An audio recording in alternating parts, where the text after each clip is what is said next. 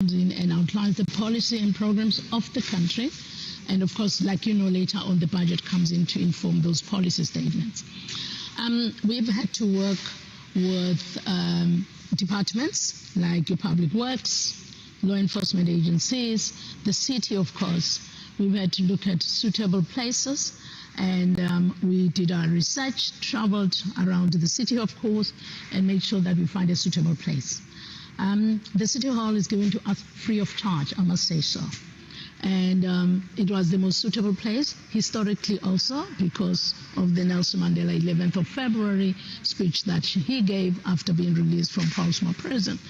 And of course, it's also a part of the democracy of this country to have an anchor like a City Hall hosting the State of Nation address. We've had to invest because the City Hall is, shall I say, it's a heritage site, and there's not much you can do. You can't dig, you can't drill holes into the wall. So we've had to invest quite a lot of tools, bring infrastructure, ICT infrastructure.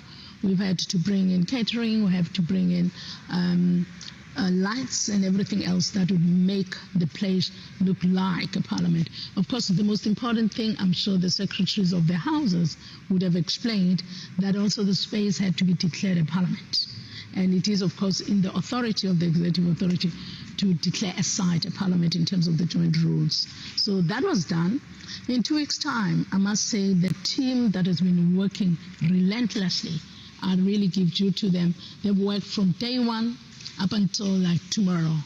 And as a team, they've made sure that in 2 weeks' time, we find a venue, we get the infrastructure, we pull in the resources, and then, of course, the question that was asked, what was the cost of all of this?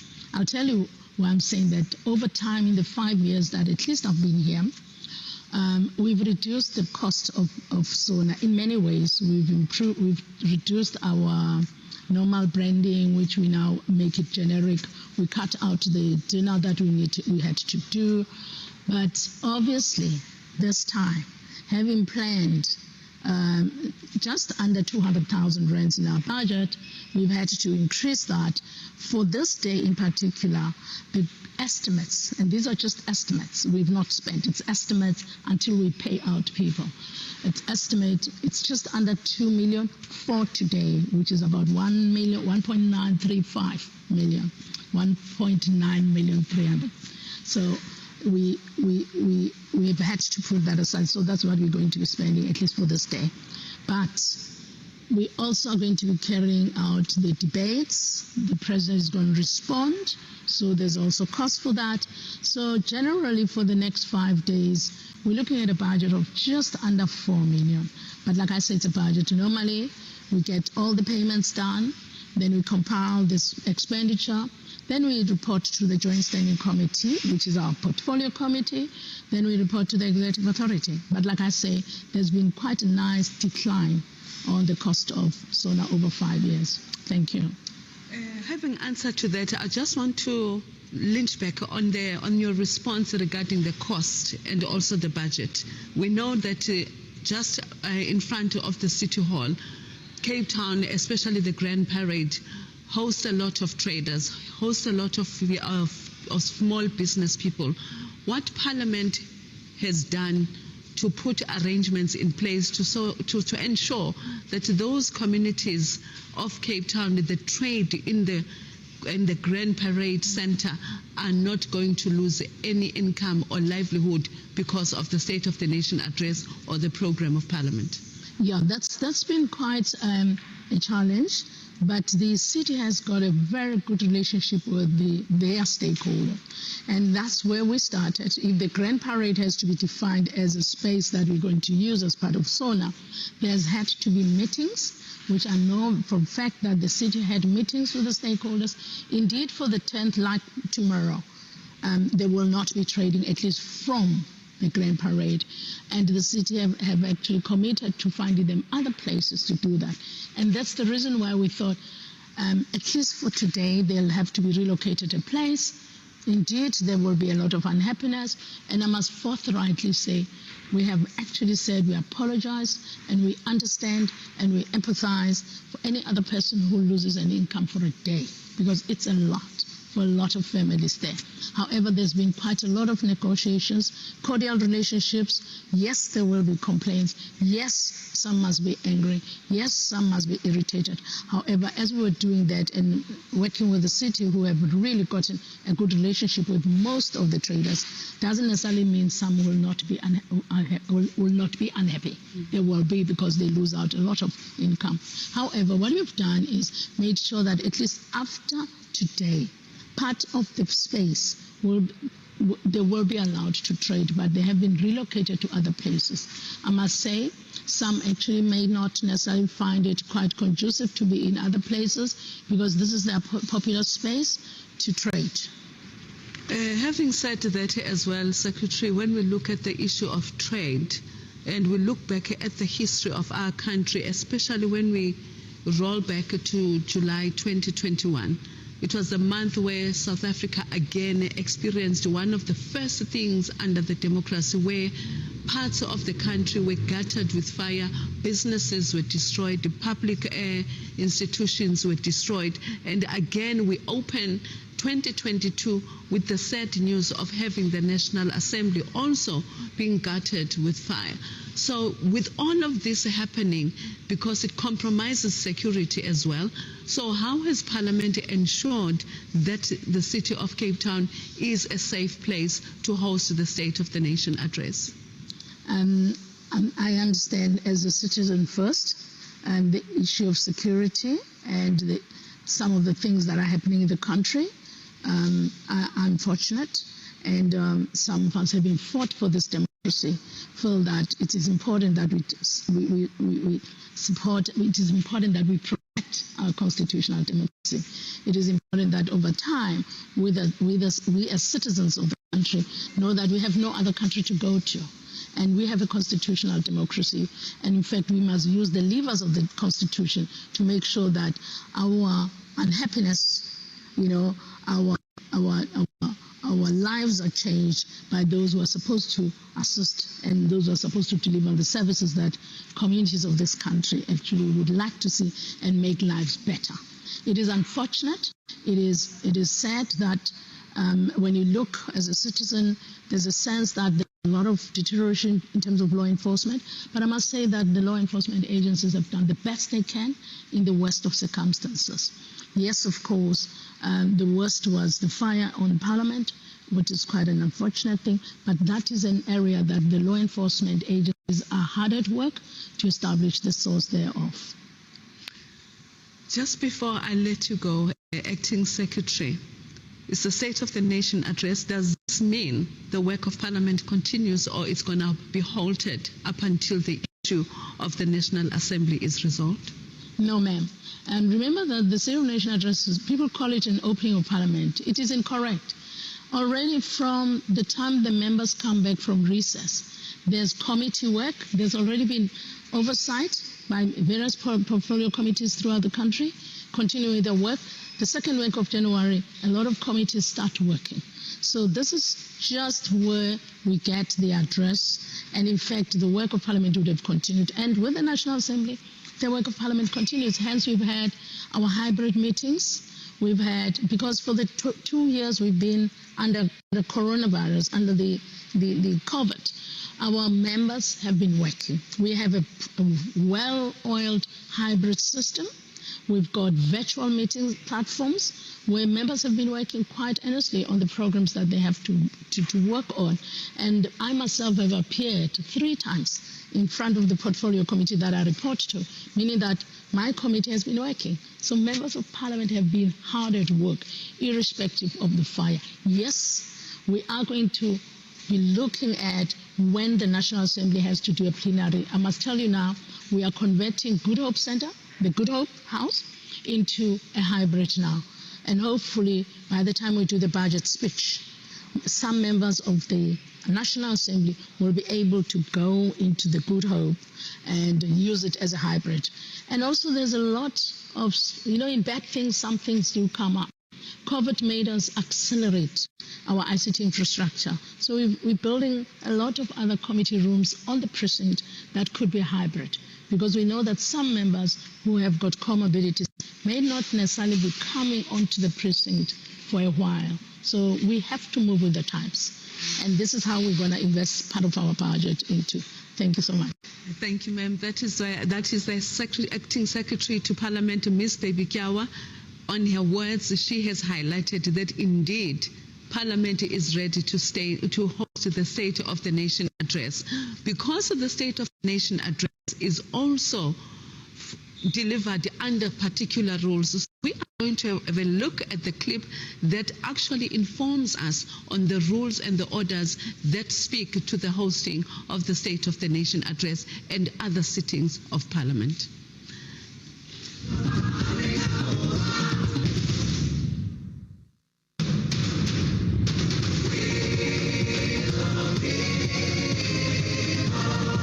Following up on our commitments to the people, making your future work better. Parliament TV, channel 408 on DSTV.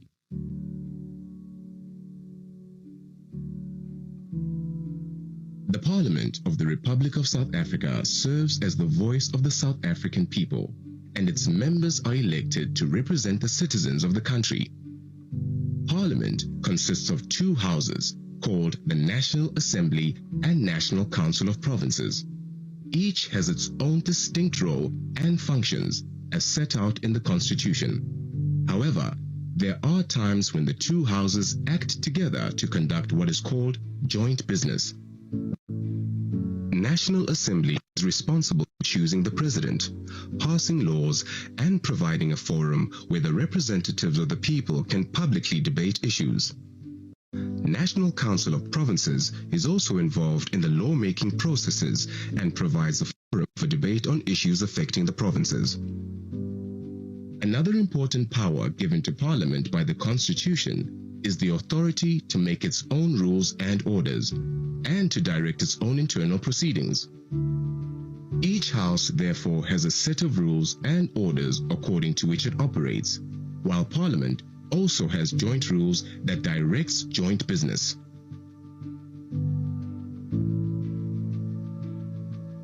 The rules make sure that, or are there to ensure that the business of Parliament takes place in the manner that allows members to exercise their freedom of speech, that allows members to use the language that is acceptable during the debate. They are there to ensure that the presiding officers are able to control and manage the proceedings of the House. When you're talking about Parliament, you're talking about the two houses, you're talking about the National Assembly and the National Council of Provinces. I am the Secretary to the National Council of Provinces. The National Council of Provinces has got its own rules. The National Assembly has got its own rules. And we also do have what we refer to as the joint rules. The joint rules would then govern the sittings of the National Assembly together with the National Council of Provinces. So if the two houses are sitting together, we use the joint rules, and that is what we call the rules of Parliament. So for instance, when the President appears in Parliament to deliver the nation address in a joint sitting where these two houses come together, the rules that are applicable in that instance would be the joint rules of Parliament. These rules are sanctioned by the Constitution. In terms of Section 57 of the Constitution, the National Assembly has the power to determine its own procedures, its own internal arrangements, and there is a similar section applicable to the NCOP as well. The rules are created by the members. The rules are created by Parliament itself.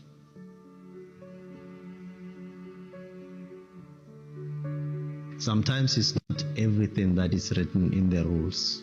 Sometimes there are processes, there are procedures which have been there for time immemorial, which have been accepted within the parliamentary practice.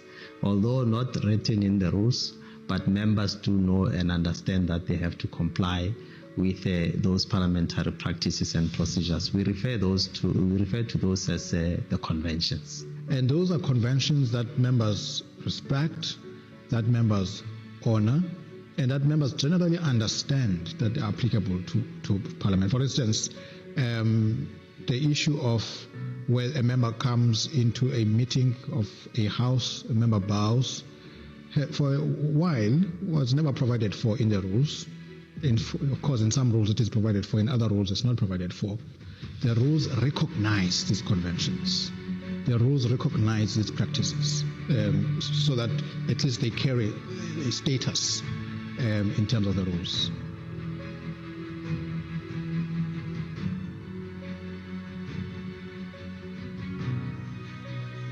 The rules are applicable to members of Parliament, all members of Parliament, all structures of Parliament. The same applies to the Deputy President. The Deputy President is a member of the National Assembly. The Deputy President comes to the National Council of Provinces to take questions. He is not a member of the National Council of Provinces, but when he is in the National Council of Provinces, the rules apply to him. Once elected, the President ceases to be a member of the National Assembly. If the President is in the National Assembly, those rules would be applicable to the President. If the President is in the National Council of Provinces, the rules will also be applicable to the President.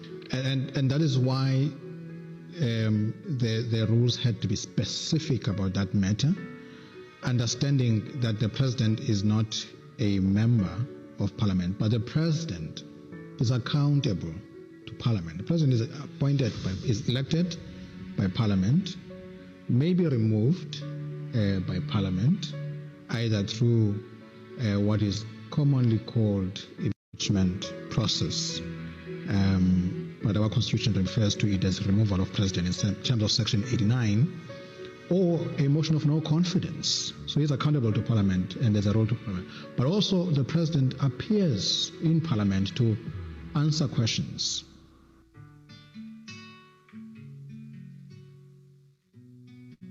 The rules are enforced by the presiding officers in the main. When we have a sitting, we have an officer who takes charge of the House. We have the chairperson in the National Council of Provinces. We have the deputy chairperson. Then we have two other presiding officers who assist the chairperson and the deputy chairperson in carrying out their responsibilities. We refer to those as the House chairpersons. But remember, these rules do not only apply in an assembly meeting or council meeting. They also apply in committees of these houses. And therefore, the chairperson of the committee would have the power and the authority to enforce these rules.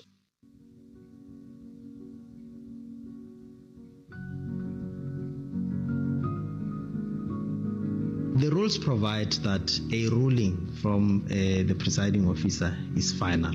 So in other words, if there's a point of order in the House, if a member is not happy about being referred to as a fool, for instance, the example that I gave, that member will object, and the presiding officer will have to make a ruling and rule whether that is unparliamentary language or is not unparliamentary language. In the event that the presiding officer arrives at the conclusion that that constitutes a parliamentary language, that member who referred to another member as a fool would be required to withdraw reference to a member as a fool.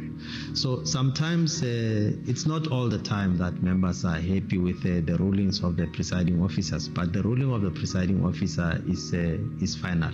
In a rare occasion, if a member is not happy with the ruling of a presiding officer, that member would then thereafter approach the presiding officer to voice out his or her unhappiness. But in the main, the finding or the ruling by the presiding officer is final.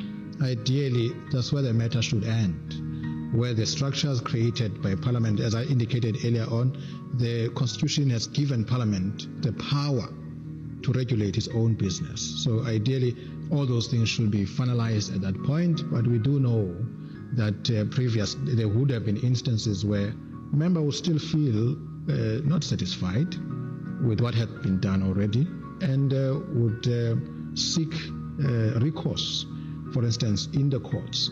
But ideally, that should be the very, very, very last resort, because Parliament has got structures that have been set up to deal with these issues. If it's a matter of ethics, it can go to the Ethics Committee. If it's a matter of contempt of Parliament, it's a matter that can go to the Powers and Privileges Committee, and so that members can exhaust the internal structures and mechanisms within Parliament before they opt for external mechanisms. When that decision is then taken, you then have the rules committees that would be seized with the matter. In the ordinary course of events, you would then have the rules committee refer that matter to its subcommittee. There would be a subcommittee on the review of rules. Both houses have got those structures. And the subcommittee would delve deep into the issue. And these structures, as is the case with all structures of Parliament, they are multi-party.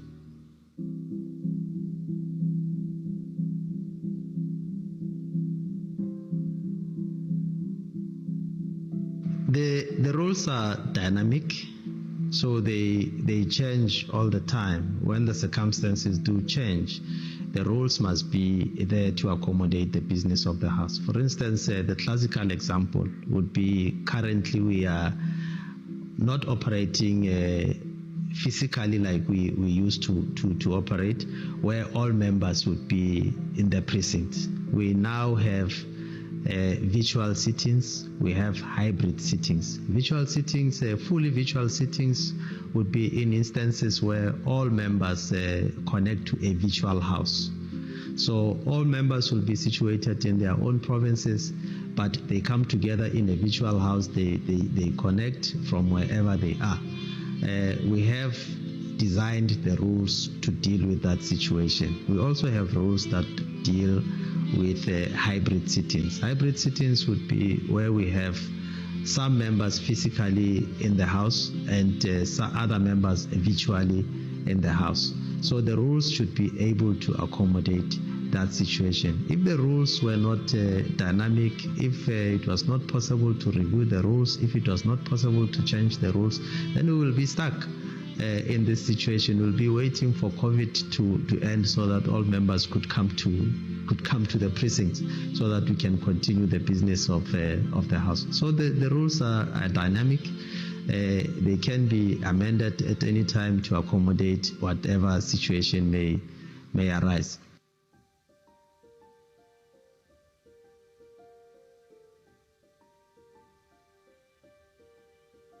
The rules also provide for the presiding officers to design a rule in the event that the rules do not accommodate that particular situation or do not apply in that particular situation. So a presiding officer may fashion a rule in order to allow the House or to assist the House or to enable the House to proceed with its own business. We had rules, but we had an eventuality that we could not foresee, which was COVID, where members could not congregate in one space at the same time, all of them as they used to.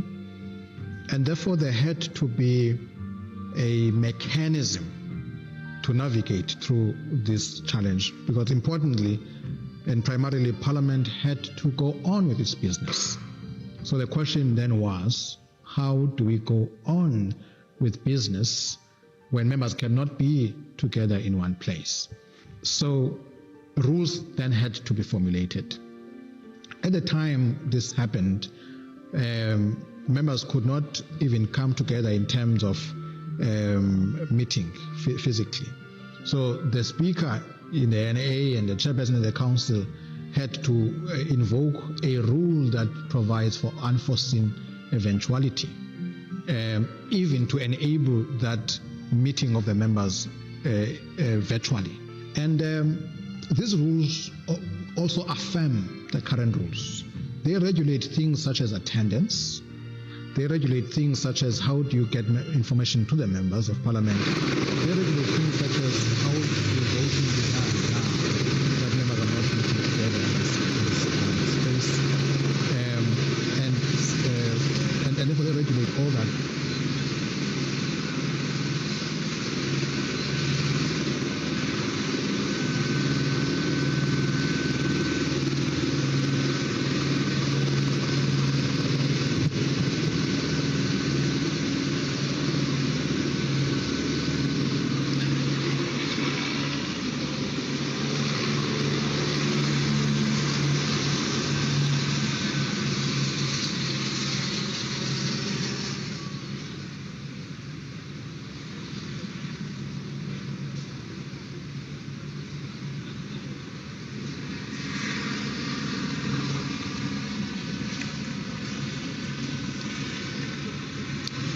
fellow South Africans, activities outside are actually continuing because the president has just arrived within the precinct of the Cape Town City Hall. This is to say to us the president is getting ready to assess, to monitor the situation, whether everything is ready for his State of the Nation address tonight at 7 p.m. Remember, South Africans, this State of the Nation address is called by the state president by writing to the secretary, by writing to the Speaker of the National Parliament, requesting that a date be set for the State of the Nation address. Remember that Parliament has moved out as well from its normal precinct, as we have been alluding throughout this recording that Parliament was gutted by the fires. So the presence of the president is to ensure that everything is in order by the time the clock hits 7 o'clock. I am Valerie Tambuza. We are still continuing live from the City Hall to give you a feed of what is happening and what are the developments as we are progressing to the State of the Nation address. The President of South Africa being here, he is going to be accompanied as well by the presiding officers. He is going also to be accompanied as well by some of the commanders in the army. They will also be accompanied by the secretaries of Parliament from the National Assembly as well as the NCOP. So that way, everybody will explain what is in order.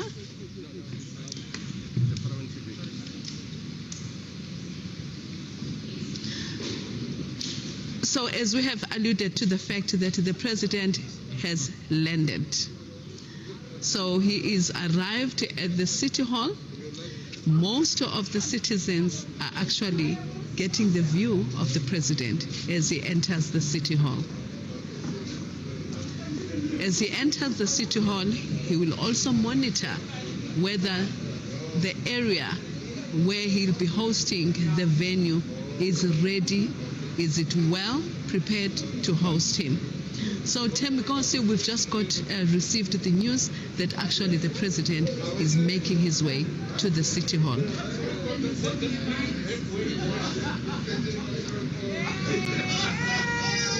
Mandela bust, exactly where he held the mic 32 years ago. Yes, he has arrived. He is here to inspect and to see that all is well for tonight. So once the president is certified, then he should be ready to proceed with tonight. But he's outside here, where he was standing back in 1990 on the 11th of February and holding the mic for the president.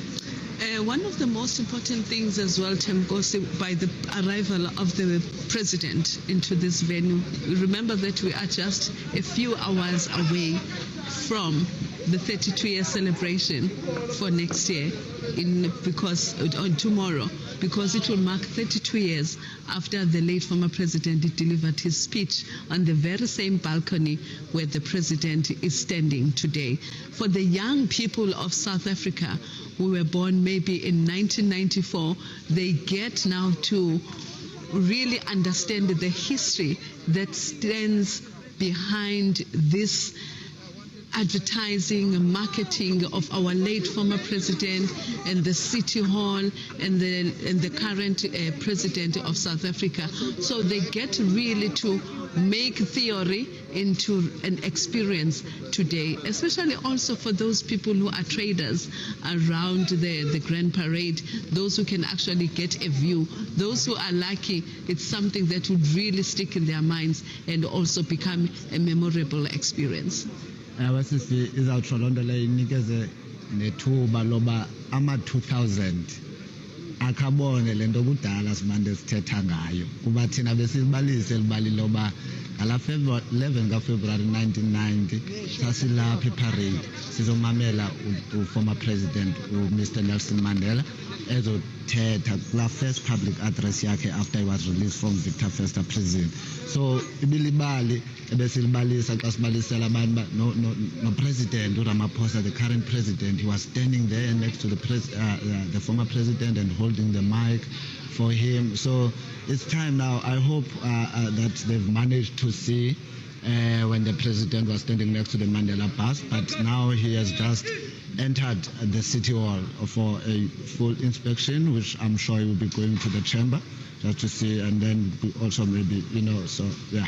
I think also he will be continuing as well en route to where the president and other, like the former presidents, maybe he will get also to have a view of all these significant rooms where he was going to be hosted, as well as where he's going to deliver the State of the Nation. But also, I think the sitting, it would be different as well this year, because we are not within the parliament precinct where they normally sit according to political party affiliation. So because the city hall arrangement is more like it's more like an audience as opposed to how it's politically set in the National Assembly. And we have the Secretary of the National Assembly and the Secretary of the National Council of Provinces, Mr. Klaso, and Advocate Pindela, who will be joining us later in studio just to break it down, the sitting arrangement. We know that we can expect over 400 people to attend, which will include 238 plus minus 238 members, plus guests, of course, because remember, this event is for the three arms of the state. So members of the judiciary will be here, members of the executive will be here, and obviously, as you would know, our presiding officers. So we're expecting over just close to 400 guests, but those will include members and guests. And for those members that will not be here physically, they will be part of the sitting, but as you would know, that it will take the form of hybrid. Yeah, indeed. As we had the acting secretary to Parliament, Ms. Baby Gyawa, she really did express the fact that the Parliament has done significant improvements in ensuring that all the members of Parliament that are not able to come into the precinct of Parliament, that are not able to travel, all things are ready for them to function from home, alluding also, agreeing to the fact that the constitutional mandate of both, of especially the National Assembly, which is mostly affected by the House, it does not get compromised in the process. She even alluded to the fact that the oversight programs of the portfolio committees, they are continuing, the programs are still carrying on, but also in support of that, we are here today as a testimony as well to say actually their responsibilities has not ended. It still continues. It's just now to say how do we improve on already what we have in terms of the other platforms of communication that they can utilize. I also didn't foresee I didn't see the fire holding the work of Parliament, because you'd remember that since March 2020, majority of the staff members have been working from home, and the business of Parliament has been continuing. Programs of Parliament going ahead, committees are meeting, public hearings conducted across the country, and today we are here for the State of the Nation address. Next week, Monday, Tuesday, we'll be here for the debate on the State of the Nation address, and the President will apply. And we are still, the week after that, we're having the budget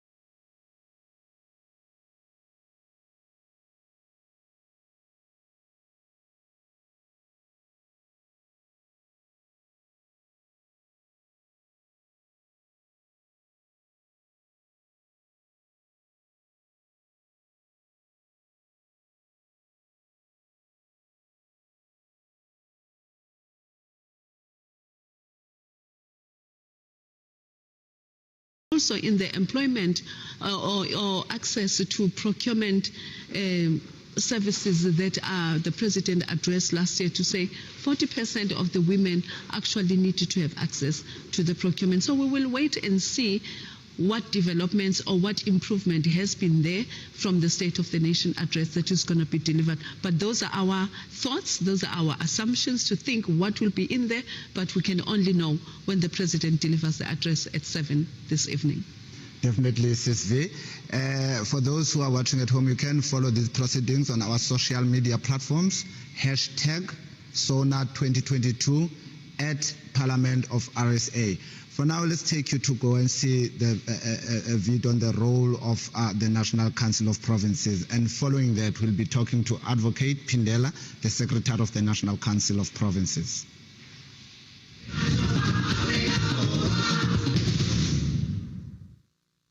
Parliament consists of two houses, namely the National Assembly and the National Council of Provinces. The role of the National Council of Provinces. The NCOP is constitutionally mandated to ensure that provincial interests are taken into account in the national sphere of government. This is done through participation in the national legislative process and by providing a national forum for consideration of issues affecting provinces. Let us remind ourselves of the words of President Nelson Mandela when he said, quote, "The NCOP is uniquely placed to reflect the diversity of our society and to synthesize the experience of those spheres of government charged with the great bulk of the task of implementing the country's national program of fundamental change," close quote. The NCOP also plays a unique role in the promotion of the principles of cooperative government and intergovernmental relations. It ensures that the three spheres of government work together in performing their unique functions in terms of the Constitution, and that in doing so, they do not encroach in each other's areas of competence. We believe that this is a very important house, the NCOP. We believe that we should continue to work together as provinces to raise issues that affect our respective provinces. Out of the main functions of the NCOP is to make laws. In performing this legislative function, the NCOP may consider, pass, amend, propose amendments, or reject any legislation before it. Members of the NCOP, in the context of the dedicated and committed collectives and a galaxy of leaders, we pledge to serve all our people. We will do so irrespective of class, color, gender, religion, environmental, or any other form of discrimination. Parliament, following up on our commitments to the people, making your future work better.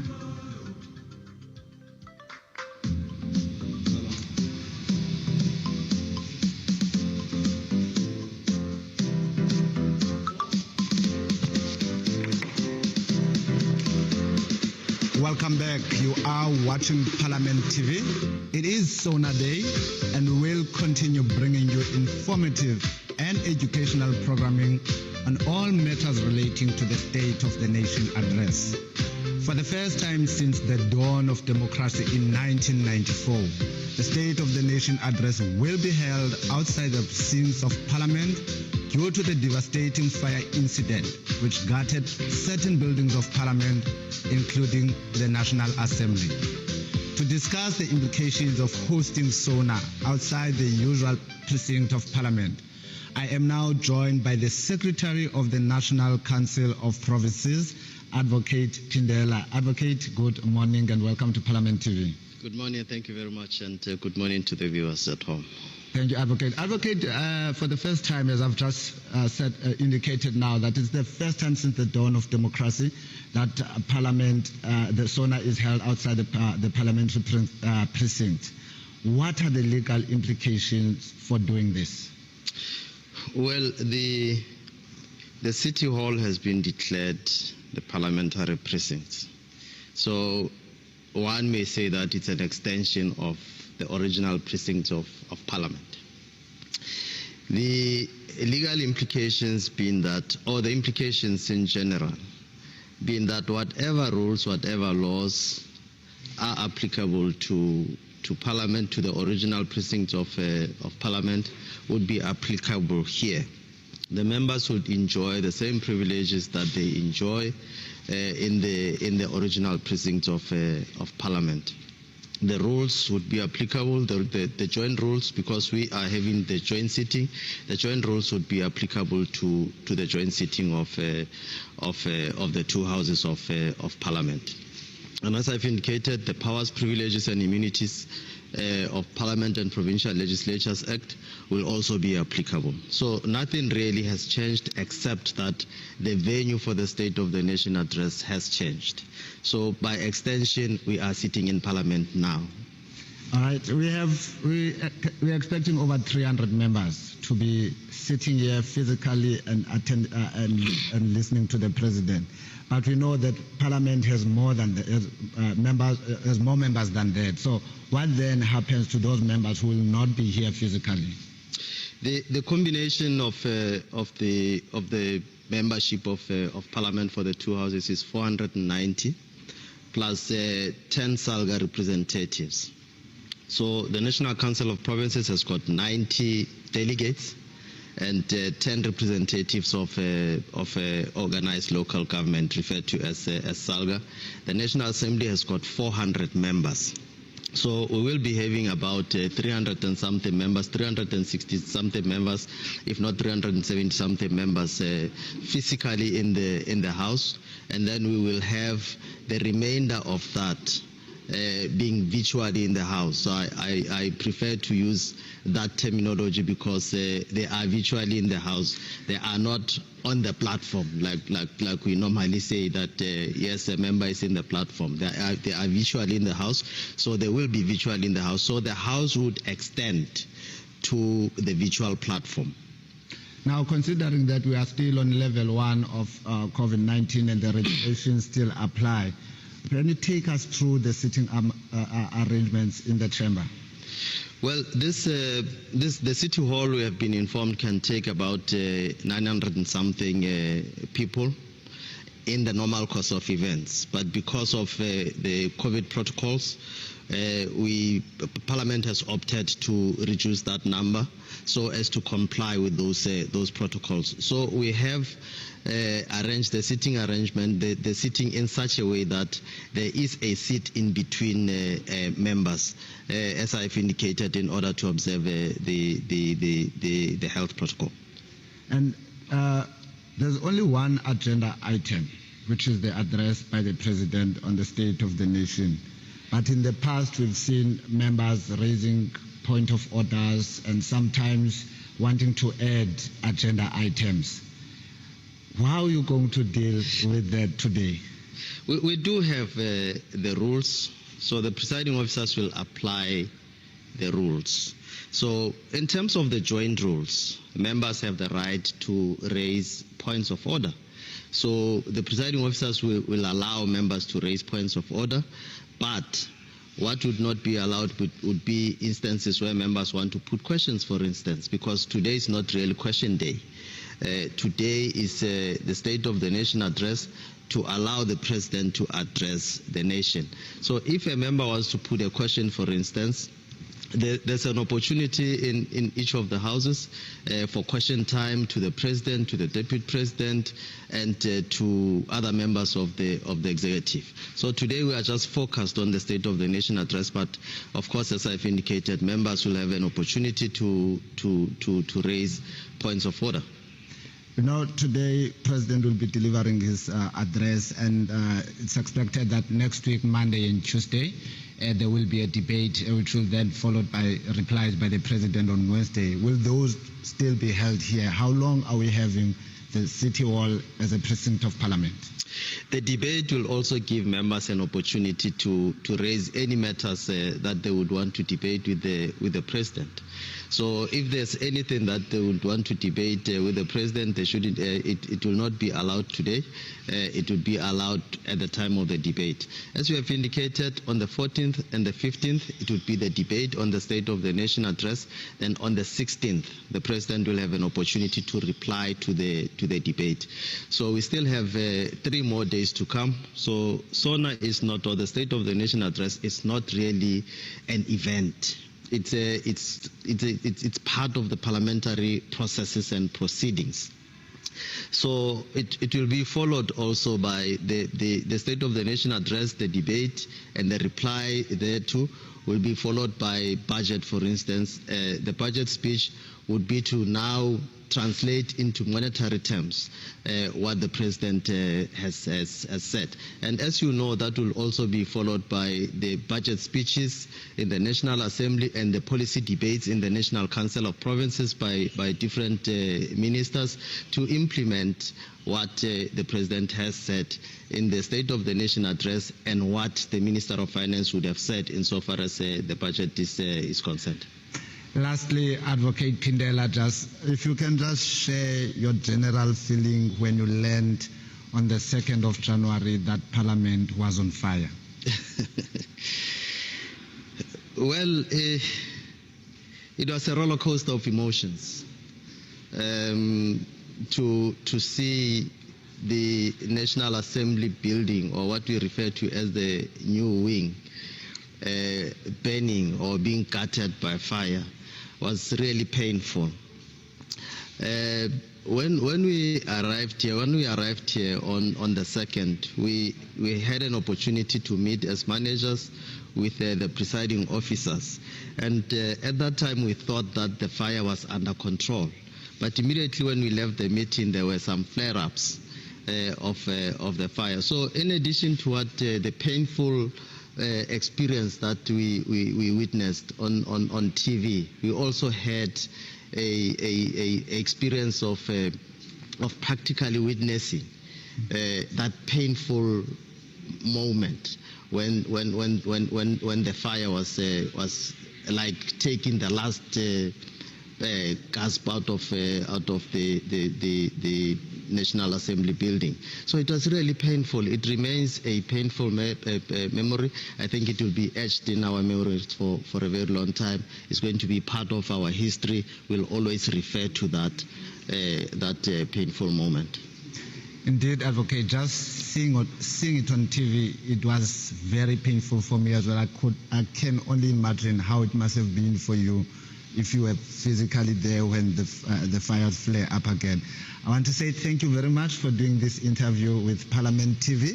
Viewers at home, that was Advocate Phindela, the Secretary to the National Council of Provinces, talking to us about the rules that apply during the joint sitting of Parliament.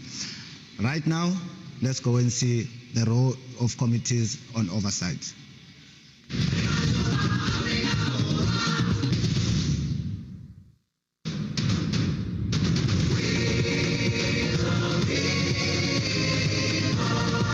Following up on our commitments to the people, making your future work better. Parliament TV, channel 408 on DSTV.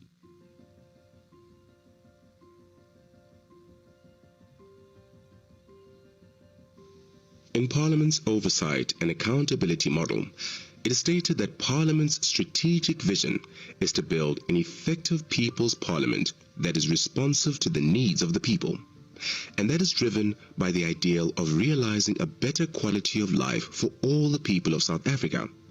And its mission is to represent and act as a voice of the people in fulfilling Parliament's constitutional functions of passing laws and overseeing executive action. Based on Parliament's vision, it requires accountability, a way of ensuring it is properly managed and a means of guaranteeing that Parliament operates within its constitutional mandate. What is meant by the term oversight by Parliament? Oversight by Parliament is a constitutional obligation that is there. And essentially what it means is that Parliament must exercise oversight over the executive, meaning Parliament must look at what the executive is doing. Are they doing it in line with the Constitution? Are they doing it in line with the budgets that are there? Are they spending the money according to the priorities that was identified by the government? And also, are they transparent and accountable in terms of what they are doing? Oversight further involves that members of Parliament can ask questions to the executive. It also means that committees can at any stage call a member of the executive to come and explain a matter that is there in the public domain. If something is said about a certain minister, the committee has the right to call that minister to say, Minister, is this true? What is happening here? So oversight means that you monitor the executive action. Now, who's the executive? The executive is cabinet, including the president. Parliament must exercise oversight over the president, the deputy president, and all ministers that are there.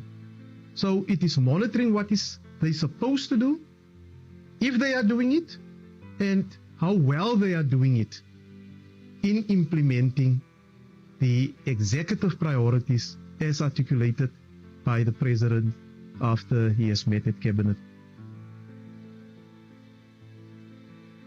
There are a few reasons why oversight is vitally important to the functions of organs of state.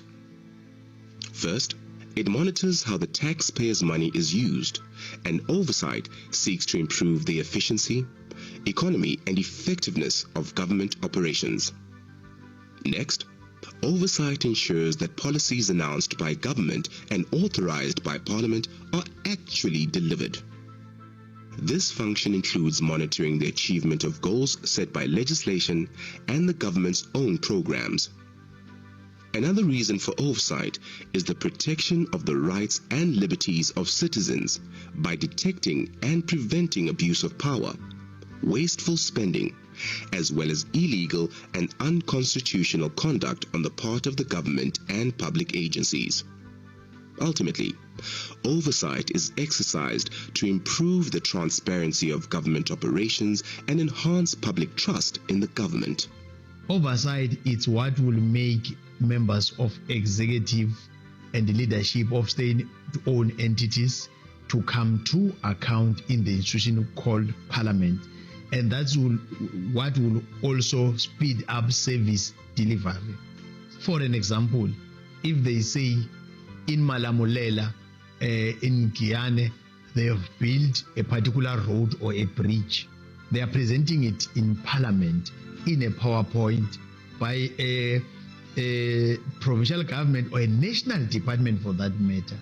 But for members of Parliament to look at the PowerPoint, it's always important for them to go to the ground so that they see whether what is on PowerPoint in terms of being beautiful and being this good bridge that is assisting ordinary people, when you get to the ground, is going to be as you have seen it on the PowerPoint that has been presented. So it's very important because it's assisting us to make people that are supposed to be accounting to account, and to make the people that we represent, as and when they have those challenges, to always make it a point that they get their assistance, because members of executive will be accounting in Parliament.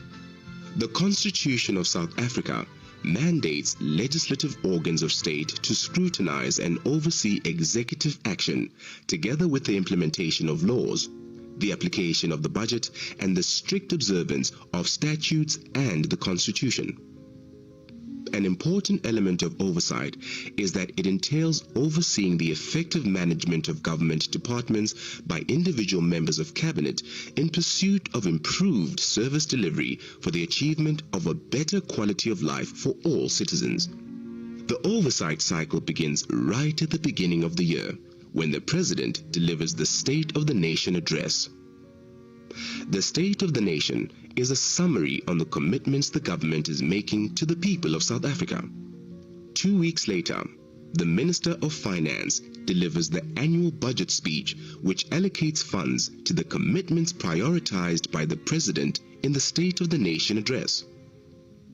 Next, once the parliamentary process begins at the National Assembly and National Council of Provinces, there are budget vote debates where each member of the executive details how they plan to allocate and spend the budget allocated to them by the Minister of Finance. Members of Parliament follow this process and look at the implementation of the budget and initiatives in each department to ensure it is carried out.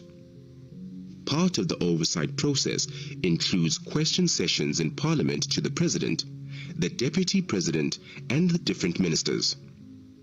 Additionally, members of Parliament can step outside of Parliament and investigate the progress of projects set out by government departments. This can be done through oversight visits, taking Parliament to the people, or Local Government Week, amongst other programs. The Auditor General is also part of the oversight process, monitoring the expenditure of budget allocated to departments and projects. Parliament has the power under the law and the Constitution to summon anyone to appear before it to answer questions on the spending of public funds. Ministers and government officials are regularly called to appear before committees of Parliament on their work. Should the priorities of a project change and incur changes in the budget as well? For example, money allocated to a specific project is allocated to another where it is needed more urgently for social relief. The committees will follow those changes to ensure the funds are still accounted for and used for the intended purpose. We have got what we call cooperative governance. In legislatures, in each and every legislature in South Africa, we call portfolio committees. But having portfolio committees, it does necessarily mean that when Parliament want to address a particular issue in a province, they can't do that. They can do that anytime, any date, as long as the planning and coordination and everything is done according to book. But it's not done in a way that will destabilize and disorganize the planning of provinces. That is why even provinces, when we're planning as national parliament, will always extend the invitation to them so that they understand the program. Many times in the past, we have seen the different municipalities being invited to come and account in Parliament because there are some issues that are of challenge and want to see what's happening, including different departments. They are called to come, and like now the Section 100 in Northwest, there's a legislature that is there, but the Constitution is very clear about what can be done by a legislature.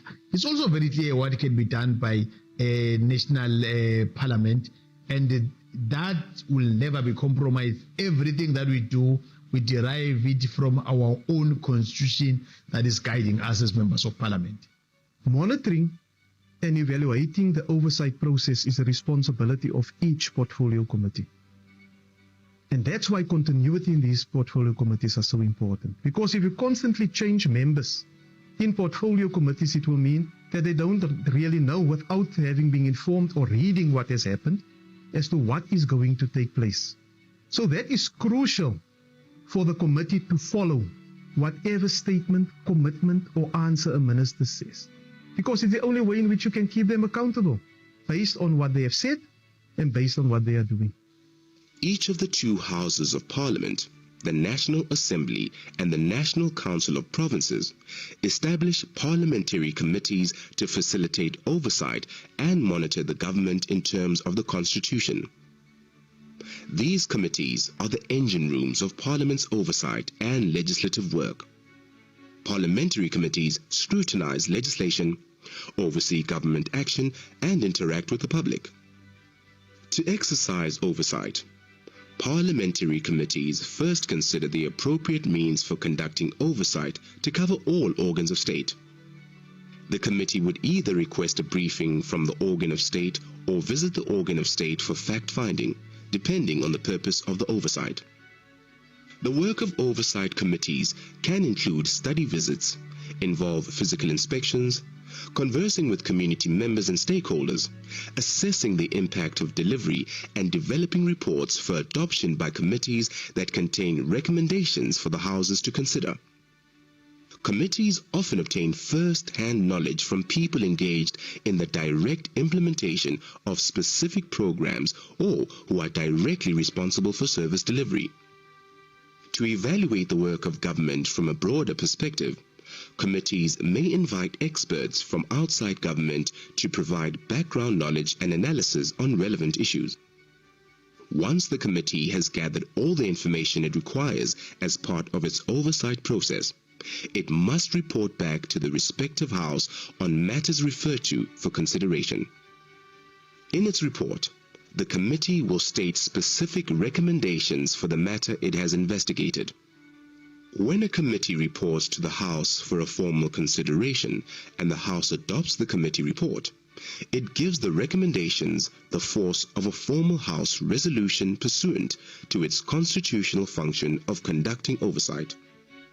The House then also monitors executive compliance with these recommendations.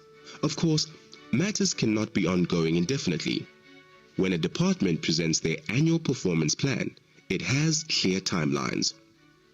When Parliament or a committee adopts its own plan, it will have clear time frames and will align with the relevant department's timeline.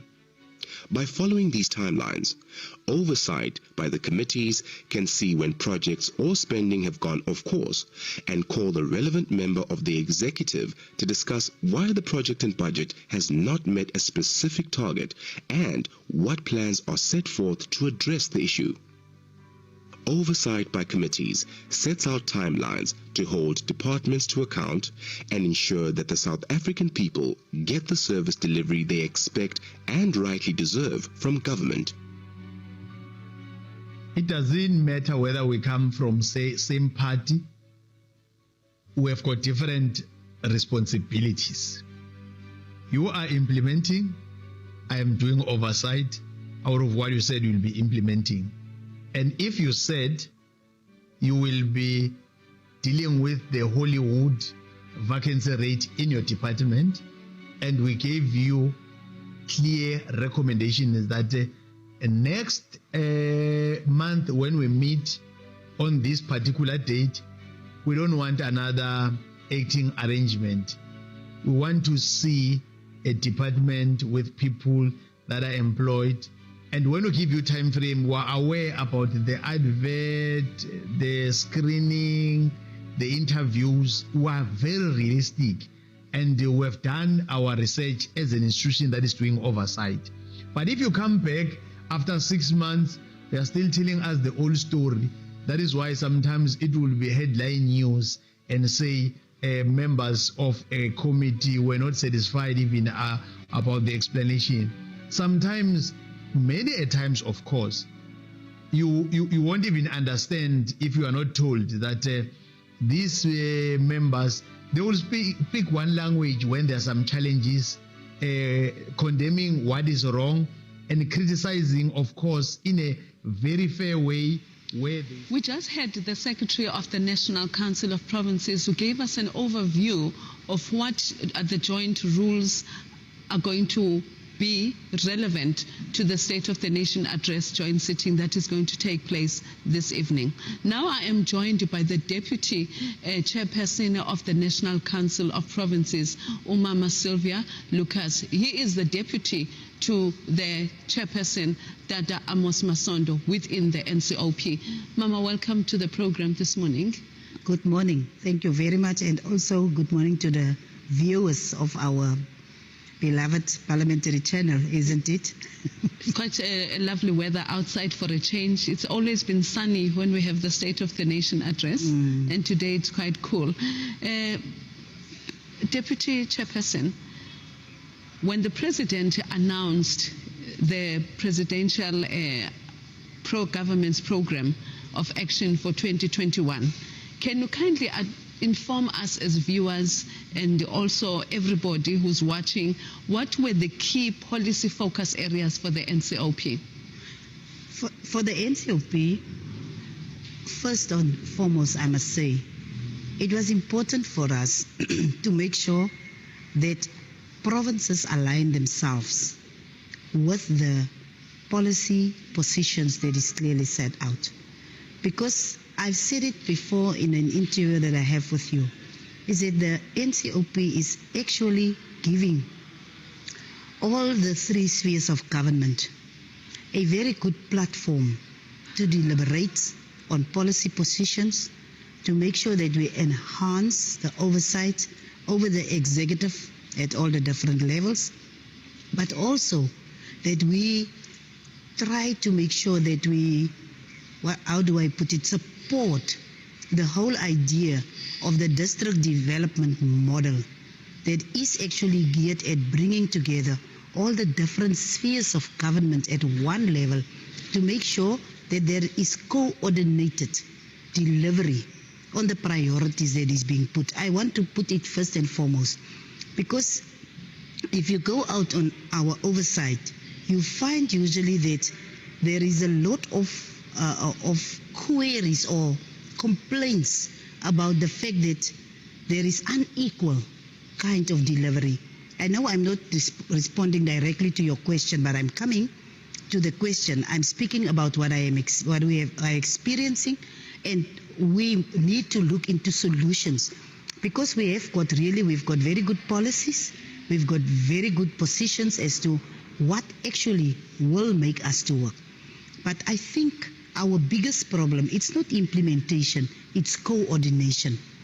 And why am I saying coordination? Because you've got a budget at the local level for roads, say for streets and internal roads or streets. You've got a budget at the district level for access roads.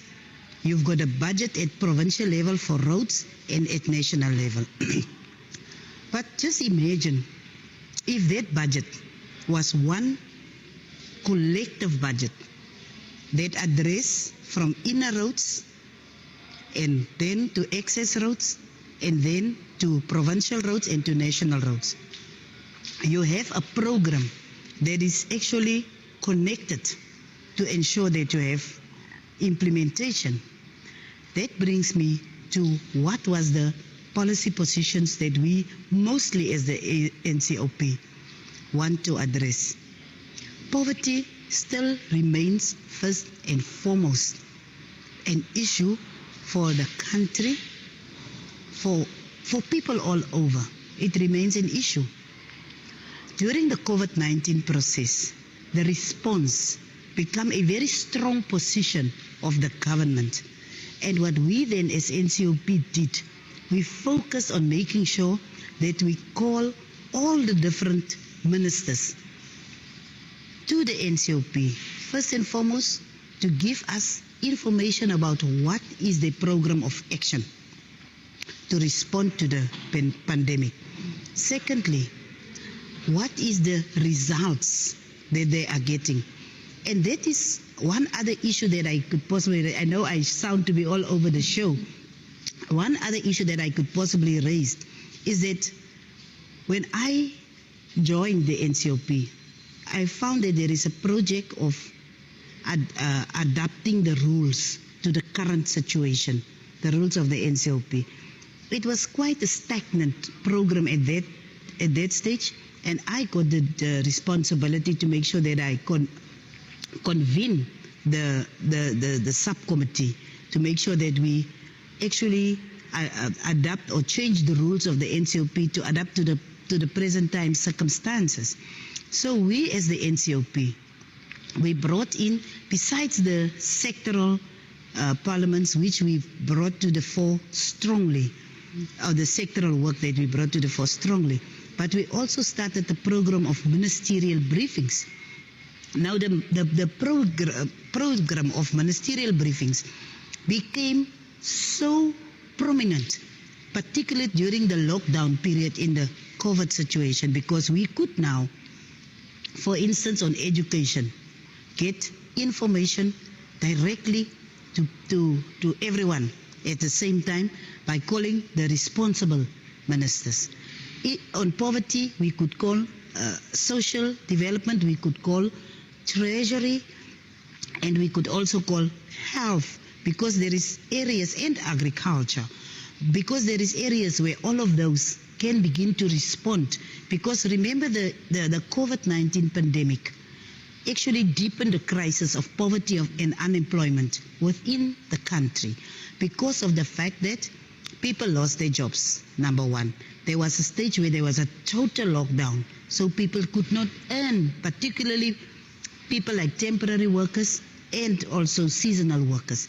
Although there was this kind of programs where government wanted to actually compensate for their things, it was not necessarily in the beginning working so seamlessly.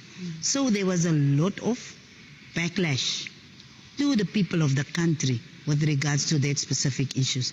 So what we also realize is the NCOP, the leadership of the NCOP, is that in the absence of communication, people lose hope. So we had to bring in these different ministries to make sure that people get the correct information and that there is communication on a level where it is from the NCOP, where people can see, indeed, we are bringing together the national sphere of government, the provinces as well as this organized local government. And everyone could really be beyond the first engagement. When we called them back, they could come with programs that they said, at this level, we got together, and that is how we are implementing. Particularly on issues of vaccination, you know that there is still that kind of resistance. But we also wanted to make sure that people do get correct information in the light of the onslaught of fake information that is out there in the public domain. So, Deputy Chair, before we lose this particular question, I just want to go back to the point that you just made about the sectoral parliaments. You alluded to the fact that it is during the oversight processes, you experience a lot of backlash because there has been no communication. And one of the sectoral programs of the NCOP, Taking Parliament to the People, unfortunately due to COVID, was put on hold on 2020 in March, just before the feedback was given to the citizens of Johannesburg or Gauteng. Do you foresee activation of this program, because it is one of the programs that actually gives feedback to the citizens and follow up on issues of the communities? Do we see activation of that program in 2022? Let me just go a few steps back. You know that we were right in Gauteng when the total lockdown was called. But what I should say is that, but particularly with regards to the provincial week, we still continued, albeit in a hybrid fashion, we still continue it. And I think it is giving us that assurance that we can deliberately also start to bring back our Taking Parliament to the People. Because like you said, it is a very important program to make sure that, you know, I was doing an interview on a radio talk show during the build up to SONA, and one of the things that the journalist asked me is that, do I think, and she put it like, the ANC government is doing enough to engage the people? So, you know, there is government and there is parliament. You understand? We know that there is the three arms of state. People just see one. And I said to them, I am fortunate that I am coming to this interview today, because just last week, committees of the National Assembly was all over South Africa. All over South Africa for the week of committees. I know what people want is that Imbizo kind of engagement, like the one of Taking Parliament to People, where we are in a specific province for the whole week, and at the end of the week, we will bring the president to that specific province to respond to the issues that we have actually garnered throughout the week that we were meeting with different stakeholders or different communities in the specific province. So, by all means, as soon as possible, we need to bring back that kind of programs, because it's counterproductive. It's counterproductive to not inform your people, because if you are not giving people the correct information, the prophets of doom will deliberately defocus communities, and that is where we have issues of community unrest and all of that kind of things.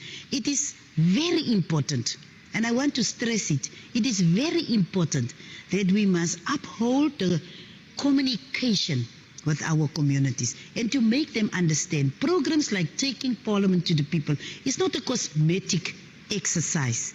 It is something that is being done to make sure that the elected representatives remain in touch with those that have elected them into their positions.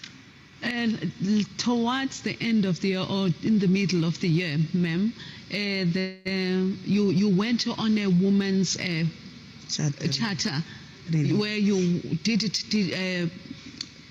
virtually with the women of all the provinces. How did that program go? Were there any challenges? Were there any benefits? Because I believe in August 2021, you actually adopted it as an accelerated development plan for the women. I don't know how to put it, but that program of Women's Charter Review literally gave women a voice, literally gave women a platform to raise very important issues, because we didn't only stop at engaging the women alone. We also, in response to the issues that they raise, brought, for instance, the Law Reform Commission. We brought the Finance and Fiscal Commission. We brought Stats SA. We brought the Gender Commission. And we went to the extent that we actually debated within the Women's Parliament with other parties. And there is a lot of support from all the political parties for that process that unfolded. But post that, just a small thing that happened. Myself and my office, we had a meeting with the Ministry of Women. And already some of the issues, particularly around the economic issues, were some of the issues that they used as reference. So already it became a very important reference document to make sure that they address some of the issues. For instance, issues of women's budget. I don't know, you can hear it's a buzzword all over, gender budgeting, it's a buzzword all over. But it is of the issues that transpired from our consultative process, and it was for 18 months that we were doing that program. And I can tell you, there are many women out there that came just to say one thing, said that the issue of women, when nothing else was on the agenda, the NCOP and other women's formations ensured that our issues came to the fore. And it is so important, particularly in the light of the scourge of gender-based violence and femicide, and also the issue that now at last President have signed for the strengthening of that legislation. And people feel it is through that public consultation process that they got a better understanding, even as government, of really what is the issues that women are suffering. But also the Gender Commission felt that they got a platform to actually show to people what they are, what particularly as an organization that's supposed to be strengthening the Constitution or supporting the democracy and the Constitution, they got an opportunity to really show what is happening out there to our women, particularly LGBTIQA, and our children, because sometimes if mothers are suffering, children are suffering. So that process was particularly enriching the debate around the issues of women. So for now, we are very satisfied where we are at a point where we have a very good reference document, and a very good document that can actually inform the program of action around the issues of women. You touch on the Women's Charter and what the report that has been developed and that is available to everybody. In this instance, because Parliament was key in driving this development of this program, how will then Parliament ensure that the provisions within the Women's Charter are effectively monitored to ensure its implementation in South Africa? First of all, we need to finalize the official tabling of that document in Parliament so that it can become in both houses, so that it can be written into the record and it can become an official document against which we can hold the executive accountable.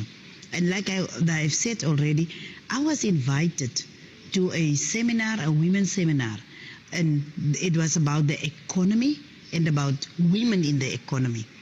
But the economy in general, but also focusing on women in the economy. And I took the chapter, I think it's chapter 4, I'm not 100% sure, but I took that chapter and I presented it to that forum. And we got so much positive feedback. And there was one body that actually said to me, if we allow, they are going to take that chapter and they are going to develop it further to break it down so that they can use it in the context where they are. And I said to them, as soon as this is being tabled in Parliament, it is totally a public document. It is not our document. Parliament is the driver, but it is totally a public document. And if it can enhance at any level the programs that will actually build up to the development of women, then we have achieved what we want to achieve as Parliament. Deputy Chairperson, sometime last week, the Department of Women and Children and Persons with Disabilities had a webinar on the issue of gender-based budget. Gender budget. Yes, yeah. So within that webinar, we had two countries that were guests. It was Ghana and it was Rwanda as well. So who were sharing their experiences as to how they came about to arrange to make sure that the issue of gender-based budget becomes a living document. Where do you foresee us as South Africa having such a document? Let me start by saying this. I had a discussion with Mama Nkosazana Dlamini Zuma about this specific issue and about gender budgeting and gender planning. And we realize that in many instances we are looking for the abstract and leaving the practical. Because if you start saying you are doing gender budgeting, if you build a house, for instance, and in that house there are boys and girls, how do you make sure that that house responds particularly to the women? How do you make sure that, for instance, let me put it like that, you will still find that in some of the, say in the villages, I'm working mostly in the villages, in some of the villages, you still find that toilets are outside, people must walk and go fetch water, and it is mostly the women. Is it not part of gender issues? Because if you want to look to the safety of that women and the girl children, you need to make sure in your planning you build a total house with inside sanitation, with water inside the house. That will make sure that you also address other societal issues like the safety of these girl children that must sometimes walk far to get water, and how many girl children have been raped, have been killed just by going out to fetch water, to fetch wood, because there is no electricity, there is no energy, let me say there is no energy, and there is not water nearby. And that is the kind of things that is addressing gender issues. And have we ever thought like that? Have we ever thought like that? So what I'm saying, gender budgeting is not an abstract issue. It is an issue that you must make it a living kind of prerogative. You must make it, if you develop a gender budget, that document must be responsive, it must be living, it must really address the issues that will make the life better for both sexes. You understand where I'm coming from.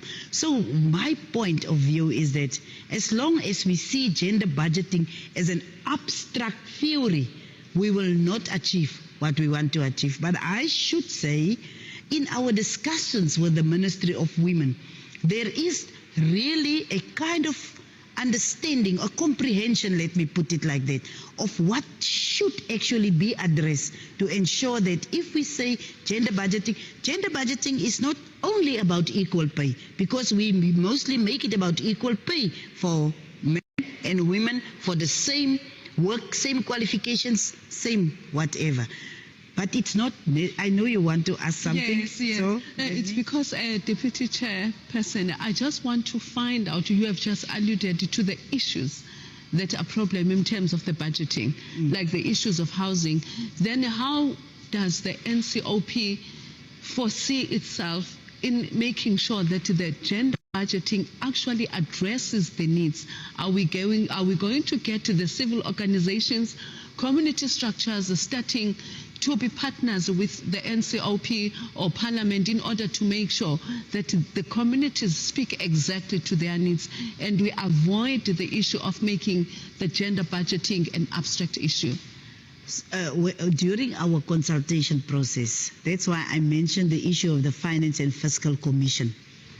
In fact, the Finance and Fiscal Commission, with our support, went out and identified, and that is what we actually proposed. They identify a pilot group of municipalities where they want to implement that kind of gender budgeting.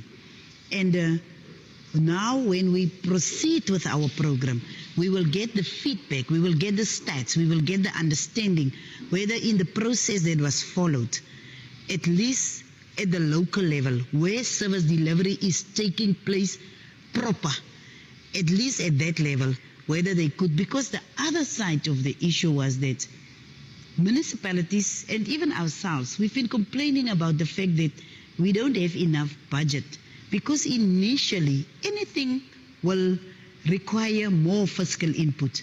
But in the end, as soon as we have mainstream that, you will find that it doesn't necessarily cost more. We just need to do it smarter.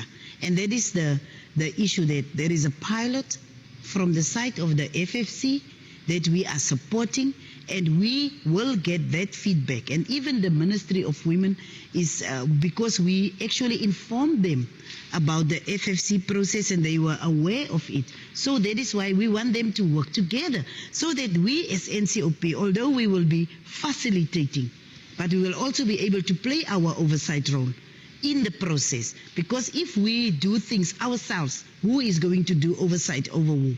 And that is why we actually will be bringing the FFC back. We will bring the Gender Commission, the Commission on Gender Equality. We will bring them back because they have been supporting us in that, and they also have very good documents on issues around gender budgeting. Because in the end, it is not as if we need to reinvent the wheel.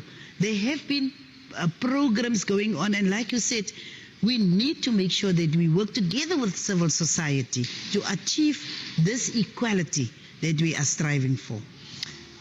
We are moving now into, we are already in the halfway mark of the 6th Parliament.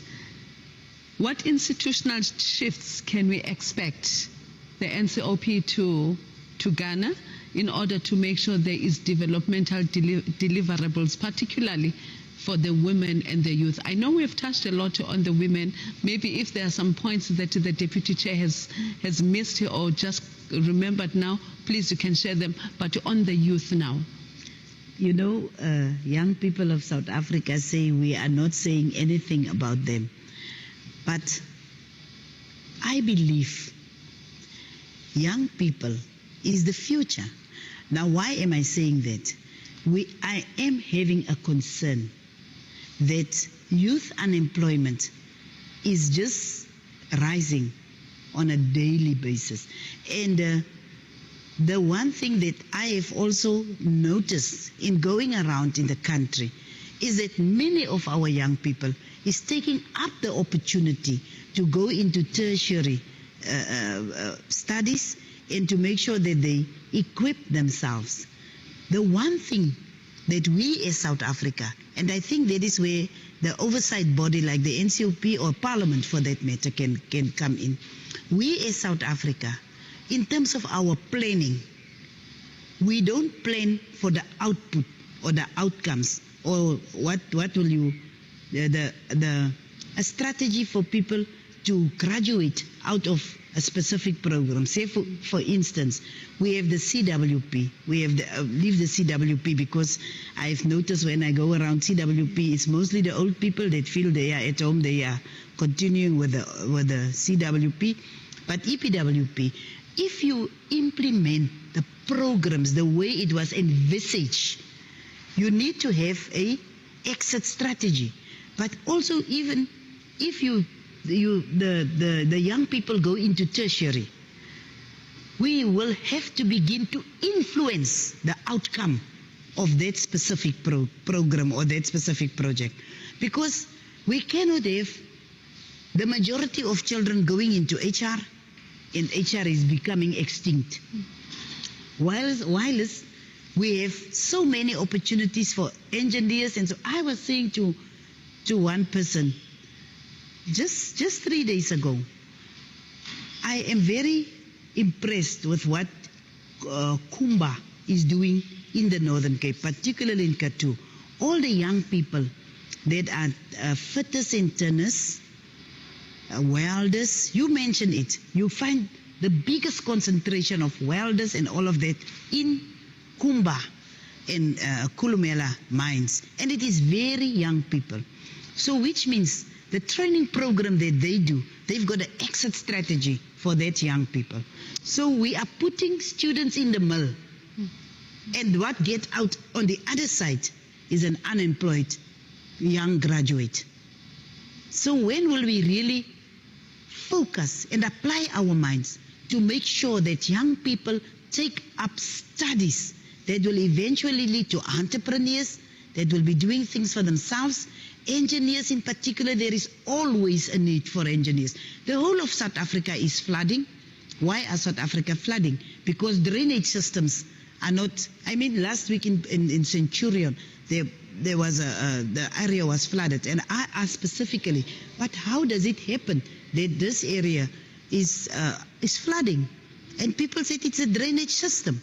And the engineers went and they said, 2 or 3 engineers that I spoke to said, no, we are on it. We are sitting now. I said, do it for the rest of South Africa, because wherever there is in municipal areas where there is flooding, and so when I mean localized flooding, it is because the drainage system is not working. So don't we have a need for engineers to address that kind of problem? What I'm saying is we are seeing this high level of unemployment because we are not diversified enough in terms of the kind of training and capacity building that we are having in this province, in this country. Then, Deputy Chair, that brings me now to the oversight. Parliament is mandated to do that constitutional mandate to do oversight within the provinces, while the National Assembly is doing it on the national government.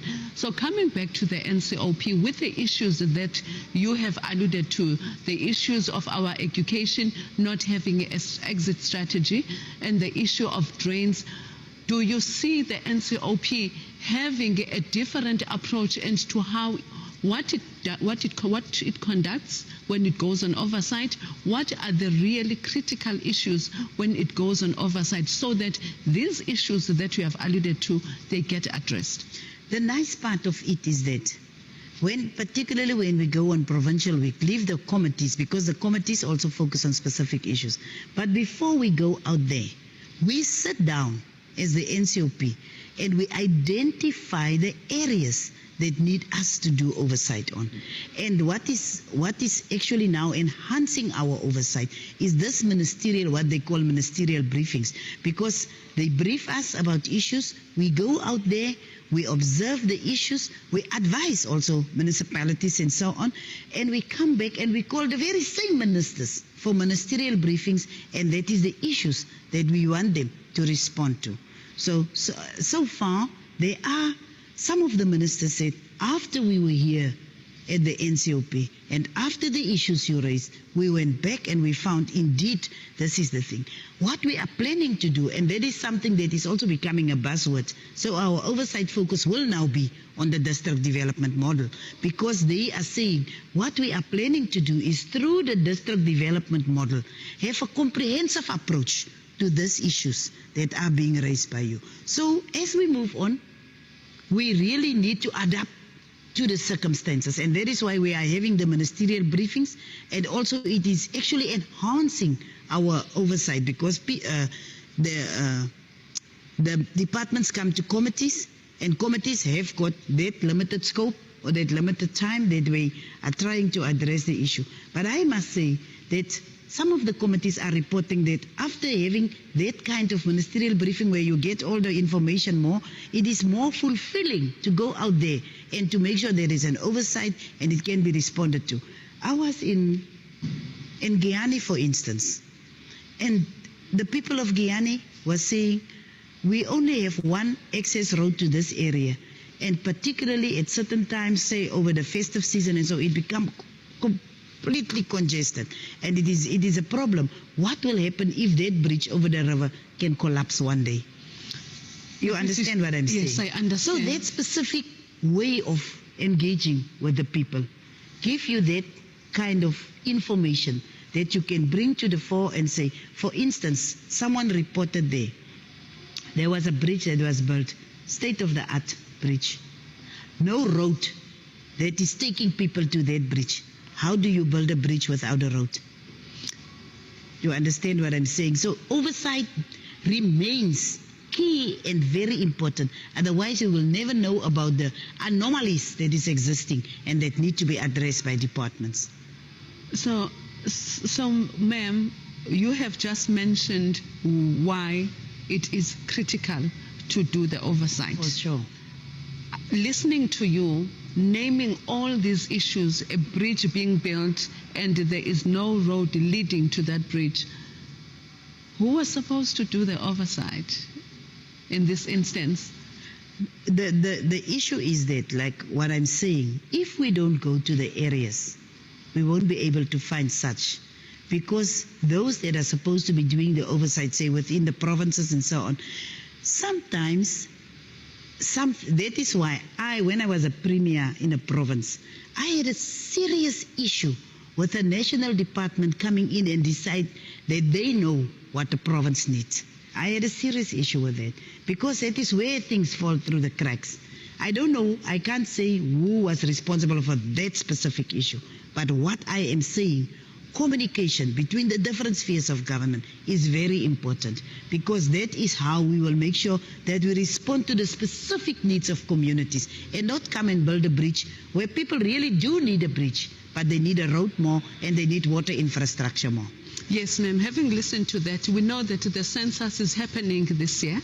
Stats SA will be going around the country just to get an understanding as how many people actually live in South Africa. What will be the role of the NCOP, or what is the role of the NCOP when it comes to Stats SA? You know, let me say, Stats SA, I have particularly observed it during our process of the Women's Charter. They have got such sophisticated systems of making sure that they have the necessary information around what is going on in the country. So for us, it is also very important. We are now starting, because it is the first census in our time, we are now starting the operations of Parliament. I didn't attend the seminar, workshop, over ministerial briefing, I will call it like that, of the NCOP last week. So I can't say whether the issue of census was discussed there. But I am sure that we are going to follow up on that, because we will have to, as a minister in the presidency, to come to the NCOP to brief us on what transpired in the process of the census, because we have been briefed before that there will be a census. But now, like I said, this ministerial briefings is giving us so much opportunity to get more information and to do better oversight. So that is why now what will happen, what will have to happen, is that the NCOP will have to call the minister in the presidency to brief us on the whole issues around census. But I must say, Stats SA is one of the better performing entities. And that is really, I am absolutely sure, if we can follow the recommendations of the Stats SA, we will be able to implement many things that sometimes falling through the crack. Coming back to the event of today, the President will be delivering the State of the Nation address in 2022. What are your expectations? You don't want me to say what is my expectations. I think, not my expectation, I don't have any expectations. I just expect that the President should respond to the current burning issues that is there in the country. For instance, we've been deployed to have radio engagements, and it was mostly talk shows and so. There are people that want to know about the July lootings. What happened and what is the government going to do about that thing? There are mostly people want to know on the issues of unemployment, what is going to happen. And then also on COVID-19, not only the regulations, but all the different issues around, like the issues of people getting grants, and also how we are planning to respond to make sure that the impact is really being lessened in the end. I am saying what people want to hear. And then also the students on issues of NSFAS, on issues of schooling, and that is what people want to hear. I think people are now, because of the fact that there was like a decrease of proper communication during this lockdown period, people are now kind of disillusioned. They are, what will we say? They are just disillusioned. They are like despondent. So they really want the State of the Nation address to give them hope. They want it to be a message of hope. And I believe with everything that has happened and all the consultation that the presidency and others have done, I'm sure the president will be able to respond to us. One thing that people will also want to know is about all the fires that is going around the country. Because, I mean, I should tell you that after the fire in Parliament, we've been in many areas and wherever we went. And I should say that I should give that to South Africans. There was no one that I met that was negative about this. It was a very painful issue for everyone that we met, to the extent that some people even sympathized with us, realizing the magnitude of what happened when that fire ravaged Parliament. So what I'm saying, I still have a lot of hope and confidence that the Mandela Project have not failed. It's just that we mostly see the negative, but there are much more positive in South Africa than the negative. Besides the normal programs of the NCOP, what can you say the viewers at home and the citizens can expect from the NCOP moving forward 2022 to 2023? We are planning so many things. But you know, there is an old lady that they have a saying that stays near me, and she says in Afrikaans, "Die mens beplan die weg, maar God bestuur die weg." She liked to say that. So it's basically, you've got many plans, but it's in the universe whether your plans will become a reality. I'm just mentioning it because you know why I'm saying that. By now, we should have actually begin to plan what to do. But the fire shift our focus a gear. And that is the thing why I'm saying. But we are planning to finalize the tabling of the Women's Charter. And we are also planning to make sure that we bring back the programs of taking Parliament to the people and all of that. But we're also planning, as NCOP, we want Parliament to have a kind of a conference. I don't know how I must put it. Possibly let me not say too much about that. But we really want to make sure that we enhance this kind of work, particularly at the sectoral level that we are doing, and bringing in more voices, bringing in a better understanding of what the work of Parliament is about. You know for a fact that when we go out, people attack us about issues of government. They never really understand that we have got an oversight responsibility, and with the people of South Africa, we need to hold the executive accountable. So we still really plan to be in the face of people so that they can see Parliament has got two houses, that is the National Assembly and the NCOP, and it's not only about the distractions or the disruptions that are taking place in the National Assembly. It's also about the quality of oversight that we can bring about as the NCOP. Deputy Chair, thank you so much for your time, and thank you also for your responses. Viewers at home, you have definitely heard what are the plans of the NCOP going forward into 2022 as well as into 2023. Ma'am, thank you so much. I hope you have a wonderful evening tonight.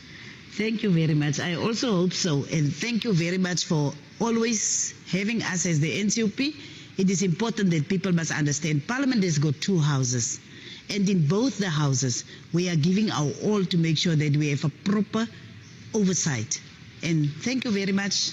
Also blessed day for all of you. Viewers, as we said, we are coming live from the City Hall. This is in getting ready for the State of the Nation address that the President is going to deliver tonight at 7 p.m. Please do stay tuned. Thank you.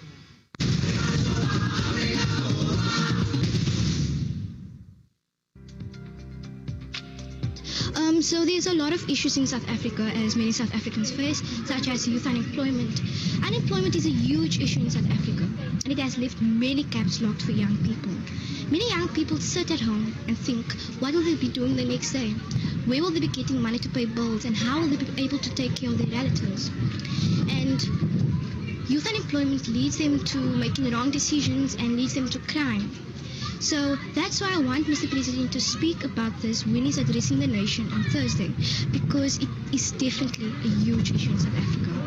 And that's why I want Mr. President to speak about youth unemployment. Thank you.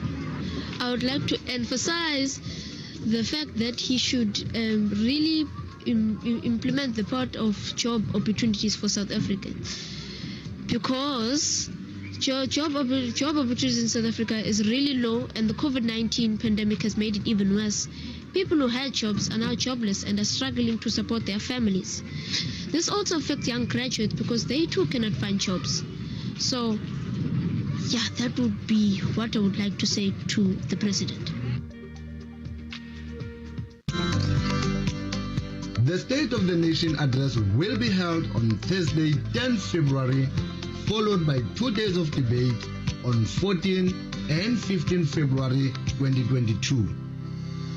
The State of the Nation address, commonly referred to as SONA, is one of the most important annual events in the parliamentary calendar. It is an integral part of Parliament's oversight function over the executive. Watch the address live across Parliament's platforms at 7 p.m. Follow Parliament on social media and join the conversation using #SONA2022. Parliament, following up on our commitments to the people, making your future work better. So there's a lot of issues in South Africa, as many South Africans face, such as youth unemployment. Unemployment is a huge issue in South Africa, and it has left many gaps locked for young people. Many young people sit at home and think, what will they be doing the next day? Where will they be getting money to pay bills, and how will they be able to take care of their relatives? And youth unemployment leads them to making wrong decisions and leads them to crime. So that's why I want Mr. President to speak about this when he's addressing the nation on Thursday, because it is definitely a huge issue in South Africa. And that's why I want Mr. President to speak about youth unemployment. Thank you. Job opportunities in South Africa is really low, and the COVID-19 pandemic has made it even worse. People who had jobs are now jobless and are struggling to support their families. This also affects young graduates because they too cannot find jobs. So, yeah, that would be what I would like to say to the president.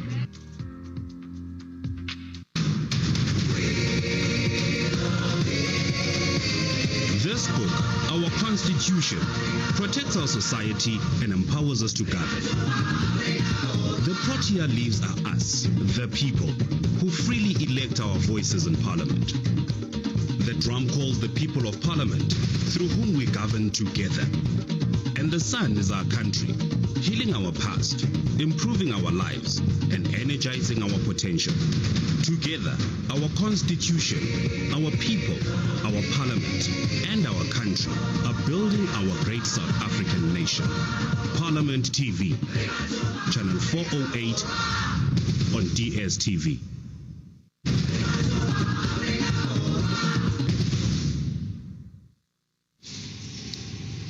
Welcome back. You are watching Parliament's coverage of the State of the Nation Address 2022. So, citizens of South Africa, we just had the Deputy Chairperson of the National Council of Provinces. So we are back in the City Hall. So please note that we are also streaming live on Parliament's YouTube channel called Parliament of the Republic of South Africa. You can also join the conversation on social media platforms using today's official hashtag #SONA2022 and interact with our broadcast using #ParliLive. You can also follow Parliament across all social platforms, media platforms as follows. Follow Parliament on Twitter, Facebook, on IG, that's Instagram. Our handle is @Parliament of RSA. To continue with our conversation as we build to the President's State of the Nation address, we are going to be just finding out how are you finding today, colleagues? Sister Larry, since you've just gave away our social media platforms, I have a few tweets that I have received here. The first one being from Takalani Netrifefe. There should be a way on how unemployment can be solved, how they will revive the economy, and how and when the idea of smart cities can be implemented. Smart cities can be the best development to happen in South Africa since the old ones are decaying and need renovation. The second one comes from Tsepo Marumule and reads as follows. Less new, more improving what is already in place, less catchphrases and slogans, and more clearly defined actions with timelines and accountability. The next one is from Mrs. Norma. I honestly don't know how I feel about SONA 2022. I feel like we should first do a performance appraisal of SONA 2021. And the last one being from Professor Tulima Donsela and reads as follows. Lyo Tzu once said, if you want prosperity for a new year, grow crops. If you want prosperity for a decade, grow trees. But if you want prosperity for 100 years, grow people. A debt incurred through strategic investment is better than the austerity that keeps the nation stuck. And Sibu, those are some of the views that we are getting from Twitter. There's quite a lot that's coming through, and we will be reading them throughout the day. Absolutely, and that's actually very, very interesting, Thembinkosi, because if we have to just reflect on the current unemployment rate in the country, South Africa's unemployment rate is currently the highest in the world. And we obviously have to look at that within the context of the COVID-19 pandemic. We know that a lot of people have lost jobs and a lot of businesses have also closed down. So one of the key priorities, as we know, and also as coming from the nation and from the tweet that you just read, people are looking for not only hope but real tangible opportunities.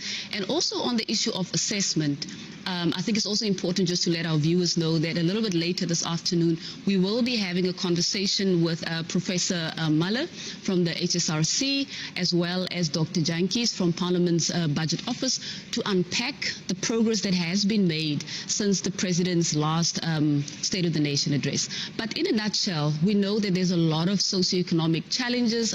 Poverty has deepened. We know that women and youth have been disproportionately impacted upon by the COVID-19 pandemic. So that is at the top of the agenda.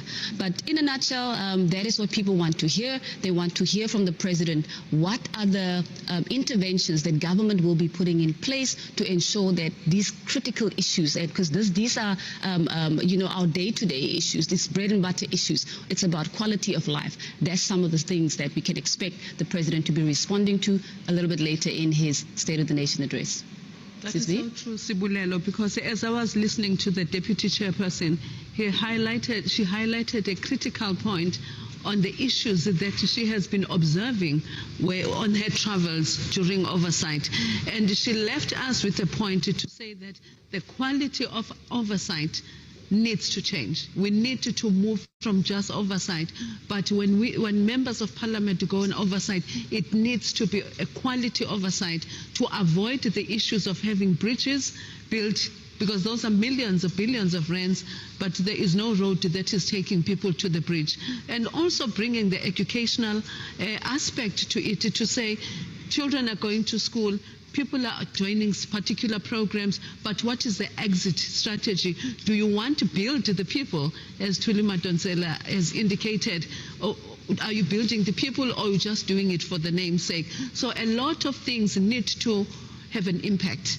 They need to have an exit strategy at the end of the day. Otherwise, we're going to have a population that is unemployed and resulting to other unnecessary activities that also dampen on the budget of the country. And doesn't that also speak to the importance of impact assessment within the broader state machinery? From an oversight perspective, obviously we know that Parliament is there to oversee the work of the executive, to make sure that policy priorities are being implemented, budgeted for, with clear timelines. Now, when the Deputy Chairperson talks about impact and being able to measure where we were, have we made progress from the last State of the Nation address as compared to where we are right now?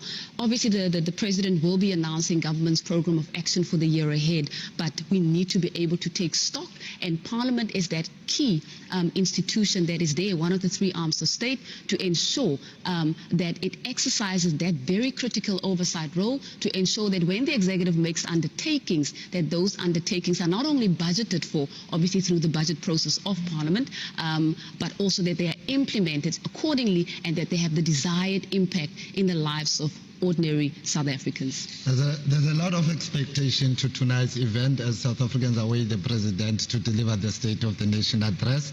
But for now, let's take a break as we will be speaking to the Deputy Speaker, Mr. Letšisat Sinoli, after this.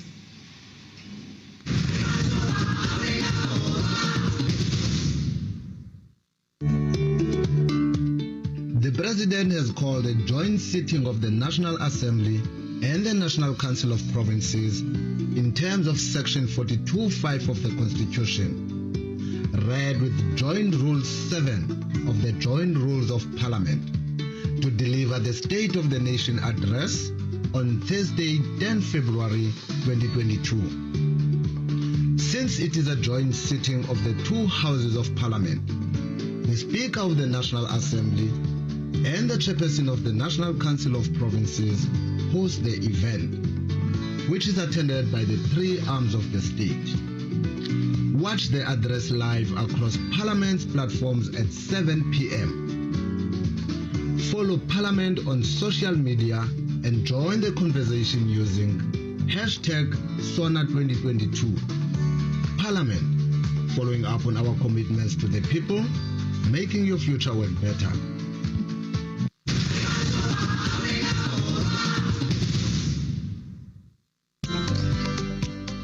The State of the Nation address will be held on Thursday, 10 February, followed by 2 days of debate on 14 and 15 February 2022. The State of the Nation address, commonly referred to as SONA, is one of the most important annual events in the parliamentary calendar. It is an integral part of Parliament's oversight function over the executive. Watch the address live across Parliament's platforms at 7 p.m. Follow Parliament on social media and join the conversation using #SONA2022. Parliament, following up on our commitments to the people, making your future work better. Welcome back. You are watching Parliament's coverage of the State of the Nation address for the year 2022, and this is, of course, the build-up show. Please note that we are also streaming live on Parliament's YouTube channel called Parliament of the Republic of South Africa. You can also join our conversation on social media platforms using today's official hashtag, and that is #SONA2022, and interact with our broadcast using #ParlyLive. You can also follow Parliament across all social media platforms as follows. Follow Parliament on Twitter, on Facebook, and on IG, and that is Instagram. Our handle is @ParliamentofRSA. To continue our conversation as we build up to the President, His Excellency Ndate Cyril Ramaphosa's 2022 State of the Nation address, I am now joined by the Deputy Speaker of the National Assembly, Ndate Letshisa Tsenori, to talk to us about what to expect beyond the President's address a little bit later this evening. Deputy Speaker, thank you very much for making the time, and thank you for being here. Thank you very much. Wonderful. We have covered a lot of ground in relation to preparations for the SONA, and we know that obviously all systems are in place, but there's also an interest in terms of what happens after the President has delivered his State of the Nation address a little bit later. Talk to us a little bit more about how the National Assembly in particular has zoned in on specific policy priorities as announced by the President in his last 2021 State of the Nation address. Allow me to be slightly flexible in responding to your questions.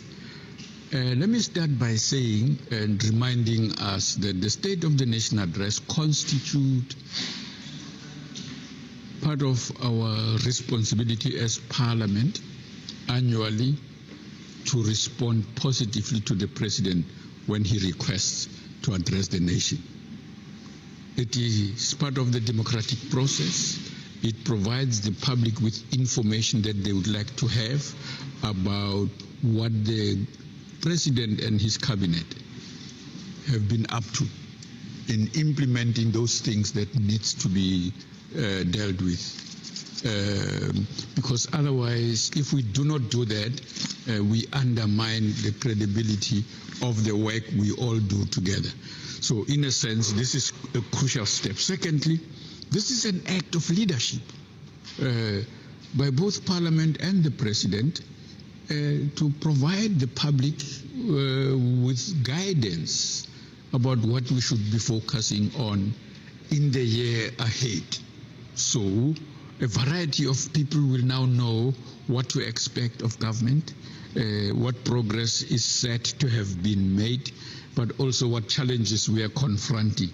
So that part of this leadership by the President is to invite the creative response by the public to say on the following matters from our constitutional responsibility to engage with the state. This is what we are going to do. They will then fashion out their plans to be able to respond to the State of the Nation address. So those are critical parts of what we are doing tonight.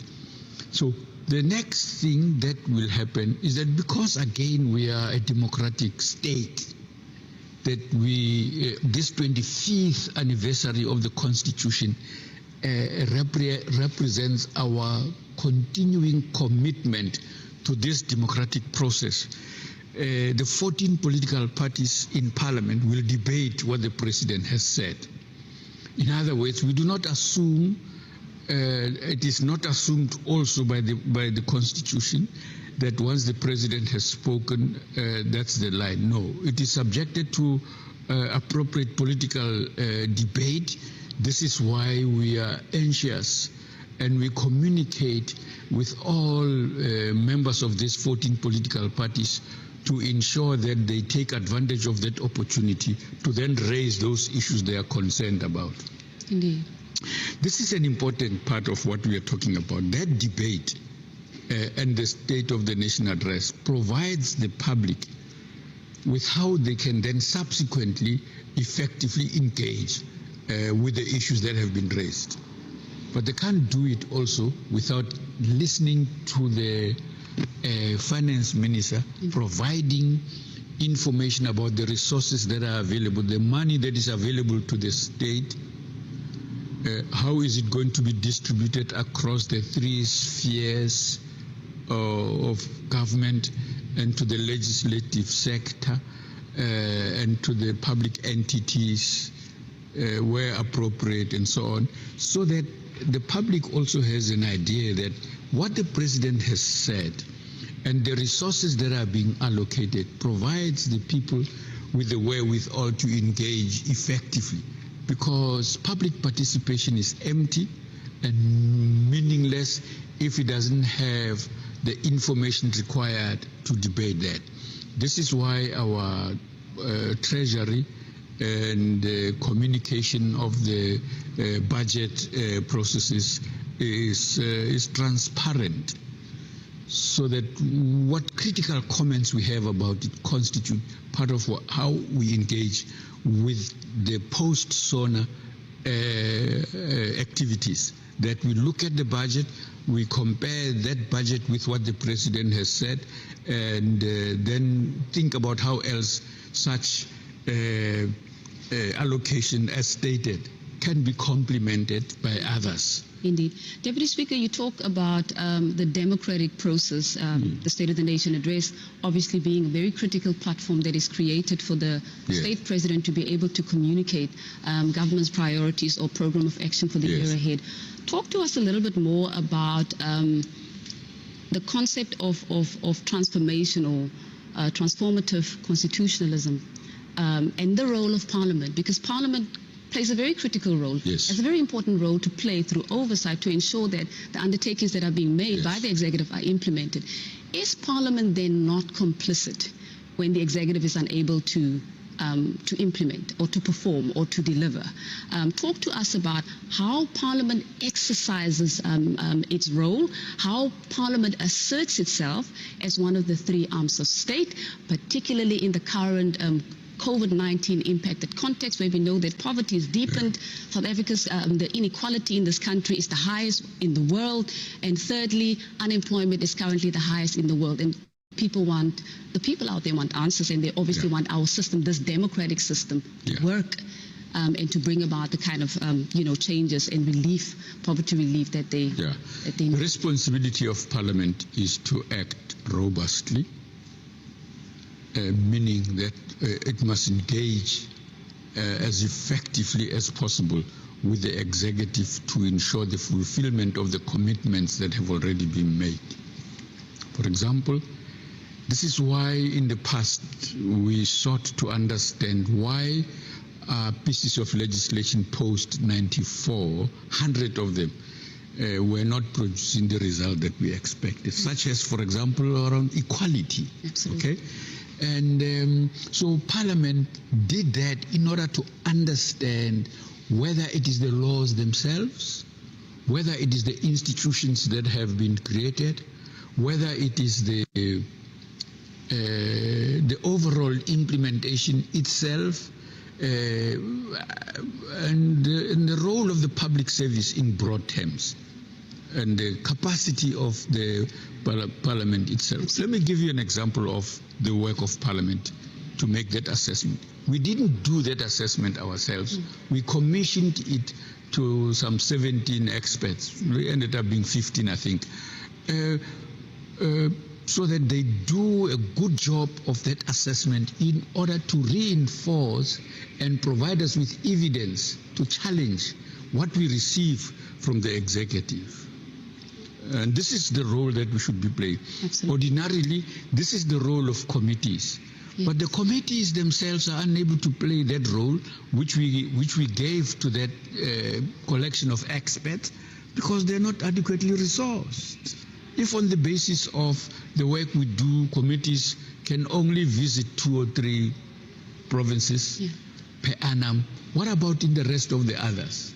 Absolutely. To go and check out and the validity of what is said. Whilst it is good to receive reports, but often what makes the difference is verification. Absolutely. It's a variety of ways that we can do that. This is why we have been engaging with the ministers of finance in the past period of time to try and get them to understand Parliament as an arm of state, as their ally, to ensure that every rand that the state spends goes to do what it was intended to do. And to the extent that that does not happen, it undermines our own image as Parliament. This is why resourcing Parliament is of strategic significance. Absolutely. It's not just about money. It is also about recognizing the principle that we are assumption testers. We are not here free-willing. We came here, there was an election campaign that determined that it is this political party that has majority rule that must form government.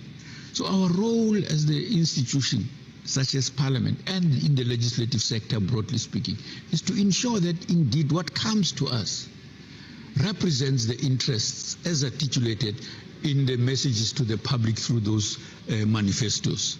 Very, very well. And because this is how also the opposition parties also engage with the state. This is a multi-party system. Absolutely. The basis on which they engage us is on the basis of what they promise the public.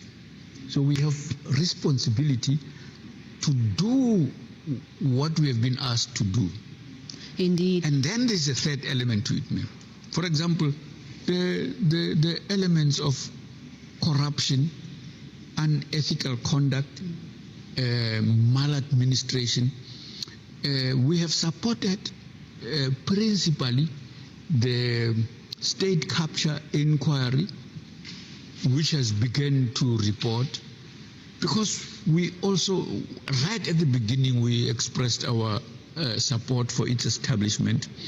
Once established, we supported them by providing them with the result of our own inquiry in some of the areas they are going to be inquiring, such as the ESCOM staff and so on, to provide the commission with the wherewithal to undertake to determine who wronged the Constitution and the expected legislative compliance in meeting people's needs. Indeed. So that those are exposed so that Parliament can take action. Indeed. Right. So that this is why the timing of this SONA is so critical. It happens at a time when that commission has already submitted 2 of its report. Towards the end of this month, it will do the same. So that report constitutes a challenge to Parliament in particular, because we are the ones who should be taking steps to prevent in the first place, supported by the public, because we do and work with things on the basis of what has already happened.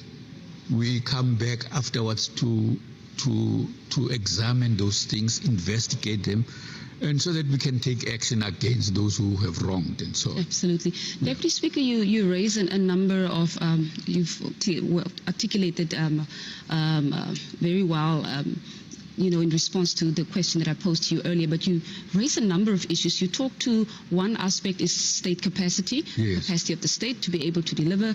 The other aspect is the good governance aspect, which deals with the corruption and the maladministration, yes, and so forth. But also, what I want to bring into that context is the fact that South Africa was already an unequal society, yes, that was inherited from the apartheid system. Yes. And of course, the structural constraints that were inherited are so deep. And that is also an issue that was also, as you know, through the NDP process. Yeah. That is clearly articulated in the National Development, yes, Plan, that the structural constraints and the structural arrangements of not only of the economy, yeah, but the structural features of poverty, yeah, are such that it makes it so difficult to move at a fast pace. Yes. And acknowledging that, yes, there's an issue of state capacity, and yes, there is an issue of maladministration and corruption. is it fair within the current context of the COVID-19 pandemic, which has exacerbated inherited conditions, to assume or to expect that things will change overnight? And I ask this question, Deputy Speaker, because obviously the President will be delivering his address a little bit later this evening at 7 p.m. And there is this expectation there's going to be this magic wand, that the President will speak, he will announce, and things will just shift. Okay. No, I think we must assume good intent in people often speaking like that. We know that people know that things won't happen overnight. But what people want to see is evidence of movement in that direction. You talk about, for example, the significant thing about equality as an example. Parliament unanimously accepted a report that was done by the Portfolio Committee on Sports,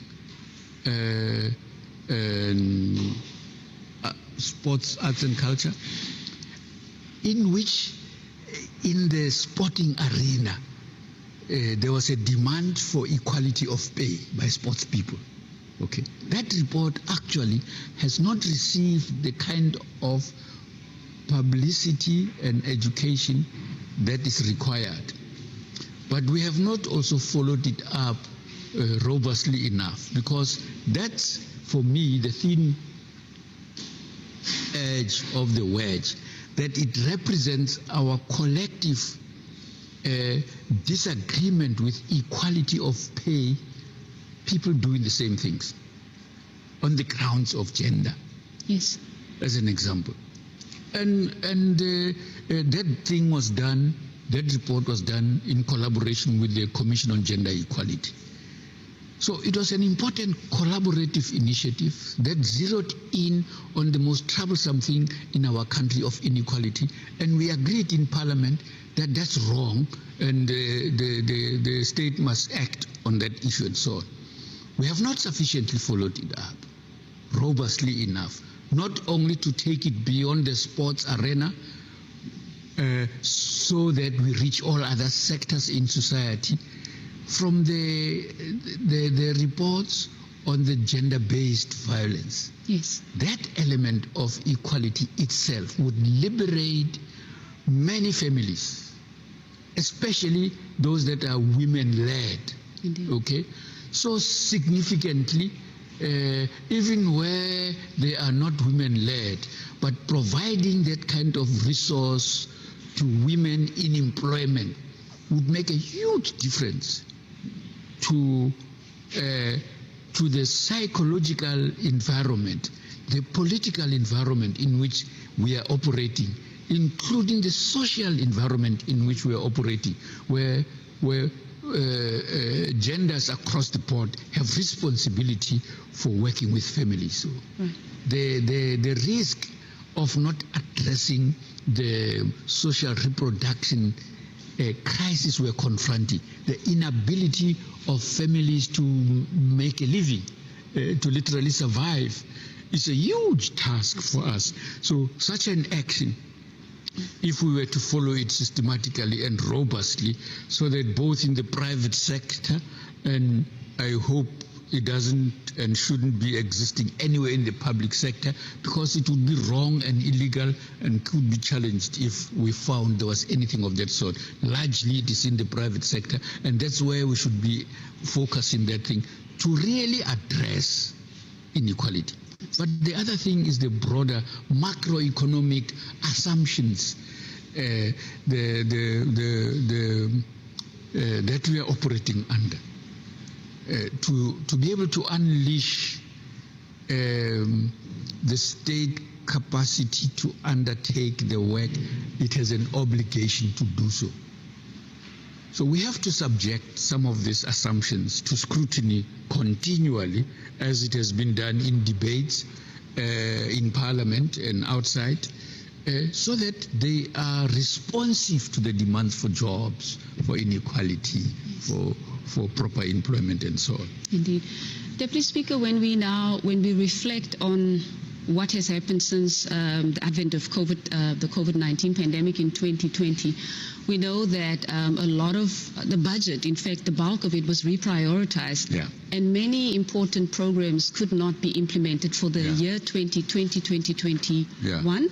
And of course, that has had an impact on last year's State of the Nation address and what was available to implement strategic programs. How did Parliament undertake its oversight, bearing in mind that we set obviously with a smaller, a reduced budget, and of course there's a knock-on effect not only for 2021 but for this year as well, for 2022 going into 2023. What are some of the what is the thinking around how Parliament can ensure that with the limited resources that are available, that some of the key priorities that will have a greater impact in terms of relief, the social relief grant, for example, or just poverty alleviation in general? What are your thoughts? Obviously, as the Deputy Speaker leading sector parliaments as well, and we know those who have been mostly affected is youth and women, the unemployment rate in the country, and so forth. Speak to us about that, please. Well, the first task, a priority that has been imposed on us, is to clean up government so that every cent goes to the purpose for which it was intended. Cleaning up governance, promoting clean governance, preventing corruption wherever it rears its head, preventing maladministration. Those are critical tasks because the resources that will as a result be available when we do that will be huge. So cutting down on that, what they often refer to euphemistically, diplomatically as leaks. In other words, the stuff has leaked through the sieve and so on. Is that if we close those holes, there will be sufficient resources to undertake some of the things that we can do, and some of that can be stimulatory. Okay, this is the strategic view of one of the things we can do.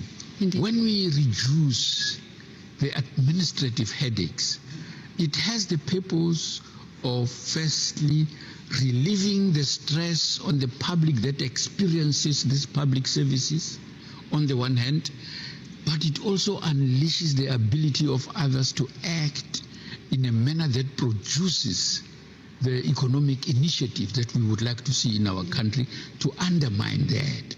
So this is why, in my opinion, this is my humble opinion, that bringing down the wastefulness and the corruption and improving the capacity of proper, when you referred earlier on to good governance, I want us to use the 1992 UNDP box on what good governance means. Indeed. It includes the observation that men and women are regarded across the board as legitimate players, so gender equality as evidence of good governance, not just bean counting as representing good governance. Indeed. But the totality of what governance means must include gender equality, must include the regard of all genders as appropriate and to be treated equally as the Constitution demands. So effectively what it means is that we can turn around the ship, so to speak, with those interventions. And if we prioritize them properly across the board, whatever else we do, that becomes our priority that we focus on. We will release enough resources. Not only that, but we'll attract, we'll be able to receive the public's own investment in their environment, in their community, in initiatives that they themselves otherwise were not going to put into that environment here, and could act together to do things. If we remove the often terrible administrative bungles that we have. Absolutely. When we're talking about accountability, Deputy Speaker, there always seems to be, yes, political accountability is very important, as we know, because those are the deployees, the political heads take overall responsibility for the implementation of programs. Yeah. Another key aspect is bureaucratic or administrative accountability. Yes. There's a perspective out there that we have not, that Parliament has not necessarily focused as aggressively as it should on corruption, without only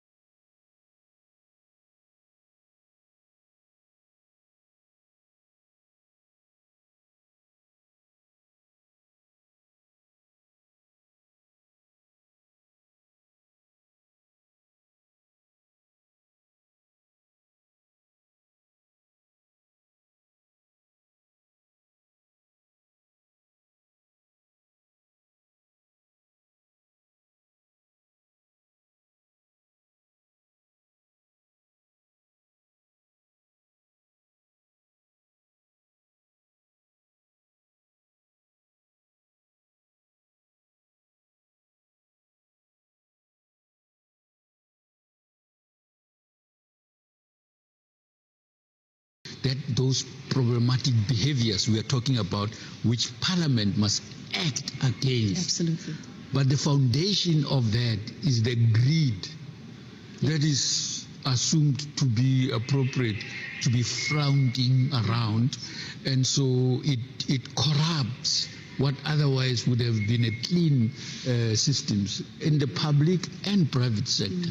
So it's those things that we must not blind ourselves to or underestimate and undermine their effects on reproducing the problems that are undermining our ability to serve the people appropriately with integrity and acting ethically every time. Yes. Deputy Speaker, in conclusion, the very last question really is about this very riveting conversation. The very last question really is about the legacy of the Sixth Parliament, given the current context. Yes. And we know that there's a view out there that all of the gains that we've made over the last 25, 26 years have really been eroded or reversed by the COVID-19 pandemic. Okay. In conclusion, what in your view should be the focus obviously through your ambit of responsibility as the Deputy Speaker of the National Assembly, obviously you're an influencer within the institution as well broadly. Over and above you coming from a political structure that obviously stands for specific priorities and positions, and obviously as you articulate, you bring that within the institutional machinery of Parliament from a legacy perspective. What do you think Parliament should be focusing on to take us to the end of the 6th Parliament? Okay, firstly, I would like us to take advantage of the people in Parliament, the people in the legislative sector. Indeed. Our activity as the Speakers Forum, which meet quarterly, to reflect on those things that are common to us as the legislative sector is important because it suggests that on oversight, we are planning, a summit on oversight in March next month, in order to subject the things that we are doing that can represent good practice, has done so over time, and those that constitute weaknesses that we must overcome, so that we can recover from and learn from our mistakes. This is the most important thing, that we must factor into our way of working, our modus operandi, consistently evaluating and learning from our mistakes, and employ creativity methods to arrive at solutions. And that creativity does not come from the air. It comes from a good treatment and interaction of the staff of the members of the Assembly and NCOP themselves, but also in the staff that has lots of stuff between their ears. We do not mine it appropriately to get creative solutions to the problems we are confronting. My hope this year, during which we are going to be celebrating Creativity Day, Creativity Week, in fact, is that we must challenge the staff and members to have opportunities for reflecting on let's say it is the maladministration. Let us all in each legislature has a team that focuses on this area and generate as many ideas as possible, so that we can then take the next step to combine those ideas, select them, combine them, and do whatever we can do and develop them into practical steps that we can take to address that, so that we can have the most effective and fastest taking advantage of the good stuff we have done in the past to build on those strengths, what you refer to as the legacy. It's not completely eroded. So its roots remain in place.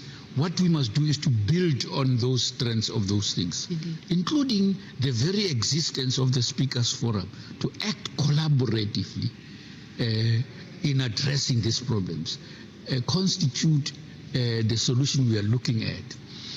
The labor relations issue that the sector confronted has in the recent past been solved, partly because of collaboration, this collaboration across the sector and so on. Of course, we continue to talk. It doesn't mean we've solved all the problems, but that we've had important progress represents the value of collaboration in the sector, in the administration, and politically through the Speakers Forum. Those are actions that will really fast-track learning from our mistakes and building on the strengths of what we have already achieved. With the support of the people, such collaboration can but generate good programs. Indeed, Deputy Speaker, thank you very much for a very riveting and thought-provoking conversation. Always enjoy having conversations with you. That was the Deputy Speaker of the National Assembly, Ntateli Chesa Senodi, who shared some very interesting insights about not only what to expect beyond the State of the Nation address, but interventions that will be put in place to ensure that all of these policy priorities that are supposed to bring about transformation and change within the ambit of transformative constitutionalism, that all of those priorities find expression. We are still building up to the President's State of the Nation address at 7 p.m. this evening, so do stay tuned. Challenge was the learners in masks. It almost feels to me like I've lost a generation of learners that I couldn't see and that I couldn't interact with. And I think that for me was the biggest thing. Teaching teenagers as well, they came to use the mask as a crutch. And it was almost difficult, it's still difficult for them to take a mask off, even just to read something in class. I also think that having a look at what we are able to have in our facilities and thinking that I'm teaching in a school that can offer certain facilities, but my fellow colleagues and their fellow learners do not have these facilities. And there are so many children who've lost teaching time, who've lost academic time, and that for me is sad when I stand in front of the classroom and teach my learners here. I think, first of all, looking at basic facilities, learning support material in schools, that every single school is at the same situation, that every learner has equal opportunities. I think COVID has just highlighted for us again how children don't have equal education. I also think that where educators, poor performing educators, resources that aren't managed in schools, that must be taken on very, very strictly. Absenteeism in the classroom with learners, truancy, and also staff absenteeism. That should be an absolute no-go. That should be a zero tolerance, because education is a profession that builds other professions. And I think it should be one of the greatest priorities in our future in South Africa and our nation building is our learners and our children.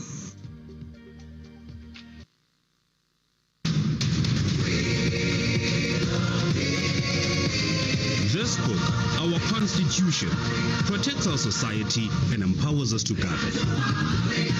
The Protea leaves are us, the people, who freely elect our voices in Parliament. The drum calls the people of Parliament, through whom we govern together. And the sun is our country, healing our past, improving our lives, and energizing our potential. Together, our Constitution, our people, our Parliament, and our country are building our great South African nation. Parliament TV, channel 408 on DSTV. For the first time since the dawn of democracy in 1994, the State of the Nation address will be held outside the precincts of Parliament due to the devastating fire incident which gutted certain buildings of Parliament, including the National Assembly. The majestic and historic Cape Town City Hall, at the heart of the Mother City's Central Business District and its adjacent Grand Parade, will host the August Sauna 2022 by the President of the Republic, Mr. Cyril Ramaphosa. The venue has been declared the precincts of Parliament in terms of the law and the rules of Parliament. The City Hall is where the country's first democratic president, Utata Mandela, addressed the masses and the country after his release from prison in 1990. On the 10th of February 2022, be a witness as Parliament TV broadcasts an educational and informative program, including the President's address, live from 7 in the morning until late in the evening. Parliament, following up on our commitments to the people, making your future work better. Tune in or you will miss out.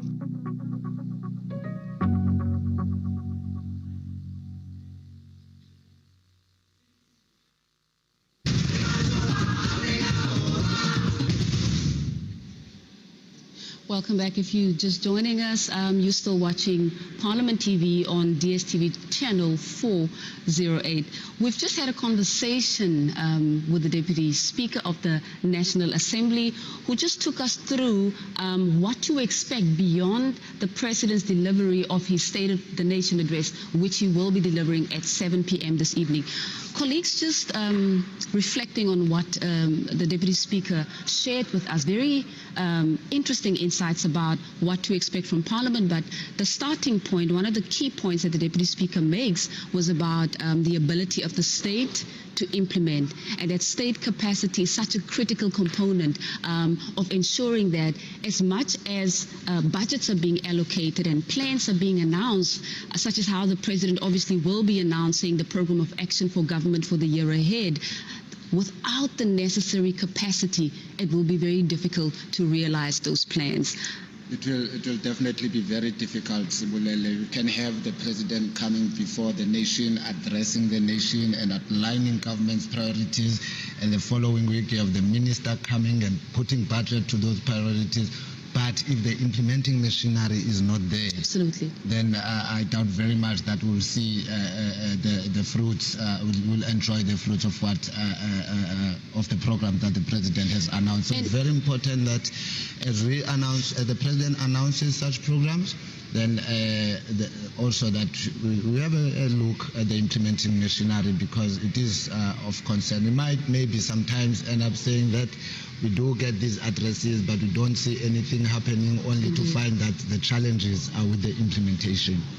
And another very important point that I thought it was important to highlight as well is not only the inherited circumstances, the inequality in the countries. We know unemployment was an issue even before our democratic system came into place.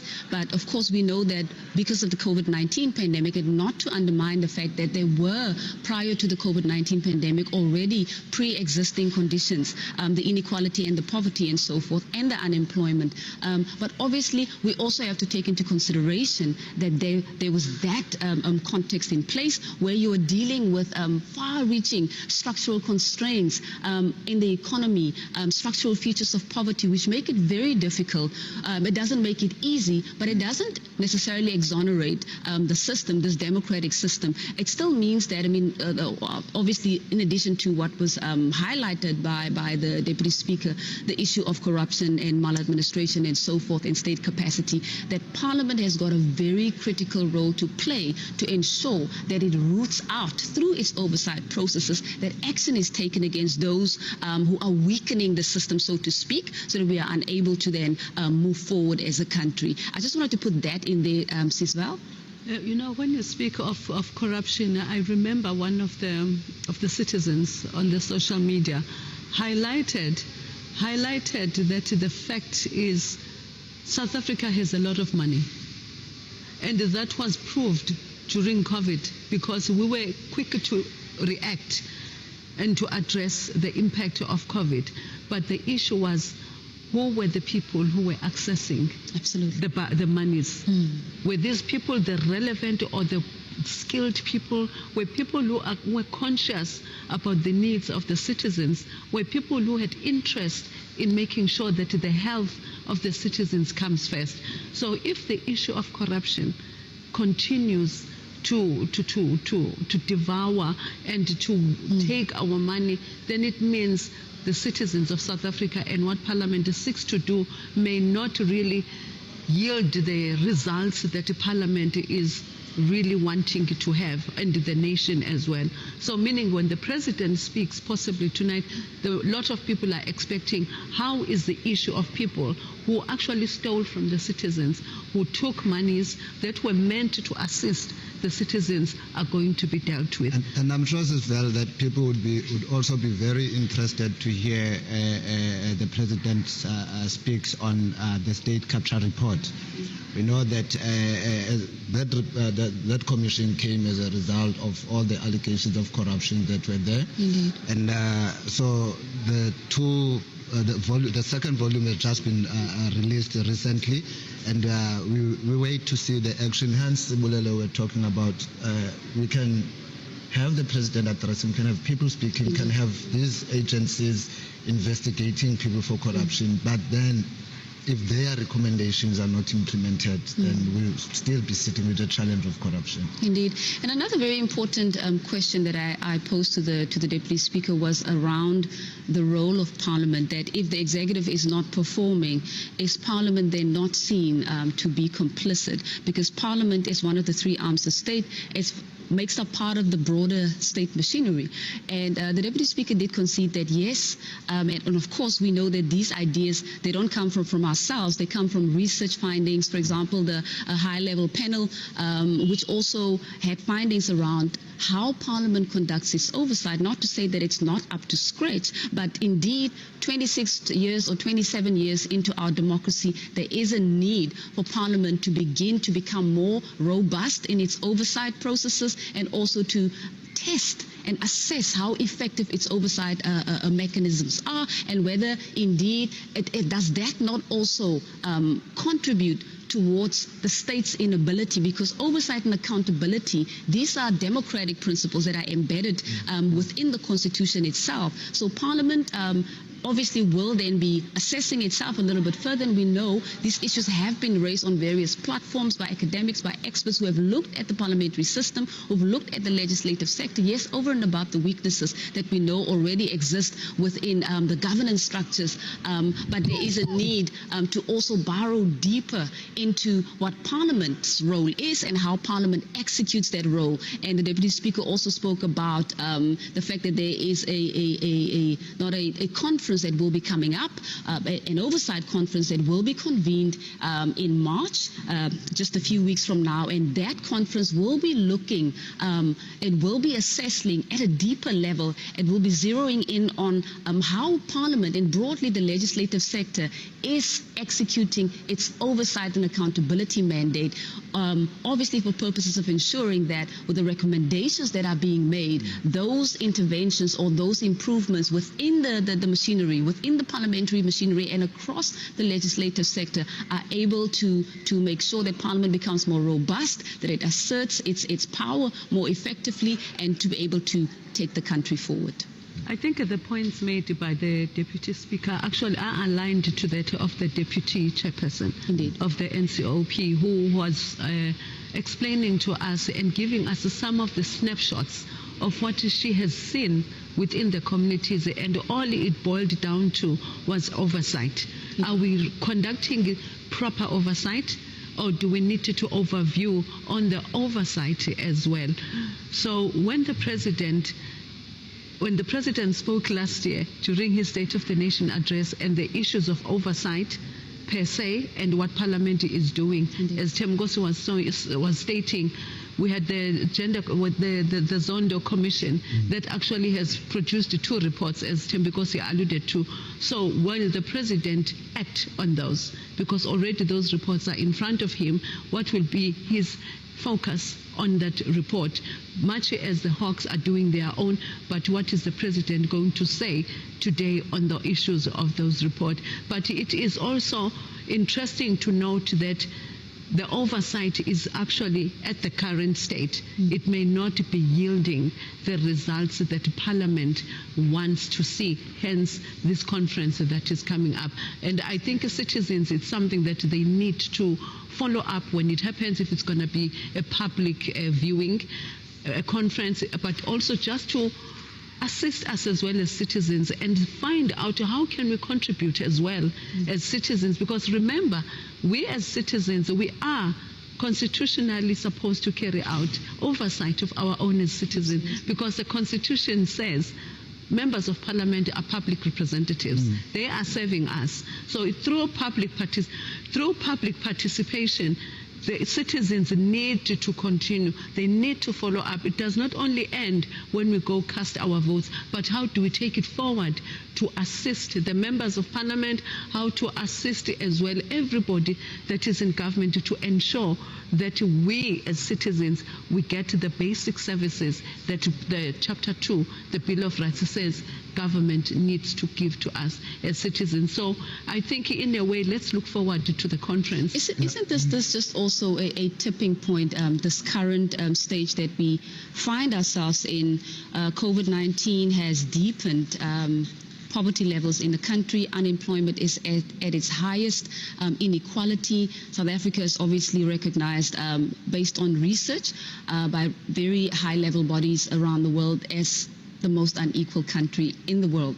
Now, with all of these interventions that are now being put in place, we've seen with the Commission as well, there is a concerted effort to begin to effect a paradigm shift, so to speak, to ensure that if there is a need to rethink or to re-engineer the broader state machinery, we need to start with obviously within the various arms of state, and obviously those who are leading the three arms of state are also beginning to put systems in place to ensure that if there is a need for innovation, to change systems, to re-engineer systems, that those ideas are being harvested, that we then implement those things so that we can be able to show that by the time we get to 2030, remember we're still moving towards the NDP's 2030 target, are we moving fast enough? And whatever interventions or systemic changes are being made across the broader state machinery and within Parliament as well, those are supposed to assist us to accelerate implementation so that we can be able to become much closer or gain back the ground that we've lost as a result of the COVID-19 pandemic. And as we proceed with this discussion, just important to remind our viewers that they are watching a build-up of the State of the Nation address live from Parliament TV on DSTV channel 48. You can follow these proceedings at #PaliLive, #SONA2022, and at Parliament of RSA. And Sibu, we do have some more tweets to read that have come through, and this one comes from Mielani Mkabela and reads as follows. The SONA 2022 must prioritize economic development, economic regulations and infrastructure, industrial development, agriculture and rural development, job creation and innovation and technology, followed by government debt service. And the next one comes from Graham Rubenheimer. He says the people know what the problems are. No need to explain any further. We've been having it. The question is, will the president rise to the occasion? And the last one comes from Audrey Litswalo, which reads as follows. SONA needs to address issues that affect us as citizens of this country. So gender-based violence has been on your agenda year in and year out, and yet there are so many women abused by men, even killed with little being done to it. Address this cancerous issue well with me, Mr. President. We are waiting. Thank so you, those are some of the tweets just from our viewers as part of their contribution to the 2022 build-up show. Thank you, Thembi Nkosi, for that update on the tweets that are coming through. Viewers, we're still building up to the state's president's all-important State of the Nation address, which he will deliver at 7 p.m. this evening. So do stay tuned.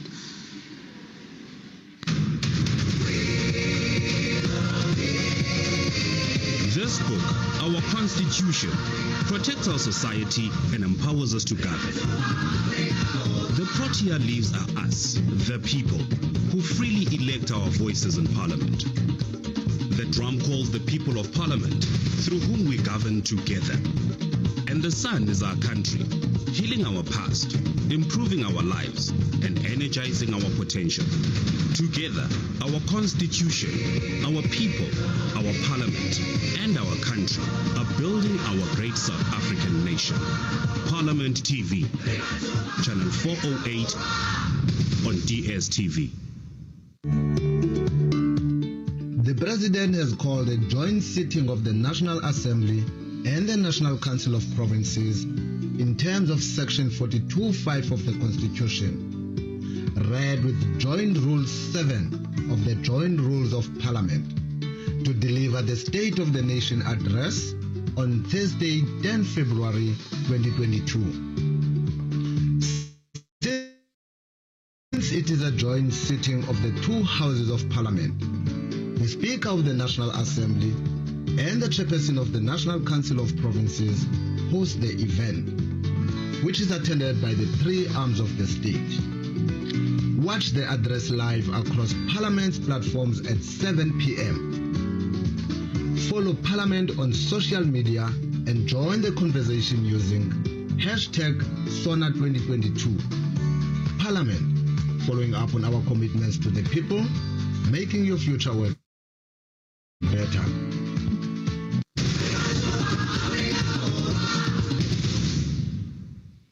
The Constitution provides for a constitutional democracy and lists the rights to which the people of this country are entitled to. To give substance to these constitutional rights, independent institutions have been established to promote rights and to strengthen constitutional democracy. Chapter 9 of the Constitution states that a number of state institutions supporting constitutional democracy be provided for. The task of these institutions is to promote and protect those rights within the Bill of Rights which fall within their particular area. They are imperial, independent, and subject only to the Constitution and the relevant laws made in terms of the Constitution. They must exercise their powers and perform their functions without fear, favor, or prejudice. The National Assembly is responsible for recommending commissioners to each commission, and the President appoints them. The Constitution guarantees them independence from organ of state. To talk to us more about these institutions, I have with me Mr. Khayellethu Zweni, who is the Director of the Office of Institutions Supporting Democracy in Parliament. Good morning, sir, and welcome to Parliament TV. Thank you, sir. Yes, if you can just briefly share with the viewers, what are Chapter 9 institutions? Thank you, sir. Chapter 9 institutions, as you have mentioned in your opening remarks, are those institutions that have been established in terms of the Constitution, specifically mentioned in Chapter 9. However, I must also state that not all of them are listed in Chapter 9. There are those that are listed in other chapters of the Constitution, like the Public Service Commission, PANSLAB, which is Pan South African Languages Board, and others. So we call them institutions supporting constitutional democracy, in order not to limit only to those that are listed in Chapter 9 of the Constitution. And what is the mandate of these Chapter 9 institutions? Broadly, the mandate is to protect the Constitution and to promote the respect of the Bill of Rights, as you have outlined. And there are also various pieces of legislation respective to this institution that extends the mandate of these institutions. I would say, for example, in broad terms, that if you look at Chapter 9, for example, Chapter 9 of the Constitution, you will see that there are governing principles that governs or covers all of them. But if you further read the chapter, you will see that there are specific now responsibilities assigned to each of these institutions. But if you look at them broadly from an overview perspective, is to promote constitutional democracy. And now, what role does then your office play in assisting Parliament interface effectively with these Chapter 9 institutions? Well, the mandate of the office, which is the OISD, Office on Institutions Supporting Democracy, which is a unit located within the Office of the Speaker, and it has been established in terms of a resolution of the National Assembly, is broadly to coordinate all interactions between Parliament and these institutions. When I say these institutions, I'm not limiting myself only to Chapter 9 institutions, but also those that are in other chapters of the Constitution. And also to enhance the responsibility of Parliament in terms of its obligation. Remember, there's a constitutional obligation of Parliament towards this institution of oversight and accountability, and also of supporting these institutions. So broadly, our mandate as an office is to enhance that responsibility, and within the Office of the Speaker, of enhancing the oversight, accountability, and support a constitutional obligation of Parliament towards these institutions. Thank you, Mr. Zwane. And if you can just briefly talk on some of the achievements, highlights, or key deliverables of these institutions. Oh, there are many. Because, for example, if I talk about AG, yes, it's one of the Chapter 9 institutions.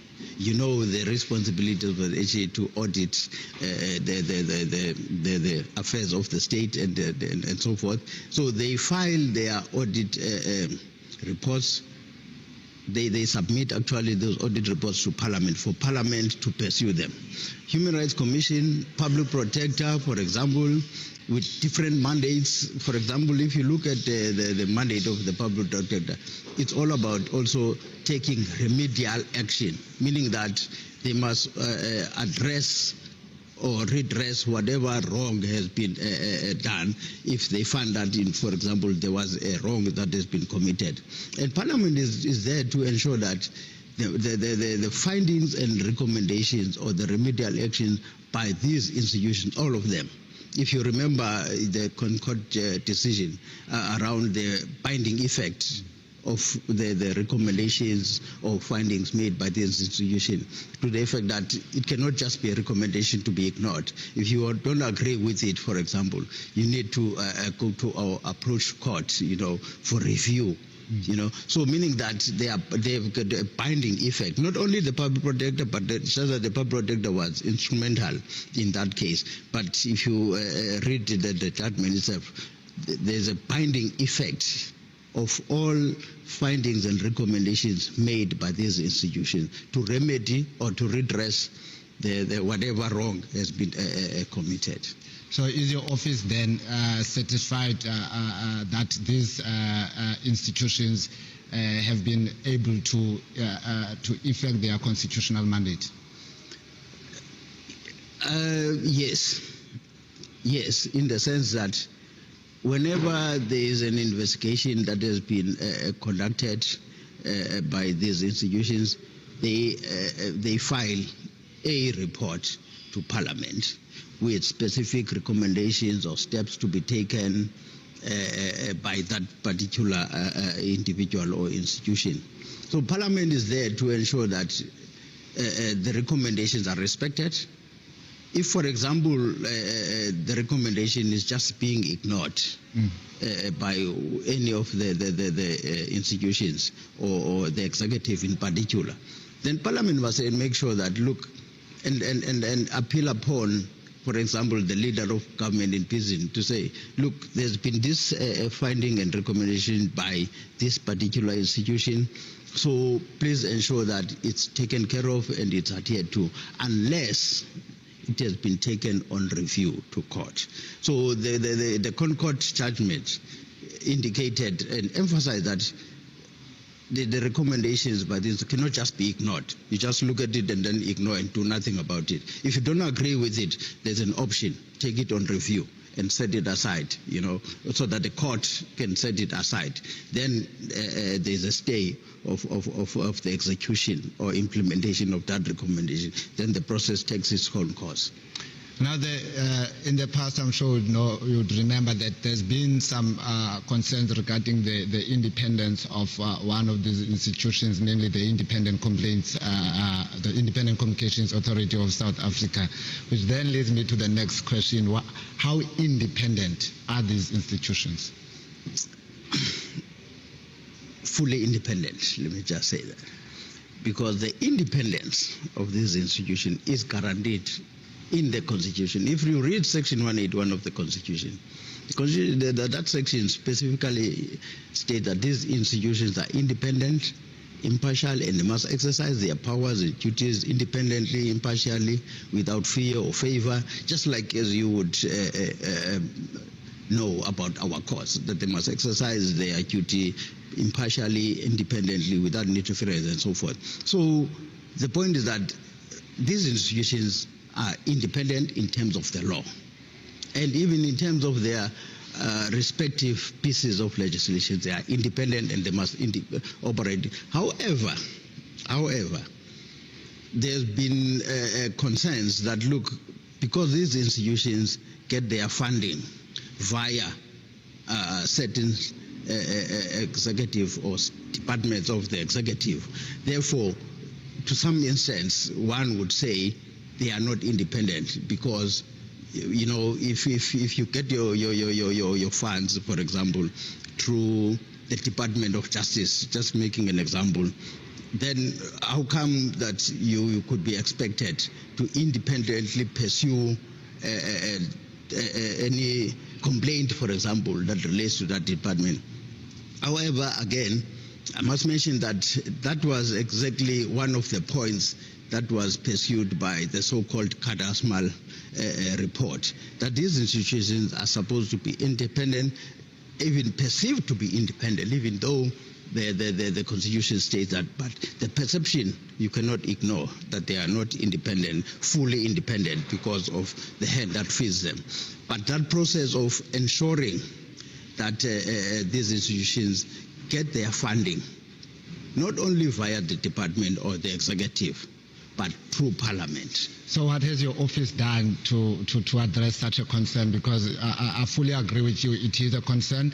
We appropriate your funds and we have oversight function over you, and you are an independent institution. Yeah. So what is your office doing, or are there any mechanisms in place to address such concerns? Yes, a lot of work has been done. Subsequent the recommendation by the so-called Kadasmal report, consultations, as you would know, it's not a process that you can just fix it today and do. But I want to emphasize that there is general consensus, even from the executive side, that indeed this recommendation of financial independence, you know, so that this parliament, these institutions can get their funding via parliament's vote, not via the executive. It's well received and nobody is opposed to it, and we have done a lot of research on that work and we've done a lot of consultation, but it's a matter of now finalizing or doing touch-ups. If you look, for example, from our annual report of the previous parliament, which is the 5th parliament, that's one of the recommendations, that this 6th parliament, or this must take that further and ensure that it's implemented. But we have to be ready as parliament as well, because now it's going to be part of parliament's budget vote process, and there are a lot of nitty-gritties to be sorted, including some amendments to some pieces of legislation that relate to that. I take that, as you had mentioned, that this derived from the 5th parliament, and we are now going for our third year of we are in our third year of the 6th parliament. What has been done thus far? Because we didn't want another parliamentary term to go by without that being addressed, because we'll then be confronted with the same challenges going forward. So what has been done thus far? Look, the 6th parliament has adopted the report itself, meaning the report of the 5th parliament, because not only that it was the OISD's report, but also the report of the 5th parliament to the 6th parliament. They have adopted the recommendations and considered them, and they are in the process of ensuring that, for example, one, the Treasury Advice Office is established, because that function also needs some inputs as to how this is going to unfold from the Treasury Advice Office. As you would know that in Parliament we have a Treasury Advice Office that advises the POs directly on financial matters. So that process and consultations, where there is a scheduled meeting to take place between the FISG heads and the POs. When I say FISG, I mean there's a forum of these institutions. They've organized themselves into a forum of institutions supporting democracy. I believe you're chairing that forum? No. It's the forum is for those. It's that institute. It's for those institutions, those independent institutions, not parliament. Yeah, public protector is chairing that forum. Yes, my bad. And I think my understanding is that they rotate. In 1 year is chaired by this institution, the other year by the other, and so forth and so on. So from the 5th parliament, that forum had made certain recommendations. Probably maybe this question would have been best suited to go to the person chairing, so let's leave it for now. But my last question to the Auditor General has previously raised serious concerns of intimidation. She's raised issues that when her auditors go out into to do their work, they are sometimes intimidated, sometimes prevented from doing their work. How has your office assisted in that regard? Firstly, let me point out that, you see, all these institutions, 11 of them, not only the 9 that are listed in Chapter 9, but 11 of them, if you take also from other chapters, they have respective committees in Parliament to which they report. And for example, that issue would be an issue to be raised, for example, by the Auditor General to that specific committee to which they report. And then that committee, for example, would have or would decide or consider the matter and decide what steps to take to remedy or to correct the situation or to address that particular problem, because that's a particular problem relating to a particular institution. So that's a matter belongs to a particular committee of Parliament to which that institution. The human rights would raise a particular problem. PANSLAB, CGE would raise it. So they must relate those so that there are steps that are taken. And the Office of the Speaker, as an overall body, does not direct that, look, portfolio committee on CGE, for example, women and so on, do this to address this problem. No, it leaves it because that's an open discussion and it must be an agreement of the committee as to what steps to be taken. All right, before I let you go, I know I said lastly, but before I let you go, how has COVID-19 impacted on the work of your office? I would say tremendously. Just like every other department or section in Parliament. But that is not to say it has hampered us from doing our work, because as you would know, we continue receiving reports from this institution. We continue processing timely appointments of members of this institution, because that's also our mandate, to ensure that there's timely appointment of members to this, so that there's no vacancy and as such there is no lapse in terms of discharging their constitutional obligations. So electronically, I think we have learned a lot from COVID. Now we are adapting to the new norm of ensuring that everything is being done electronically. We continue doing our work effectively and efficiently. I would add the word efficiently, because now maybe some of the costs are being saved because of that. And lastly, when we work on the build-up show for this program, we often go out to the streets to ask the members of the public as to what is it that they would like to hear the President emphasize on when delivering his address. And now I will ask you, Mr. Zweni, what is your expectation from the President tonight? Service delivery to me, and service delivery is in respect of the poverty, the triple challenges, poverty, unemployment, and so forth. So, and these institutions are key and integral in terms of ensuring that service delivery, human rights are delivered and are respected, by our community and by the government. So, to me, broadly, it's about ensuring that the community out there, the community out there in terms of service delivery. If you reflect back to the past local government elections, integral to that was service delivery. So if the president could ensure that he emphasizes on service delivery and ensure that there is monitoring by these institutions, they complement Parliament's oversight. Parliament has a responsibility to ensure that the rights in the constitutions are met and are delivered.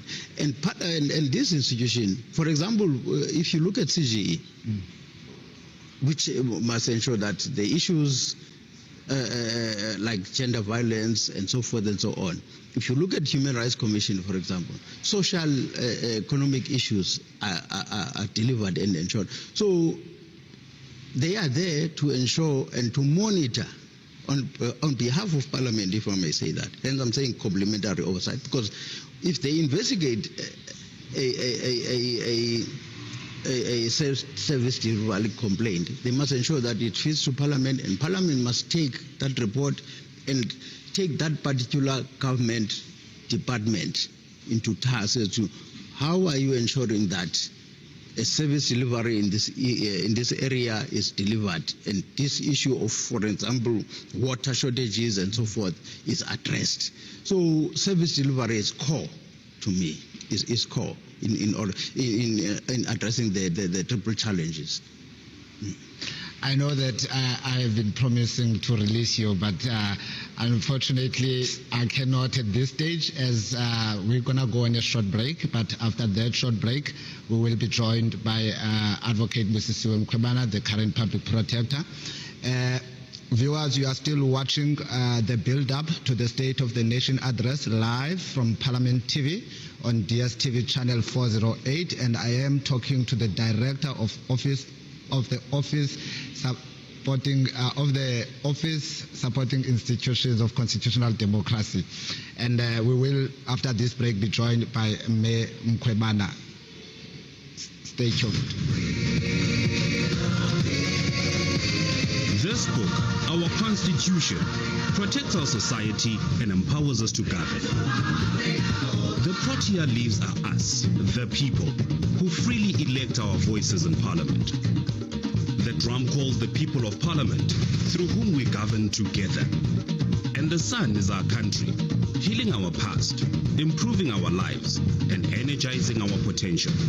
Together, our Constitution, our people, our Parliament, and our country are building our great South African nation. Parliament TV, channel 408 on DSTV.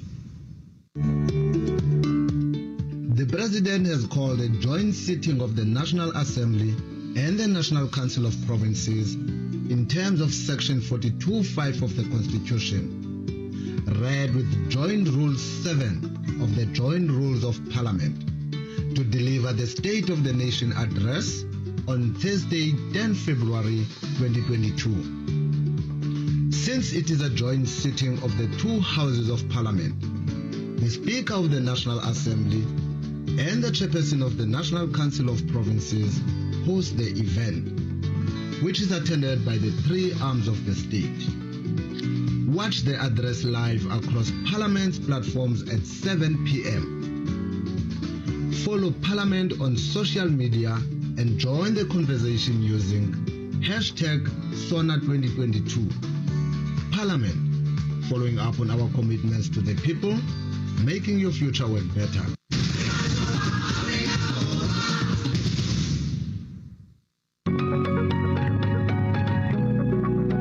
For the first time since the dawn of democracy in 1994, the State of the Nation address will be held outside the precincts of Parliament due to the devastating fire incident which gutted certain buildings of Parliament, including the National Assembly. The majestic and historic Cape Town City Hall, at the heart of the Mother City's Central Business District and its adjacent Grand Parade, will host the August SONA 2022 by the President of the Republic, Mr. Cyril Ramaphosa. The venue has been declared the precincts of Parliament in terms of the law and the rules of Parliament. The City Hall is where the country's first democratic president, Utata Mandela, addressed the masses and the country after his release from prison in 1990. On the 10th of February 2022, be a witness as Parliament TV broadcast an educational and informative program, including the President's address, live from 7 in the morning until late in the evening. Parliament, following up on our commitments to the people, making your future work better. Tune in or you will miss out.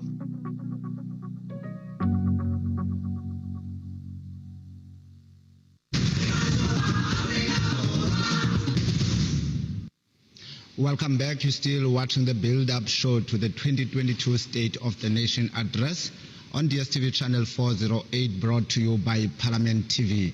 Before the break, I was talking to Mr. Khayellethu Zweni, the director in the Office on Institutions Supporting Democracy, and we are now joined by the Public Protector, Mayor Busisiwe Mkhwebane. Mayor, thank you very much and welcome to Parliament TV.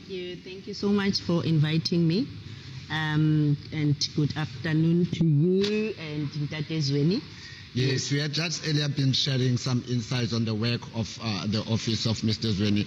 With you, I would first like if you can just, to the South Africans, share with them the mandate of the Public Protector, the mandate of your office. Okay. And the Public Protector is a constitutional institution established in terms of Chapter 9 of the Constitution and Section 181 of the Constitution.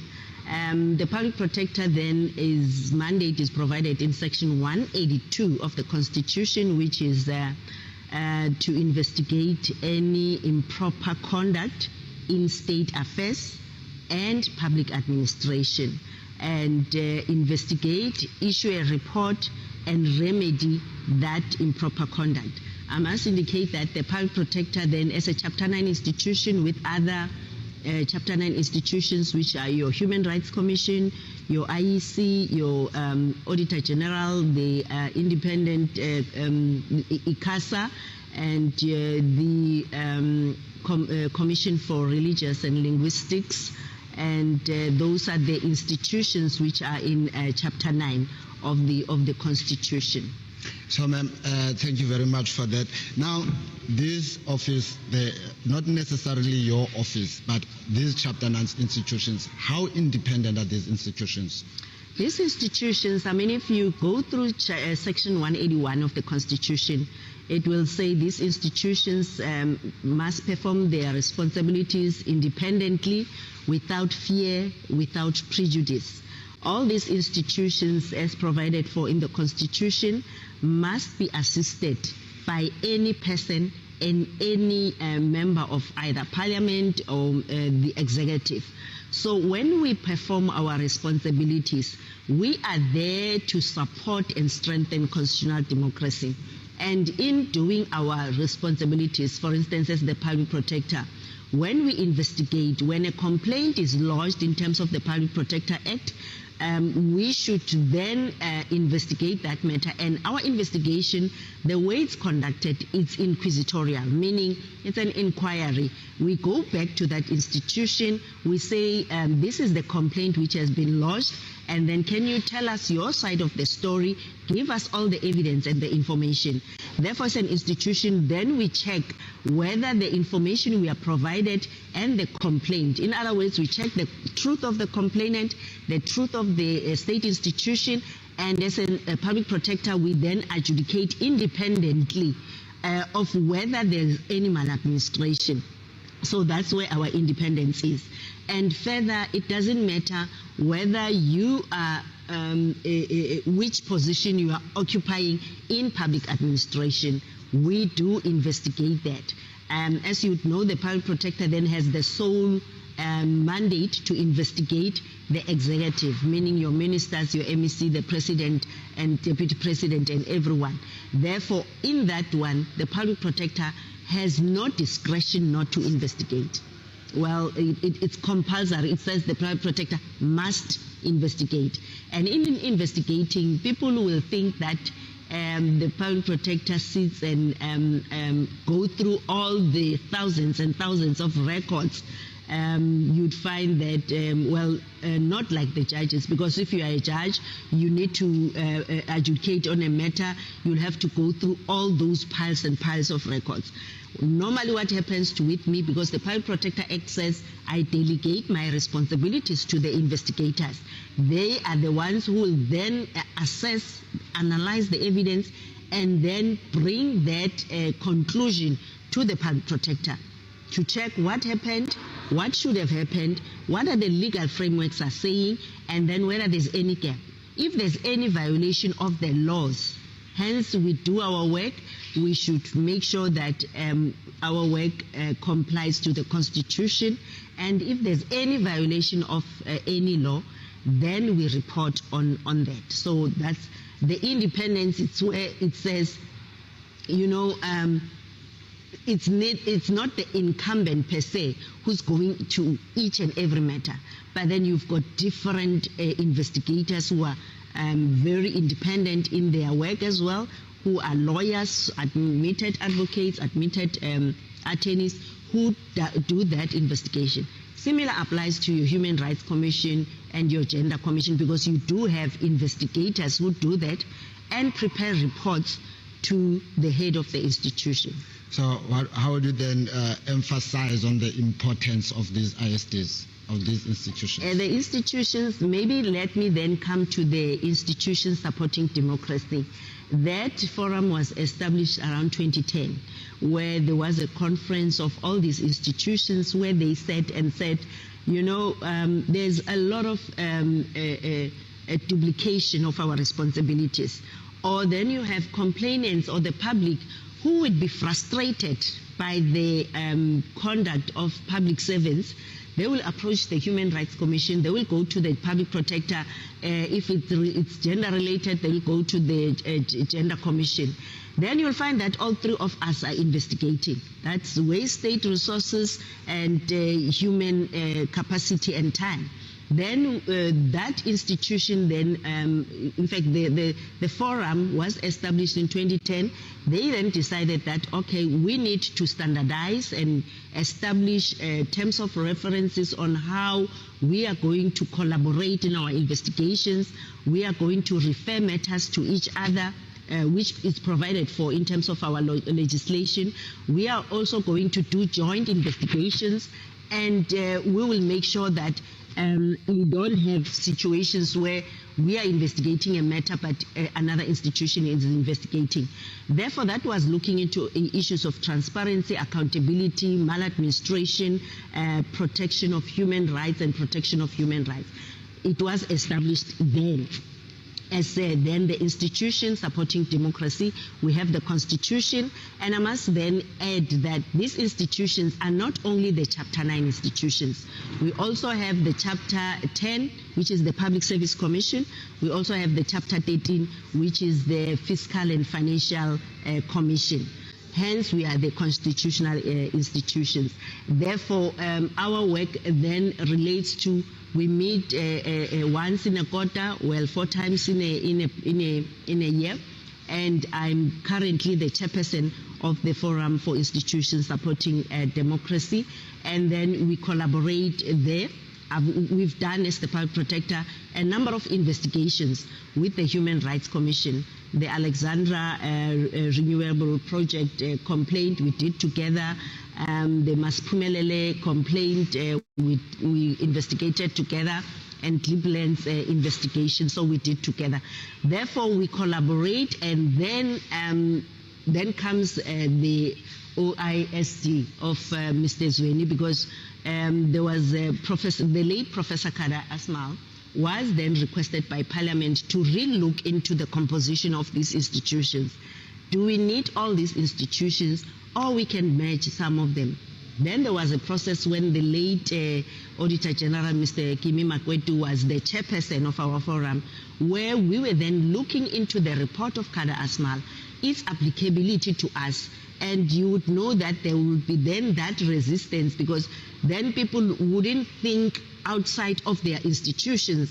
But then we had to have a rigorous engagement with the office of the presiding officers, assisted by the office of which is led by Mr. Zweni. And at the end of the day, we came about with a report which says these institutions, we will operate as we are, because South Africa, you wouldn't, like the Gender Commission, you wouldn't expect the Public Protector or the Human Rights Commission to run with that matter. We still have challenges of gender-based violence. We still have challenges of discrimination against women, and we still need that institution to proceed and do that and focus on that. Public Protector, we still have a lot of challenges, face maladministration, service delivery challenges. Therefore, you need the Public Protector to focus on that, whilst the Auditor General will then focus on auditing whether the resources are being utilized properly. So we then agreed and said as the collective, this we will keep as we are, but what we need is that we are not fully resourced.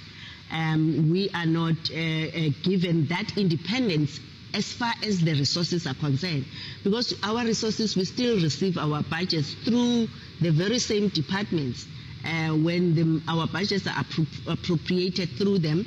And we were saying, which they're still busy with, possibly they'll tell us how far is that. We were saying we would want to receive our budget directly from Treasury, but that should be appropriated in such a way that there is that independence, which is then is kept. Because now there's a situation where, like the Public Protector would say, if you are, as government, are saying in your National Development Plan, the Public Protector SIU should be fully funded and should be assisting in uprooting corruption in the country, but you come back as the very same government, then you cut the budget of the Public Protector, special compensation of employees by more than 20 million or 16 million in one financial year, then we are regressing. How do we then deal with that? That's the problem, because you depend on government to do your work, but then on the other hand, are you independent enough to be able to do your work? So I think I'll just... yes, we had spoken briefly about that with Mr. Zweni, and he had indicated that there is progress that has been made in that regard. But to come to you, Mr. Zweni, what systems have been put in place to ensure that these Chapter 9 institutions are able to respond decisively to assist government in achieving its democratic project, especially during this period of COVID-19? Look, I think I must also again emphasize that these institutions are independent. Nobody tells them or directs them how to conduct or to do their work. They derive that from the Constitution and from the various pieces of legislation that governs them. You've got the Public Protector Act, Human Rights Commission Act, all of them, they've got... so nobody can lawfully tell them how to do or to conduct. They are fully in, and Parliament does not interfere with that space. I indicated earlier on that these institutions have been set up to support constitutional democracy. And in that sense, as you would know, that the mandate of Parliament is oversight and accountability. So they assist Parliament in discharging that constitutional responsibility. They complement the oversight role of Parliament, so to say. The executive is there to implement and deliver services to them. But that's what if you look at this doctrine of separation of powers. So the office is there to ensure that there is complementary oversight that these institutions play. And how do they play it? They conduct investigations and file or submit reports to Parliament as required by the Constitution. Parliament must ensure that those reports and recommendations are processed accordingly, and that the various committees that are tasked with the primary oversight function of Parliament, the engine bodies of Parliament, ensure that indeed they take the executive to task, if I may put it like that, to ensure that these recommendations that have been made by these independent institutions, yes. I'm saying independent in the sense that when they conduct their investigation, as the public protector has mentioned, they even if a particular department would have said, no, these are the issues and so forth, but there is this other independent investigation that we have a report as a parliament that we sit with, we process and ensure that, look, you must juxtapose. In other words, you must hold the executive accountable and ask questions in terms of delivery vis-a-vis what they have presented to you and vis-a-vis what these independent institutions have recommended or made findings and recommendations. And the recommendations, as I have said earlier, they are binding in the sense that they can not just be got by the department. If, for example, the Human Rights Commission recommends that a particular action must be taken by this department, that department, Parliament must ensure that that department takes or executes that recommendation. Alternatively, if the department feels that no, they feel that no, this is not impossible and so forth, or otherwise, then they must now go to court to ensure that that recommendation is set aside, so that yes, it's put on hold and it's reviewed. Until then, otherwise, if there's nothing happening, they must ensure that indeed it is taken to, because I think with the importance. And I think the constitutional people who draft, the constitutional drafters were mindful that, look, we cannot only depend as Parliament now on what the executive is saying. They might be defensive. I'm not saying they are. They might be defensive. But we must also have these state institutions, to conduct their own, especially when it comes to the Bill of Rights. If you look at closely at the Constitution, these institutions are there to ensure that the rights that are enlisted there, are observed and they are effected.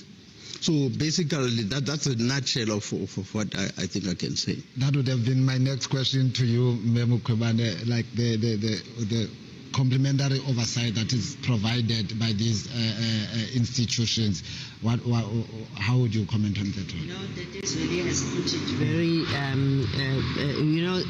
succinctly, because when you check Section 42, subsection 3 of the Constitution, that's the responsibility of Parliament to hold the executive to account and to account how government is conducting its responsibilities. And it's very critical that the public understands that these members of Parliament are here to represent the citizens and the public, so that they are their eyes and ears, and also to hold them to account, the executive. Unfortunately, sometimes you'd find that they are challenged. Well, with COVID, Parliament not sitting, how do we make sure that they continuously account? Now at least you have your Chapter 9 institutions where people are not paying to come to us.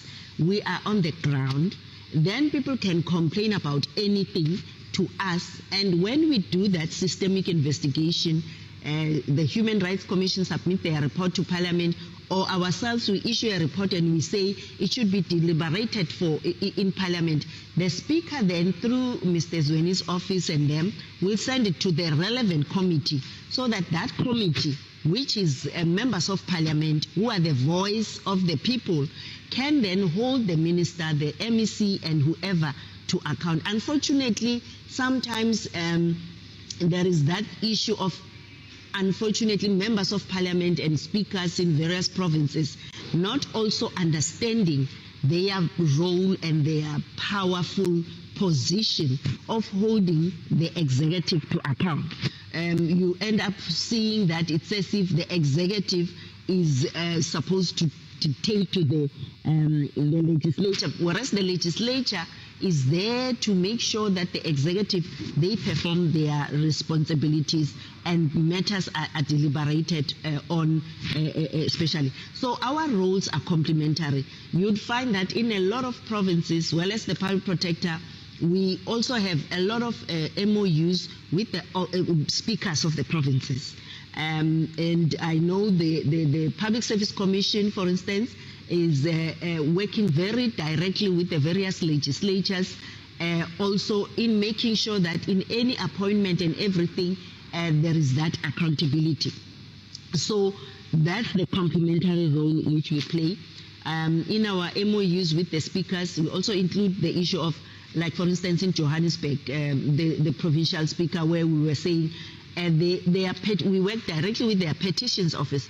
Remember, people will then submit petitions to the legislature, and then you'd find that they also complain to the private protector.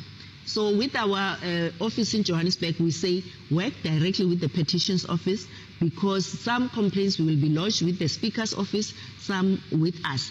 Let's eliminate that duplication, but then make sure that one institution deals with it. Why is that the case? It shows that how the parliament and these constitutional institutions can complement each other to hold the people who are spending public money, to hold the people who are put there to provide services to account. But then if you can then go to Mr. Zweli, just to ask him if he's confident that these institutions, these Chapter 9 institutions have been effective in executing their constitutional mandate. Yes, as I indicated earlier on, the straight answer is yes. When I say yes, I don't want to qualify it, but I want to also add that I think all of us, I don't want to use that word, all of us, we still need to fully recognize the role and the important role that these institutions play. And when I say all of us, I mean both as the legislature, the executive, the society, at large. The PP has just indicated that the services that they render are free of charge, meaning that the intention is to make them accessible to everybody instead of going to courts. Courts should be the last resort, when there's an issue regarding service delivery or non-service delivery and so forth and so on. If you look at the different mandates and functions of this institution, they've been categorized accordingly. If you have this complaint, you can go PP. If this complaint goes CGE, Human Rights Commission and so forth, Public Service Commission and so forth. Once we as a society at large, we recognize that, look, the Constitution has provided us with avenues and institutions to tackle our difficulties, if I may put it like that. We should approach and use these institutions, and Parliament must also make sure that they fully use these institutions, in the sense that the investigative reports that they feed or submit to Parliament are processed accordingly and are monitored until implementation, if they have not been set aside. Again, Parliament can, for example, instruct, for lack of a better word, or ask or request a particular institution, if there's, for example, an issue that they think it's critical and it needs to be investigated and looked at by Parliament. Parliament can simply ask Human Rights Commission to investigate this particular and file a report. And then, for example, in other words, it's all part of this complementary role, that they are playing to the oversight in terms of delivery of services and observance of our human rights in South Africa. They can ask any of these institutions, say, look, we've got this matter, we think that we need an independent a report on this. Please investigate. Task them to do that. So they must not be underutilized, if I may just put it like that. The broader mandate and the role and the intention of establishing this must be there.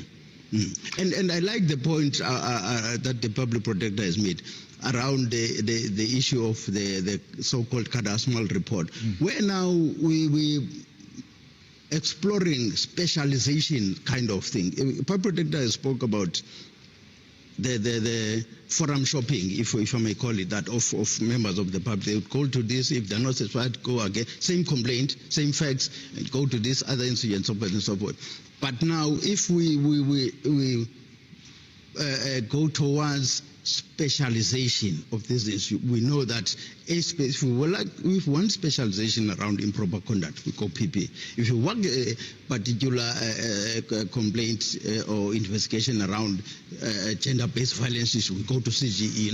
Those kind of. I think that's what even the report is kind of recommending.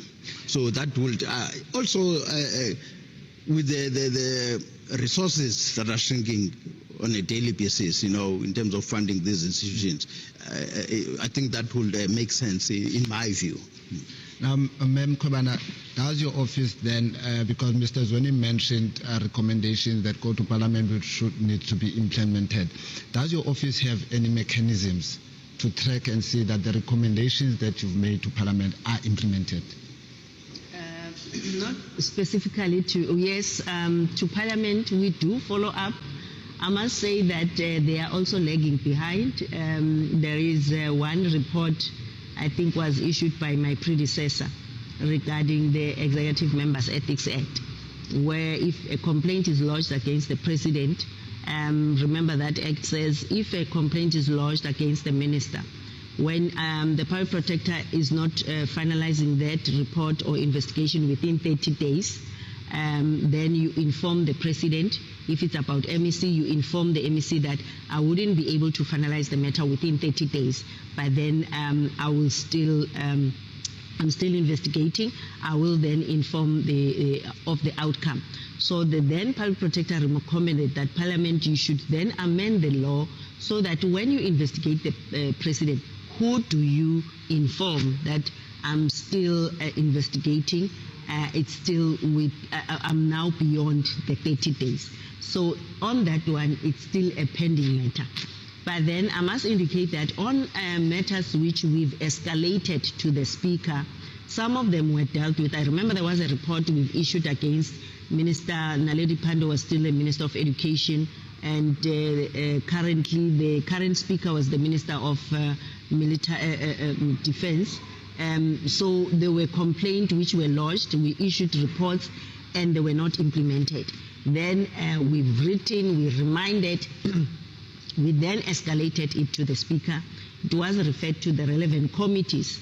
Then the relevant committees deliberated on that. Unfortunately, also the relevant committee said, okay, the Minister of Education has taken that matter of South Gauteng College for review.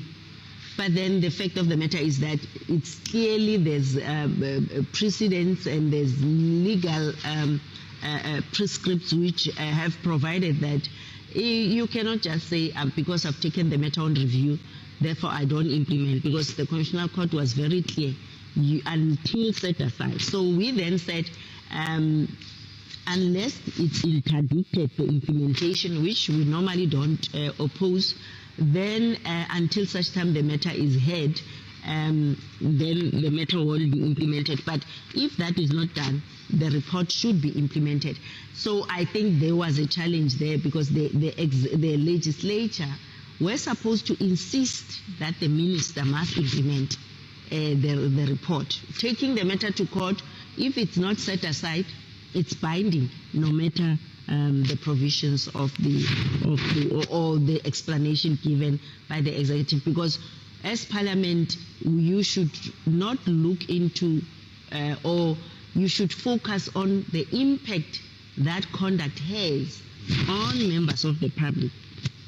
What then, Mr. Zoni, if I can come back to you, what then becomes, what action then, or what then becomes the role of your office in instances where, as Mem Kwabana has indicated, the recommendations are not implemented. They've moved from Parliament to the relevant committee, but that relevant committee doesn't really give or provides the expected, or let's say, because there's a recommendation, and the public protector has indicated that only unless if it is set aside can that recommendation not be implemented. So what then becomes the role of your office in assisting the public protector to ensure that her recommendations are implemented? It goes back to the role of the portfolio committees in Parliament. They are the engine rooms. They are the ones who must ensure that indeed what the recommendation or the public protector is recommended, if it's not set aside. Remember, it's a two-stage process. You first set this aside so that at least this implementation part of it is halted, and then you review it. So the committee must deliberate that, look, if it's not yet set aside or interdicted, temporal interdict or interim interdict, as you would call it in law, then the department or whoever is responsible, the respondents, must be told that you need to do this first step whilst this is on review. Otherwise, failing which, you should implement because it's binding. So that's where the portfolio committee, the engine rooms of Parliament, must play that active role of even maybe advising, because maybe you find that because the department is saying we've taken this on review, they are not aware that the review itself does not mean that you've halted the operation of the recommendation. So that's where now we play a role. That look, we need to take your department because for sure if they take it on review, it means that there's something which they are not agreeing with. So in the meantime, then they must make sure that it's put aside or is put on hold or on ice. Then the process of review takes place. That's what we normally advise the speaker or the committees via the portfolio. I mean, the speaker through to the portfolio committees. Yes. Yes, and ma'am, if I can come back to you, how has COVID-19 impacted on the work of your office? You're dealing with the public, you do public consultations, and sometimes public awareness campaigns. What has been the impact of COVID-19 to your work? I would then start by saying, as institutions supporting democracy, all of us, during the process of the lockdowns and the challenges which were there, the killing of some of the members of the public by the soldiers, issues of the abuse of resources, especially the PPEs, corruption, we then held a meeting in 2020 where we deliberated on these issues, and we also then said we were concerned about the decisions which were taken by the National Command Council, because you'd find that yes, the Auditor General was involved at the beginning to audit and make sure that the solidarity funds are utilized according to the prescripts. But then you'd find that your Human Rights Commission, the Public Protector and others were not involved. So we ended up meeting even with the Minister of COGTA, Dr. Nkosazana Dlamini Zuma, where we engaged with her to say, we are here to make sure that, again, the very same process of complementary, making sure that you don't find yourself having to violate the Constitution and the rights of the public. But then you'd find that those were the engagements, but on the other hand, sensitizing them that we are continuing, we will be investigating within our mandate. So as public protector, we continued to operate. I think during the hard lockdown, we were also one of the offices which were said to be operating, because we opened, we were receiving complaint through emails, but then we had to stop the public to visit our offices. From there onwards, we had to then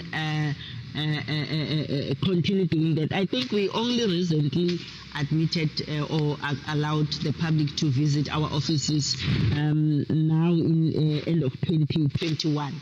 But then I must indicate that we also had a project where we investigated especially the abuse of the UIF funds, and then also the issue of the 350 grant. We received complaint. We also did a systemic investigation. It was projectized. We had to utilize all our provincial heads and the senior investigators to make sure that we speed up the investigation. So we were working, nothing stopped, but what happened is that you'd find that in various government departments, during 2020, a lot of them were not operational, but you'd find that they would say, we are not, in fact, there was no issue of working from home. You'd find that senior managers are at work. When you need any documentation or inquire, staff is not at work, therefore give us extensions. But then we managed as an institution to work under those difficult circumstances. So even 2021, we managed to work. I think, as you know, that the 2019, 2020, 2020, 2021, we managed to even achieve. In fact, 2020, 2021, 2021, 2022, we managed to achieve a clean audit. In the sense that our performance has improved drastically. We managed to change our operations and be aligned to what was happening. So we also had to then procure necessary tools for our staff to work from home. But then the challenging issue as well is the abuse and the corruption which took place in the procurement of the PPEs. We've investigated, we've issued several reports as far as the abuse is concerned. There were findings, and we're hoping they will be implemented. We also had that investigation, hospital visits, whether they were ready to deal with COVID, and how patients are treated, how health workers are treated, and the necessary tools of trade, especially the protective, the personal protective equipment. Also, we had findings on those. We've issued reports, and a lot of those recommendations are being implemented. Last week we met with the Minister of Health because we never had an interaction with him before.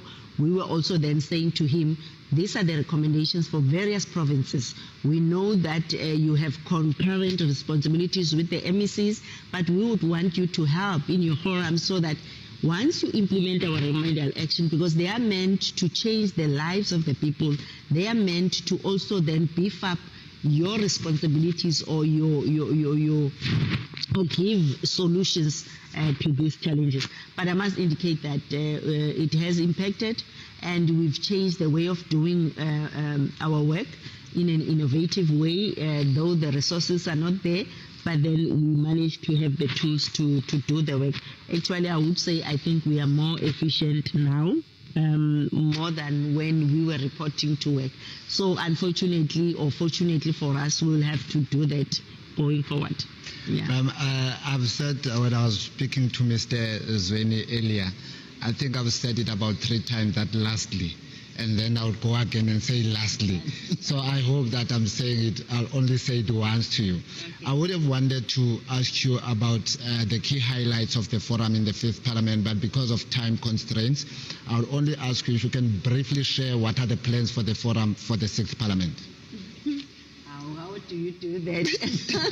To me, but unless Mr. Zweni has mentioned in the 5th Parliament what we've achieved, because we worked with them.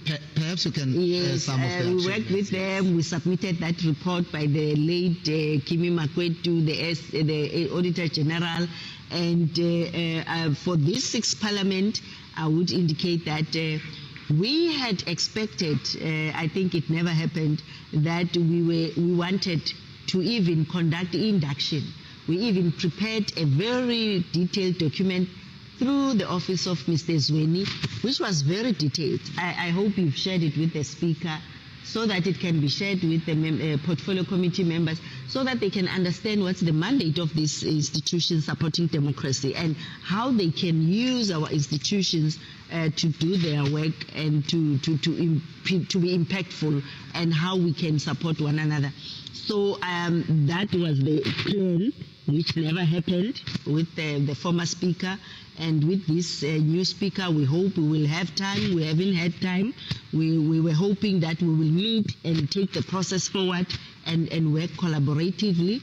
And then we had a conference in November, which is one of the achievements, where we had to discuss. Yes, okay. I'm really sorry. We really are pressed for time, but I must thank you very much, Ma'am Kobana and Mr. Zweni, for joining us on this build-up show. After the break, we continue with our build-up to the 2022 installment of the State of the Nation address. Please stay tuned.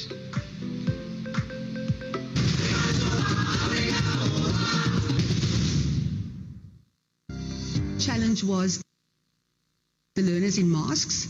It almost feels to me like I've lost a generation of learners that I couldn't see and that I couldn't interact with. And I think that for me was the biggest thing. Teaching teenagers as well, they came to use the mask as a crutch. And it was almost difficult, it's still difficult for them to take a mask off, even just to read something in class. I also think that having a look at what we are able to have in our facilities, and thinking that I'm teaching in a school that can offer certain facilities, but my fellow colleagues and their fellow learners do not have these facilities. And there are so many children who've lost teaching time, who've lost academic time, and that for me is sad when I stand in front of the classroom and teach my learners here. I think, first of all, looking at basic facilities, learning support material in schools, that every single school is at the same situation, that every learner has equal opportunities. I think COVID has just highlighted for us again how children don't have equal education. I also think that where educators, poor performing educators, resources that aren't managed in schools, that must be taken on very, very strictly. Absenteeism in the classroom with learners, truancy, and also staff absenteeism. That should be an absolute no-go. That should be a zero tolerance, because education is a profession that builds other professions. And I think it should be one of the greatest priorities in our future in South Africa and our nation building is our learners and our children.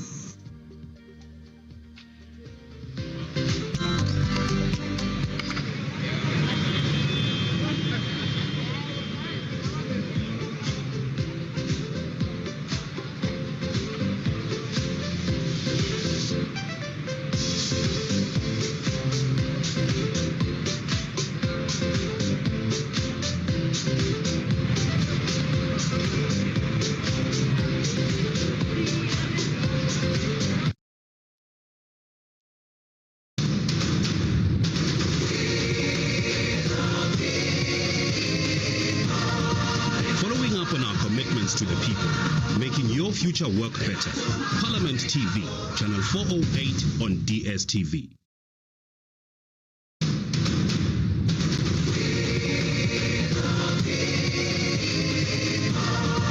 Following up on our commitments to the people, making your future work better. Parliament TV, channel 408 on DSTV. A large part of Parliament's work in the lawmaking process happens in committees, and much of its oversight over the executive is also done through committees. As the people's representatives, members of the committees determine whether government departments are delivering on what they promised and whether they are spending the public money they receive in a responsible manner. As part of their oversight work, committees may also do visits where they find out directly from the people at ground level whether the government is delivering on its promises. The role of committees is to oversee all the different activities that is taking place in terms of oversight, also the involvement of public participation, but essentially it is a delegated function from the National Assembly, where the Speaker, as the presiding officer, will say at the beginning of each term, we'll have the following committees. It is then enacted through the Rules Committee, and these committees has the primary task then to deal with anything that is referred by the Speaker to them, and to report back to the House, because committees can't take decisions on their own. They must report back to the House. They oversee, ultimately, the executive and executive action. Parliament consists of two houses, namely National Assembly and National Council of Provinces. The two houses conduct their work in plenary sessions and committee meetings. Working in committees allows Parliament to increase that work that can be done, ensure issues are debated in more detail than in plenary sessions. Committees also provide platform for public to present views directly to members of Parliament and try to influence the outcomes of Parliament's decisions as mandated by the Constitution. Different committees have different functions, which include monitoring and oversight of the work and the budgets of the national government departments, considering and amending bills, and may initiate bills, consideration of private members and provincial legislative proposals and special petitions, consideration of international treaties and agreements, examine specific areas of public life or matters of public interest, and taking care of domestic parliamentary issues. Committees generally are proportionately representative of the parties in Parliament, and they play a crucial role in the lawmaker process. National Assembly committees are called portfolio committees, while National Council of Provinces committees are called select committees. National Assembly committees shadow the work of the various national departments. Each committee has between 17 and 19 permanent members and a number of alternate members. In the National Council of Provinces, select committees shadow the work of the various national government departments and deal with bills. Each committee has between 13 and 15 full members. Because the NCOP has only 54 permanent members compared to the National Assembly's 400, the select committees shadow the work of more than one national government department. The difference between the committees in the National Assembly and the National Council of Provinces is that because there are fewer members in the National Council of Provinces, committees and committee membership is clustered. One committee can easily oversee 5 to 6 departments. In the National Assembly, there is a committee for each department. Committees are not created randomly. Portfolio committees are appointed from among the members of the National Assembly. Select committees are appointed from among the members of the National Council of Provinces. Each committee is headed by a chairperson, and each committee has a whip. The work of committees is not restricted to government. They may investigate any matter of public interest which falls within their area of their responsibility. It is possible for a member of Parliament to serve in more than one committee, especially the opposition parties. Smaller parties find it very difficult to be able to be in all committee meetings because they don't have permanent seats in all the committees. So you will find that a member of the opposition from a smaller party will easily serve on 4 or 5 different committees at the same time, and they must manage their time correctly so that they decide which priorities are there that they want to pursue. So they can serve on any committee that they want to, they can go wherever they want to, but ultimately it is the permanent or full-time members of the committee that will make the final decision in that committee and will have voting rights. Like in the National Council of Provinces, because Parliament is the two houses. In the National Council of Provinces, you have a member that will be belonging to more than 2 committees, because the role of the National Council of Provinces is totally different to the National Assembly. Even if, like in my case, I'm a House chairperson in charge of committees oversight and intergovernmental relations, IGR. Over and above that responsibility, I'm also a member of some different committees. A unique characteristic of parliamentary committees is that even though there are permanent committee members, committee meetings are open to all members of Parliament. So, they may attend whichever meeting they want to, even if they are not permanent or full-time members of that committee. It is the responsibility of the chief whips of different political parties to decide which members are best suited to serve on specific committees. Committees have become the norm in parliamentary systems across the world because it's challenging for the entire collective of parliamentarians to sit together to work through the business of a specific department. That is why when we start a term, we'll always make sure that we go through CV of all members of parliament. And that is assisting the allocation of members to different committees. They'll be subjected to a vigorous induction program so that you make them to understand what is expected of them, what will be happening in different committees, what is it to be a member of parliament. Over and above portfolio and select committees, there are other types of committees that serve different functions. These include internal committees, which are committees consisting of senior members that deal with matters affecting the smooth running of Parliament. Such committees are Rules and Sub-Rule Committees, which deals with the House rules, the budget of the House, support for the members, internal arrangements and powers and privilege of members, Program Committees, which plans the work of the Houses, and the Committee of Chairpersons, which makes recommendations on the functioning of the committees and other forums. Private Members' Legislative Proposals and Special Petitions Committee considers draft bills submitted by individual members of the Houses of Parliament and public petitions submitted through a member of the National Assembly or provincial legislatures.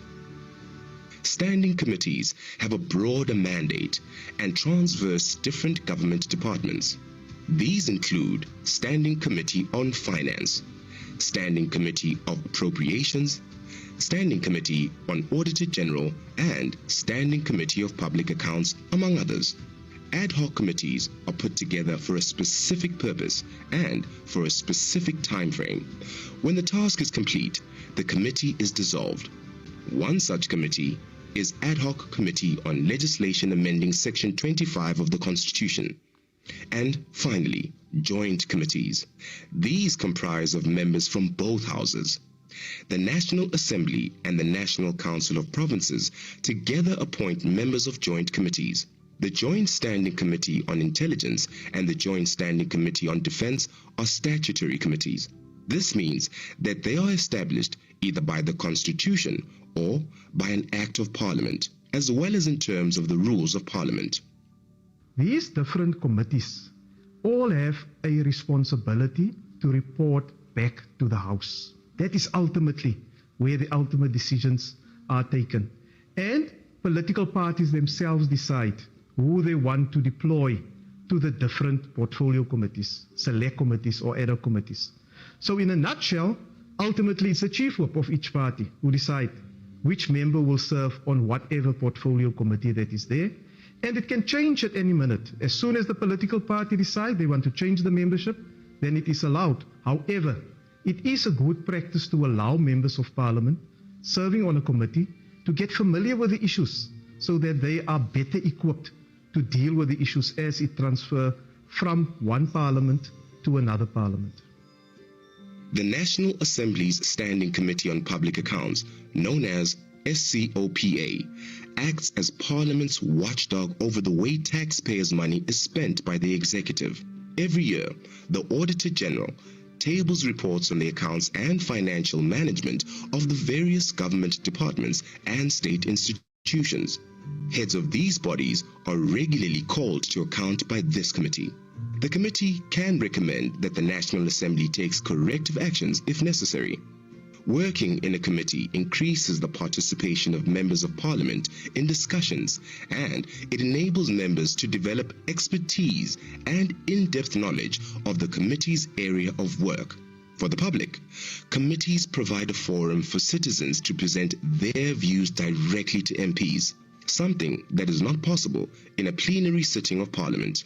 The committees play a very important role in the process of building democracy and involving the public in the processes and activities of Parliament. The core business or core mandate of Parliament, its oversight, its public participation, its lawmaking. And all these three things, they are happening at committee level. And at committee level, that's where you'll have executive members accounting. That's where you'll have entities of government accounting. That's where you'll have any other relevant stakeholder or the public being invited to come and make their contribution. So for Parliament to function, you need committees. Without committees, you'll never have an institution called Parliament. Parliamentary committees have various functions. They monitor and oversee the work of national government departments and hold them accountable. Committees also oversee the accounts of national government departments and state institutions. Once different committees are constituted, they embark on strategic planning workshops to plan their work very broadly for a 5-year period to decide on the matters the committee will be focusing on. The committee will look at the type of legislation expected to come to Parliament, outstanding issues, and the legacy reports from the previous term of Parliament that should be considered and factored into the new term. The committee will also decide on how they want to conduct oversight, which areas of the country they are planning to visit, and which entities they want to focus on. The committee will then develop annual programs out of that 5-year program. So the committee will have an annual program where they then will say, when we meet for the following year, for each term, these are the issues that we focus upon.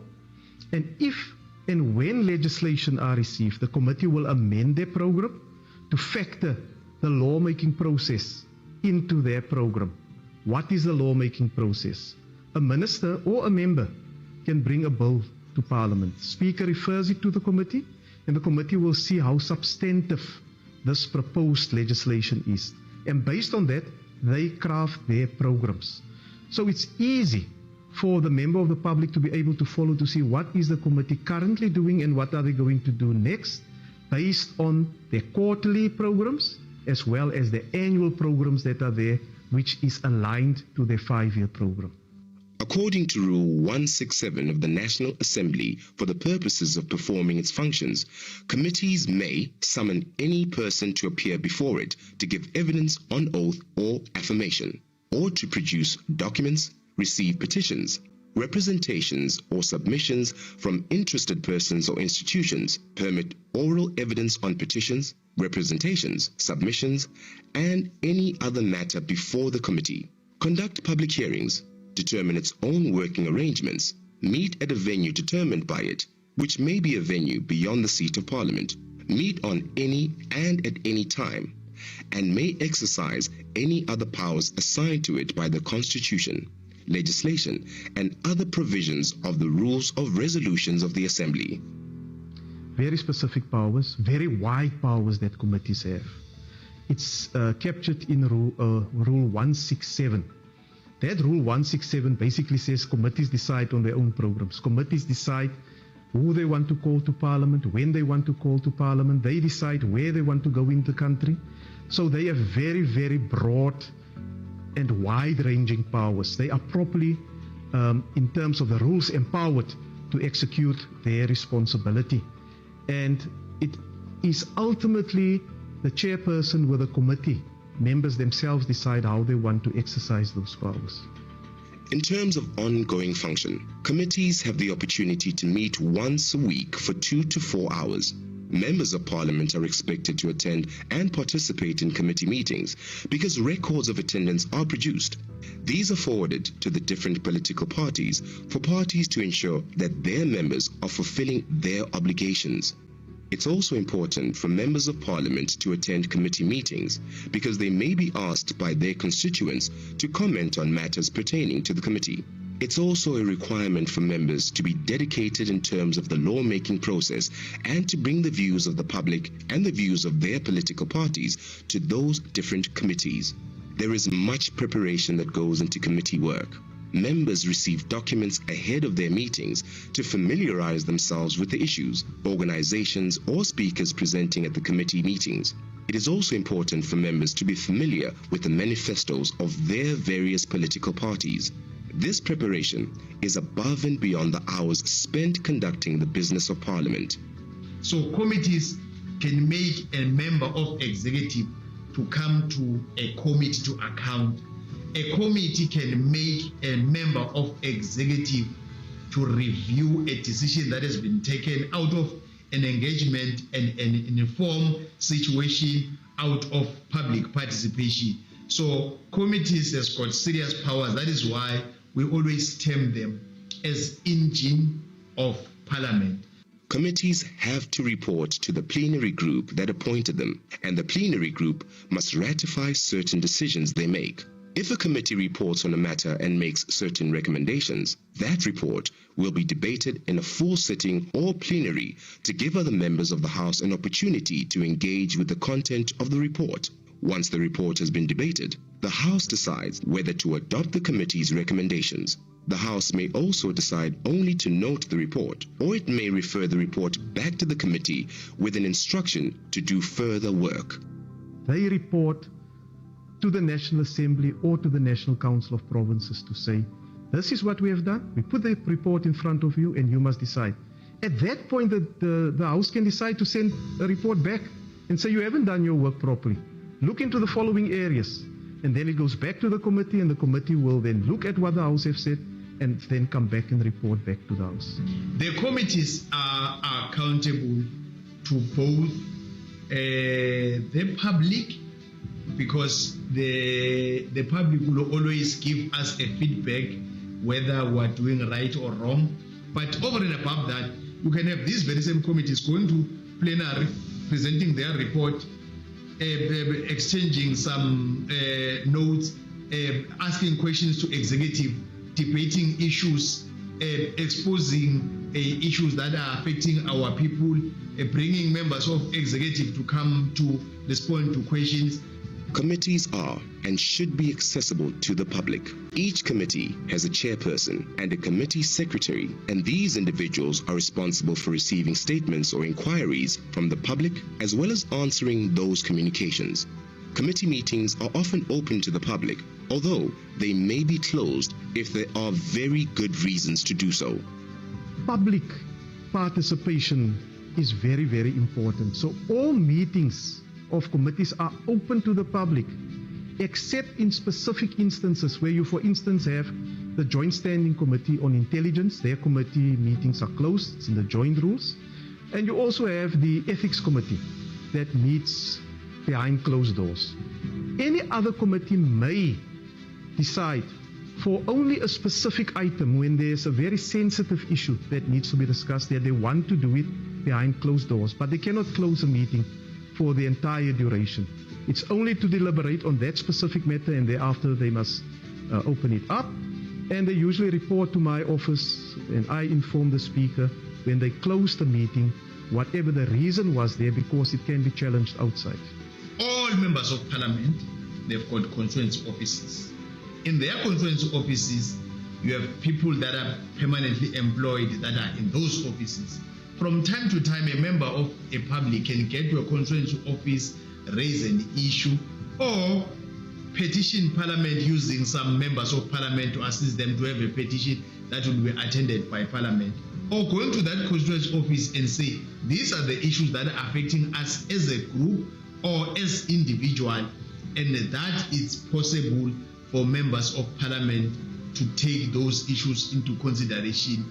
And that is making our life to be much more easier, more focused, and at all times making sure that the very same people that are making it possible for us to be members of parliament are correctly and rightfully so represented at this level. Any member of the public who has access to internet can send an email to the chairperson of that committee or a member of that committee. Members of the public can come directly to the office of the chairperson to raise an issue which will be directed to the relevant committee or to the National Assembly Secretary. Communities in rural areas have the opportunity to use parliamentary constituency offices by going to a member of parliament directly and request them to raise issues for them in parliament in the form of a petition. Before COVID, we encouraged committees to go out into our different areas and provinces, especially our communities who do not have access to ICT, because they have a story that they also want to tell, and we must hear those views. But fortunately, We also have, through PCS, community radio stations where members of the public can call in, where they can raise their different issues, and that is then channeled to the appropriate committee. The response to the member of the public in terms of questions or queries that they've had is always in writing, so that we have a record.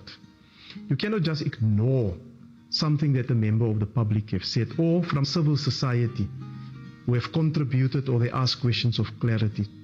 A vital organ of parliaments, we must continuously try to improve the work that committees are doing.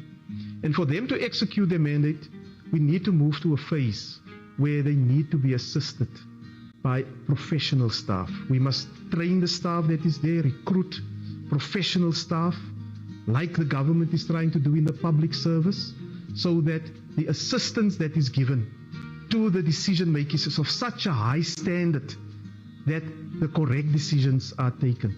And committees must always be the eyes and the ears of the communities in holding the executive to account, irrespective who that member of the executive may be. Parliamentary committees invest a lot of time, effort, and resources on their activities. They are the engine rooms of Parliament's work, driving legislature and oversight to ensure the needs of the South African citizens are continually met. The committees play a very important role in the process of building democracy and involving the public in the processes and activities of Parliament. While the public may not always know the hours and effort invested by committees to address the operations of organs of state and draft bills and laws, it is evident when the freedoms of citizens are advanced, the economy grows, and the Constitution is upheld, as we continue to strive to build a society that is inclusive and prosperous for all.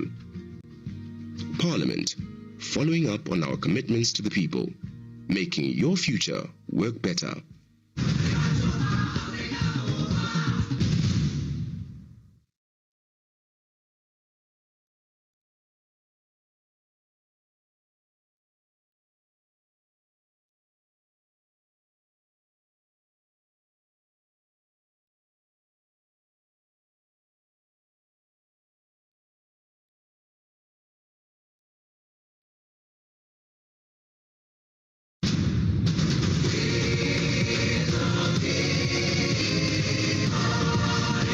On our commitments to the people, making your future work better.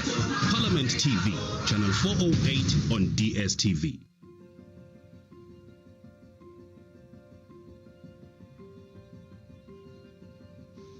In Parliament's oversight and accountability model, it is stated that Parliament's strategic vision is to build an effective people's parliament that is responsive to the needs of the people, and that is driven by the ideal of realizing a better quality of life for all the people of South Africa. And its mission is to represent and act as a voice of the people in fulfilling Parliament's constitutional functions of passing laws and overseeing executive action. Based on Parliament's vision, it requires accountability, a way of ensuring it is properly managed and a means of guaranteeing that Parliament operates within its constitutional mandate. What is meant by the term oversight by Parliament? Oversight by Parliament is a constitutional obligation that is there. And essentially what it means is that Parliament must exercise oversight over the executive, meaning Parliament must look at what the executive is doing. Are they doing it in line with the Constitution? Are they doing it in line with the budgets that are there? Are they spending the money according to the priorities that was identified by the government? And also, are they transparent and accountable in terms of what they are doing? Oversight further involves that members of Parliament can ask questions to the executive. It also means that committees can at any stage call a member of the executive to come and explain a matter that is there in the public domain. If something is said about a certain minister, the committee has the right to call that minister to say, Minister, is this true? What is happening here? So oversight means that you monitor the executive action. Now, who's the executive? The executive is cabinet, including the president. Parliament must exercise oversight over the President, the Deputy President, and all ministers that are there. So it is monitoring what they're supposed to do, if they are doing it, and how well they are doing it in implementing the executive priorities as articulated by the President after he has met at Cabinet. There are a few reasons why oversight is vitally important to the functions of organs of state. First, it monitors how the taxpayers' money is used, and oversight seeks to improve the efficiency, economy, and effectiveness of government operations. Next, oversight ensures that policies announced by government and authorized by Parliament are actually delivered. This function includes monitoring the achievement of goals set by legislation and the government's own programs. Another reason for oversight is the protection of the rights and liberties of citizens by detecting and preventing abuse of power, wasteful spending, as well as illegal and unconstitutional conduct on the part of the government and public agencies. Ultimately, oversight is exercised to improve the transparency of government operations and enhance public trust in the government. Oversight is what will make members of executive and leadership of state-owned entities to come to account in the institution called Parliament. And that's what will also speed up service delivery. For an example, if they say in Malamulela, in Guyana, they have built a particular road or a bridge, they are presenting it in Parliament in a PowerPoint by a provincial government or a national department for that matter. But for members of Parliament to look at the PowerPoint, it's always important for them to go to the ground so that they see whether what is on PowerPoint in terms of being beautiful and being this good bridge that is assisting ordinary people, when you get to the ground, is going to be as you have seen it on the PowerPoint that has been presented. So it's very important because it's assisting us to make people that are supposed to be accounting to account, and to make the people that we represent, as and when they have those challenges, to always make it a point that they get their assistance, because members of executive will be accounting in Parliament. The Constitution of South Africa mandates legislative organs of state to scrutinize and oversee executive action, together with the implementation of laws, the application of the budget, and the strict observance of statutes and the Constitution. An important element of oversight is that it entails overseeing the effective management of government departments by individual members of cabinet in pursuit of improved service delivery for the achievement of a better quality of life for all citizens. The oversight cycle begins right at the beginning of the year, when the President delivers the State of the Nation address. The State of the Nation is a summary on the commitments the government is making to the people of South Africa. 2 weeks later, the Minister of Finance delivers the annual budget speech, which allocates funds to the commitments prioritized by the President in the State of the Nation address. Next, once the parliamentary process begins at the National Assembly and National Council of Provinces, there are budget vote debates where each member of the executive details how they plan to allocate and spend the budget allocated to them by the Minister of Finance. Members of Parliament follow this process and look at the implementation of the budget and initiatives in each department to ensure it is carried out. Part of the oversight process includes question sessions in Parliament to the President, the Deputy President, and the different ministers. Additionally, members of Parliament can step outside of Parliament and investigate the progress of projects set out by government departments. This can be done through oversight visits, taking Parliament to the people, or Local Government Week, amongst other programs. The Auditor General is also part of the oversight process, monitoring the expenditure of budget allocated to departments and projects. Parliament has the power under the law and the Constitution to summon anyone to appear before it to answer questions on the spending of public funds. Ministers and government officials are regularly called to appear before committees of Parliament on their work. Should the priorities of a project change and incur changes in the budget as well? For example, money allocated to a specific project is allocated to another where it is needed more urgently for social relief. The committees will follow those changes to ensure the funds are still accounted for and used for the intended purpose. We have got what we call cooperative governance. In legislatures, in each and every legislation in South Africa, we call portfolio committees. But having portfolio committees, it does necessarily mean that when Parliament want to address a particular issue in a province, they can't do that. They can do that anytime, any date, as long as the planning and coordination and everything is done according to book. But it's not done in a way that will destabilize and disorganize the planning of provinces. That is why even provinces, when we're planning as national parliament, we'll always extend the invitation to them so that they understand the program. Many times in the past, we have seen the different municipalities being invited to come and account in Parliament because there are some issues that are of challenge and want to see what's happening, including different departments. They are called to come, and like now the Section 100 in Northwest, there's a legislature that is there, but the Constitution is very clear about what can be done by a legislature. It's also very clear what can be done by a national parliament, and that will never be compromised. Everything that we do, we derive it from our own constitution that is guiding us as members of parliament. Monitoring and evaluating the oversight process is a responsibility of each portfolio committee.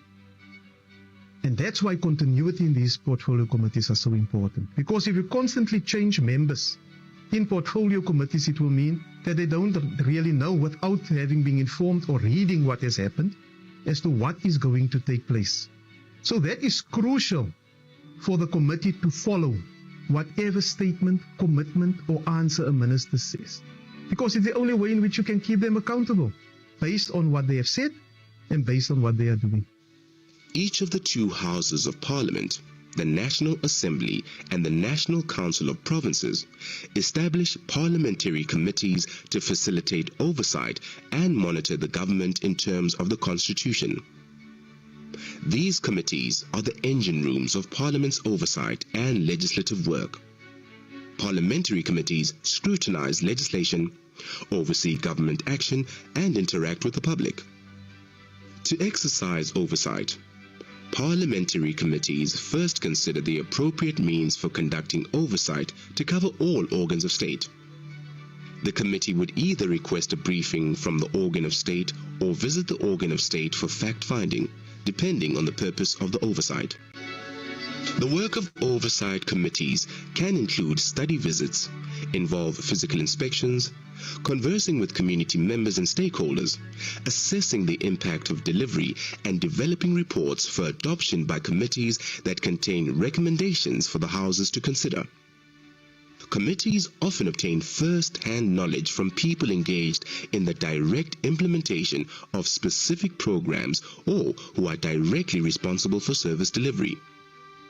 To evaluate the work of government from a broader perspective, committees may invite experts from outside government to provide background knowledge and analysis on relevant issues. Once the committee has gathered all the information it requires as part of its oversight process, it must report back to the respective house on matters referred to for consideration. In its report, the committee will state specific recommendations for the matter it has investigated. When a committee reports to the House for a formal consideration and the House adopts the committee report, it gives the recommendations the force of a formal House resolution pursuant to its constitutional function of conducting oversight. The House then also monitors executive compliance with these recommendations. Of course, matters cannot be ongoing indefinitely. When a department presents their annual performance plan, it has clear timelines. When Parliament or a committee adopts its own plan, it will have clear time frames and will align with the relevant department's timeline. By following these timelines, oversight by the committees can see when projects or spending have gone off course and call the relevant member of the executive to discuss why the project and budget has not met a specific target and what plans are set forth to address the issue. Oversight by committees sets out timelines to hold departments to account and ensure that the South African people get the service delivery they expect and rightly deserve from government. It doesn't matter whether we come from, say, same party. We have got different responsibilities. You are implementing, I am doing oversight out of what you said you'll be implementing. And if you said you will be dealing with the Hollywood vacancy rate in your department, and we gave you clear recommendations that next month when we meet on this particular date, we don't want another acting arrangement. We want to see a department with people that are employed. And when we give you time frame, we are aware about the advert, the screening, the interviews. We are very realistic, and we have done our research as an institution that is doing oversight. But if you come back after 6 months, they are still telling us the old story. That is why sometimes it will be headline news and say members of a committee were not satisfied even about the explanation. Sometimes, many a times, of course, you won't even understand if you are not told that these members, they will speak one language when there are some challenges, condemning what is wrong and criticizing, of course, in a very fair way where they see there are some serious challenges, and if they are going to keep quiet, things are going to go haywire, and it's their responsibility as members of parliament. But sometimes there are some instances, of course, where you might feel that the criticism is not justified, probably we're not realistic in terms of what we are expecting a department to do and a member of executive to do, and there will be those different voices. And once they do that in a way that will always make them to understand that as a committee that is part of an institution called parliament, at the end of the day they have to go to the house and present their report. And when they are presenting their report, it's a report of a committee. It's not a report of a political party or a report of some few members, but the entire committee. There are oversight mechanisms that are routine and regularly exercised, such as committee hearings and question sessions. Questions sessions may involve ministers appearing before the Houses of Parliament to provide oral responses to questions by members, or it may entail providing written answers to written questions. Members of Parliament can also make statements in the House on any matter. A member of any political party can also give a notice of a motion to bring up issues for debate in Parliament. Plenary debates are another way to bring important information to the attention of the government regarding specific government programs or legislation required to improve service delivery. Members of Parliament may also conduct constituency work, which offers a great opportunity for individual oversight and offers close interaction between MPs and the public. Unfortunately, these oversight rules and guidelines aren't always adhered to, and action is taken when the process of oversight is not honored or respected. A lot of things that can be done to members of executive. The first one, like in terms of the rules of parliament, both National Assembly and National Council of Provinces.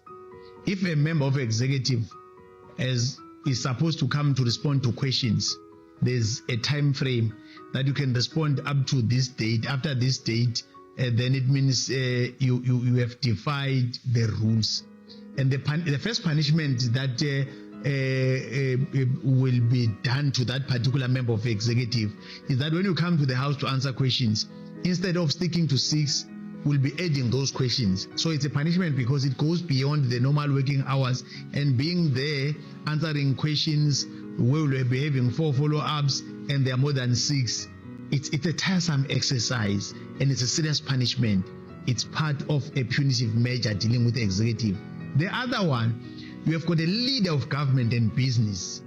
The leader of government and business, it means from time to time, as and when members are not responding to questions or there are things that have been recommended, members of executive are not doing those things, and then the speaker and the chairperson can write to the leader of government and business and say, there are things that have been recommended by these committees or by parliament, and this member of executive hasn't attended to those issues. So can you advise about what actions will be taken about this member? The last resort is when you will have members that will go to extreme, even though it's not part of their powers.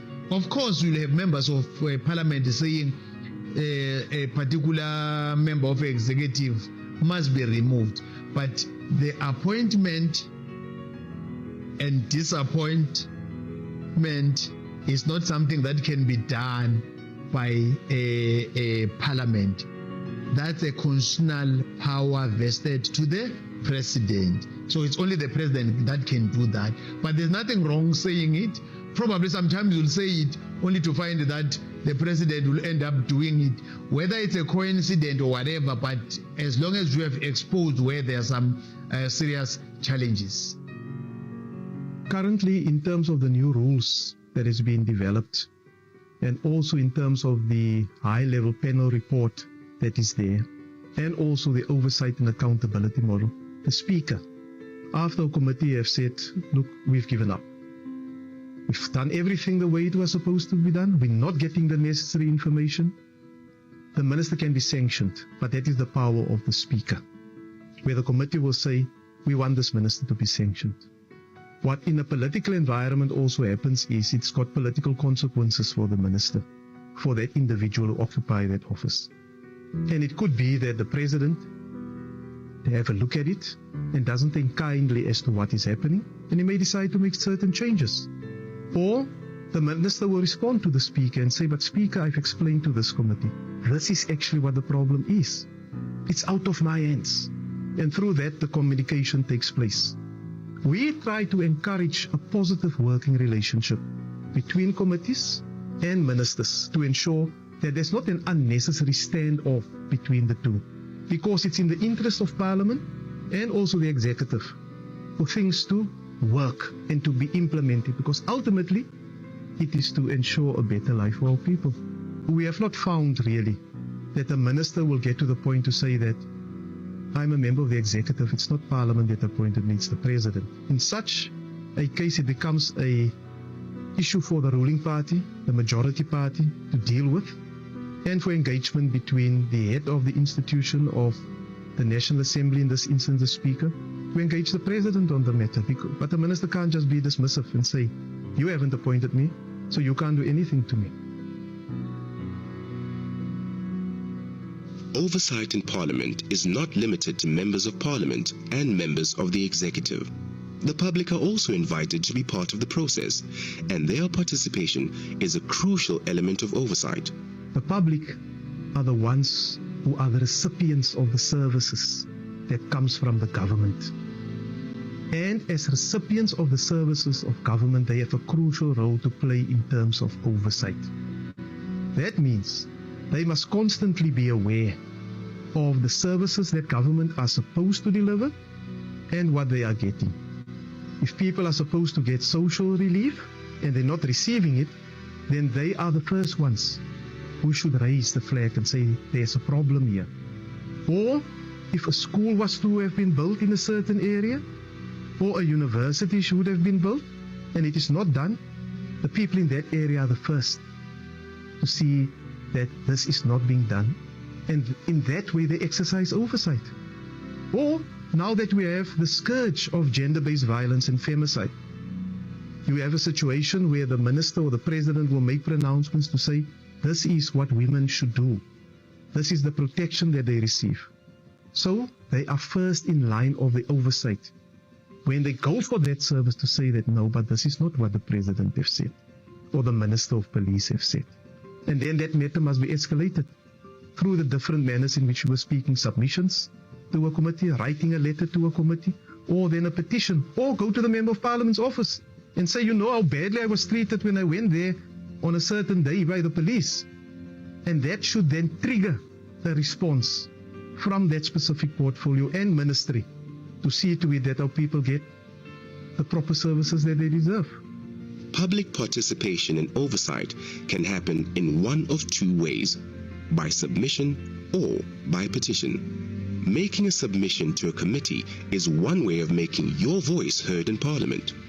Every citizen also has the right to petition Parliament, as provided for in the Constitution. A petition is a formal request to an authority for action. It can assume the form of either a demand, a request, or the redress of a grievance. Definitely, a member of public can be involved.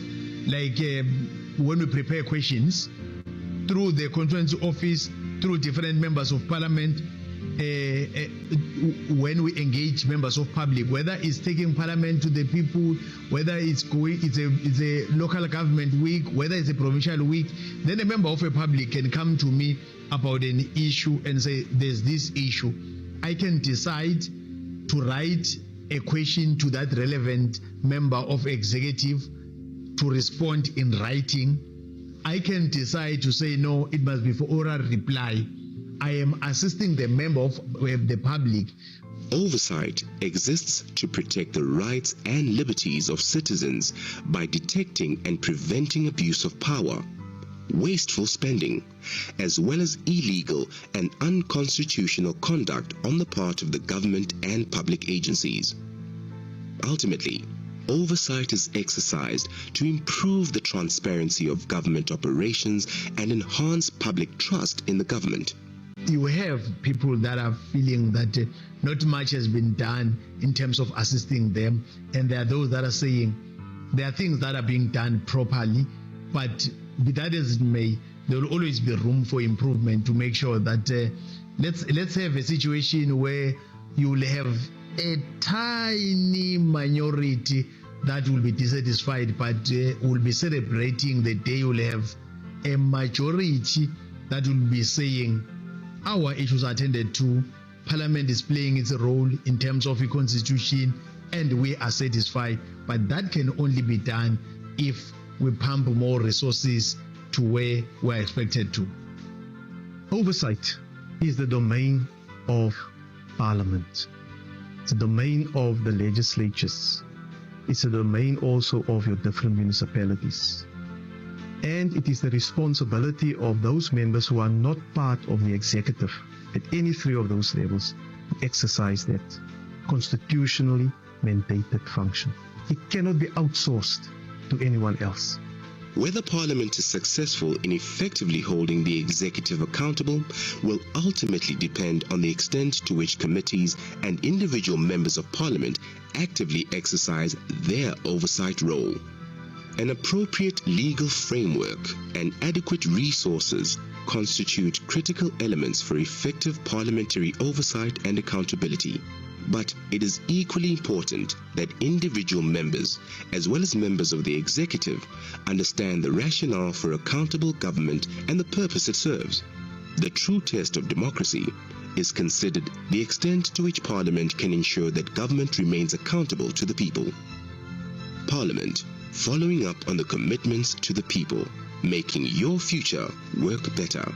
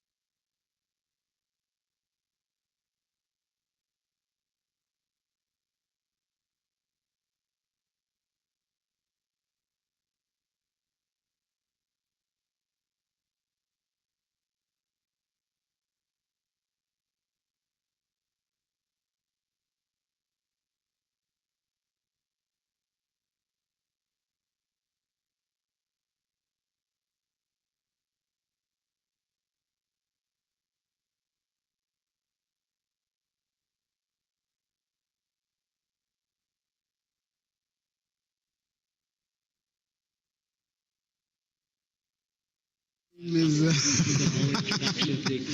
my name is Tumsani. Tumsani. Not able to see her. But where do I look when I'm talking to her? Tumsani. Thank you.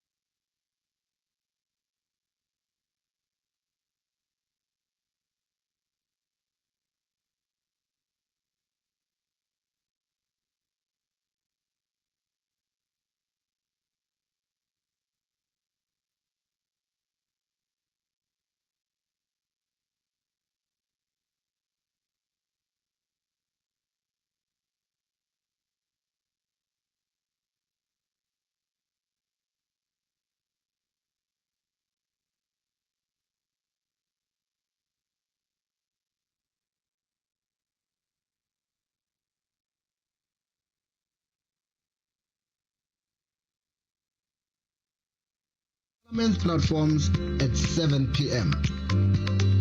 Follow Parliament on social media and join the conversation using #SONA2022. Parliament, following up on our commitments to the people, making your future work better.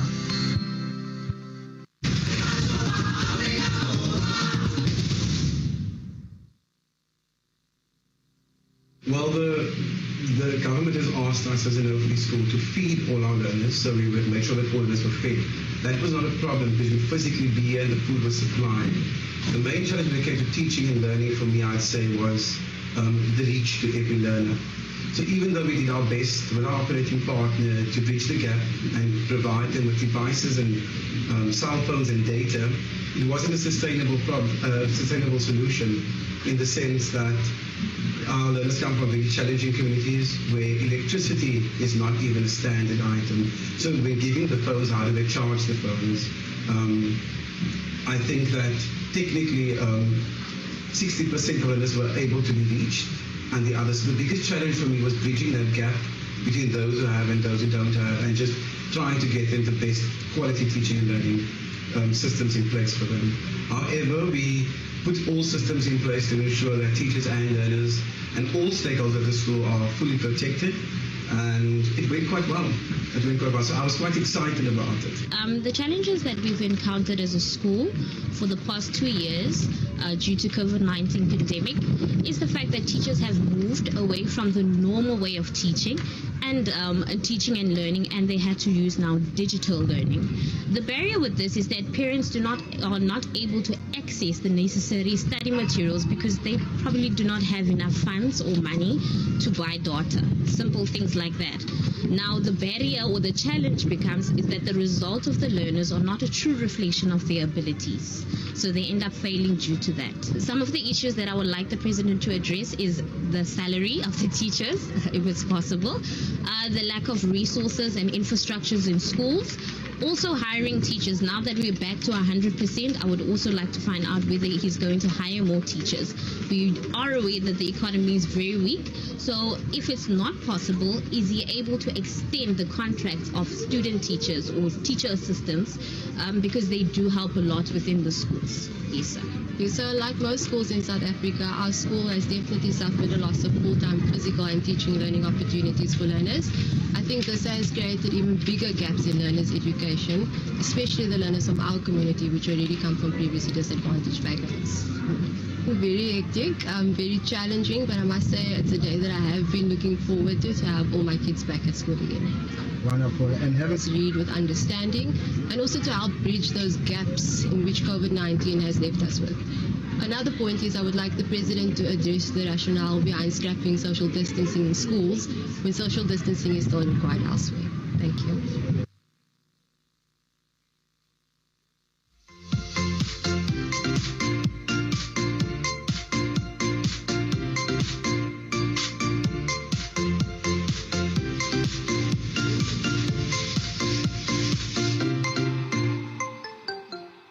We are still building up to the President's all-important State of the Nation address, which His Excellency the President will deliver at 7 p.m. this evening. An important part of the State of the Nation address is the opportunity to unpack government's implementation progress based on what has been achieved over the last 12 months. Now, to unpack progress made by government in the last 12 months, I am now joined by Dr. Dumisani Jantjies, who is, of course, the Executive Director of Parliament's Budget Office. And, of course, I'm also joined by a Zoom platform by Professor Mueller from the Human Science Research Council, who will be assisting us to unpack the progress that has been made, rather, by government in the last 12 months since the President delivered his last State of the Nation address in 2021. Dr. Jantjies, just by way of perhaps let me just ensure that Professor Mueller feels welcome. Professor, are you there?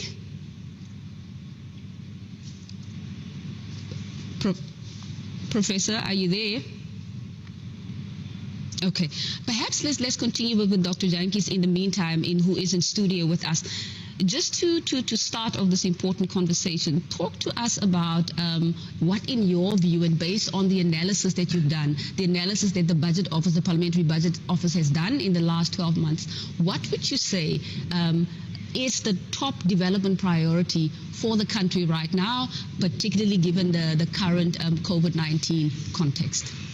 Thank you so much for the opportunity. Thank you for welcoming me, and I will also welcome Prof as well there. I think our analysis in progress.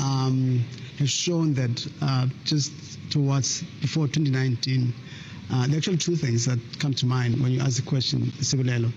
Our analysis has shown that before 2019, the level of poverty was in a way, hunger and poverty was in a way declining to a certain extent.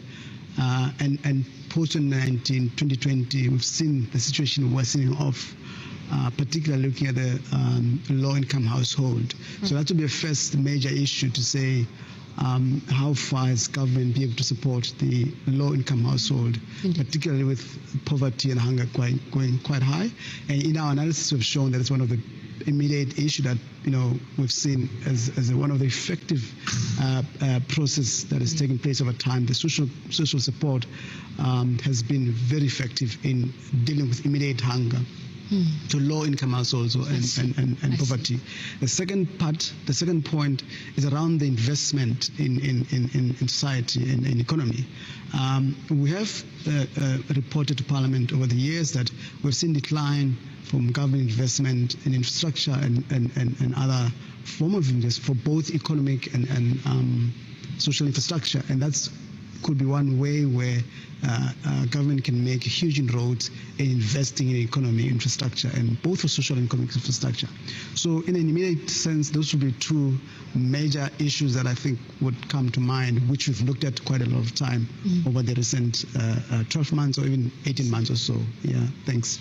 I'd like to take this opportunity to welcome you on the platform and on the show, Professor Mueller from the HSRC, to assist us to unpack progress that has been made by government in implementing the priorities that were outlined by the President in his 2021 State of the Nation address. Just by way of introducing or opening up starting the discussion, Professor Mueller, talk to us about what your views are based on the analysis that you've done in the last 12 months. What would you say is the top development priority that the country, that government should be seized with so that we can be able to see accelerated progress if it is targeted through the appropriate resources and so forth? Professor? Sorry about that. Yes, you're audible. Can you hear me? I can hear you now, Prof.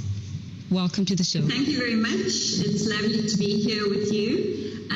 According to our research over the last 10 years or so, we've established that there are 3 things that South Africans are really worried about, and that is jobs, corruption, and crime. So if you had to look at the voices of those people who've been part of our surveys, that is at the forefront of their minds.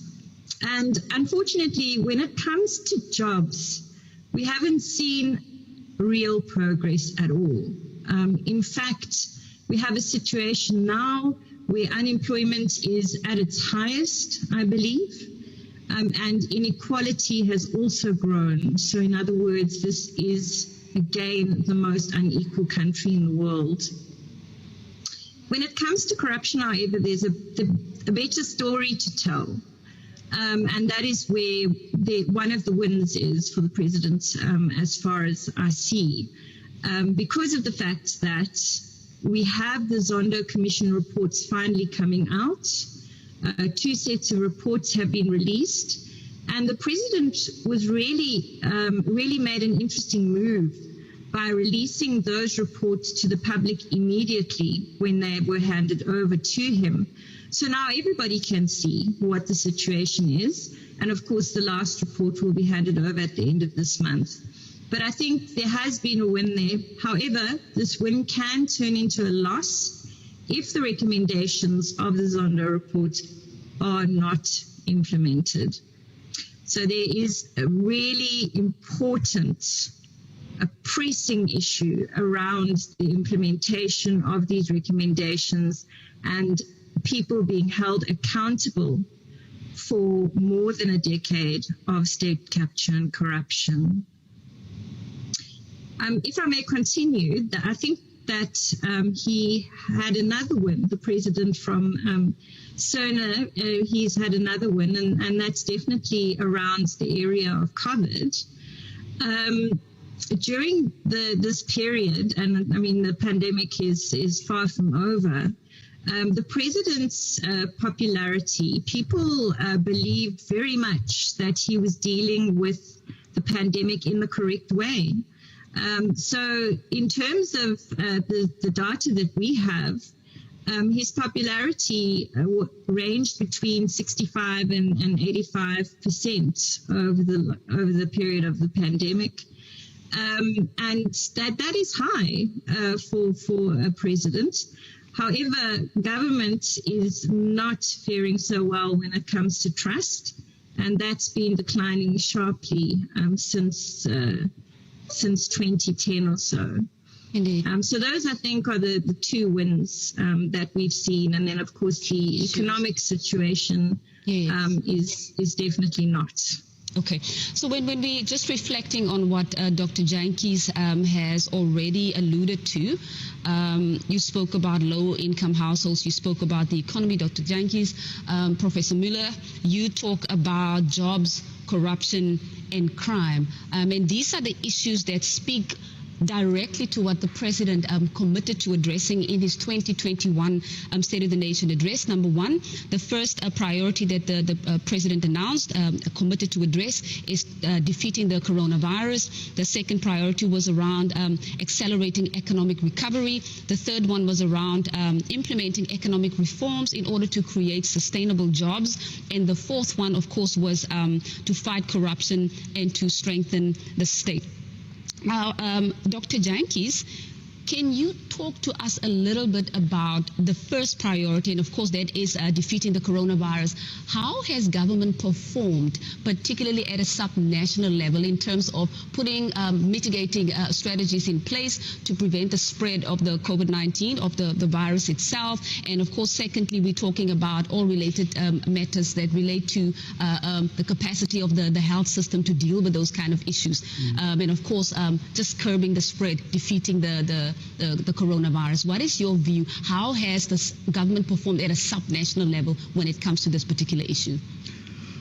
Thanks for the question. I think we have not really looked at substantially on the how government has done, in particular related to the dealing with COVID-19. But I think what we did during the midterm budget last year, we looked at the fact that government actually has allocated additional funding to procure quite enough vaccination, but also supporting the sector, the health sector as a whole, to implement that. And what we have realized is that some of the money has actually been used up by provinces in particular.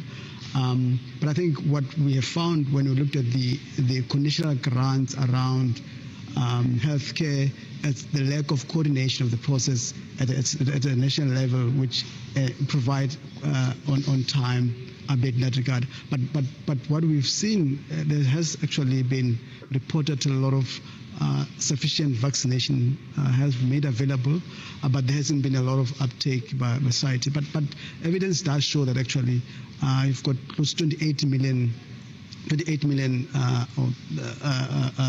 vaccination programs been administered to date, which is quite a high number in this regard. But I think there has been a lot of effort by government to try to encourage, particularly at the provincial level, to encourage society to vaccinate. So that's how far I can go in that regard. Professor, if I could bring you in there quickly. In your view, given what Dr. Jantjies has now raised, do you think that governments, the commitments that the president has made around defeating the coronavirus, and given what Dr. Jantjies has spoken to already, is this it? Has sufficient progress been made, in your view, based on the studies and analysis that you've conducted in the last 12 months or so? I think that a lot has been done, and there have been adjustments that have been made along the way. These adjustments have been science-based or evidence-based adjustments. So whenever we had a family meeting, for example, the president would be relying on scientists to give him the information that is required for him to decide which lockdown level, for example, we should be in. And I think that is very admirable. That government did follow a science-based approach, both social science and the natural sciences. And I think the vaccine rollout has been slow, but at the moment, I think 44% of the South African adult population has been vaccinated, which is far better than it was in December. So we are making progress, and more than 65% of South Africans are willing to be vaccinated. So I think we'll eventually get there. But I really do think that this is where the president performed very well. And the public has actually acknowledged that as well in terms of our survey research, in giving him a very high approval rating during COVID. Indeed. So clearly the president, in terms of his first priority, and that is defeating the coronavirus, the government obviously has performed very well based on the scientific research or analysis that is out there. And as you rightfully indicate, Professor, the science-based approach that was taken by the president, as well as the social science-based approach taken by the president, we can clearly say that the president has to an extent, he has delivered. But the other aspect of the COVID-19 pandemic, it is its impact on the economy, and the fact that when we went into the hard lockdown, many people or many businesses closed down, many people lost their jobs. So there is obviously it becomes even more imperative that whatever interventions are being put in place by the state, that those priorities are actually implemented. I want to ask you, Prof, to quickly respond to the issue of state capacity. What, in your view, are the imperatives, the underpinning imperatives of what a capable, ethical, developmental state is, and does South Africa have the capacity to drive or to accelerate transformation within the current context of the COVID-19 pandemic? Well, yes, I believe that South Africa really does have the capacity. Whether the capacity is utilized in the right places at the right times, that's another story altogether. So I would say that we need really urgently to address the fact that service delivery is an absolute mess. So in terms of that, cadre deployment has played a role, and this has been found through the Zondo Commission's inquiries as well. So that needs to be reconsidered so that we get the right capacity in the right place at the right time. And we also need to accelerate the professionalization of the public service so that we can actually get to a point where we are delivering to the people. So that's in terms of the developmental state, but it's also related to the capable state, because if you're not doing your job well, you're not going to be able to deal with any developmental challenges locally, provincially, or nationally. So I think that we need to push for that as well, in terms of sort of moving away from the cadre deployment system to a professionalized public service. Indeed. Now, Dr. Jantjies, when we talk about state capacity and this concept of a capable developmental state, as outlined by Prof. Mueller, talk to us about whether, in your view, and based on the work that you've done through the Budget Office, does Parliament pay sufficient attention to state capacity? And what kind of systems can Parliament begin to put in place to ensure that it actually zeroes in on, from an oversight perspective, on bolstering state capacity? Because that's clearly, it's a critical priority in order for us to be able to move forward as a country and implement the priorities that are before us. And as announced by the President, state capacity is critical.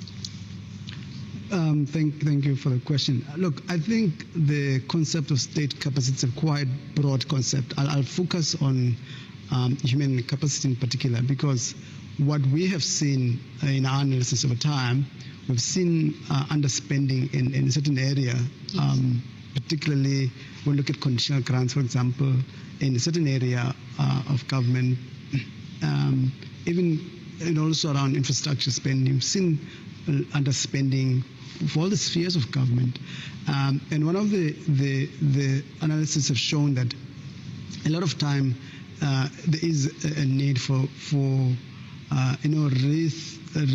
strengthening human capacity, in particular, in the ability for government to be able to implement some of the policy. In particular, I mean, one of the reasons why we've seen capital expenditure making way for consumption expenditure in government is precisely that when you go to local government areas are not able to spend money, whereas we know that the infrastructure is in a bad state, but they return the money precisely that they don't have capacity to spend the money or to implement the projects themselves. That's a big issue.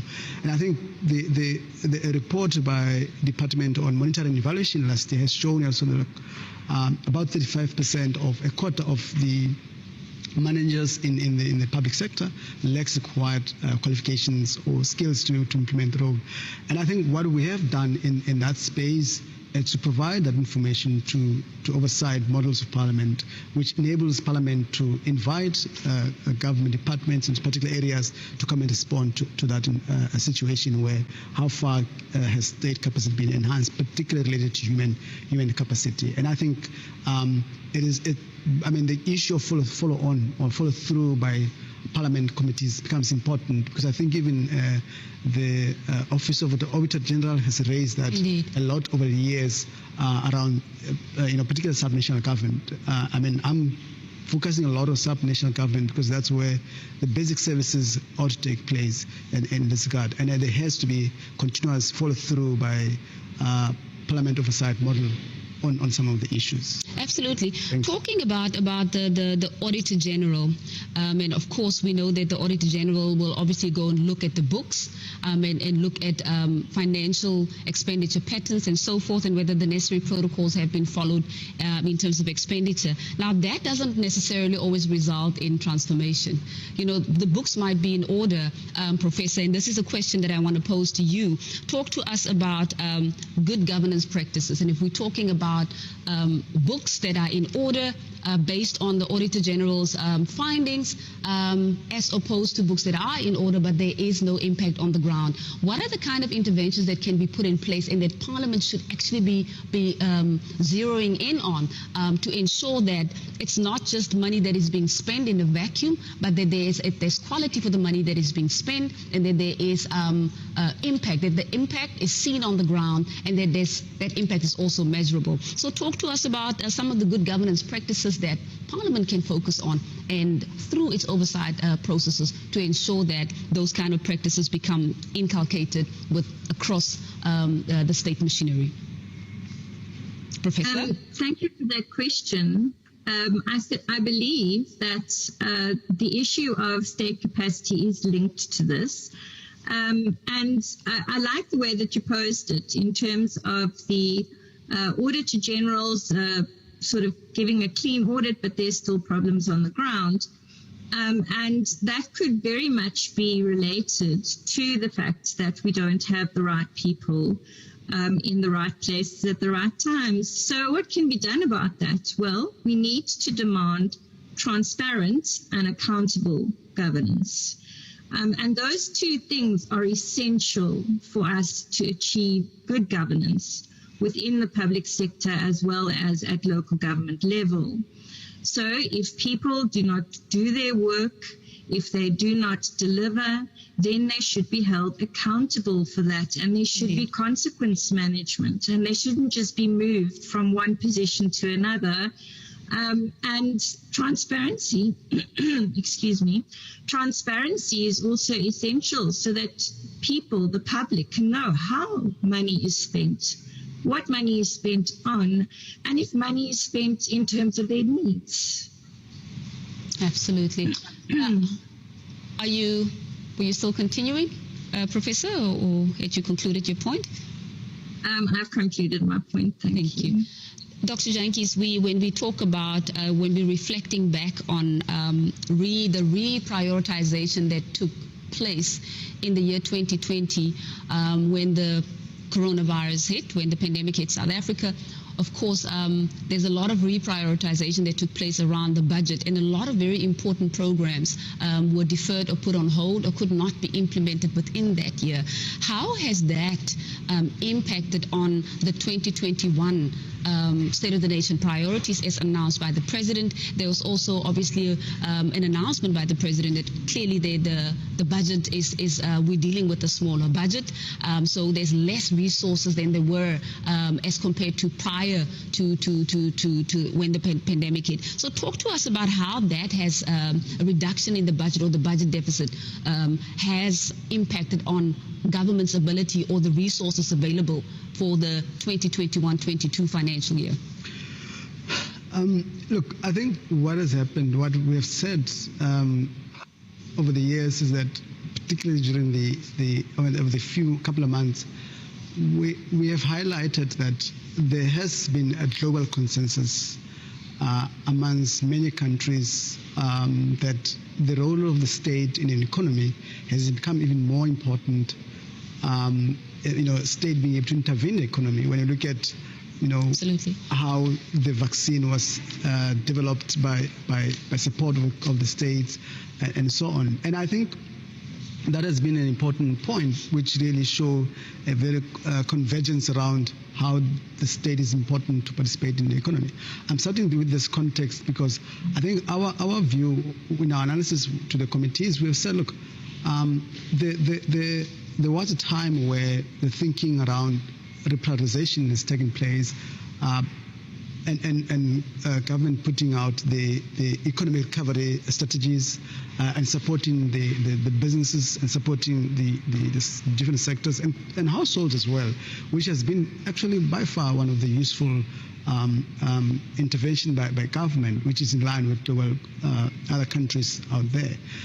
But I think what we have been emphasizing is that when you look at the economic recovery strategies put out by the President, I think towards the end of 2018 and also 2020, even during the 2021 budget was emphasized the which was going to take us as the country forward in recovery, construction recovery.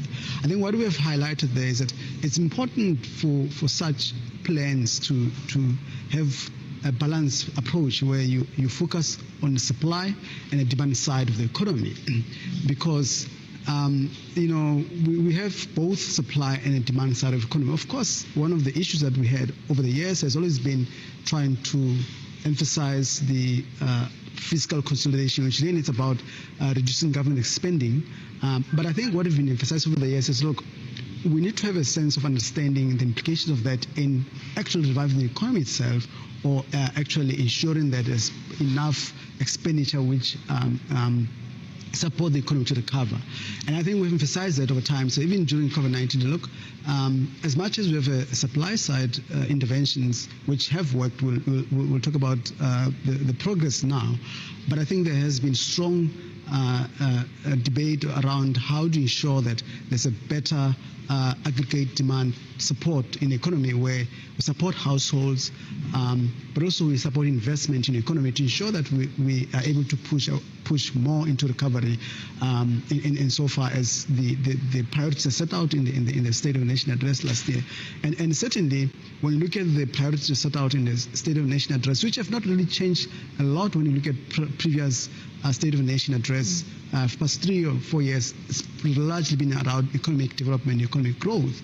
But the question that we've raised over time, which I saw the president's speech he made late last year, was around how do we draw a balance to make sure that at the same time when we balance the books, we don't stifle the economy from growing by making sure that when we cut or when we reprioritize, we focus a lot on more productive areas of the economy which will lead to more growth, particularly also supporting the low-income households. And in our analysis, we focus a lot on that as a response to your question around how has the reprioritization worked. In a way, in our analysis, we showed members that, look, reprioritization was important, but there was a need for further expansionary in ensuring that we support households and investment from a government point of view. Because remember that the investment by government actually crowds in the private investments, because in these investments you see private sector coming in playing to the party, as opposed to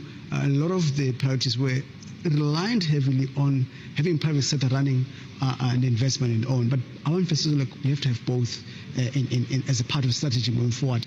And that, in a way, in the long term, lead to growth, which leads to more revenue generation by government, which leads to better balance of books over time. Indeed.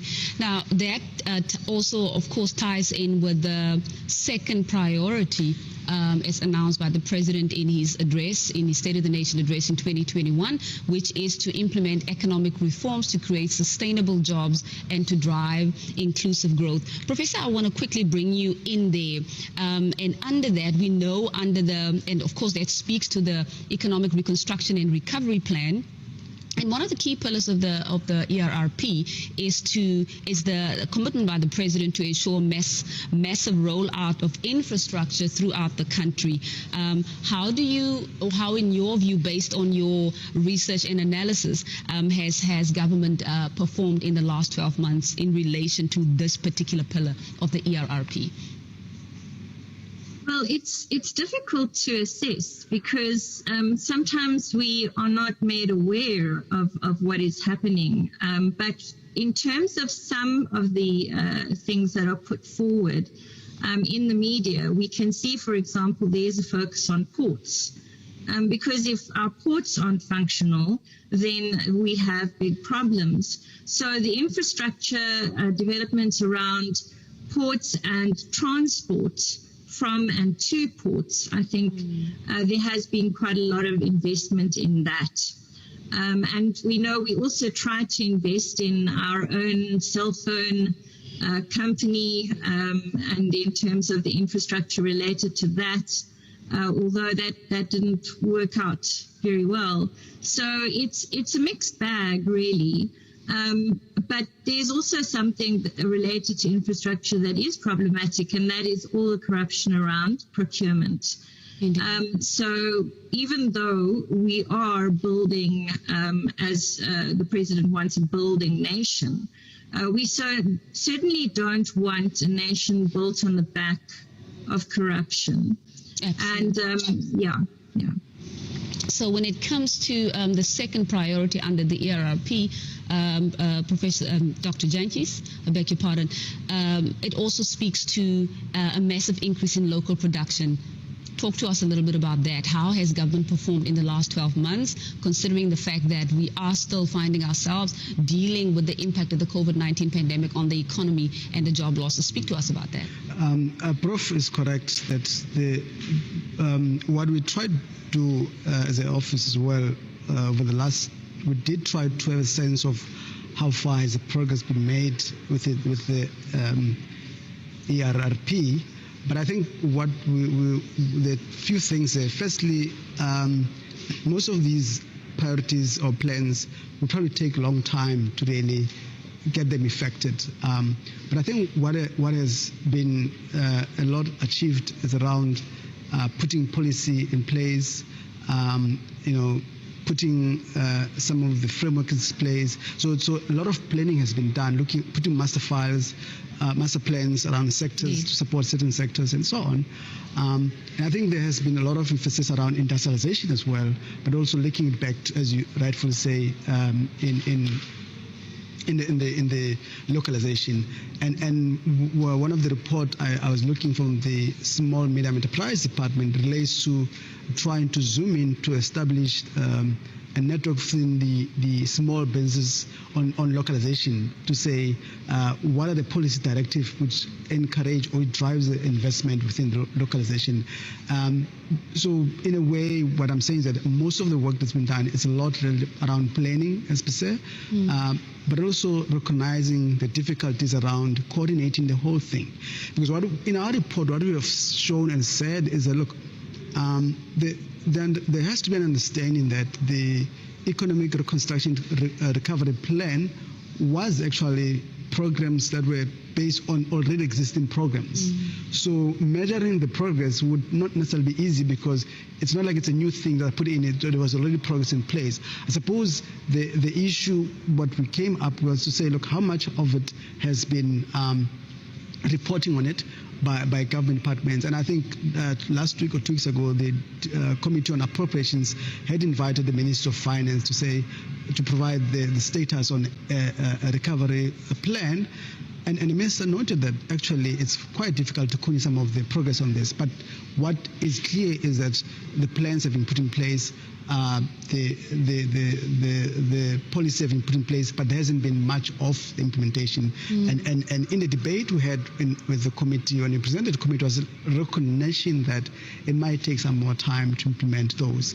And one of the points we raised was around the fact that there has to be a clear balance, as I made earlier on, between both the demand and supply side of it, which demand would have supported aggregate consumption within the economy. So in answering the question, there are framework in place, and there still have to be progress reports on that front, and it's not very clear how far much of the implementation has been done, but related particularly to localization there. Yes.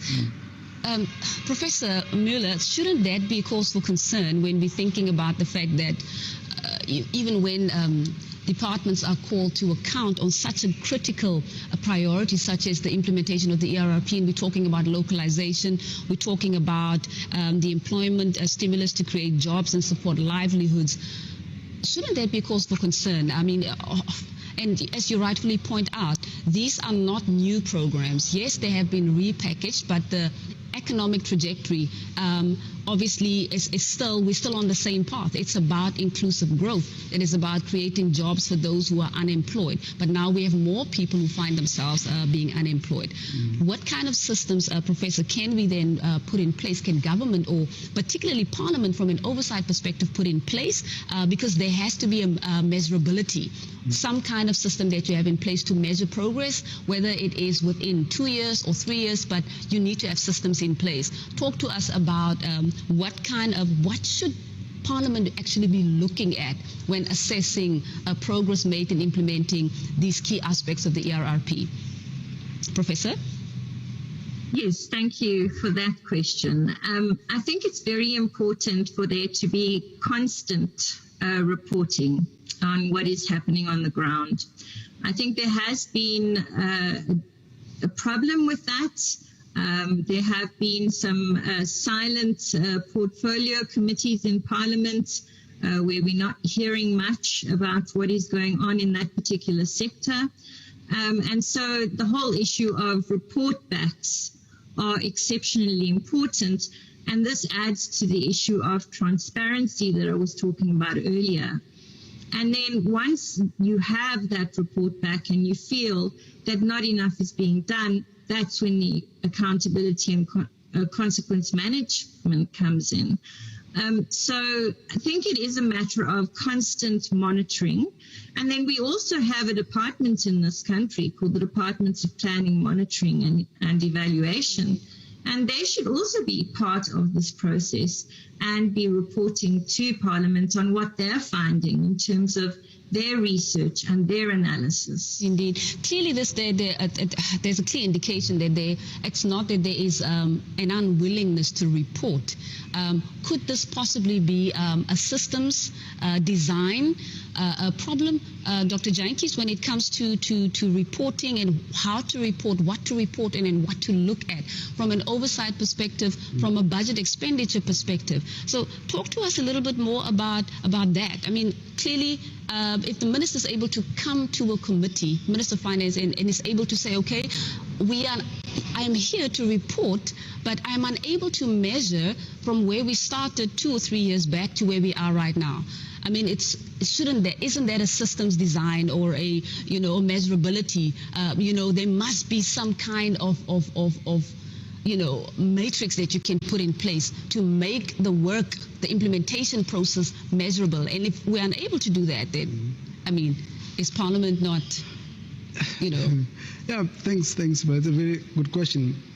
I suppose the other issue which we've talked about in our report on the progress on economic reconstruction and recovery plan, we have noted that some of the measures are off budget, which, look at the structural reform measures, but also look at the establishment of the fund to leverage on private investments. So we had raised that to say, how does the oversight mechanisms enables the off public finance measures to be really put into the space, which in a way, in our report, we've shown some of the measures, it's probably very difficult to oversight of them because they're off the budget in that regard. But I think the other point that we've raised, which again is a matter that we've been raising over time, it also talks to the quality of information that particularly around performance, because what we have been doing around National Development Plan, yes, we have been reporting progress on that. Recently we've started a series of looking at conditional grants implementation, but more looking at the performance of those programs. And one of the issues amongst many other matters we reported to Parliament was around the quality of information. We can't get information available to provide that analysis for oversight. I suppose then they probably, as part of rethink I believe there's going to be another session on looking at oversight model ahead in earlier discussion, will be one issue to discuss maybe around how does the legislature as a whole, not national, but national, provincial, and local government, local level, are able to have the mechanisms that require specific information from the executive, which are useful for oversight. Maybe that can be one of the areas that it looked into, because we have raised it ourselves when we're reporting on some of the conditional grants and some of the feedback, the progress on the ERP itself. Indeed. Now, when we consider all of these challenges, and we look at, for example, industrialization and sector master plans, which it's a new feature that has been punted quite strongly by the President through the ERRP. How has that shift or that addition, Professor Müller, added value in terms of accelerating growth, economic growth, and creating jobs? And have we moved at a steady pace or at a measurably, reasonably good pace to say that we are making progress when it comes to the issue of industrialization and, of course, the addition of the sector master plans? Professor? Well, I think it's probably a snail's pace that we are moving at. And I think one of the issues here is that we are not seeing ourselves as fully in the fourth industrial revolution. So we can't be looking at industry in an old-fashioned way with old glasses on. We need to look at industrialization within the context of the fourth industrial revolution. And I recall the president talking about a smart city. I think it was in his last speech last year. It was. And I'm really not sure if that's gone anywhere. And if it has, I mean, well done. But I know about smart cities across the world, including developing countries such as Vietnam, where things are seamless. And it improves on service delivery. It improves on the way things are done because of the seamless nature of a smart city and smart ways of using information technology. So we need to think about industrial development differently. And we also need to take into consideration the fact that we must do it sustainably. We know that climate change is a massive issue. And so the green and blue economy need to be taken into consideration with all this growth and development as well. Right. Right. When it comes to SMME-focused localization, Dr. Jantjies, talk to us about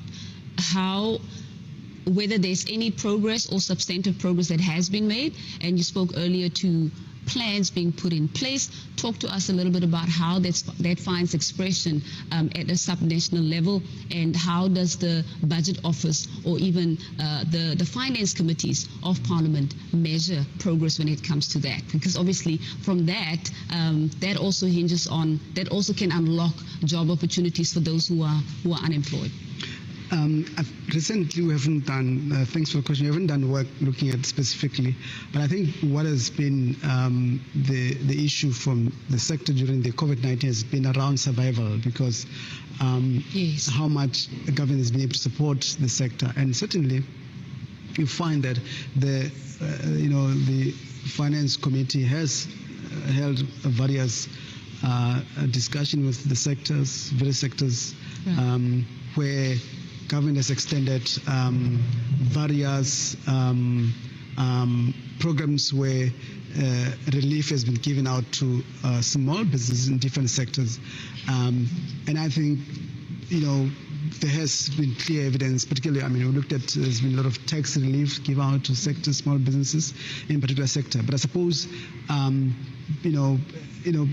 program was quite short-lived because it was within the time where there were hard lockdowns and so forth. So I think there will be a need to have a very detailed research around how has that impacted. But I think one point I wanted to raise, to add on what Prof was saying, is that when you look at the structural reform and economic recovery plan, I think what has been the issue of time has always been certainty on policy and understanding whether there's common view about some of the things. So I would say when you look at the policy and plan that has happened over the past year about the structural reform, the construction has provided that certainty within the sector to invite the private sector to say, look, there is now space for private sector to play in the energy provision where producers can produce as well, but also managing the tariffs, but also trying to manage the load sharing as well,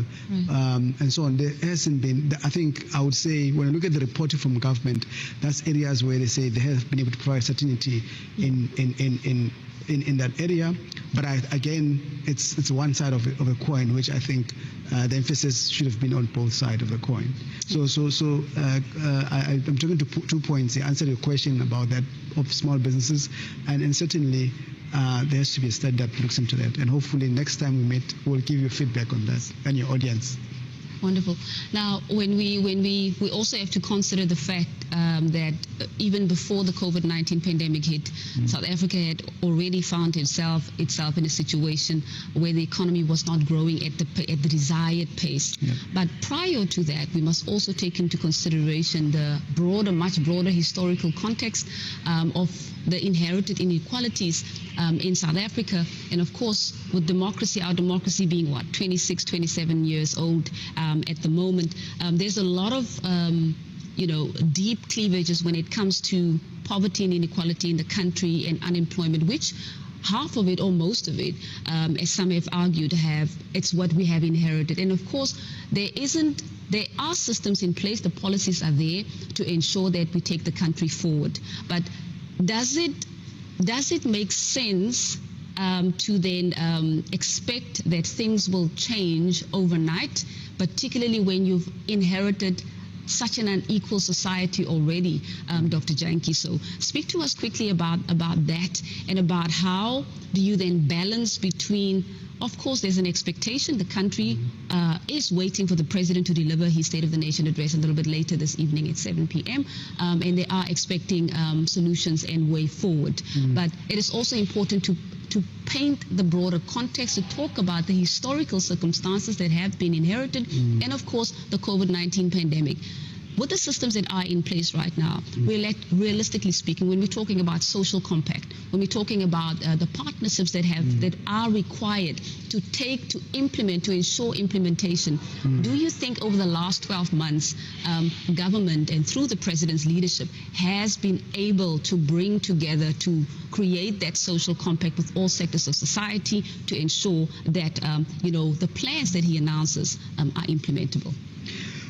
It's a difficult question because I would have to check a lot of my research there.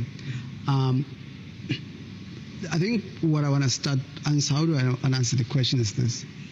When you look at the panel report that was written by former President Kgalema Motlanthe, it has laid out some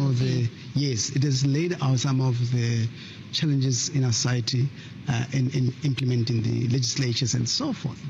And certainly, the one particular area that focus on is around the level of inequality that has been in place over time, and how far has legislature and policy of governance played in that regard. And certainly it shows a mixed picture, which it's a very old report. Well, I don't know if it's very old, but it's a couple of years ago, which shows that there was a level where the policies and legislature was able to deal with some of the issues, and there was a time where that wasn't off to great extent, and since then things have not gotten well.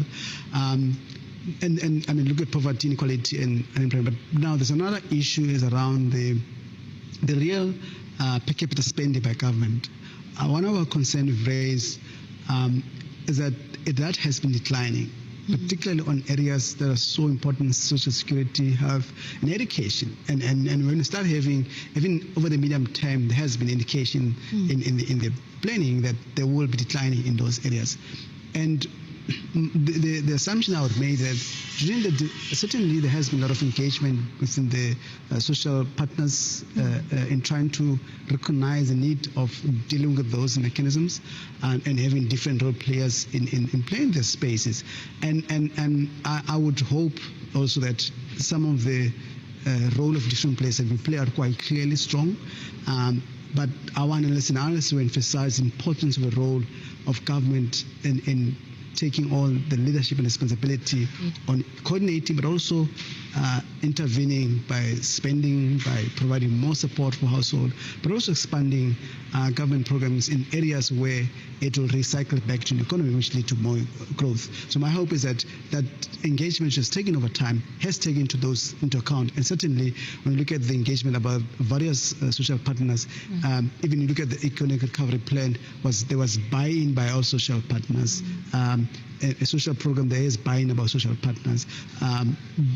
Even though there were different views around whether it provides both supply and demand. But the hopeful is that we need to have take a step back and assess how far that has gone. Absolutely. And so far it's quite difficult to really put it out there. But I think what I'm trying to emphasize here is the importance of recognizing that some of these developmental indicators have regressed quite a lot. When you look at the stats, let's say household survey that was released in December for the prior year, it does paint a very mixed picture where you've seen the progress in education in certain area. Right. But I think largely when you look at early childhood development, it is worsen off.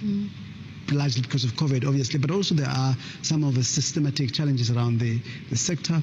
And those are issues that would have been taken into account in that social compact discussions, which we hope it has taken place.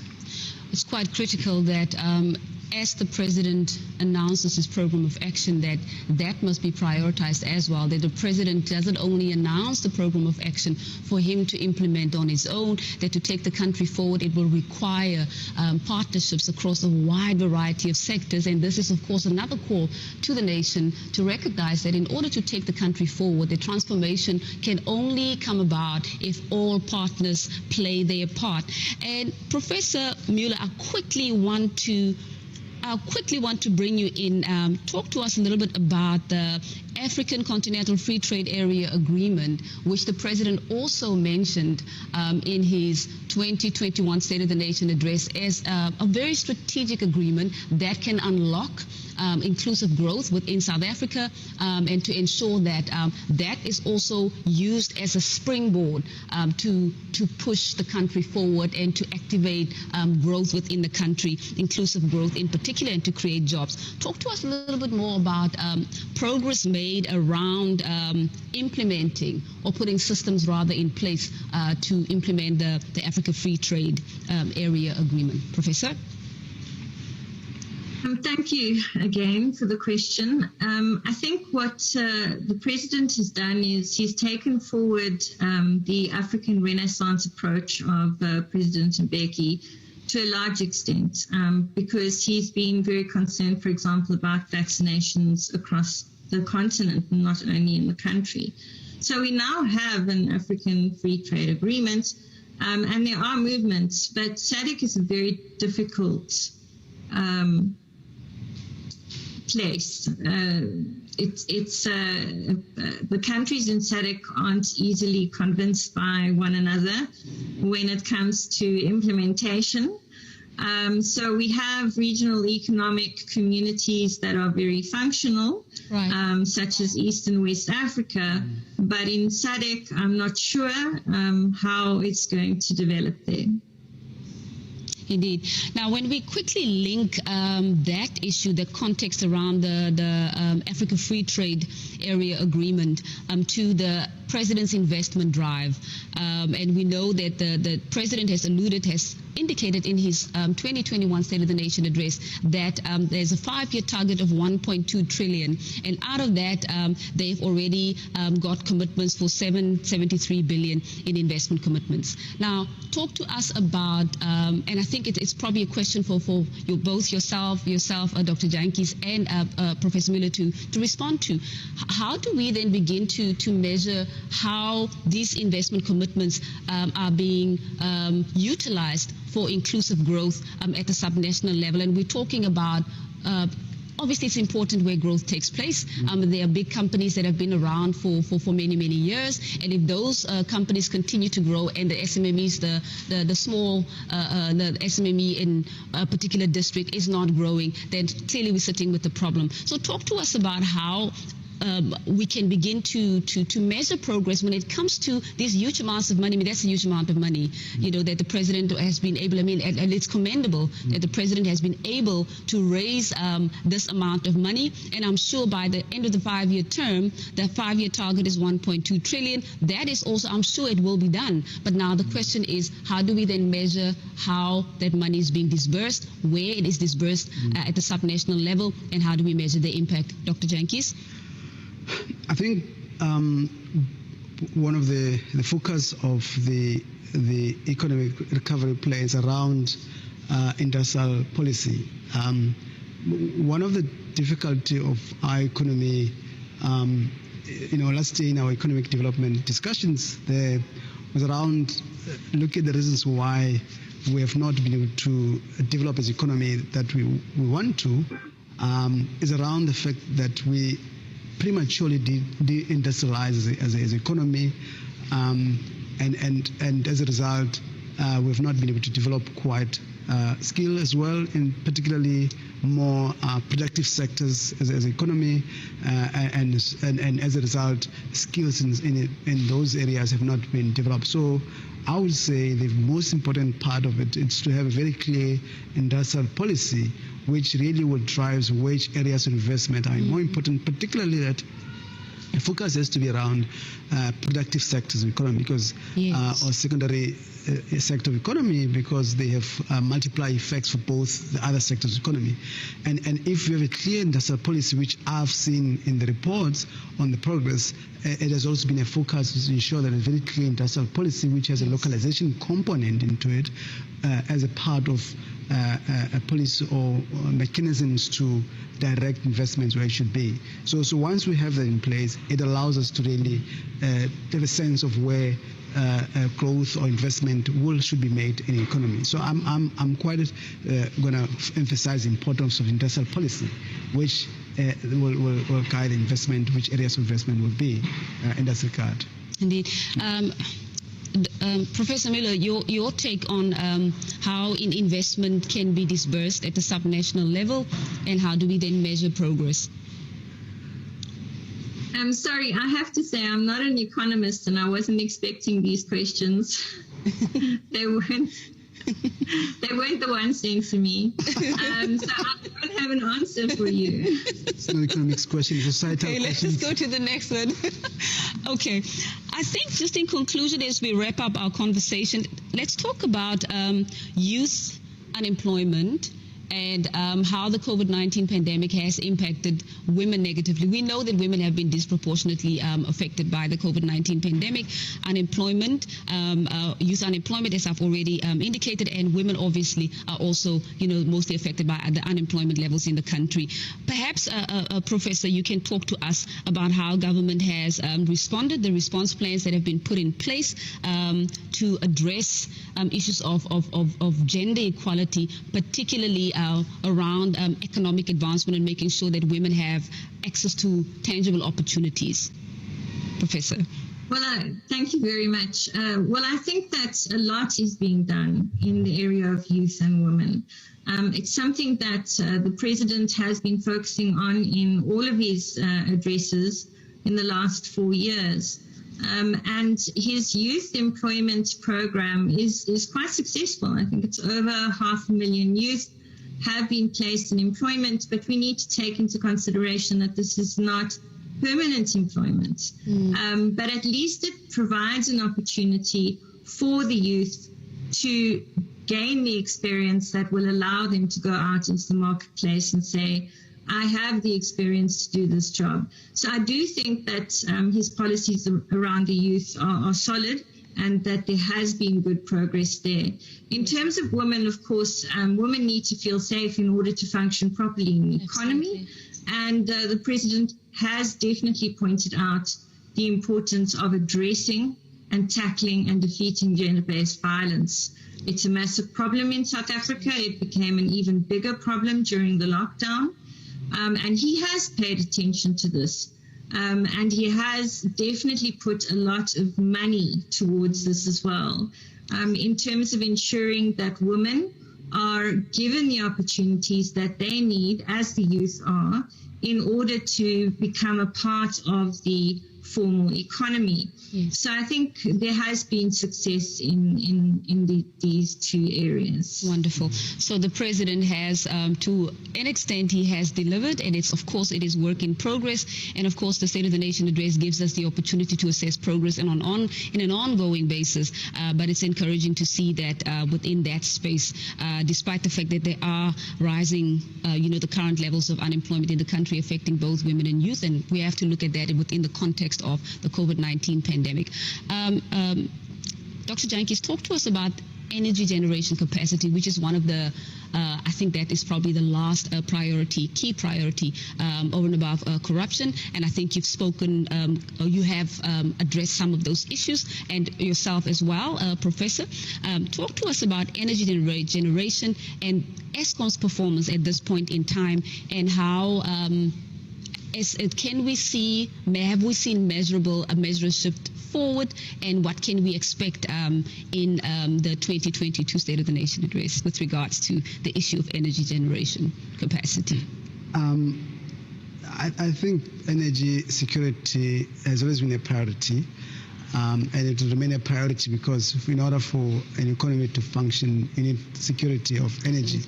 And I think that's one area also that was prioritized over the past few years as well, even 2021 as well.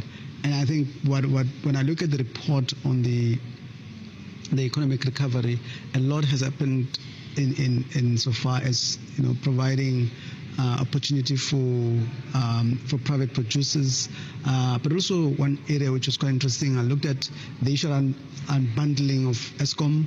I saw in the government reports as well that some progress has been done towards the end of the year, last year. So laws, policy or mechanism has been created to unbundle, to ensure efficiency. But also there's an issue around the managing of the tariffs between that supplies energy to Eskom.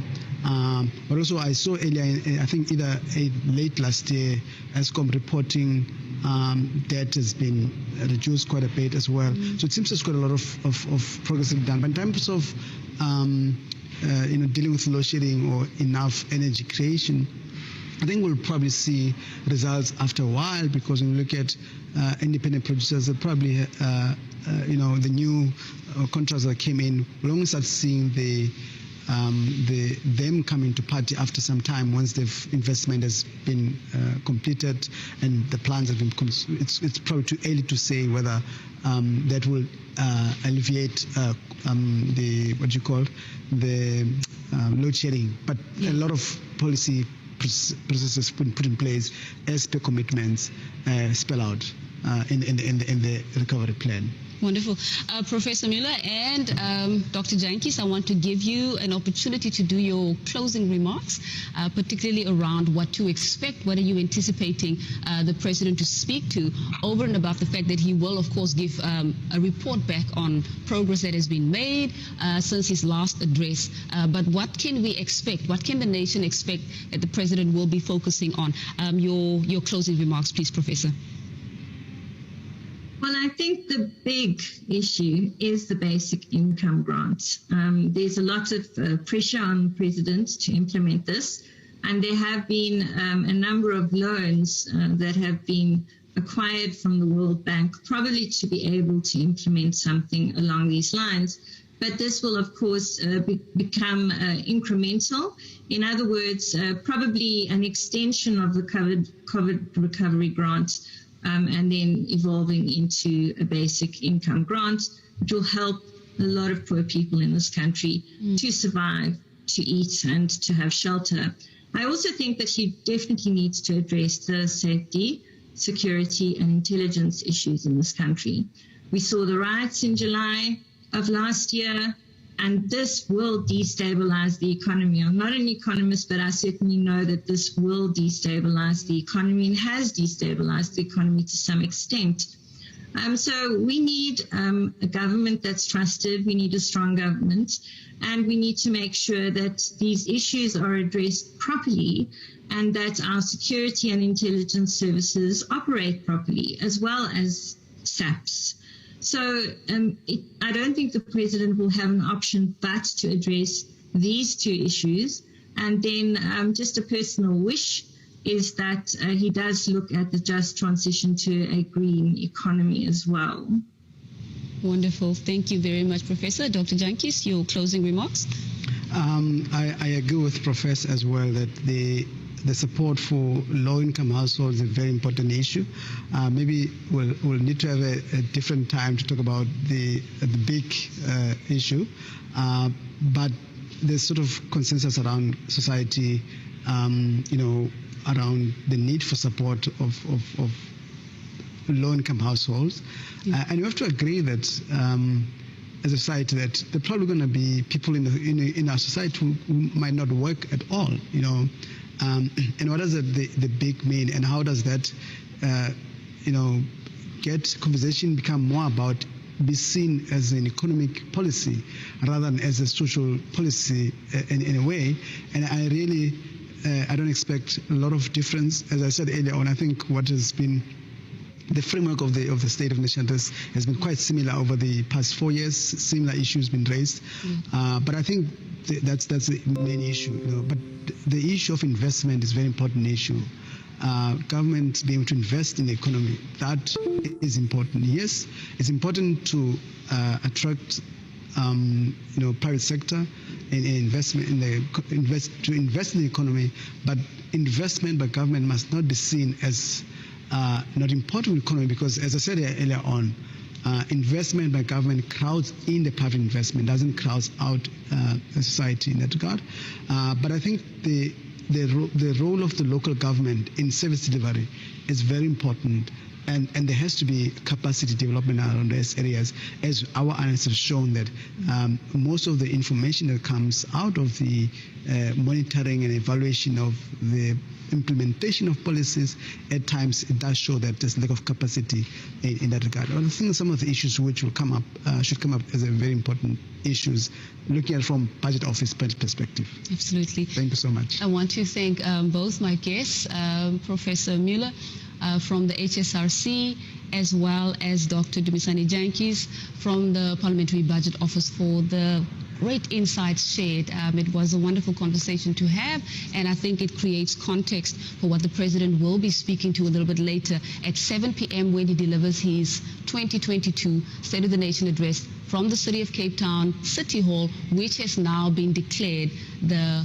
Parliament of the Republic of South Africa precinct. With that said, do stay tuned. There's still more coming up.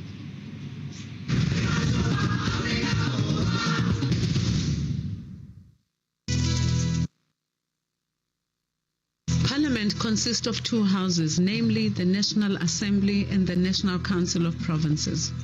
The two houses of Parliament conduct their work in plenary sessions, joint sittings, and in committees. Working in committees allows Parliament to increase the amount of work that can be done, ensure issues are debated in more detail than in plenary sessions, and provide a platform for the public to present views directly to members of Parliament, something which is not possible in a plenary sitting of Parliament. From Agri-SA, Mrs. Harley Stacky is going to do the presentation. Now, what we must keep in mind is what the Constitution requires of this committee. Now, first off, Section 59, subsection 1A, says that the National Assembly must facilitate public involvement in the legislative and other processes of the Assembly and its committees. So it is very important to remember that this is an obligation of the National Assembly as a whole. This is then also repeated, not repeated, but the same requirement is placed on the National Council of Provinces in Section 72, and it reads very similar to Section 59. The different committees have various functions which include monitoring and oversight of the work and the budgets of national government departments, considering and amending bills, and may initiate bills, consideration of private members and provincial legislative proposals and special petitions, consideration of international treaties and agreements, examining specific matters of public interest, taking care of domestic parliamentary issues. Parliament said that the right to public participation had been given effect to by the committee, and that the CRC report was neither binding nor determinative, in that it was not final. It still had to be sent to the two respective houses for further deliberation. Portfolio committees are appointed from among the members of the National Assembly to shadow the work of the various national government departments. The role of portfolio committees is to consider bills, deal with departmental budget votes, oversee the work of the department there, and make recommendations about any aspect of the department, including its structure, functioning, and policy. Select committees are appointed from among the members of the National Council of Provinces to shadow the work of the various national government departments and to deal with bills. We've gone through a whole process in phases. Phase one was the fiscal framework and revenue proposals as part of the national budget, which was adopted. The second phase was the Division of Revenue Bill, 76 legislation, which we also took to our 9 provinces, provincial legislators having conducted public hearings, public participation, brought back with negotiating and final mandates being adopted in the NCOP. And now we are at phase 3, where budget votes has been presented to select committees and debated in the House, and today we are concluding the whole process, phase 3, where we deal with the appropriation bill as the bill, and which will then be tabled in the NCOP. Because only 54 of the 19 National Council of Provinces members are permanent delegates compared to the 400 of the National Assembly, the select committees oversee the work of more than one national government department. The National Assembly Standing Committee on Public Accounts, known as SCOPA, acts as Parliament's watchdog over the way taxpayers' money is spent by the executive. Heads of government departments and institutions are regularly called by this committee to report and account for expenditure. So what you have in front of you, which will also be beamed up on the screen, is a complete reflection of the teams as they were going through their accounts, auditing them with a statutory mandate to express an opinion on each of those financial statements. We will hold accountable the executive on the basis of its own commitments and its own interventions. The IMTT is one such intervention which was presented here, and we will deal with the ESCOM matter. It's not negotiable. So I raise this to say I quite frankly do not have the time nor the energy to be sidetracked, and for the committee to be sidetracked to now deal with an issue of absenteeism. The fundamental issue is the issues at hand, and that issue is the municipal debt. The Standing Committee on Public Accounts can recommend that the National Assembly takes corrective actions if necessary. The National Assembly has a number of internal committees that deal with matters affecting the running of Parliament. The committees normally consist of senior members of Parliament. Amongst these are the Rules Committee and its subcommittees deal with the House rules, the budget of the House, support for members, internal arrangements, and the powers and privileges of members. The Program Committee that plans the work of the Assembly, the Disciplinary Committee, and the Committee of Chairpersons. The National Council of Provinces has its own domestic committees. The Rules Committee and its subcommittees will deal with the NCOP rules, the NCOP budget, parliamentary privileges, internal arrangements, international relations, and delegated legislation. The Program Committee plans the work of the NCOP, and the Committee of Chairpersons makes recommendations about the functioning of committees and other NCOP forums. Plenary has also been scheduled, and the purpose is to consider the vote and schedule as well as the appropriation bill. If we're happy with the program, then we should move on to the next item, which is item 7. Report on Select Committee business and report of legislation before select committees. Parliament or one of its houses may appoint an ad hoc temporary committee when a special task must be done. When the task is complete, the committee is dissolved. The National Assembly and the National Council of Provinces together appoint a number of joint committees. For example, the Constitutional Review Committee, the Joint Standing Committee on Intelligence, and the Joint Standing Committee on Defense are statutory committees. This means that they are established by the Constitution or by an Act of Parliament, as well as in terms of the rules of Parliament. Committees are proportionally represented. What are some of the challenges that you have encountered following that outbreak? Thank you. Some of the biggest challenges was in the ever-changing scenario of COVID-19 and directives is to get everybody on board, everybody focused and motivated. That's for the staff and for the learners and for the parents, because very often there were confusion on what are we allowed to do and what not. Are we allowed to do sport and what type of sport and etc. And that led to a lot of challenges in managing the whole school. How did you manage with your team to get past those challenges? Well, luckily we sat together and we planned and we communicated to the parents on a regular basis and with the learners, so that at least all of us try to understand the method behind the madness. Wonderful. And now that today marks the first day of the school timetable, and the President will be delivering the State of the Nation on Thursday, what are the critical issues that you think the President should focus on when he's addressing the nation on Thursday?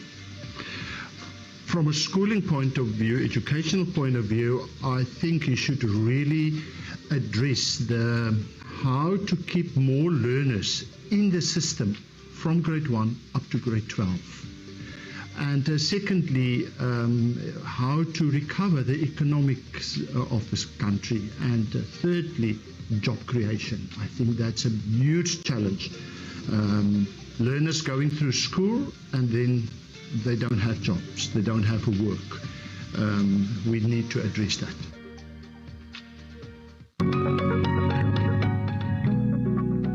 For the first time since the dawn of democracy in 1994, the State of the Nation address will be held outside the precincts of Parliament due to the devastating fire incident which gutted certain buildings of Parliament, including the National Assembly.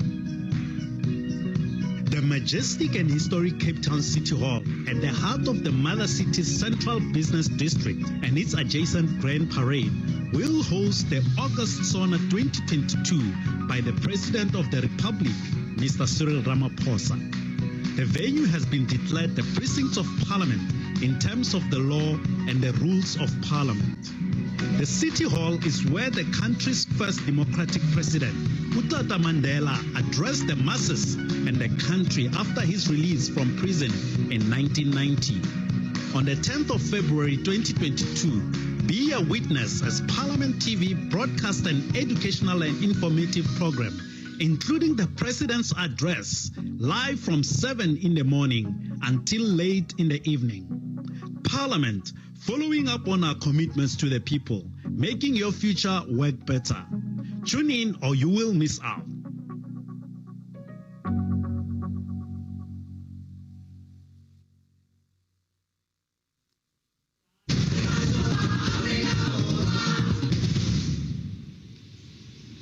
Good afternoon to our viewers at home. My name is Sibulelo Mbulane, and we are coming to you live from the Cape Town City Hall, which is where the State President, His Excellency Ndate Cyril Ramaphosa, will deliver his 2022 State of the Nation address. I am now joined by the Chairperson of the Financial and Fiscal Commission, Dr. Patience Nombeko Mbava, who will be talking to us a little bit more about the work that was done by the Financial and Fiscal Commission, the advice that was given in the last year, and what kind of progress has been measured, if any, at this point in time as we get ready to receive the President's all-important 2022 State of the Nation address.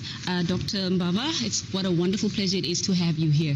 Thank you so much. It's a great pleasure for me to be here Wonderful. So hot in Cape Town. It is very hot in Cape Town. Very. And it started off with a rain. It was raining this morning and we thought it was going to rain. Yeah. And then, true to its nature, the Cape Town weather always changes. Absolutely. So now it's hot and sunny. Talk to us about the mandate, the constitutional mandate of the Financial and Fiscal Commission. So the Financial and Fiscal Commission is a constitutional body, an independent constitutional body, which is mandated in Chapter 13 of the Constitution to advise government on financial and fiscal matters. So before the Minister of Finance tables the Division of Revenue Bill in Parliament, as per the Constitution and the Act, he must consult the FFC and consider the recommendations of the FFC. So on an annual basis, the FFC compiles what is called the Division of Revenue recommendations to government. So these are recommendations that seek to assist government in terms of the equitable division of revenue. So we look at issues, socioeconomic issues, financial matters, so that there is an equitable share of the revenue. If you remember, in terms of the Constitution, we divide national revenue across the three spheres of government: local government, provincial government, and national government. So that division must be equitable. Across the three spheres. The role of the FFC then is to advise as to how equitable that is, and also to point out the gaps in terms of policy implementation, and to make recommendations of how we can strengthen implementation and the policy frameworks. Right. So talk to us about what happened in 2020 when the COVID-19 pandemic hit, and programs had to be reprioritized and money had to obviously be shifted in order to mitigate the impact of the COVID-19 pandemic. How has that impacted on the budget for the 2021-22 financial year, and has that did it lead to a budget deficit, and did it impact on how government was able to prioritize, and the advice, of course, that was given by the FFC about what should take priority for the year 2021-22? So the COVID-19 pandemic has had dire impact on our economy, has had dire impact in terms of socioeconomic rights. If we look back on the budget in prior years, what was quite key is that the budget must always ensure that basic socioeconomic rights of our people, like the right to education, the right to housing, and all other basic services, are always catered for in the budget. So what happened in 2020-21 budget is that there was quite a drastic cut in budget allocations across government. And that really had an impact on those socioeconomic rights. So, for instance, in education, there was a small cut, and in other budget allocations. So the FFC pointed out that in terms of the Constitution, we are now treading on new territory, because we need to always ensure that those rights are protected. And what is happening now is that COVID-19 has also sort of mandated government to come in and provide some sort of social net, widen the social net, because many people, they lost their jobs. Absolutely. Many people actually had nothing to live on. And so government came on board to say, we're going to try and widen the social net. So at the time, there was the social, the SRD grant, which was given to the indigent of our population. Now, the impact of all these spending is that the actual revenue that government receive, basically from the tax revenue, is not enough to actually cover all this spending. So now we are actually treading on very risky ground, in the sense that our revenue is less than our expenditure. So we have a growing budget deficit. So this budget deficit actually has been accumulating since, if you even go back to 2018 up until now, but currently we have about 4 trillion rand of accumulated budget deficits.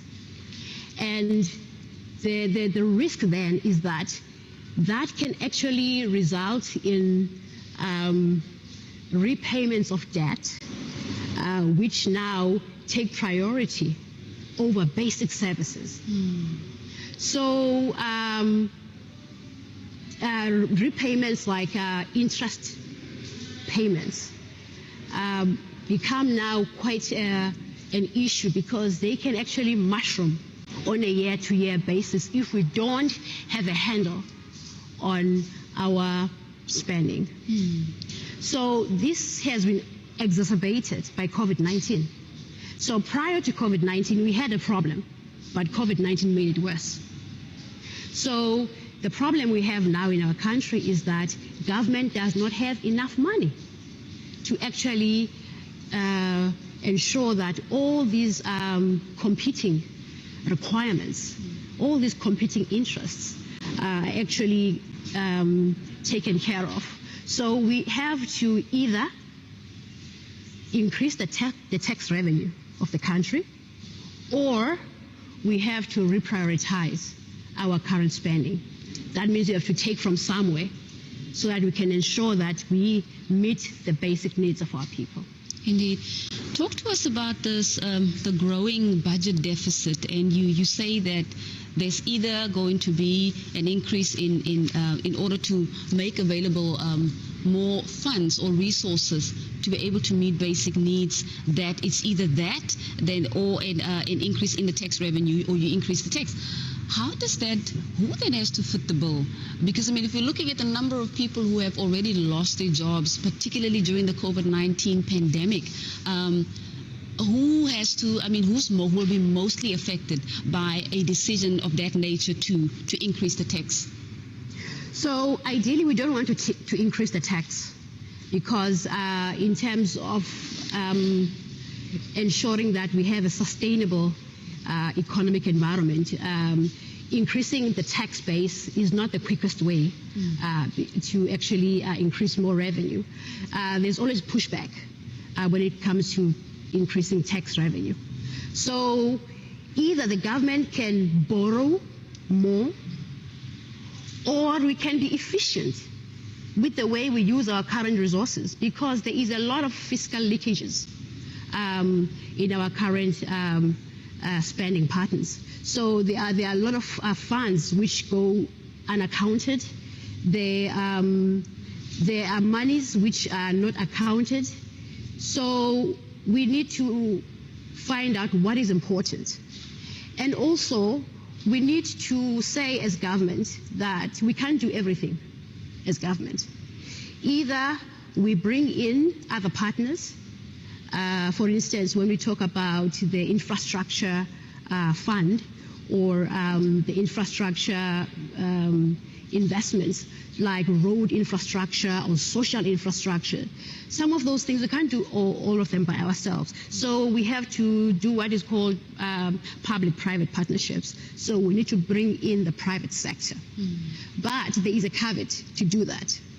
The private sector must believe that it is worthy of their money to actually bring that money to government, that their money will be used efficiently and effectively, and that the returns on their investment are actually going to be discernible from their point of view.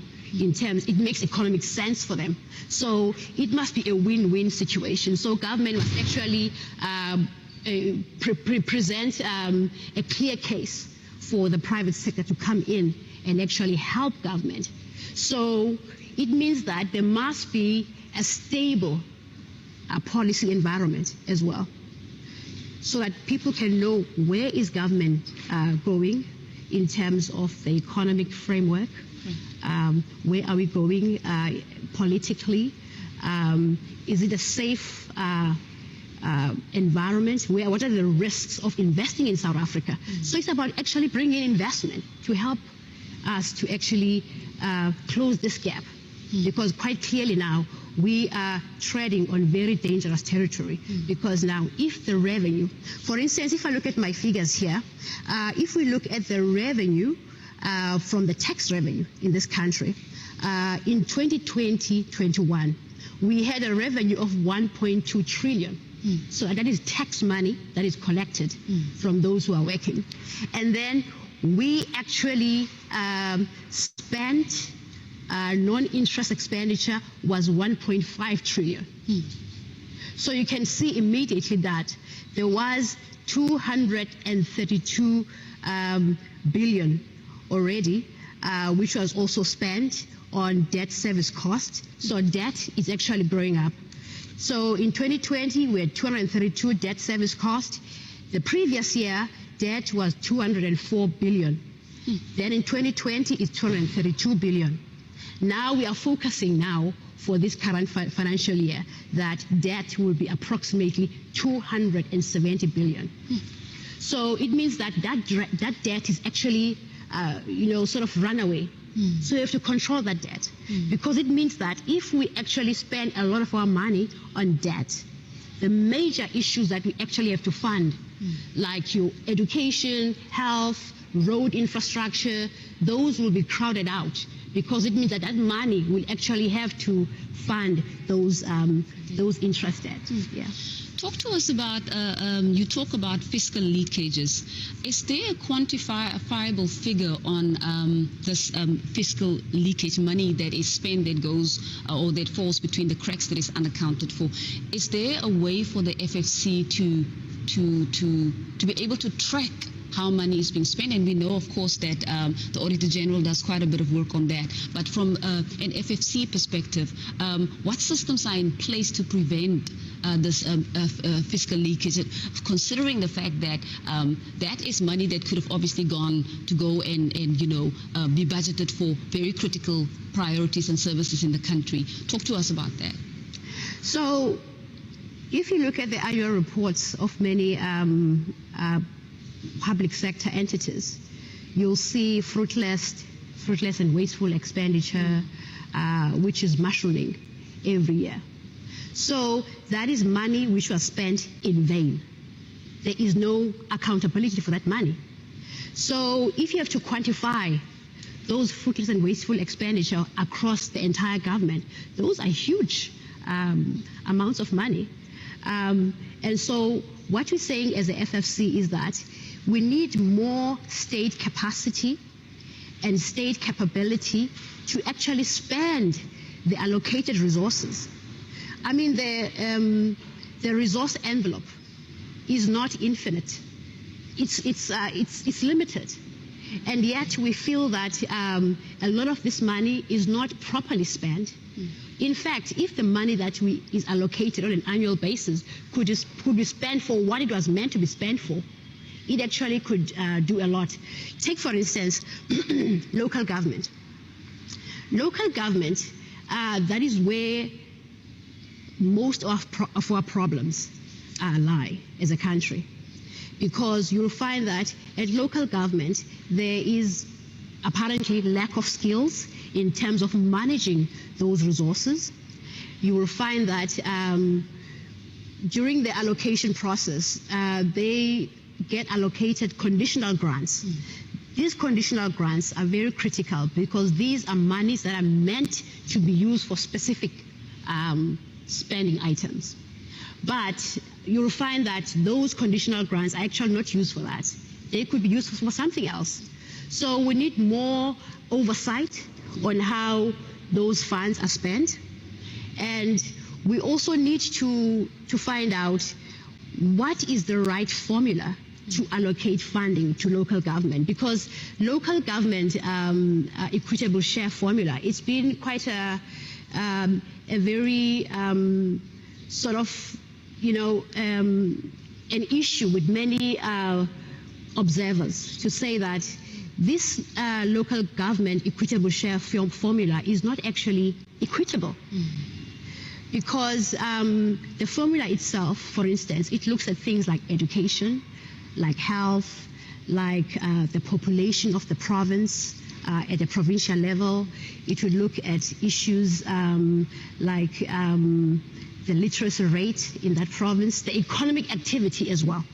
So you'll find that in the allocation, for instance, at the provincial level, Gauteng and KZN get the lion's share of the provincial allocation. So others will argue that, well, we have other provinces which are quite indigent. They have a population which is very poor. So if you look at Limpopo, for instance, the Eastern Cape, they actually need more, even Northwest, they actually need more resources. But that formula does not adequately take that into account. So what we're saying as FFC and other players as well in this space is that let's really look at this formula to find out, are we actually funding local government adequately so that they can be able to provide basic services. So if you look at Northwest, for instance, what is happening there, there is a lot of inefficiencies in the municipalities there. Some can argue that it's poor management. Some can even argue that it's because there's not enough resources. So what we're saying as FFC is that we need to look at how we fund local government at municipal level, at provincial level as well. Yes. So when we now reflect on the issue of money that is allocated, such as you've alluded to the conditional grants that end up being money ends up being spent for things that it wasn't originally allocated for.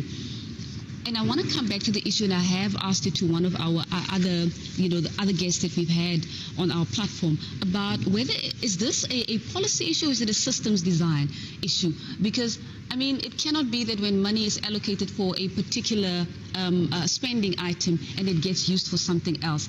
Are there any mechanisms that can be put in place? Are there any systems that can be put in place to ensure that once money is allocated, that expenditure cannot be approved unless it is for that particular spending item? So what needs to happen is that we need proper oversight at provincial level, at local level. So because the three spheres of government are all equal in terms of the Constitution. So the oversight at provincial level lies with the relevant authorities and the relevant legislatures. So the legislature, through the office of the Premier, they need to hold the province accountable for the proper spending of those finances. So on a quarterly basis, even annual basis, the province, the departments, they will send the quarterly reports to the Premier's office. And then they will actually look at how they have spent the allocated funds. So it is at that level, at the Premier's office and at the legislature, that proper accountability needs to happen. Indeed. So I would say that that is where we need to strengthen monitoring and evaluation. We need those skills to ensure that the funds are spent for what they are supposed to be spent. Because what is quite clear is that at national level, provincial level, there is not much that is, that is problematic, much more than it is at local government level. That is where the problems are.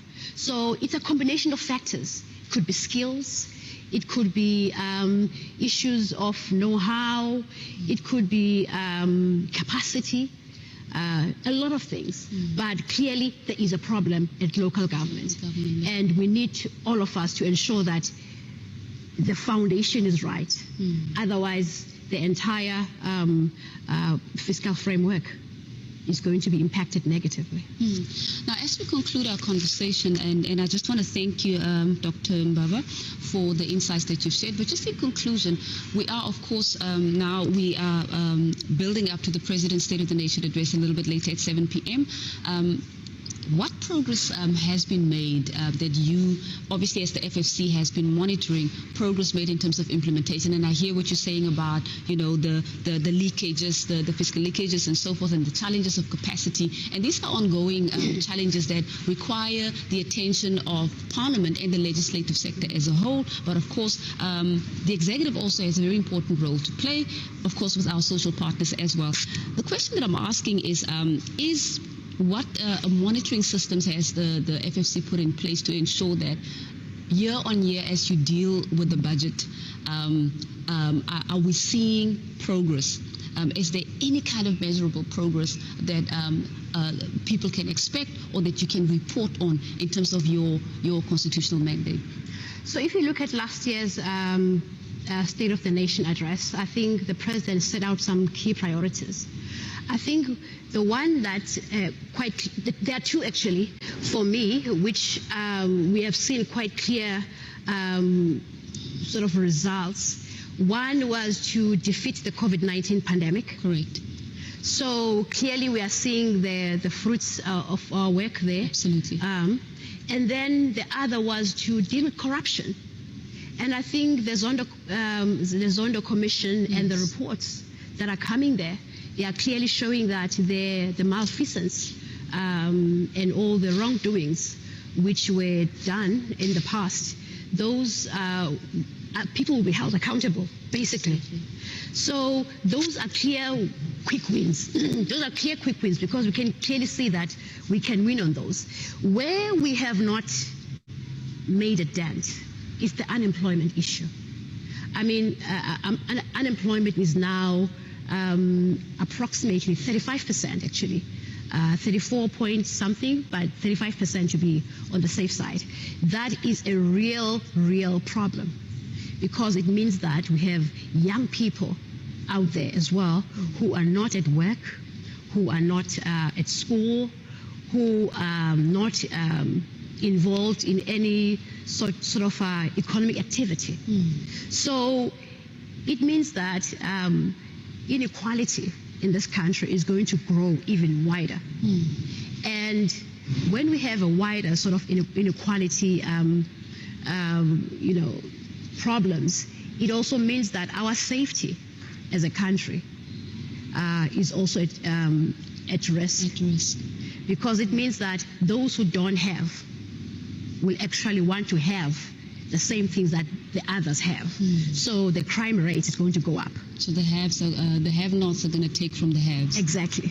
So I think for me, what I would like to hear from the President this evening are two things. One, how do we deal with this mushrooming unemployment?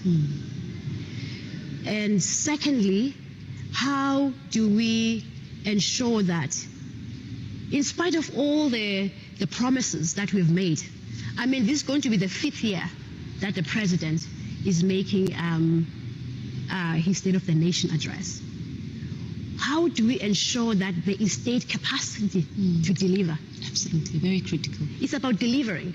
So we can make all these commitments at a policy level. But end of the day, it's about whether we meet those commitments. So as I said, I think looking back at the previous SONA, there are some quick wins, some, things that we can say, things that can have been done. But I think there still remains a lot to be done, unemployment issue. And I think for many people, the rising debt is a problem. The rising debt is a problem. So either we rein in our spending or we reprioritize or we widen the tax base. It means we create more jobs. And when there are people who are working, then we can tax them and actually increase the tax base. Indeed. Very interesting insights shared by yourself, Dr. Mbaba. And I just want to thank you very much for making the time to be with us this afternoon. We really, really look forward to having you more, to come and talk to us a little bit more, even as the budget process is unfolding, to just come and share insights, because it also helps our audience to be able to know how this process unfolds. But thank you very much for making the time to be with us this evening, and all the best for this evening. Now, that was Dr. Patience Nombeko Mbaba, who is the chairperson of the Financial and Fiscal Commission. She was here, of course, to come and share some insights of progress that has been made since the President's last address in 2021. And of course, as you know, we are building up to the President's address later this evening, the 2022 State of the Nation address, which the President will deliver at the Cape Town City Hall, which has been declared the Parliament of the Republic of South Africa. We will have more in store for you, so do stay tuned.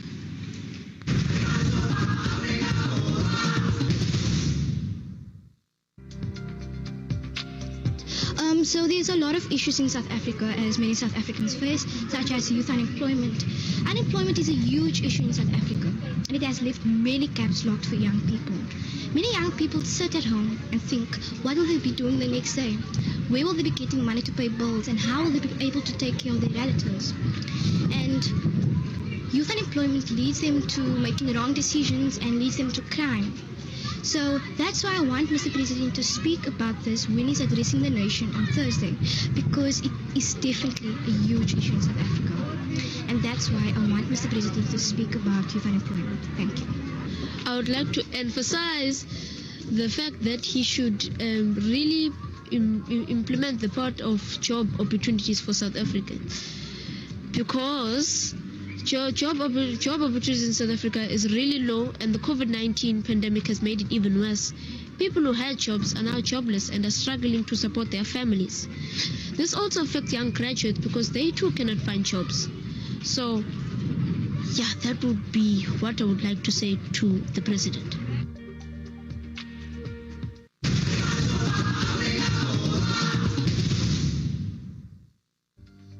What are some of the challenges that you have encountered following that outbreak? Thank you. Some of the biggest challenges was in the ever-changing scenario of COVID-19 and directives is to get everybody on board, everybody focused and motivated. That's for the staff and for the learners and for the parents, because very often there were confusion on what are we allowed to do and what not. Are we allowed to do sport and what type of sport and etc. And that led to a lot of challenges in managing the whole school. How did you manage with your team to get past those challenges? Well, luckily we sat together and we planned and we communicated to the parents on a regular basis and with the learners, so that at least all of us try to understand the method behind the madness. Wonderful. And now that today marks the first day of the school timetable, and the President will be delivering the State of the Nation on Thursday, what are the critical issues that you think the President should focus on when he's addressing the nation on Thursday? From a schooling point of view, educational point of view, I think he should really address how to keep more learners in the system from grade 1 up to grade 12. And secondly, how to recover the economics of this country. And thirdly, job creation. I think that's a huge challenge. Learners going through school and then they don't have jobs, they don't have work. We need to address that.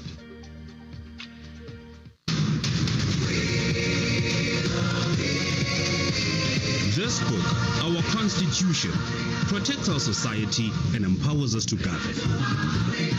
The Protea leaves are us, the people, who freely elect our voices in Parliament. The drum calls the people of Parliament, through whom we govern together. and the sun is our country, healing our past, improving our lives, and energizing our potential. Together, our constitution, our people, our parliament, and our country are building our great South African nation. Parliament TV, channel 408 on DSTV.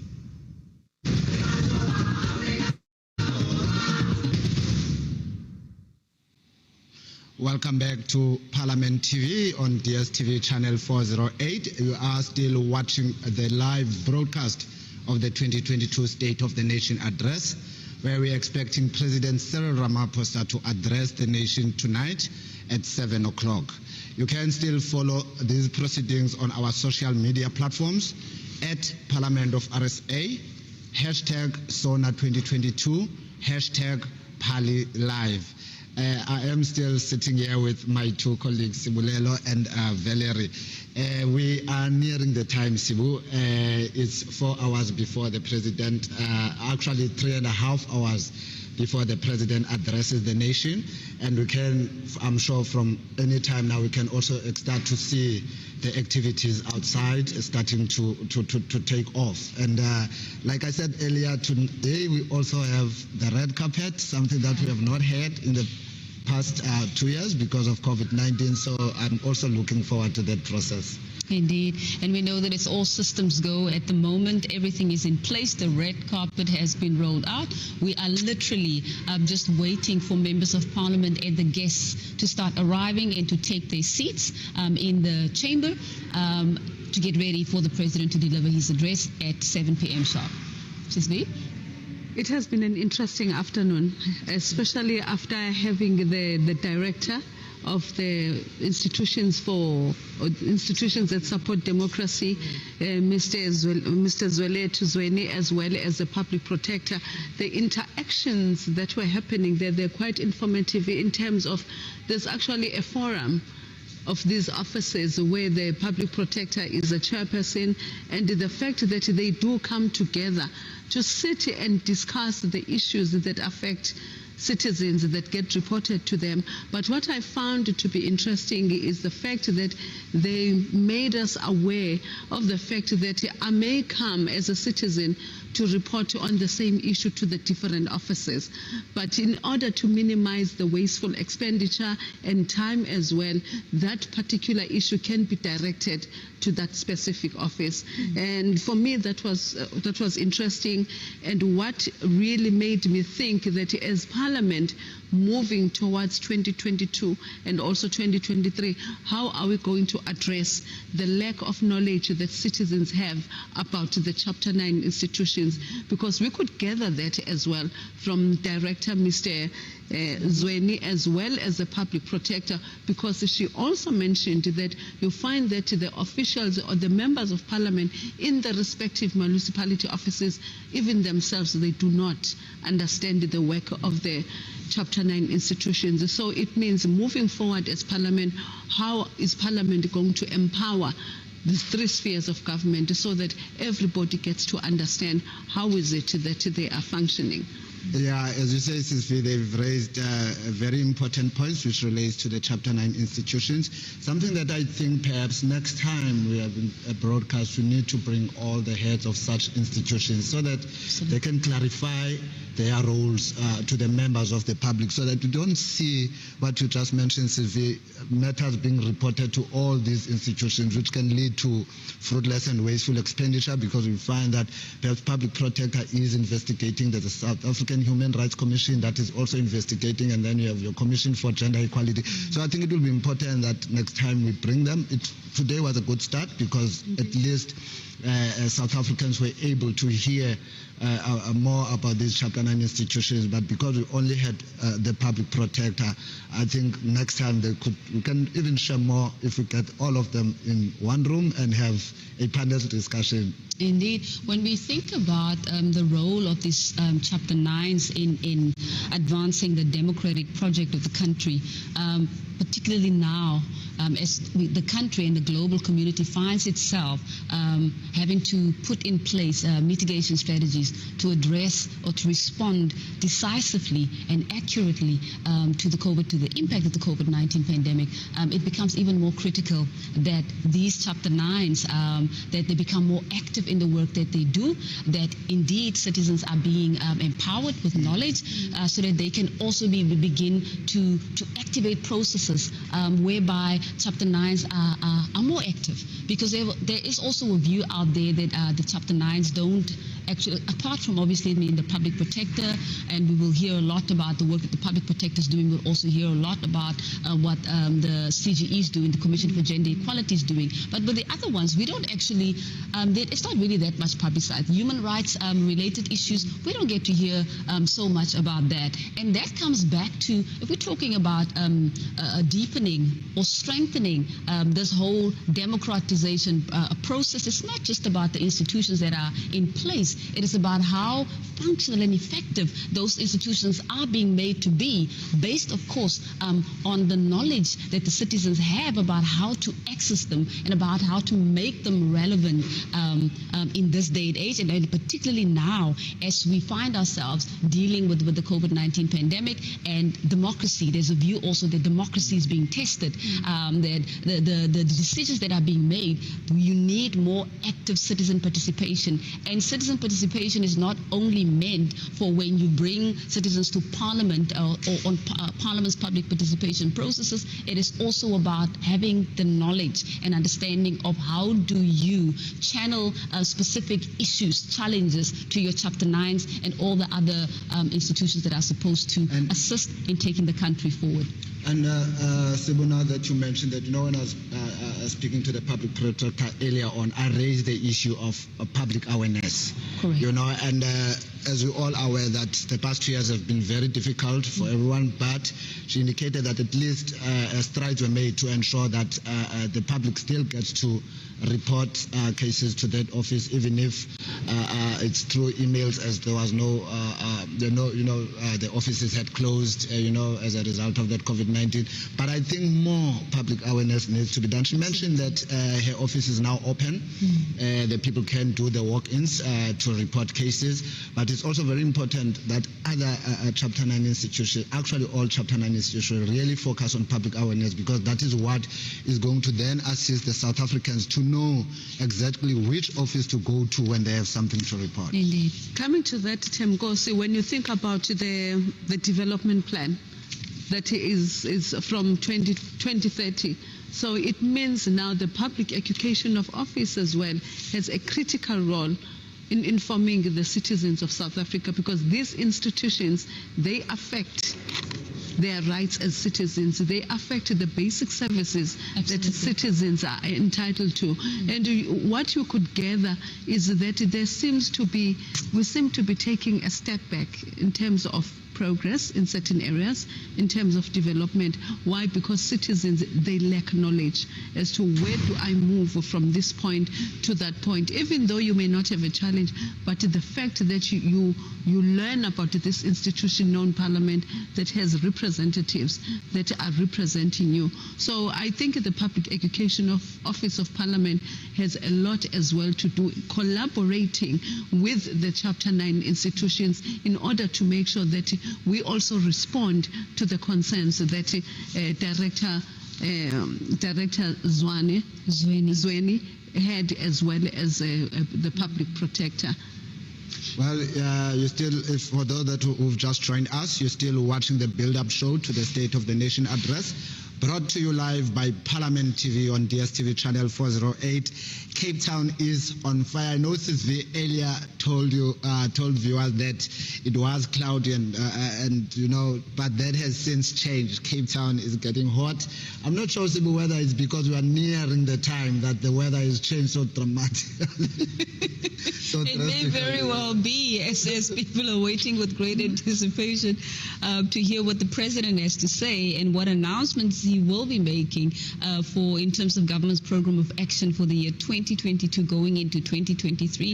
It's also important to reflect on very interesting conversation that I had with Dr. Dumisani Jantjies, who is of course the Executive Director for Parliament's Parliamentary Budget Office, as well as Professor Mueller, who is from the HSRC. They were basically, they came onto the platform to assist us to unpack whether there's any progress, tangible progress that has been made since the President delivered his last State of the Nation address in 2021 to where we are right now. And of course, we know you cannot go forward into the new program of action without reflecting on where the progress has, of course, been made. And as we would be reminded, colleagues, the 4 priority areas that the President focused on as per what he had announced in his address. Number 1, defeating the coronavirus. And based on what was shared, the insights that were shared, of course, also by the chairperson of the Financial and Fiscal Commission, Dr. Mbaba, there's consensus that in terms of defeating the coronavirus, government has really done well. Indeed, they've done well, because the latest reports are that almost 50%, we've reached the 50% mark of vaccination. So the government has really done well, looking at the short space of time that they had and the swift action that they needed to take to ensure that the citizens are vaccinated. So on that one, I can give the President a 7 out of 10. Well, I think I'm going to give him a 9 out of 10. And also what was even critical from Dr. Jantjies was also alluding to the fact that the committee, the Finance Committee of Parliament, they responded to the lockdown of COVID-19, because a lot of people lost their jobs, a lot of restaurants lost their jobs, and people were then got this tax relief fund which assisted them because they were not receiving any income. But for those businesses that were working, the Finance Committee did recommend that maybe in terms of tax, at least people's taxes, they needed to be reduced. But also on the other hand, what was even quite interesting was also seeing how the social grants had an impact in actually assisting the communities in order to at least put bread and milk on the table for their children. Although there is a debate whether it should continue, because now we're on level 1 on lockdown, that also remains to be seen as to how far that discussion is going to unfold in future, because is it sustainable? Or is it not going to be sustainable, looking at the economic position that the country has? So it was quite an interesting point that absolutely. Now, the second focus area, as announced by the President in his 2021 State of the Nation address, was the commitment to accelerate economic recovery. And of course, we know that one of the biggest impacts of the pandemic is the fact that the economy has been greatly negatively affected, and we had already been in a dire situation prior. We were in a technical recession prior to the COVID-19 pandemic hitting South Africa in the year 2020. So 2020 it just deepened a pre-existing condition whereby many people now were losing their jobs as businesses were closing down and so forth. So economic recovery, of course, it falls within the ambit of the economic reconstruction and recovery plan, for which the President had also announced 4 key priorities under the ERRP to ensure that jobs are created, and then opening up the economy and making sure that, in terms of the relief packages that you're talking about, that there is a balanced approach in terms of ensuring that there is economic activity across the country and across various sectors. Which is why there's a great expectation that President would then provide an update from the time he delivered the State of the Nation in 2021 as to how far has government gone in the process of economic recovery. Yes, one of the mains was, like as you have mentioned, the job creation. I'd like to hear on the President how he's going to tackle that issue, because it remains a challenge. It is, as we had earlier indicated, that it's a challenge that we're confronted with even before COVID-19. And COVID-19 came and made it even worse. So as we currently on level 1 lockdown, hoping that maybe soon we'll be out of the national state of disaster, because clearly COVID-19 is here to stay. COVID-19 is going to be with us for some time. So at a certain point, I'm sure the president would want to open the country fully so that they can be able to implement the plans that is presented to the South Africans. Besides the fact that the response of Parliament as well was really accepted with open arms by the South Africans in terms of finances, but we also cannot ignore how the President and Parliament were quick to respond to deal with the issue of gender-based violence. Because we may recall that by the end of the year already there were 3 bills that were before the 2 houses of Parliament in order to quicken how Parliament or how the country, including the SAPS, how they quickly address issues of violence within the communities. And also, what also Professor Mueller added as well on top of that point was the issue that indeed you can see change in the programs that deal with youth unemployment. There are solid programs that are there that are assisting the young people, but it's just a matter of maybe strengthening them to make sure that, as the Deputy Chairperson said earlier on, are we preparing them for the exit, or we are just keeping them there in those particular programs, because they need to be independent later on. They need to exit the programs with the skills and also with a forward vision to say, where do I take myself from this position? It's also critical that the reach is also widened. That yes, I know that the President made a commitment about I think 1,000 startup SMMEs for the youth, right? But when we look at that, it's a great commitment. It's a great undertaking made. But then at the sub-national level, what a Premier is committing to, which is another level where we really have to go take a look at to see what have provinces done for young people, what have provinces done for women, because when the President comes back to come and deliver his State of the Nation address and announcing government's program of action, really he's not the one who's going to implement. He doesn't stand alone.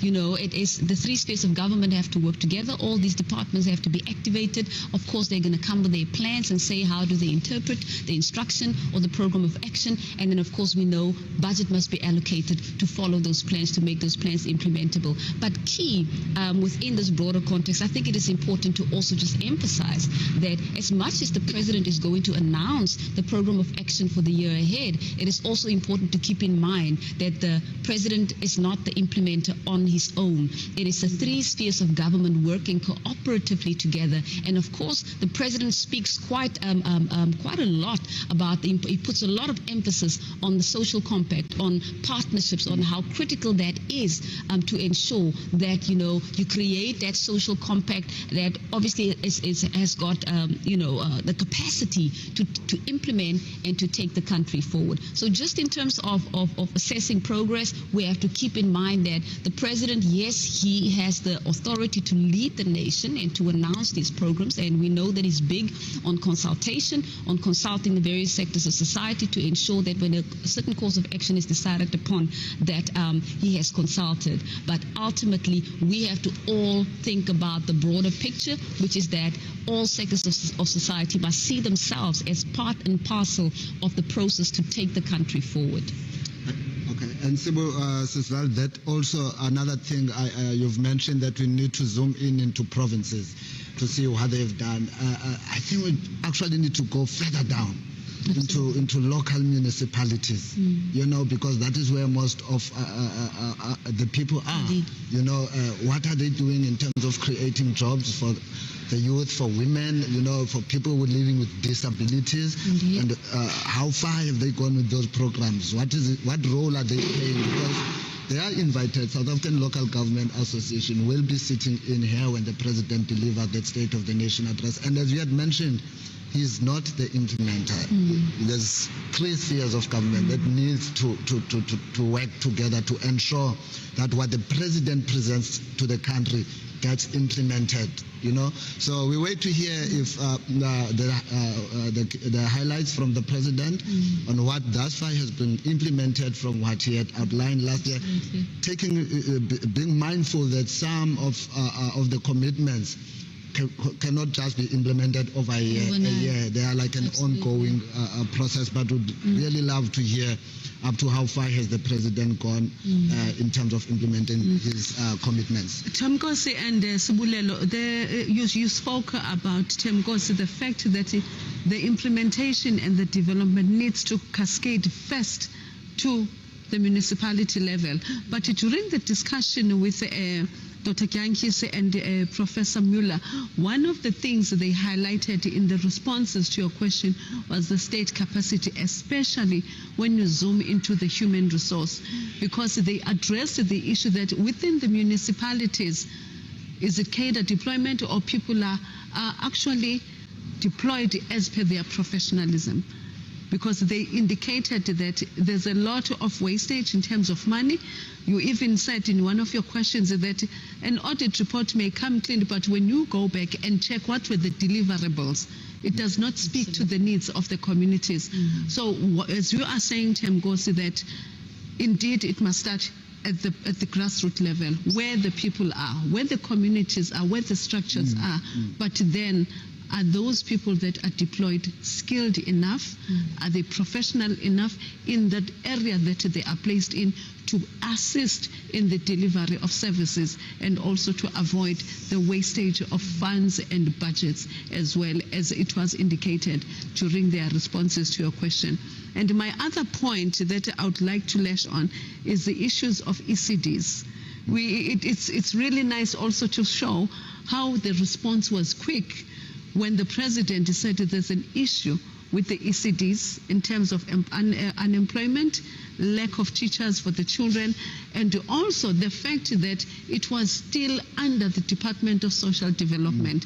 Because by last year, in April, we already got the news that actually the migration is official. The ECDs, Early Childhood Development Centers, are no longer going to remain with the Department of Social Development, but they are going to migrate back to the Basic Education Department, where they rightfully belonged earlier on. So those are some of the positives in terms how government responded to what the president spoke about in his February 2021 State of the Nation address. Indeed, and as we wait with great anticipation to hear what the president will be announcing, of course, we know that as Dr. Mbabu was talking about the budget deficit, right? These are all of the manifestations, right, of the COVID-19 pandemic, with people having lost their jobs and businesses closing down, and the shrinking, the reduced tax revenue that is available in order to be able to implement or allocate sufficient resources towards implementing government's program of action. So as we consider all of these dynamics, it's not just a cut and dry issue. We have to think about the pre-existing conditions prior to 1994. We have to think about the system, this unequal system that was inherited, which government had to work with, and now widen the net to make sure that the budget that was available, that used to only cater to a small number of people along racial lines, now has to cover the entire country. So we have to look at all of these things. And 25, 26 years into our democracy, I think we've made progress. I think it is fair to say that we've made progress, but there are challenges that still require focused attention by the three arms of state, by Parliament in particular. From an oversight perspective, Parliament has got a critical role to play to ensure that policies that are being committed to, commitments that are being made, not only by the President, but of course as that finds expression across the three spheres, that they are being effectively implemented. That was quite an interesting look back as to what has actually transpired, just looking back on this the interviews that we had, because you find that there has been a lot of response to what the president said last year. So citizens of South Africa, we are coming live from the Cape Town City Hall. As you see behind us, or behind Themkosi, you can see that there are two symbols that are actually reflected there. One of them is the Black Rod. Let's just have a look at this.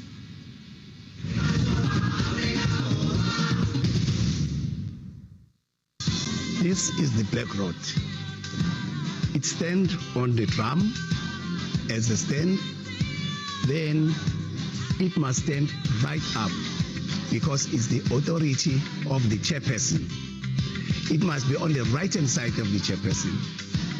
When it's on the right-hand side of the chairperson, it shows that the proceedings are in session. And it's the authority of the chairperson. Let me just explain how it's made. On top, we've got a protea, which is the national symbol. The protea, it's made out of gold. It got 2 layers with 9 leaves on it. Those 9 leaves represent the provinces, 9 provinces of South Africa. Then if you go down a little bit, if you go down, you will see there is the beads. These beads represent the heritage and the culture, the greatness of the culture of South Africa. If you go down, you get a shaft. That shaft is made out of ebony.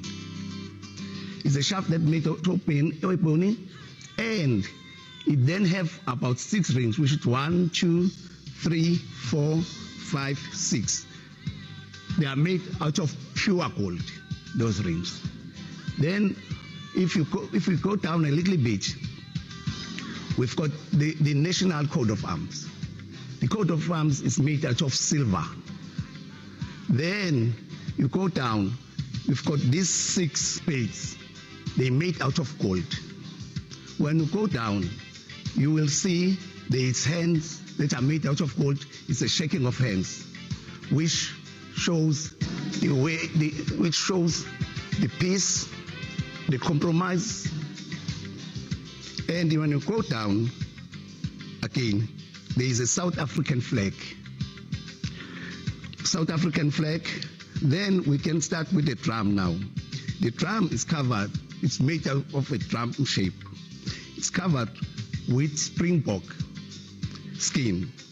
The reason it's a drum, it's because of Africans, when they call a meeting, they beat the drum to call a meeting. If you go down a little bit, there is 2 rings made out of silver, pure silver. In between those rings, you will find that there is provincial coat of arms. Each province got its coat of arms. If you look at it, you will see grapes. Grapes represent Western Cape. You will see Iron Peak, which represent Gauteng, because it's an industrial area.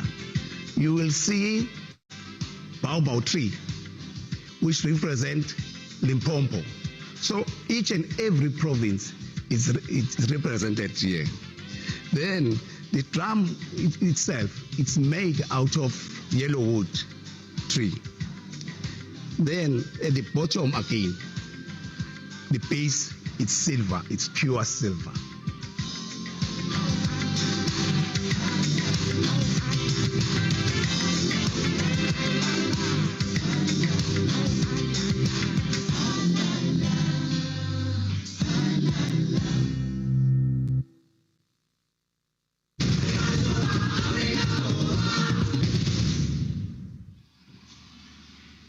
Just behind us, we have 2 symbols of Parliament. We have the mace and we also have the black rod. The Sergeant of Arms and the Usher of the Black Rod are responsible for compliance with security policy in and around the chamber and galleries and implement related instructions from the Speaker. The Chairperson of the National Council of Provinces and other presiding officers. They also perform ceremonial functions, among other leading the procession into the chamber at the start of the proceedings. The Sergeant at Arms and the Usher of the Black Rod in the occasion of SONA, which takes place during a joint sitting, lead the President and the presiding officers to their seats and proceed to place the mace and the black rod in place before the Speaker and the Chairperson of the NCOP, respectively. To talk to us further about this important symbol of Parliament, we have the usher of the Black Rod, and later on we will talk to the Sergeant at Arms. Good afternoon and welcome to the State of the Nation address. We want to say thank you, Mr. Shabalala, for joining us. Thank you for having me. Otherwise, can you just share how your day has been thus far? Oh, it's been hectic. In fact, the whole of this week, because we've been up and down preparing. And the other thing is that it's the first time that is out of Parliament, so we have to improvise. Mr. Shabalala, most of the viewers at home have actually seen you make your way into the National Council of Provinces with the Black Rod. Can you just take us through what is the meaning of the Black Rod into the processions of the National Council of Provinces? Yeah, the Black Rod is the authority of the chairperson of the National Council of Provinces. So, which means if the Black Rod is in the chamber, that means the House is in session. So the chairperson is the one with the authority in that. So the Black Rod symbolizes that. So as you speak of the authority, just behind me, we have the symbol of the Black Rod. Can you kindly explain to us what is in full view of us? What does it mean? Because that looks like something that is familiar, but I would rather have you speak to it than distort information. Yeah, the Black Rod, in fact, is in the shape of a nopkiri. The reason behind that is that traditionally in Africa, a nopkiri is something to defend yourself. So it's defending the constitution. That is why it was made to be a shape of a nopkiri. Then there is this flower, look like flowers. It's a protein-like. But if you count those flowers, there are 9 in a row. So that 9 symbolize the 9 provinces that the NCOP, which is the National Council of Provinces, consists of. Those 9 provinces. Then if you go down a little bit, we will see the bead in African colors. It's the bead which is in the flag of Africa, of a South African flag. Those are the beads. Then if you go down a little bit, it's the coat of arms, the government coat of arms. But it's not shown here. Okay. If you go down a little bit, there is handshaking made of gold. Those handshaking, it's symbolize peace. You go down, you meet the drum. With the drum, where it's a stand of the Black Rod. It's in a drum form. The reason it's in a drum form is because in Africa, when you call people to come to Imbizo, to a gathering, you beat a drum. That is why it was made to be in a drum form. Then in the drum, there are symbols that are there of each province. For example, our Western Cape, the symbol, it's a grapes. You go to Gauteng, the symbol, it's the symbol of Gauteng because they've got mines, it's a pig. So each and every province got its all symbol around the drum. Those are quite interesting flags. We know that before 1994, we had the Senate, and then there was part of the Senate also after post-1994, and we had a particular Black Rod that is quite different to what we have. What processes were followed in order to have this design become the Black Rod of the National Council of Provinces? In fact, there was a lot of consultation. There was a lot of consultation until until they come up with this, because the one that we had for the Senate, it was donated by Westmead in London. So then it was decided that, okay, we must have our new Black Road, and it must be a South African Black Road. The mineral, as you can see, the gold, the leaves, it's South African gold. If you look at the shaft, it's a baobab tree. So everything that is here, it's all of them, it's South African and made by South African too. Can actually the sitting of the NCOP start without the Black Rod being ushered into the National Council of Provinces chamber? Not at all. That would be an ordinary meeting, not a sitting of the NCOP. So have we had some kind of incidents where actually the Black Rod never made it to the House? Not at all. So how do we ensure that then it actually gets into the chamber? Because we know that when we walk through the old assembly, we do have these two symbols. Are those the symbols that you utilize for the proceedings, or? No, those are not symbols that we utilize for the proceedings. But because of the chores around the People's Parliament, so it was decided that, okay, we must have a replica, so that when people come to the church, they can be able to see how the Black Road look like, how the maze look like, and they can be explained what is in the Black Road, what is in the maze.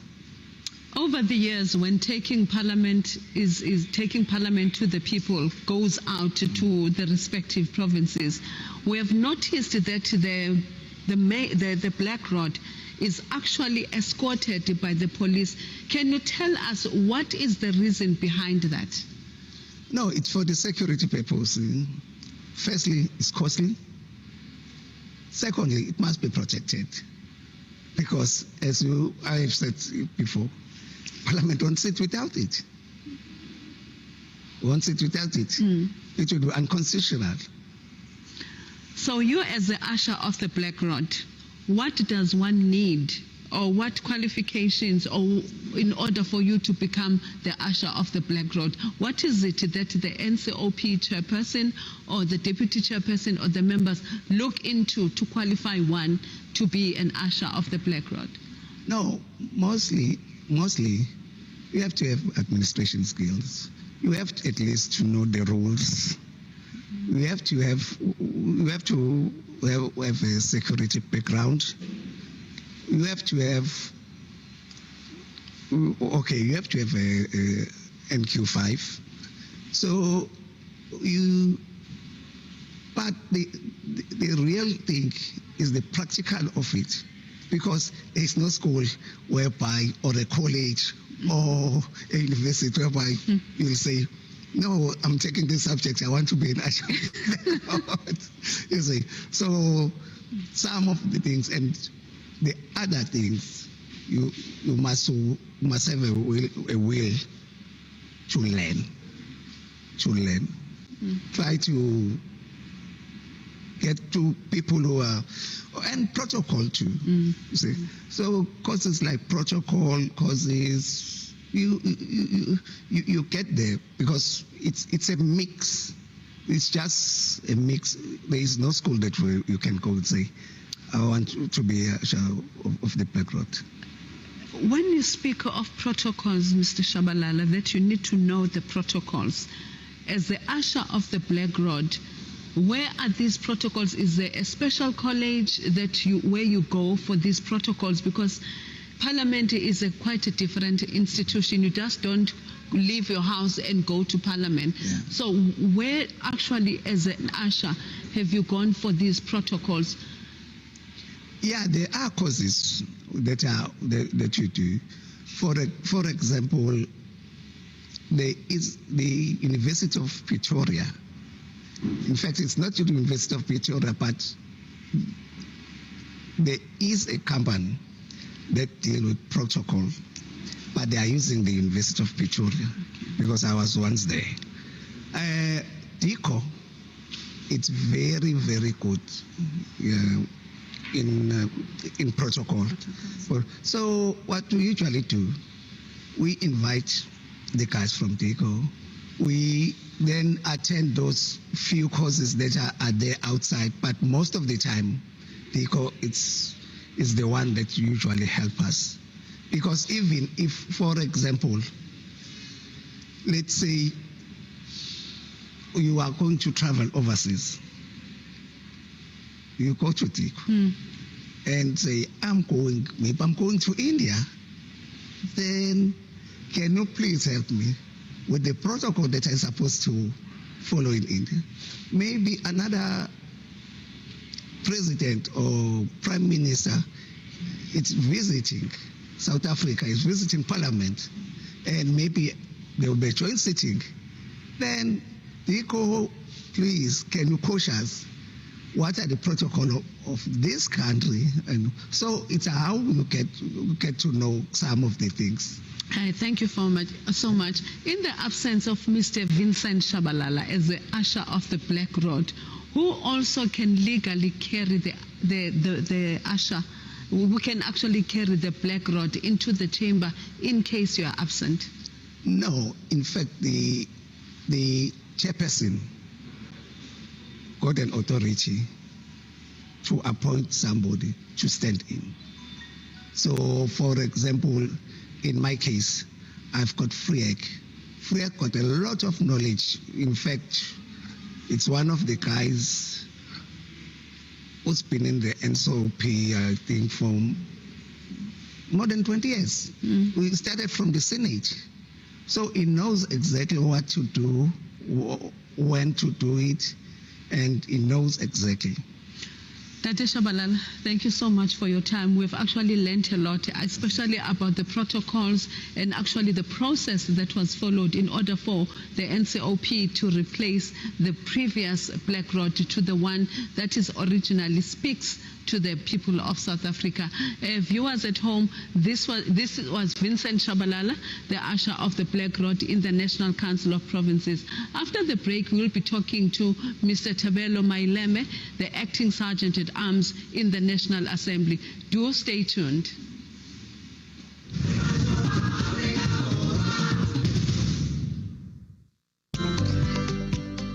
The State of the Nation address will be held on Thursday, 10th February, followed by 2 days of debate on 14 and 15 February 2022. The State of the Nation address, commonly referred to as SONA, is one of the most important annual events in the parliamentary calendar. It is an integral part of Parliament's oversight function over the executive. Watch the address live across Parliament's platforms at 7 p.m. Follow Parliament on social media and join the conversation using #SONA2022. Parliament, following up on our commitments to the people, making your future work better.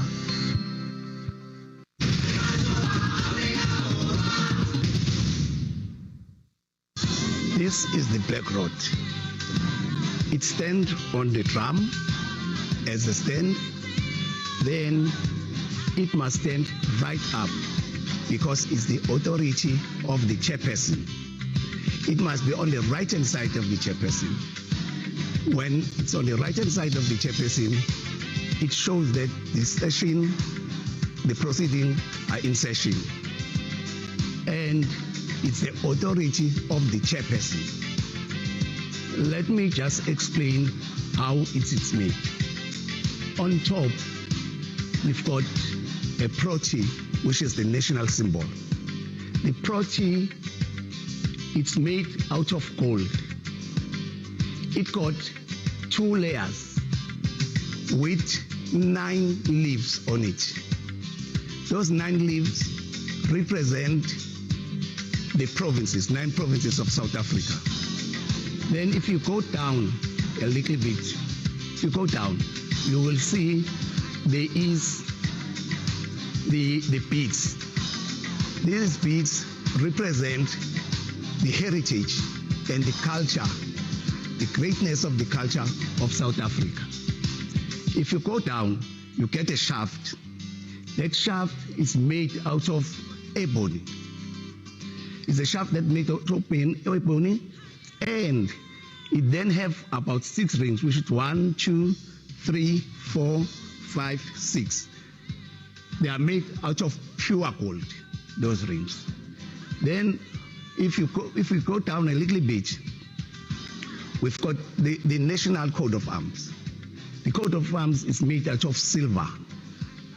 Then you go down, we've got these 6 spades. They're made out of gold. When you go down, you will see there's hands that are made out of gold. It's a shaking of hands, which shows the way, which shows the peace, the compromise.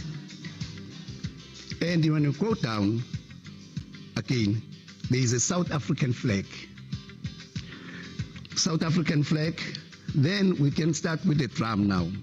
The drum is covered, it's made out of a drum shape.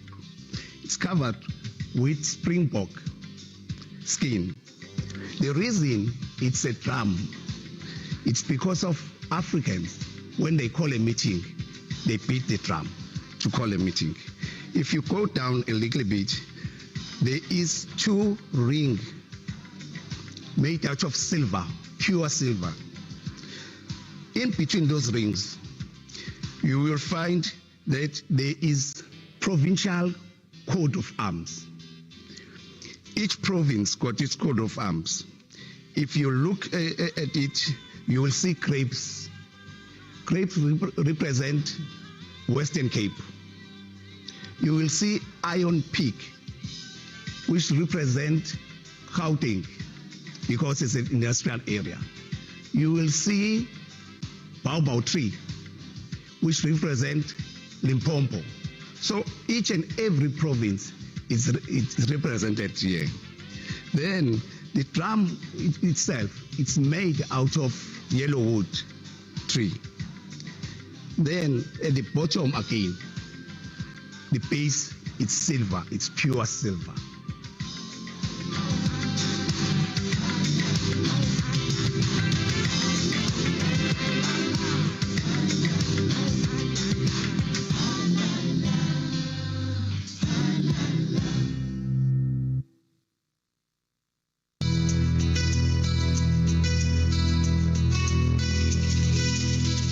When the Sergeant-at-Arms enters the chamber, followed by the Speaker of the National Assembly, it signifies that the House is in session and the proceedings are official.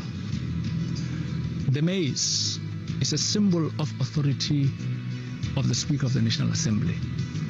It was designed to reflect the culture, the tradition, diversity, and different languages of South Africa. At the top of the mace is a drum. It is an 18-carat drum. On top of it, it's a piece of a springbok skin attached to the drum using 18 stones. These stones were made from South African minerals and gemstones. The drum symbolizes, or the drum in this case represents, a tradition where drums were used in Africa to call people to gather and speak.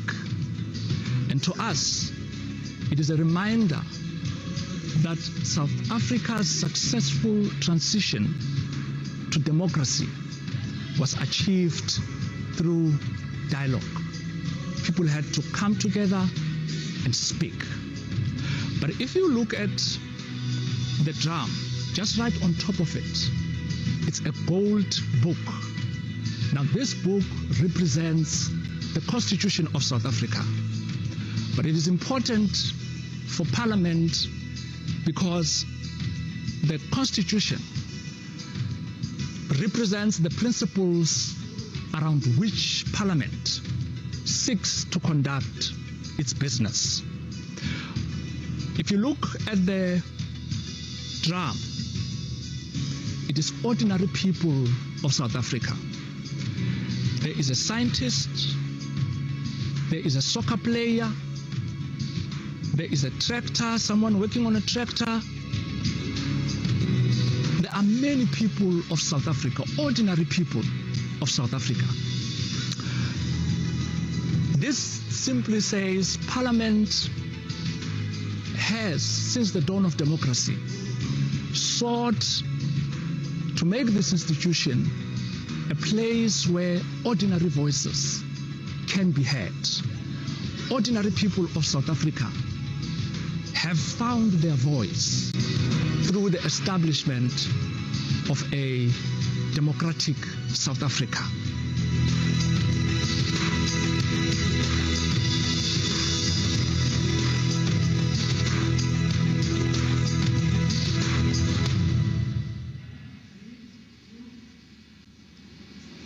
Welcome back. You are still watching Parliament TV, coming to you live from the City Hall. Earlier on, we spoke to the usher of the Black Rod. We are now joined by the Sergeant at Arms to tell us about how things are done in his house. That house would be the National Assembly. Good afternoon, Mr. Tabello Maleme, and we are glad to have you this afternoon, just before we go to the State of the Nation address at about 7 p.m. Can you just explain to us what is the significance of the maize in the National Assembly? Good afternoon, and thank you so much for having me. The significance of the maize in the National Assembly, it symbolizes the authority of the Speaker, and it is an indication that the House is officially in session. Yes. So with the maize, we have seen that it's quite different to what was used before 1994. Can you also kindly assist us as viewers and people here in the studio as to what is the meaning of all these symbols that are attached to it? Yeah. Well, one of the parts that really stands out about the maize, right on top, you would see that there is a drum there. And the importance of a drum in an African tradition is that drums in the past were used to call people to gather and speak. So this is important because it says that the transition of from apartheid to democracy in South Africa was achieved through dialogue, and that is very important. But also, just around the drum, you would see that it has got an artwork of different people. There's a soccer player, there's a nurse, there's ordinary people of this country. That too says that when members of Parliament are gathered and they are, debating issues that affect ordinary people in this country, they do so for ordinary people who actually send them to Parliament to represent them. The other thing about maize, on top there's a book there. It represents the Constitution, and this is important because it says Parliament, when it conducts its business, it seeks to align itself to the principles that are enshrined in our Constitution. That should be. It looks like quite an expensive maize. How do you ensure, as the Sergeant at Arms, or how does the National Assembly ensure that it's secured? Well, I can say that we do have a place where we ensure that it is secured. The area is not easily accessible, and it is locked, and the maze is in a safe. So we do our best to ensure that it is safely secured. Speaking of its security and its protection, yes. On the 2nd of January 2022, as you know, that we all woke up to the fire that gutted the National Assembly. Was the maze affected? And if it was affected, what is going to be replacing the maze tonight when the President delivers his State of the Nation address? No, well, the building where we store the maze, it was indeed affected, we must say, but because of the security that we have put around, safely securing it, it was not affected. We were able to take it out, and we will have the maze tonight when the President addresses the nation. Mr. Malema. Yes, ma'am. You are referred to as the Sergeant at Arms. I remember when I came to Parliament, when I heard the word Sergeant at Arms, I thought of someone who would be wearing a military regalia, only to find that the Sergeant at Arms was wearing a gown, as we have come to normally associate the mace and the Sergeant at Arms with the gown. Can you kindly tell us what is the background of this name, Sergeant at Arms? Yeah. It's quite interesting, and every time when I think about it, it actually one of the reasons why I feel proud to be a member of this country, and to be serving in the role. The word Sergeant at Arms is actually derived from a Latin word which means servience. Loosely translated, it means a servant. So that's why I say I sometimes take pride when I actually think about it. Like I am here to serve. I'm a servant of the people. I'm a public servant, and so yeah, that's basically where the word Sergeant at Arms was derived from. Being of service, we have seen during the National Assembly debates and during the State of the Nation address where things don't go the way they are planned according to the program, and we will see the Sergeant at Arms being approached to actually remove some members of the National Assembly. Can you just tell us what role do you really play in the removal of members from the chamber? And if a member refuses to leave, what are the impacts of that on you as well as the member that refuses to leave the chamber? Yeah. Well, first and foremost, I must indicate that, when the Speaker issues an instruction that a member should leave the House, under normal circumstances, members do, obey the instruction of the Speaker and they leave. But in instances where they do not do so, that's when the Speaker says, I will now request the Sergeant at Arms to help the member to leave the House.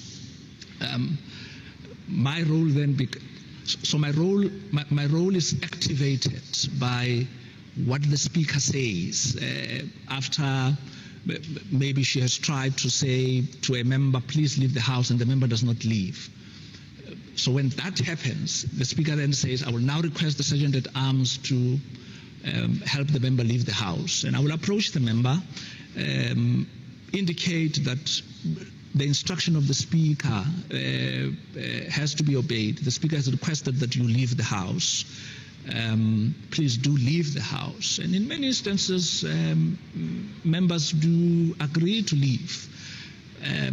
But where that does not happen, I then have to go back to the Speaker and report that the member that you requested to leave the House does not want to leave the House. And there are other processes that follow after that, which ensures that a member is indeed escorted out of the House. So there is parliamentary protection services that gets activated at that point as well.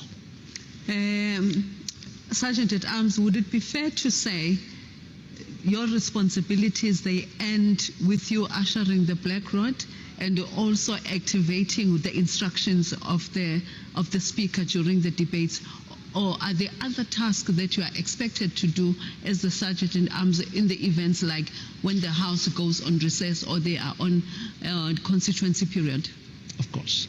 Yes, currently the Sergeant at Arms in our South African Parliament is also responsible for one of the units in the National Assembly, which is Table Administration Unit, and we deal there with things like your business reports that the monthly reports that we have to compile, issues that relate to the administration, the procurement of goods in the division, and we also use that time as well to process members' attendance, and we are able to share it with members of Parliament as and when it is requested.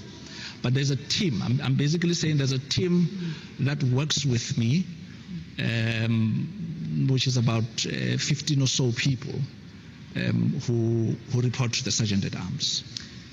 Sergeant at Arms, Mr. Tibello Malema, thank you so much for that insight into actually your role and what the Sergeant of Arms means, as well as the servant of the people, as also as the servant of the National Assembly. Viewers at home, that was the Sergeant at Arms who takes in the mace into the chamber, as he has indicated to us that actually this is the authority of the Speaker just before the debates in the National Assembly proceed. So we are going to take you back and just have a look at the attendances of the guests that will be arriving today just before the President delivers the address to the nation at 7 this evening.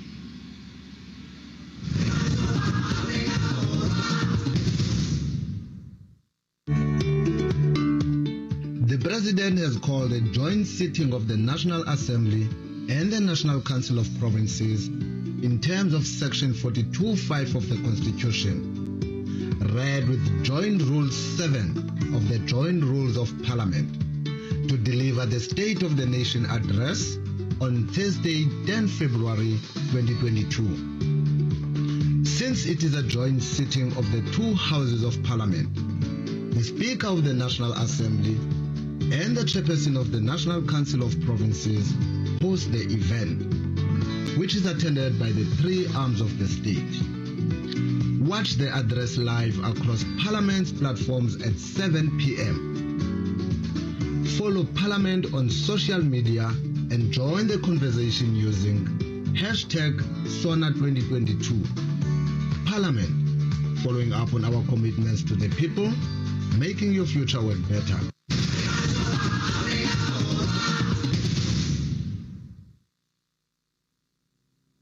Well, the government has asked us as an early school to feed all our learners, so we would make sure that all of us were fed.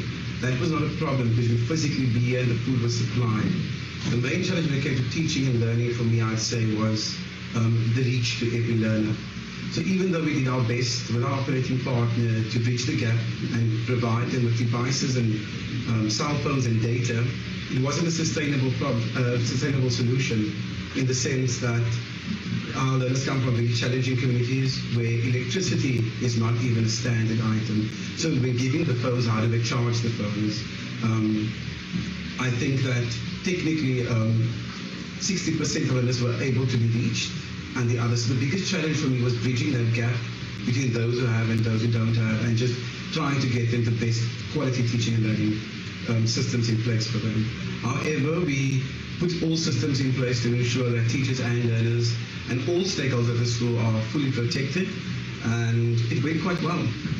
So I was quite excited about it. The challenges that we've encountered as a school for the past 2 years due to COVID-19 pandemic is the fact that teachers have moved away from the normal way of teaching and teaching and learning, and they had to use now digital learning.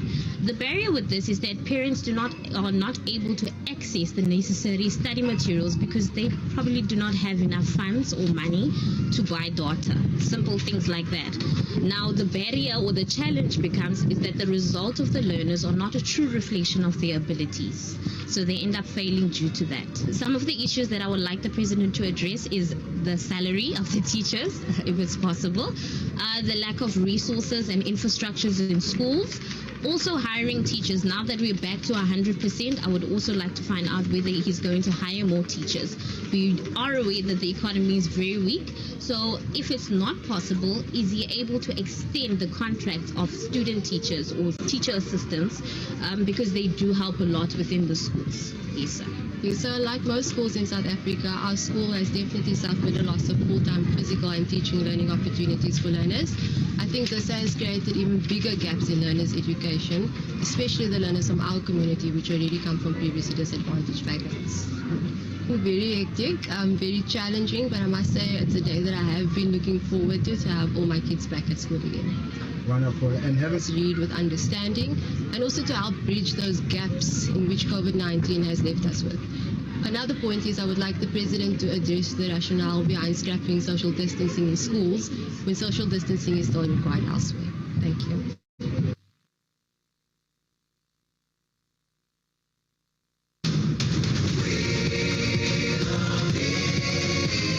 This book, our Constitution, protects our society and empowers us to govern. The Protea leaves are us, the people, who freely elect our voices in Parliament. The drum calls the people of Parliament, through whom we govern together. And the sun is our country, healing our past, improving our lives, and energizing our potential. Together, our Constitution, our people, our Parliament, and our country are building our great South African nation. Parliament TV, channel 408 on DSTV. The State of the Nation address will be held on Thursday, 10 February, followed by 2 days of debate on 14 and 15 February 2022. The State of the Nation address, commonly referred to as SONA, is one of the most important annual events in the parliamentary calendar. It is an integral part of Parliament's oversight function over the executive. Watch the address live across Parliament platforms at 7 p.m. Follow Parliament on social media and join the conversation using #SONA2022. Parliament, following up on our commitments to the people, making your future work better.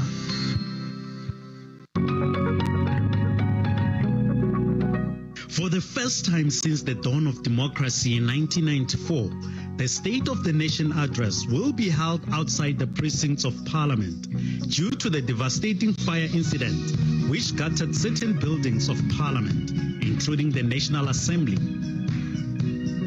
The majestic and historic Cape Town City Hall, at the heart of the Mother City's Central Business District and its adjacent Grand Parade, will host the August SONA 2022 by the President of the Republic, Mr. Cyril Ramaphosa. The venue has been declared the precincts of Parliament in terms of the law and the rules of Parliament. The City Hall is where the country's first democratic president, Utata Mandela, addressed the masses and the country after his release from prison in 1990. On the 10th of February 2022, be a witness as Parliament TV broadcasts an educational and informative program, including the President's address, live from 7 in the morning until late in the evening. Parliament, following up on our commitments to the people, making your future work better. Tune in or you will miss out.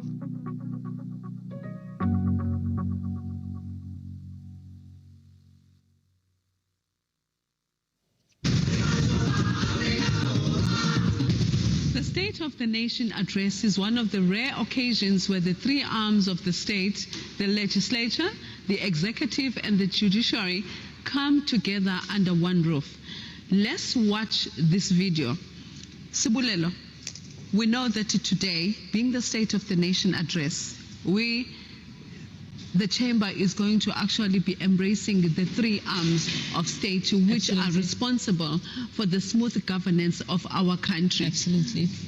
So there is an expectation that the judges are going to be there, that is the judiciary, the lawmakers are going to be there, that is parliament, including also the high court judges, the provinces as well. So there are a lot of people that are going to be there, but these three arms of state are extremely critical in how our country is governed. Indeed. So when we're looking at the symbolism of the three arms of state, obviously we know that these are the three arms that are responsible for driving collectively and obviously through in their respective mandates, taking the country forward. We know before the democratic dispensation through our constitution made provision for these three arms of state, and that's the legislative sector, that is the judiciary, and it is the executive. Now on this rare occasion, as you have already alluded, Cisvi, it's the one of the rare occasions when the three arms of state come together to come and listen to the state president deliver his annual State of the Nation address.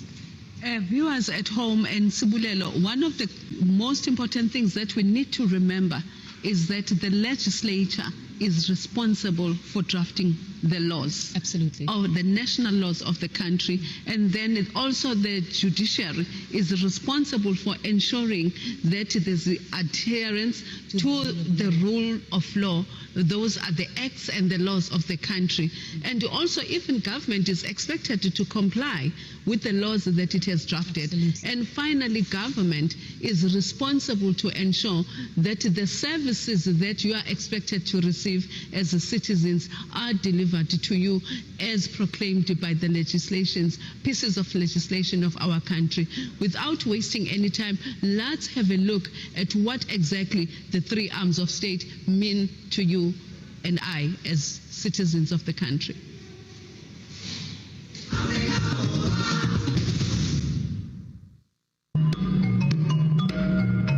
The Constitution protects our democracy by separating the power of the state into three different but interdependent components or arms: the legislature, which is parliament, the executive, known as well as the cabinet, and the judiciary, which are the courts. The three arms of the state ensure that power is divided, so no arm of the state has all the power. This minimizes the risk of abuse of state power. Each of these arms has its own responsibilities, but functions in a way that complements each other, so that effective cooperative governance is possible. Parliament consists of two houses: the National Assembly and the National Council of Provinces, whose members are elected by the people of South Africa. Each house has its own distinctive functions and powers as set out in the Constitution. The National Assembly is responsible for choosing the president, passing laws, ensuring that the members of the executive perform their work properly, and providing a forum where the representatives of the people can publicly debate issues. The National Council of Provinces is also involved in the lawmaking processes and provides a forum for debate on issues affecting the provinces. Its main focus is ensuring that provincial interests are taken into account in the national sphere of government. The President is the head of state and of the national executive. He exercises executive authority together with other members of the cabinet, namely the Deputy President and ministers. The executive develops policy, for example, by preparing and initiating legislation which it submits to Parliament for approval.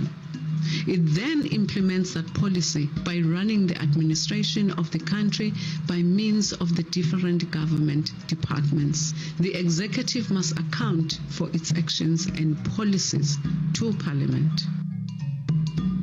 The judiciary is made up of the courts such as the Constitutional Court, the Supreme Court of Appeal, High Courts, Magistrate Courts, and other courts established or recognized through an Act of Parliament. The head of the Constitutional Court is also the Chief Justice of South Africa. The Constitution states that the courts must be independent and act impartially. Organs of state such as Parliament and the Executive must assist and protect the courts in order to ensure their independence, impartiality, dignity, accessibility, and effectiveness. This constituted division of state power is an important democratic principle called the separation of powers.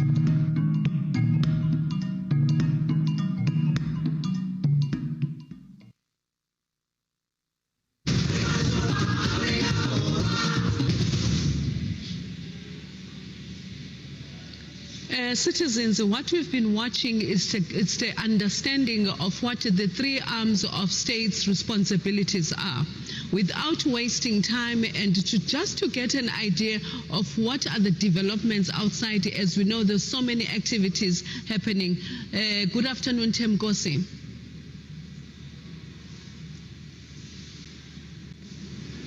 Of the 2022 State of the Nation Address.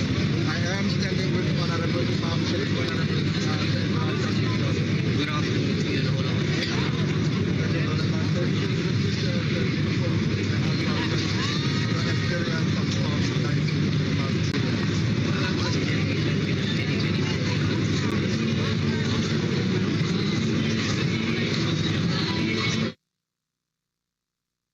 And friends, we've lost a lot of them. I think COVID had such a devastating impact. Our people today suffer from COVID fatigue. So yes, it has had quite a trying effect on our people in the country, and not just in South Africa but worldwide. Yes, and now that the president will be addressing the country at 7 o'clock under such conditions, what is it that you are expecting to hear from the president? Well, I'm hoping he's going to tell us the mistakes that he's learned. First of all, we know that the entire country, all state-owned entities are in a complete chaos, okay? And now that he realizes this is as a result of cadre deployment and the deployment committee where decisions have been made by the ruling party themselves as to who they should be employing, that is going to change. That's the first thing. I hope, secondly, that he's going to deal with all those people that are implicated. But more importantly for us, what we want to see, that measures are going to be put in place to prevent any further looting and corruption, which is continuing right from local government level. As we speak here, this country is losing approximately 300 billion rand a year. So we want to see measures being put in place to stop that, to deal with those that are implicated. And when it comes to issues like infrastructure development, which is paramount for economic growth in this country, we know for a fact that we have no capacity as far as that is concerned. I'm hoping that he's going to put some measures in there. I'm also hoping that he's going to talk about the security situation and the lawlessness in the country at this point in time, where even the World Economic Forum is talking about South Africa is now a candidate for a coup in this country, and I hope he's going to put measures in place. And lastly, if you can just share with our viewers on what motivated today's dress code. Say that again. If you can just share with our viewers on what motivated today's dress code. Well, nothing really, you know. I had the choice, like many people will do today, is go and buy a new outfit. And I said, no, I'm not going to do that, not with so many people in South Africa that's going hungry. I'll wear what I've got and rather spend that additional money on people that are going hungry. And we know a very large percentage of people in this country go to bed hungry in this country. Honorable Sheikh, thank you very much for talking to us at Parliament TV. That was Honorable Imam Sheikh sharing his expectations from the President as he delivers his State of the Nation address. Sis Valerie, for now it's back to you. Thank you, Themgosi. Viewers at home, that was the Honorable Member sharing within the National Assembly. He comes from the minority party as well within Parliament. So we are getting ready as we are left with a few hours just before the state president delivers the State of the Nation Address 2022. But as well as we know that it's not only the president that just walks into the venue, delivers the State of the Nation Address, there's a lot, Sibulelo, that happens outside in preparation for the president, just the things that set the tone for him just before he comes and speaks to us as the citizens of South Africa. Absolutely, Sizvine. One of the key things that we must also point out to the viewers at home is the fact that members have started arriving, guests have started arriving, and they are, of course, going into the chamber. They're starting to take their seats in preparation to make sure that by the time the president arrives, closer to 7 p.m., that everybody is seated. And one of the ceremonial procedures also that we need to know that has always become part of the State of the Nation Address is the 21-gun salute. Absolutely. Those are some of the things that we are going to be viewing tonight, and also the fly pass that is actually the responsibility of the Defense Force, the Air Force. Indeed. Within the defense. So there are so many activities. Being in this environment as well, it's also going to see different venues, different approaches to things. So fellow South Africans, let us get ready for the State of the Nation Address by the President. But coming back to the 21-gun salute, this actually was established in 1842 because it became an international norm as the highest honor a nation is rendered, and it is fired in honor of a sitting president. The first shot of the salute is synchronized to coincide with the playing of the national anthem. The salute takes 1 minute and 40 seconds. Let us take a look at this.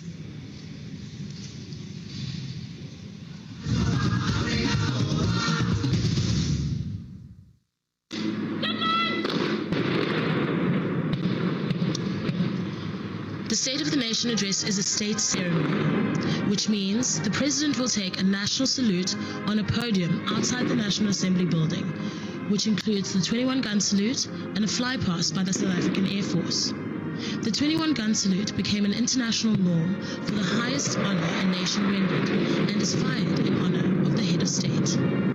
The guns are fired from the company gardens behind the parliamentary precinct. The 21-gun salute will start when the national anthem starts, synchronizing the first shot with the first note of the anthem. The whole salute takes 1 minute and 40 seconds. There are 5-second gaps between the shots. The 21 guns are fired from 4 25-pounders. So gun number 1 will fire 6 shots, and the remaining guns will fire 5. The end of the anthem is marked by a flypast by the South African Air Force, which takes place on the last note of the national anthem. The flypast is meticulously planned to ensure that the planes are flying over Parliament at the correct moment.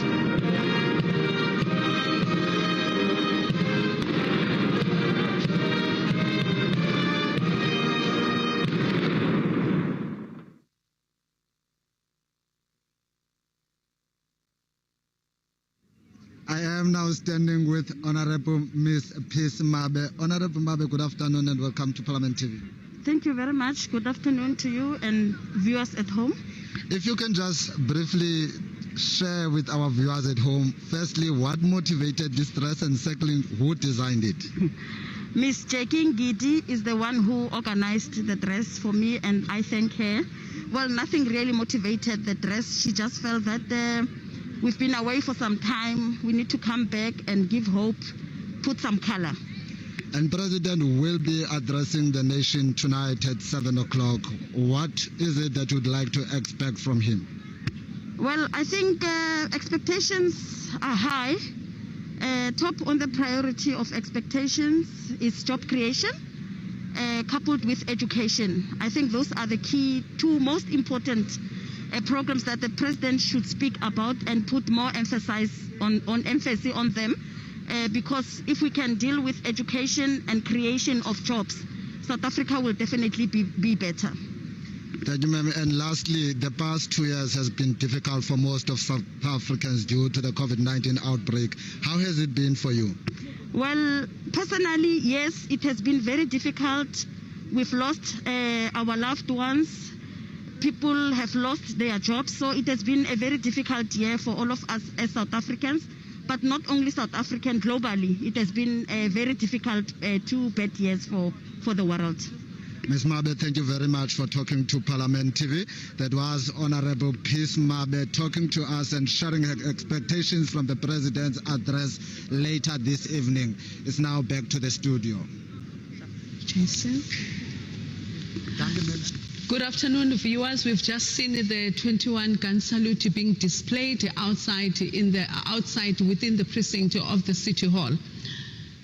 We know that one of the familiar things during the State of the Nation address is the presence of Imbongi that gives praises to the President. And this role is actually allowed to rotate from one province to the other.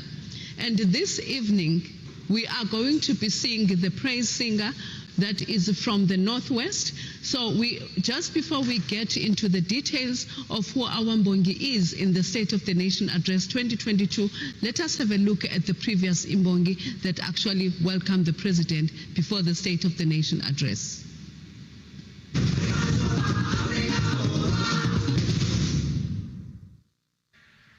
Agaetso seboko ga nke se fetlhano ko e lengwe bana ba mmala wa sebilo tlhagala ke ya bitšile ngwana kgosi ka ke tla ke phuntse pheo ya borago le ba bokone gore botlhe ba tle ba nkutlwe ka tse di laditseng ditlhogo ke gorogile kgorong ya thuto e le sa masetla a dibeteselelo tsa teng dikeledi di thepologanyala jaaka metsi a phororo ya noka ya thomedi dikgwebo di tswatswa bagwebi ba tshwere phage ka mangana mosimane gape ke motho o belegetswe mo mante mo kgaolong ya batlhapi ba ga maedi mo ga kgosikgolong ya ko Motlhabane. Mosimane gape o tshimolotse go boka ka dingwaga tsa bo 2002. Mosimane gape o ile a kgatlhegela go rata puo ya Setswana ka go bala buka ya Sello sa Mooki ya ga Rre Sidi mo tlase. Poko ke a itlhama go nthusa thata gore ke itlhame ka go bala dibuka tsa Setswana le go dira dipatlisiso. Ke kwala botlhami jo bo tswang mo go nna.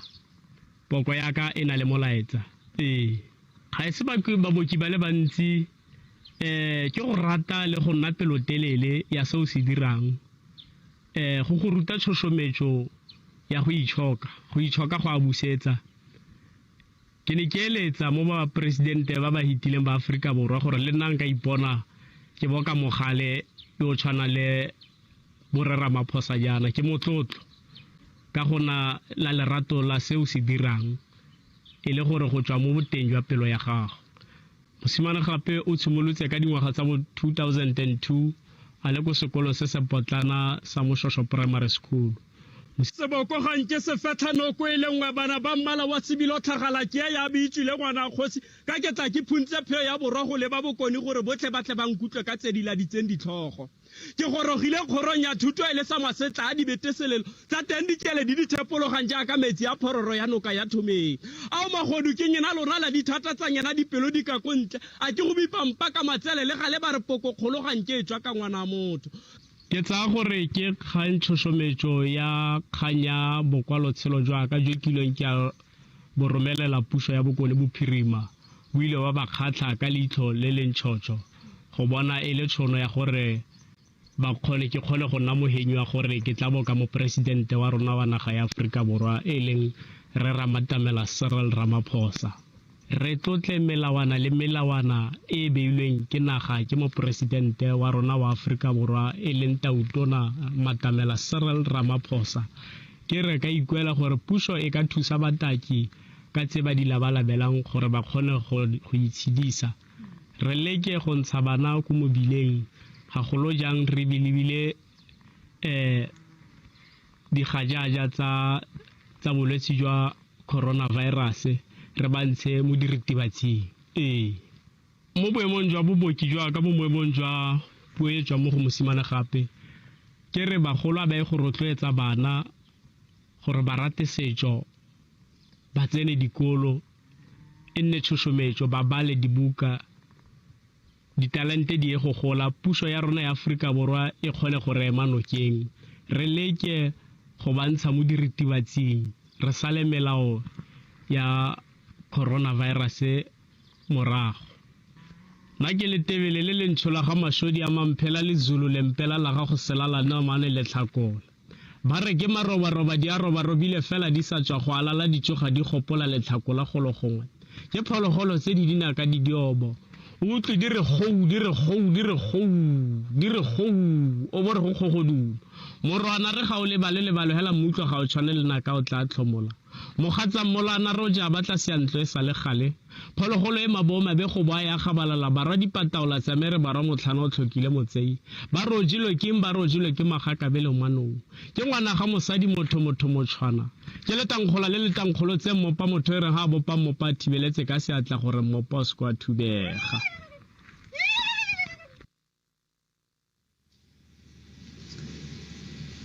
A new element of the State of the Nation address since the birth of democracy is Imbongi, the praise singer. Although our parliament is based on the Westminster traditions, Imbongi praise singing gives Africanness pride of place, narrating the president's personal history, clan, and family lineage in song, dance, and narration. Imbongi starts this narration as the presidential procession enters the chamber. To be fair to the rich cultural and multilingual diversity of our country, the use of language is rotated every year. This year, the language to be used is Setswana. The Imbongi hails from a small village in Taongi in the northwest. Jason Mosimane Khape, welcome as Imbongi to Cape Town and welcome as well to the City Hall. Without wasting any time, you were praising on the top of the hills with so much green in the background and the rivers. Can you just tell us as to exactly where you were on the day that you were doing that praise singing? Lehelo le marona ke lehelo le bidiwang Town Dam.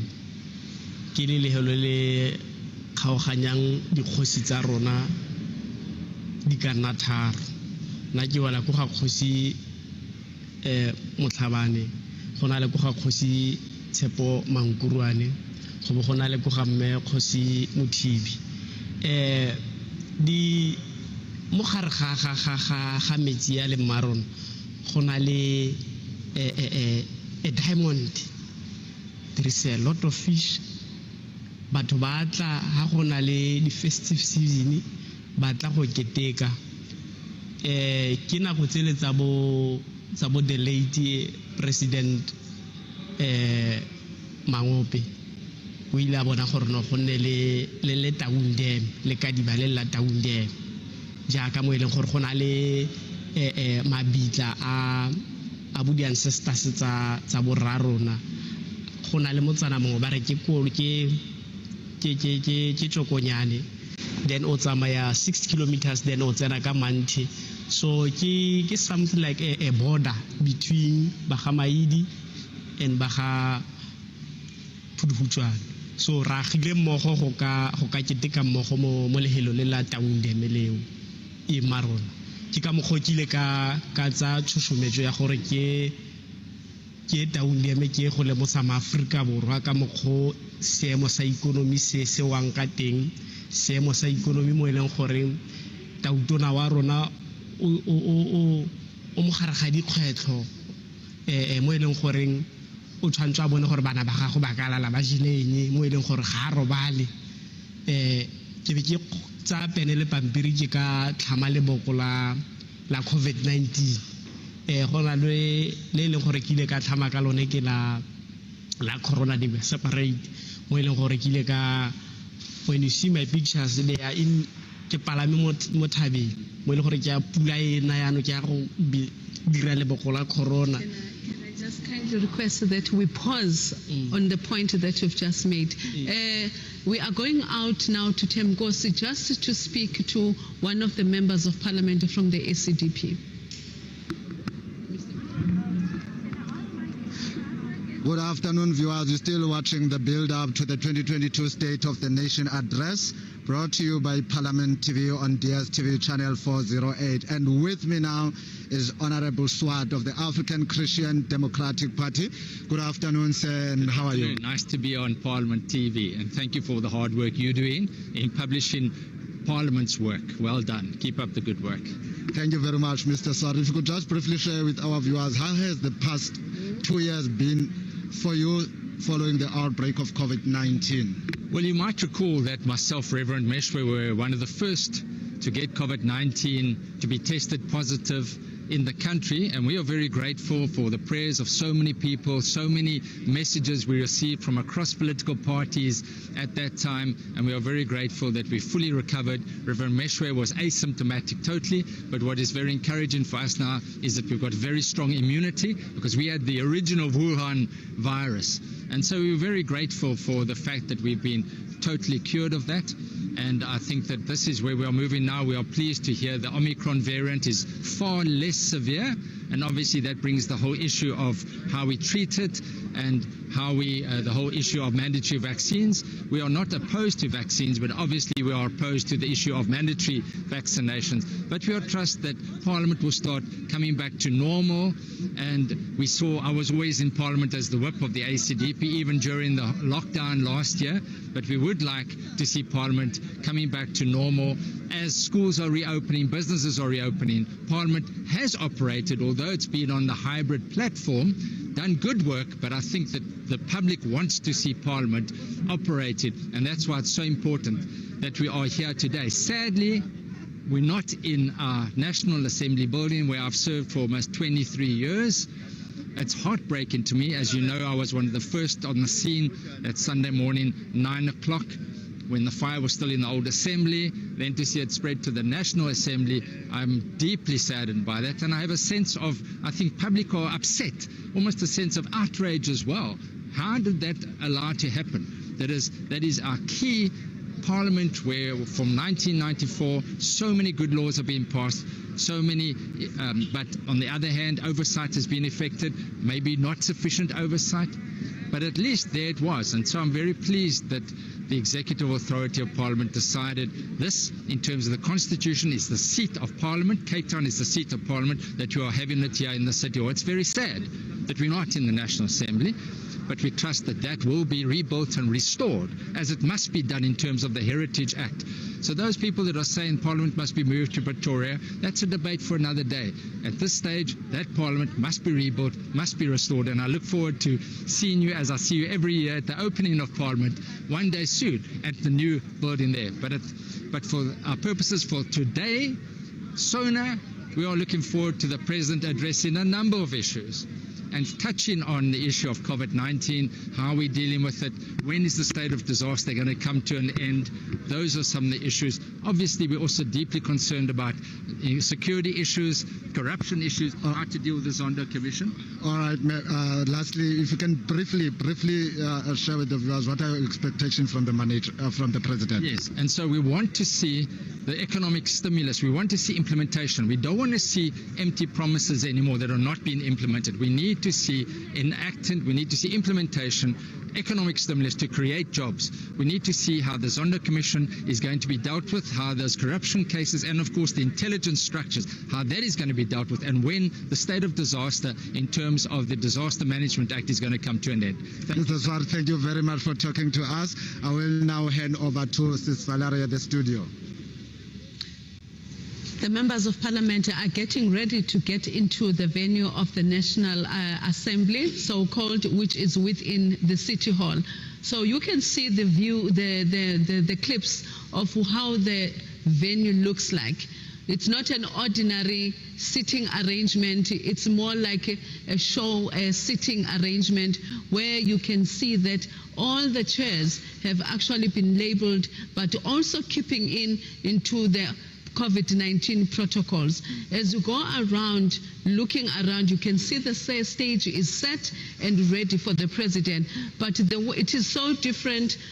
It is quite different, but it also saying that it is showing us that the President's State of the Nation address venue, it is ready for 7 o'clock this evening.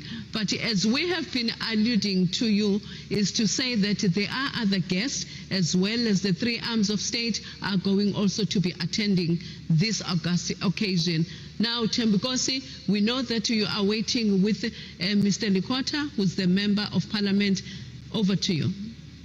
Thank you so much, Valerie. I am now standing with Mr. Terah Likota, the President of the Congress of the People. Good afternoon, Mr. Likota. Good afternoon, sir. Mr. Likota, firstly, for the first time in the history of our democratic South Africa, the precinct of Parliament is at the City Hall. What is your comment on that? Well, it's one of the sadness of this time that our Parliament was actually put alight. And,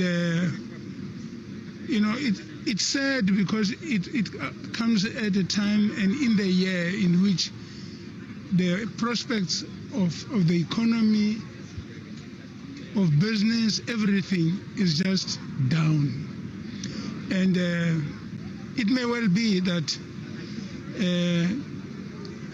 this is one of those years that in the Bible they talk about it as the 7 years of drought, and then there's nothing to eat and all of that.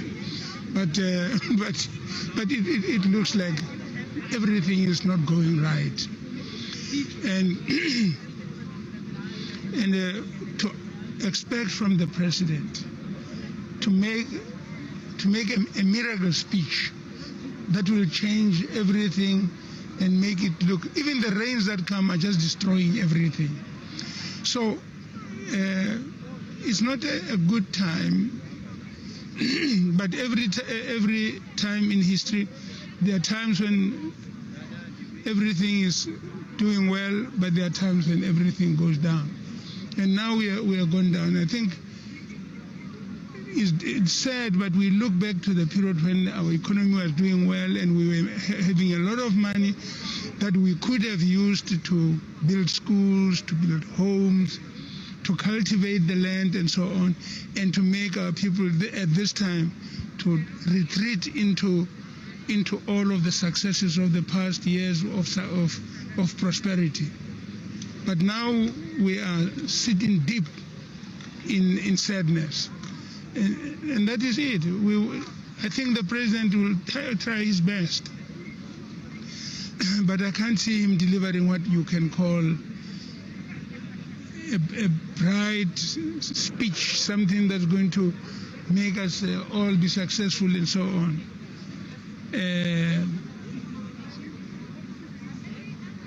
Why the churches, that church next to the hotel was also burned. But why is everything turning bad? No news is good news these days, yes. Mr. Likota, thank you very much for talking to Parliament TV. That was Mr. Terah Likota, the President of the Congress of the People. Now back to the studio.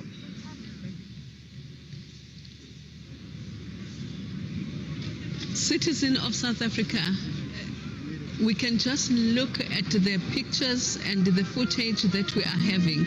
You can see the security is there to ensure that everybody is safe and is protected within the precinct of the City Hall.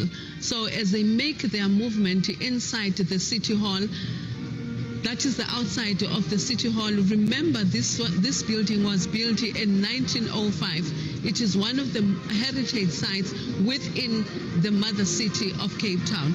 So centered in there is also the venue where the state president is going to deliver the State of the Nation address at about 7 o'clock this evening. But as you have this particular view where the flags are, you can also tell of that Westminster look-alike clock. Remember that this building is almost the replica of the Westminster Hall, which is in London. So that particular clock was an adoption of the bigger version of the clock that is the Westminster Church. So as we look at it, it symbolizes the heritage that was brought by the English when they were rulers of the Cape Colony. Remember that as the City Hall stands, it reminds us as South Africans that this is where the late former president of South Africa, Mr. Nelson Mandela, made his free speech on the 11th of February 1990. Without giving you much details about the inside of the City Hall where the president will deliver his speech, we are handing over to you, Themkosi. What have you got to give us?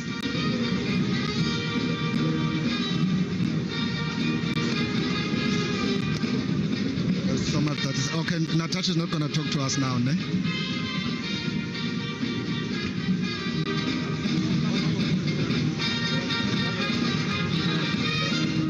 Citizens Television, live television has its pros, has its cons, but we are still with you as we are getting ready for the State of the Nation address.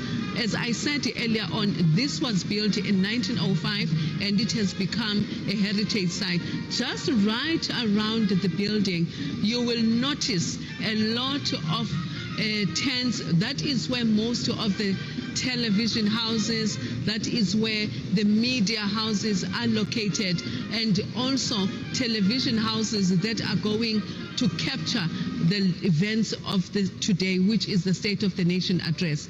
But what is also significant is that the City Hall is not only the only center within the mother city.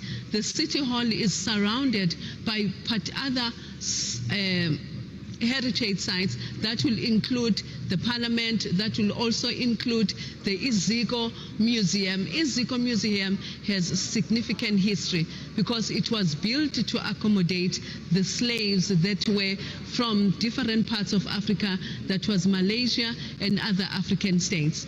So we have that site that is also a museum which gives you an history of the slaves that were there. Themkosi, what have you got to give us from outside? Thank you, Valerie. I am now standing with the African National Congress Chief Whip in the National Assembly, Ms. Phemi Matshortina. Ma'am, good afternoon. Yes, good afternoon to Parliament TV and to all viewers at home. Thank you very much for taking this interview with us. Firstly, if you could just briefly share how has the 2 years been for you following the outbreak of COVID-19? It has been a very difficult 2 years, very hectic. We had to plug in to the new normal, and we did that with pride. It was not easy when we started because we had to figure out which gadget are we going to use to put together parliamentarians. But finally, we managed to have this Zoom. We started with the team, we started with the hangout and all that. But the good part of this pandemic, it taught us that with the gadgets that we're holding, we're not doing enough about them. We didn't know what they can do. But today, everyone knows how to connect everywhere. So it has assisted us. We did not lose anything. We did not postpone anything. However, as a member of the ANC and the Chief Whip, I've lost close to 17 members of the African National Congress. Most of them died of COVID-19. It was said we also lost some members of Parliament from other parties. That was the sorrowful part of this pandemic. Otherwise, when it comes to work, we have plugged in. That is why the banning of Parliament is not going to deter us. We are still going to work on virtual platform, but we'll also work on a hybrid session. So it doesn't matter. Whilst people are really worried about the building, the Parliament is not about the building, it's about the symbols, it's about work, it's about oversight, and we will keep on doing our oversight work, not to be in the parliamentary building, but all over the show. All our committees have been sitting on visual, they're still going to sit on visual. So we're not going to be disorganized. Yes, it is painful that we've lost such a heritage site, but be that as may, let our parliamentary work go ahead undeterred. We are ready to serve, and that is why on the day when the fire started, all of us as leaders of various political parties, we had to come down and pledge solidarity to one another, but commit that we are going to work, and we are doing that. Members, the President will be delivering a State of the Nation at 7 o'clock this evening. What are your expectations from the President? The expectation of the ANC from the President is an action-orientated State of the Nation address that will talk about implementation that must be time-bound, but more focus must be on a high rate of unemployment, and we are proposing and expecting as well to the President that the rate of unemployment can be tackled through the infrastructure-led recovery, where the basic needs of our people will be addressed. The recent floods of November, December, January has exposed us that there are no roads infrastructure, there are no bridges in the rural areas, basic water, which is a need, water and sanitation, which exposed us during the pandemic, that in our areas they can't even have water to wash hands. So those are some of the things that we think President must prioritize and give them a clear detail and time bound, so that our people must know that out of the water scarcity that they have, they are going to get water, but they are going to be employed for them for that water to be able to be regulated, electricity as well. So we're looking forward to that the young people must get employed, but also the business sector and the private sector must be given incentives and be encouraged to create more jobs. That is very much important, that those who partner with government must then be given incentive and be appreciated for what they are doing. Ma'am, thank you very much. Viewers, that was Ms. Pemi Matortina, the ANC Chief Whip, and with me now is Reverend Mushwe, the President of the African Christian Democratic Party. Reverend, good afternoon and welcome to Parliament TV. Good afternoon, sir. Thank you very much for having me. Reverend, firstly, for the first time, Parliament, since the democratic dispensation, Parliament has had to find a venue outside the precinct due to the fire that devastated Parliament on the 2nd of January. What are your comments? It is very unfortunate and it is very sad. You know, when you look at the people around the City Hall, the mood is somber. There is no excitement and the vibrancy that one always sees during SONA. It is unfortunate that Parliament buildings have been torched, the National Assembly in particular. And this has highlighted a concern and a problem that South Africa has been having for a very long time. You know that we have been complaining about porous borders, for example, all right, because there's no more security and control at the borders. Now, within the country, we have secret agents that we are not sure what they are doing. We have intelligence services that we are not sure what they are doing. The fires we had in July last year exposed the lack of intelligence in South Africa, and also the lack of policing. If you remember well, during the first 3 days of the rioting and the looting in KZN, we did not see the Minister of Police anywhere or even heard his voice. We did not see the National Commissioner of Police anywhere nor hear his voice. So the police obviously have failed this country. For Parliament to be banned, for a person to get inside Parliament, when we have policemen, you ask yourself a question, where were the police? So the issue of security in South Africa must be addressed urgently, otherwise we are going to even prevent investors from coming into the country because they want to be safe if they come, and they want their assets also to be safe. Lastly, what are your expectations from the President as we will be delivering his 2022 State of the Nation at 7 o'clock? I'm not expecting anything new. What he should be saying that the people definitely want to hear is how to address the problem of lack of security. We have lost National Assembly, we have lost buildings, we have had national key points being attacked. Constitutional Court was stormed. There were fires at the Justice Department, fires in Parliament. It's almost like there are fires all over because of poor security. If we don't get this, for me, is the very, very basic. If you don't get security correctly, you will not have new investments. And if you don't have investments, you will not have employers or employment for many people who are unemployment. Young people who are crying, young people who say, we have degrees, we have diplomas, we have studied, but we cannot find jobs. Now, investors investors are there in South Africa and outside South Africa, but they want to be assured that they will be safe and their properties would be safe. That's why I say the issue of state security being beefed up, being corrected so that South Africa is a safe investment country. It's very, very important. Thank you very much, Reverend. That was Reverend Musho of the African Christian Democratic Party. Cape Town is hot, but no amount of weather will stop Parliament TV from talking to the members. And with me now is Ms. Natasha Mazon, the leader of the opposition party in the National Assembly, which is the Democratic Party. You're giving me an upgrade, just the chief whip. The chief whip of the DA of the Democratic Alliance. Good afternoon, ma'am. How are you? Good afternoon. I'm very well. It's so good to see you, and it's so good to be here on this scorching, hot, beautiful day in the mother city. God always shines brightly on us on the day of Sona, doesn't he? Definitely, and that scorching weather will not stop us at all from proceeding with our work. Ma'am, for the first time in the democratic dispensation, we've had Parliament having to move outside of its original precinct to the City Hall, although the City Hall has been now declared a parliamentary precinct. But what is your take on that? So obviously I'm deeply concerned that our Parliament burned down, and the chief whips were the first people there when the fire broke out. And I remember this sick feeling in my stomach. But I also noticed one thing that was so profound to me. The fire burnt and things around the fire burnt, but Madiba stood strong and stood firm.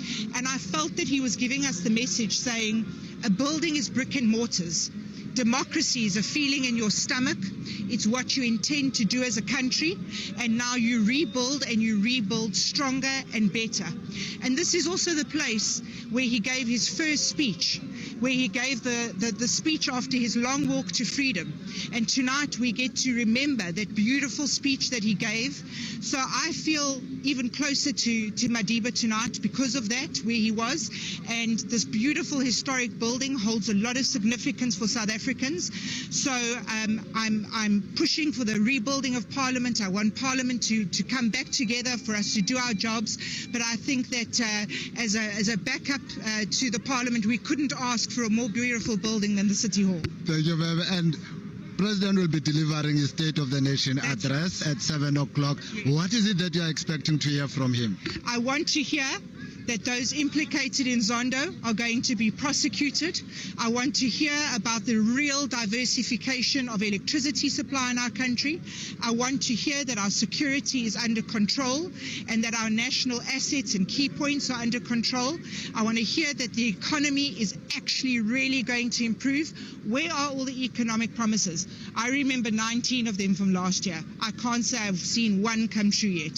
So the President needs to explain that to me tonight. Thank you very much, Ms. Mazon, for talking to Parliament TV. And with me and joining me now is Mr. Sopra Mahumapilo, African National Congress member in the National Assembly. Thank you for talking to Parliament TV. For the first time since the dispensation of our democratic dispensation, Parliament, the President will be delivering his State of the Nation address in the City Hall. Your comments, please. Well, it's developments which are not under our control. And I just hope that going forward in future, we as Parliament, as the executive, as the people of South Africa, we will have learned from the developments that happened to Parliament. Quite an unfortunate thing.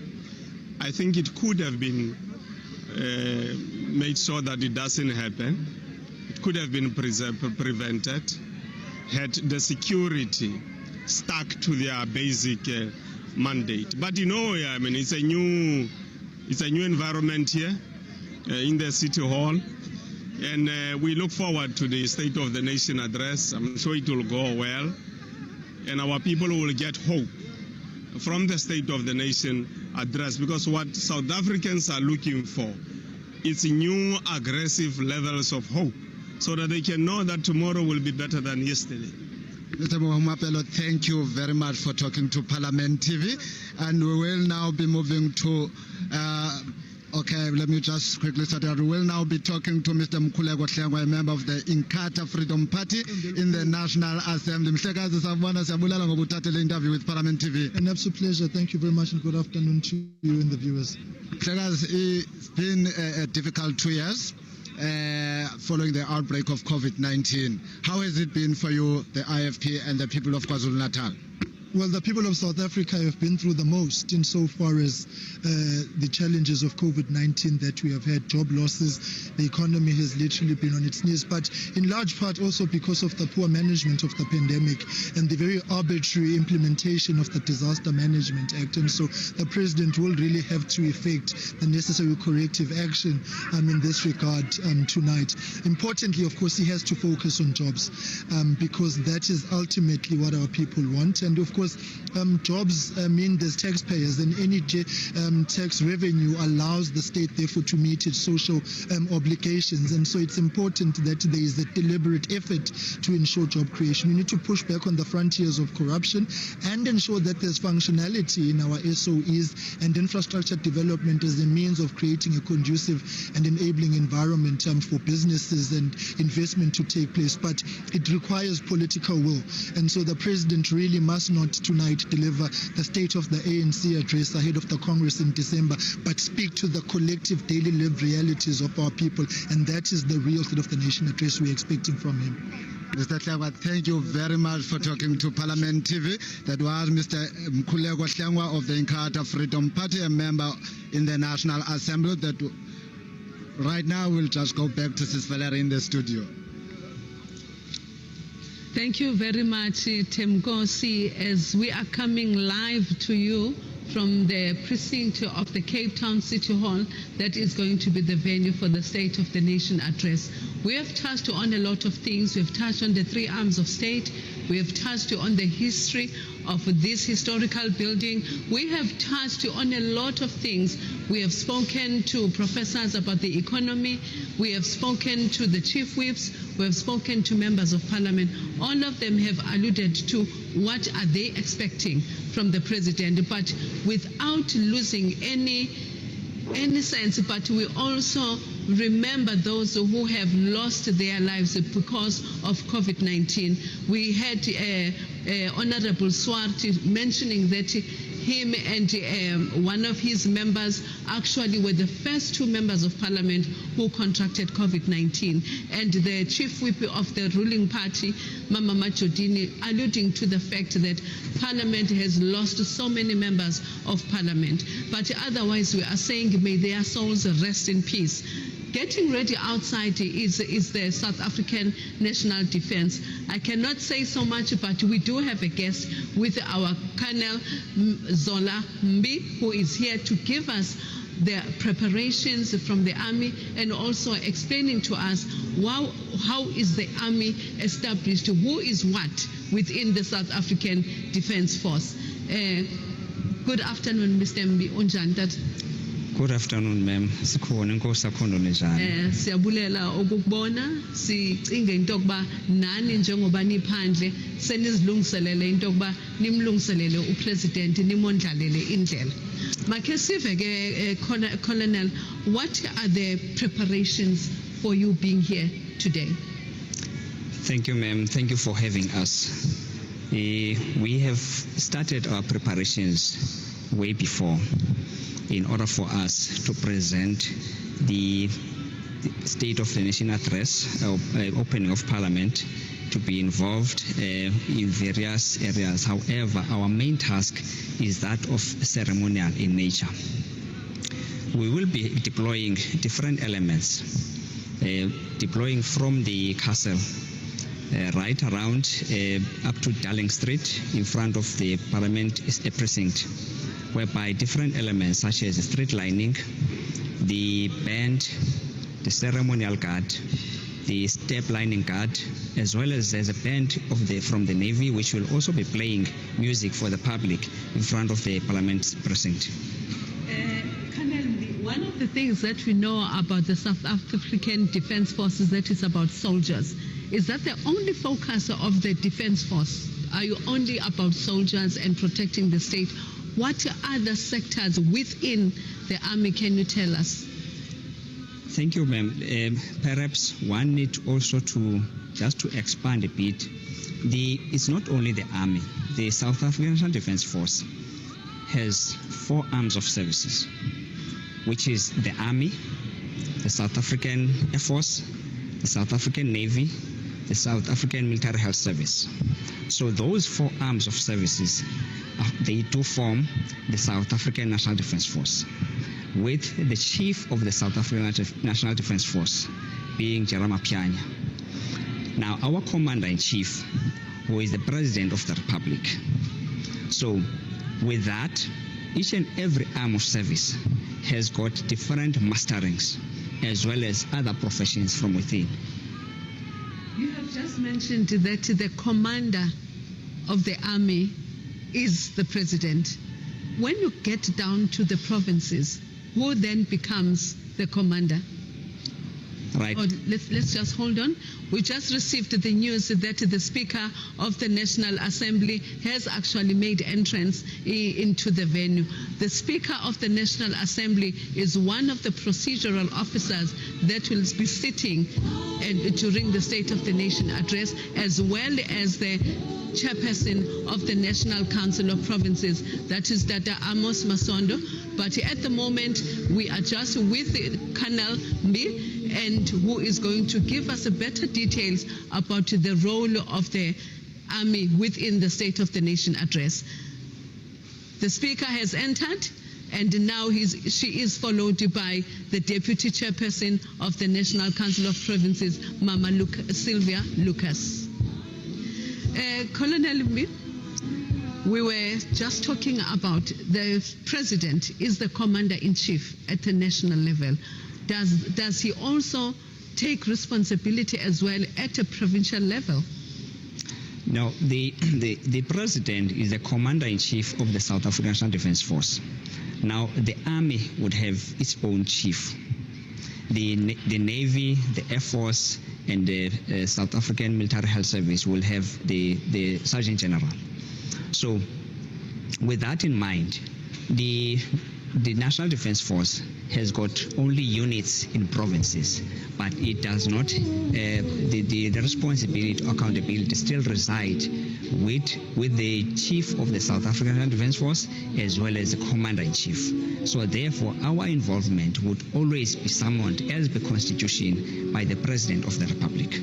Thank you so much. Let's hold it there, Colonel Mbi, because we need to go outside just to hear Thembikhona as he is with Honorable Shabalala, as to what Honorable Shabalala has to say about the upcoming State of the Nation address.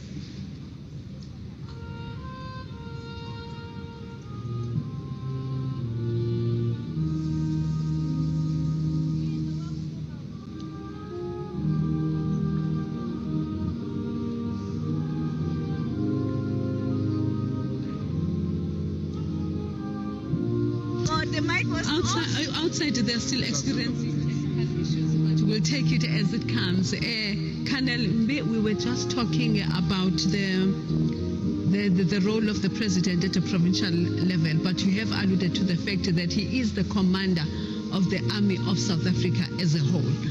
So, as the colonel within the Defence Force, you are decorated with certain medals. Can you just explain to us what this means to the young person that is looking at you at this moment? Once more, I just wish also to express this to all the audience out there that the Commander-in-Chief is the Commander-in-Chief of the South African National Defence Force, not of the Army, which the public out there and also the citizens would always and normally make that mistake of only confining the SANDF into the Army, not counting other arms of services. Let me bring it down now to myself as the member of the Army, the Landward Forces. With the medals on my left, it symbolizes the involvement in operations, both from within the country as well as external operations, and again the years of service within the organization. And of course, on my right, it also there is my name as well as the proficiency badges. Yes. Thank you so much, Colonel Mbi. Thembikhona, you are with Honorable Shabalala. Yes, Valerie, I am standing with Ms. Judith Tshabalala, member of the African National Congress. Ms. Tshabalala, welcome to Parliament TV. Thank you so much for welcoming me. Ms. Tshabalala, firstly, Parliament has, for the first time after its democratic dispensation, meeting outside of the Parliament precinct. What is your view? Look, it's a very sad moment. However, we need to jubilate in the South African zealousness to really continue no matter what the circumstances. The fact that we're in Cape Town, we've got another venue. For me, it means that we've got the zealous as South Africans, be it black and white or creed or what have you, and we're here now. And I think that we need to celebrate for what it's worth. The unfortunate situation of Parliament hurts us as well. However, that we need to overcome. We don't have control of circumstances of karma at times, so that's what it is. Yeah. And ma'am, President will be delivering the State of the Nation address. He will be speaking to the nation at 7 o'clock. What are you expecting to hear from him?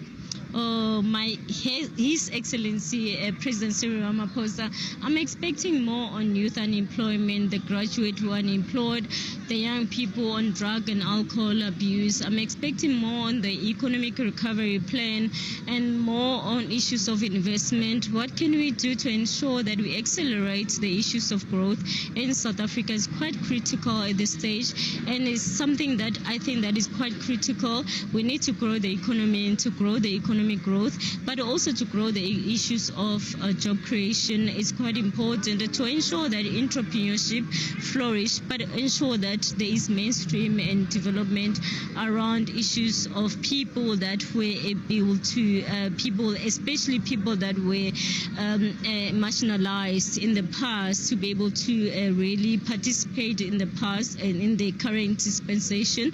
And it's quite important, especially blacks and Africans in general. For me, that's what I'm really expecting from the President, really.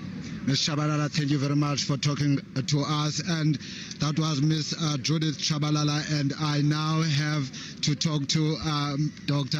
Groenewald of the Freedom Front Plus. Good afternoon, and thank you for doing this interview with Parliament TV.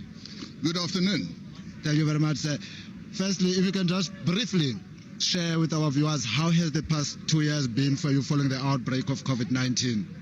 Well, firstly, we said from the start that yes, we supported, for instance, a total lockdown for 21 days, but that was all. Then the President, as far as we're concerned, misused the powers and he extended. At this moment, we're still in a national state of disaster, which is totally unacceptable. We've made specific proposals, even in 2020, that they should lower the levels of the lockdown because they are doing so much damage to the economy that in the end we are going to pay a dear price. That's exactly what the Freedom Front Plus said. And now we see that we were correct, and now we're paying the price for, I would to say, that the government became actually drunk with power to show the people of South Africa that we will tell you even what shoes you have to wear and what type of search you have to wear. It's totally unacceptable. And now, for the first time since the democratic dispensation, the State of the Nation address will be held outside of the Parliament precinct following the fires that gutted Parliament in the beginning of the year. Your comment, please. Well, I think that's symbolic of what is happening in South Africa. The National Assembly has been burned down. The economy in South Africa, the standards in South Africa is also going down. It's going into ruins. The ANC government has lost its moral compass. They can't curb, for instance, all the corruption that is taking place in South Africa. That's symbolic. And now we have to go to another venue like the City Hall of Cape Town. Maybe we can hope that the government realize that they have to make a total change. But I am very worried that the President won't do it. In fact, he has to survive for the elective conference by December, the end of this year, in the ANC. And at the Zondo Commission, he said that he didn't act when he became aware of corruption because he thought it's better to stay in the system. I want to say it blatantly. It was only about his own interest, not in the interest of South Africa. And the president must realize he is the president of the Republic of South Africa. He must act in the best interest of South Africa, not in the best interest of the ANC. So having mentioned all that, what is then your expectation from the president when he delivers the State of the Nation address later this evening? Well, firstly, we don't want to hear about any further summits and conferences or anything like that. We want to see practical, workable solutions to create jobs in South Africa. As far as the Freedom Front Plus is concerned, the biggest crisis is the unemployment in South Africa. We saw that the unemployment rate just increased all the way. So therefore, they must come forward to say how they're going to do it. With that is the economic growth in South Africa. We say, again, workable, practical steps the government will take to enhance and make the circumstances conducive for those people who want to come and invest in South Africa. And it's not only for foreign investors, also local investors. They should have a situation where they want to expand their business. But the government doesn't do that. And we want to hear practical steps they're going to do that. And of course, crime is also a major issue in South Africa. But the government decreased the budget of police services. The president is very quick to say that we have to curb gender-based violence. How can the president expect better crime prevention if they decrease the budget even for the midterm of over the next 3 years? He must explain that to the people of South Africa. And therefore the Freedom Front Plus, if I can mention only those 3 issues, there are many other issues. For instance, we said long ago it is time to stop the state of disaster.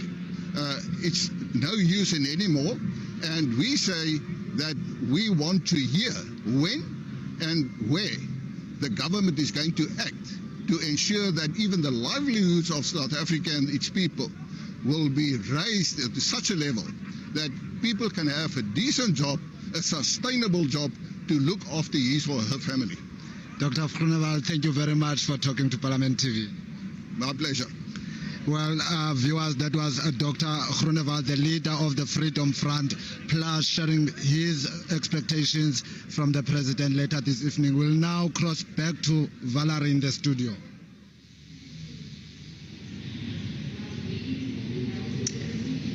Our interview is still in progress with Colonel Mbi, who is going to continue where we left off and giving us a brief over the medals that he is wearing. So can you kindly share what these medals are for, especially the ones on the right-hand side, because that is where we ended earlier on. Thank you. If you check closer onto this one with the national flag, it is my name tag. On top of it, it is a proficiency badge symbolizing that I'm one of the sharpshooters. The top one, it is a qualification, which is the staff corps. Now, at the bottom, it is affiliation dress, which then says, I belong to the South African Infantry School. The Infantry School is the biggest training institution in the South African National Defence Force. I'm the commander of that institution. That is where also we train the recruits of the SA Army, especially the ones of the Fighting Corps. Colonel Mbi, while you are speaking about the training, yesterday there was a clip that was circulating on the WhatsApp that was saying that the South African Defence Force is welcoming future trainees who can apply and then be trained. How true is that? Because there's so much information circulating on our media platforms because of the jobs being needed and young people being desperate. Can you assure us whether that is real or not? Thank you for asking that question. First of all, the video is a scam. The South African National Defence Force has also released a media statement in that regard, distancing itself from the scam. The recruits for this year, which is 2022, that recruitment was finalized, and the MSDS, which is the Military Skills Development System, will begin at infantry school and the other training institutions. For the next recruitment, which will commence in 2024, that will be communicated accordingly. So our principals have already issued a statement distancing and warning the public indeed that this is a scam.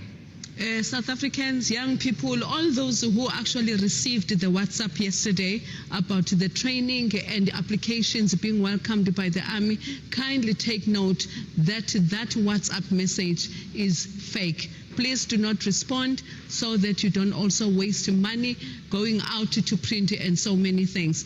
Coming back to the infantry school, Colonel Mbi, can you just explain to us how long does the training take, and also what kind of training do you offer to the trainees? We specialize in the landward forces.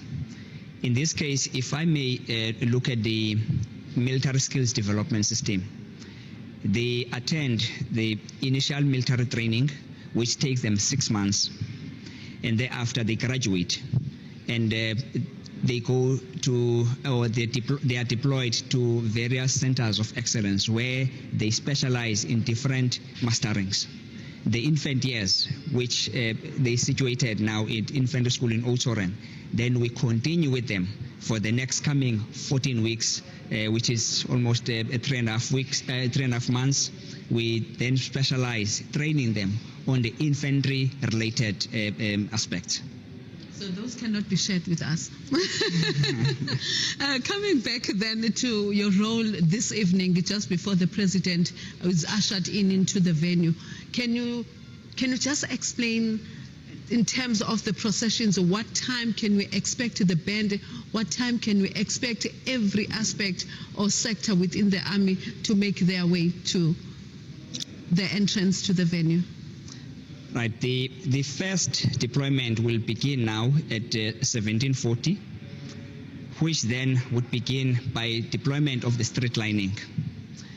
Again, who forms part of the street lining? It is the flagman, as well as the other members who will form part of the street lining, being the Army, the Air Force, South African Navy, and the South African Military Health Service. Then the last deployment will be the National Ceremonial Guard and the Ceremonial Guard Band. And all these deployments, they are now, I'm going to use the terminology, being pushed and pulled. However, I'll explain much when we see the pictures. The National Ceremonial Guard Band will then be pulling the National Ceremonial Guard, which will deploy in front of the parliamentary precinct. In front of the parliamentary precinct, that's where you also deploy the step lining guard, the AD camps, as well as the door openers. Lastly, you will have also the escorts, which will then bring the Deputy President as well as the President of the Republic. Thank you, Colonel Mbi. You've mentioned the band. Now the band is about to start with the music. Let's hear them as they serenade everybody and you viewers at home with the song. So let's just give them a few minutes. I believe they are settling into their stations. So let's wait patiently. They are changing, they are getting ready. So let's get ready as well at home and wherever you are.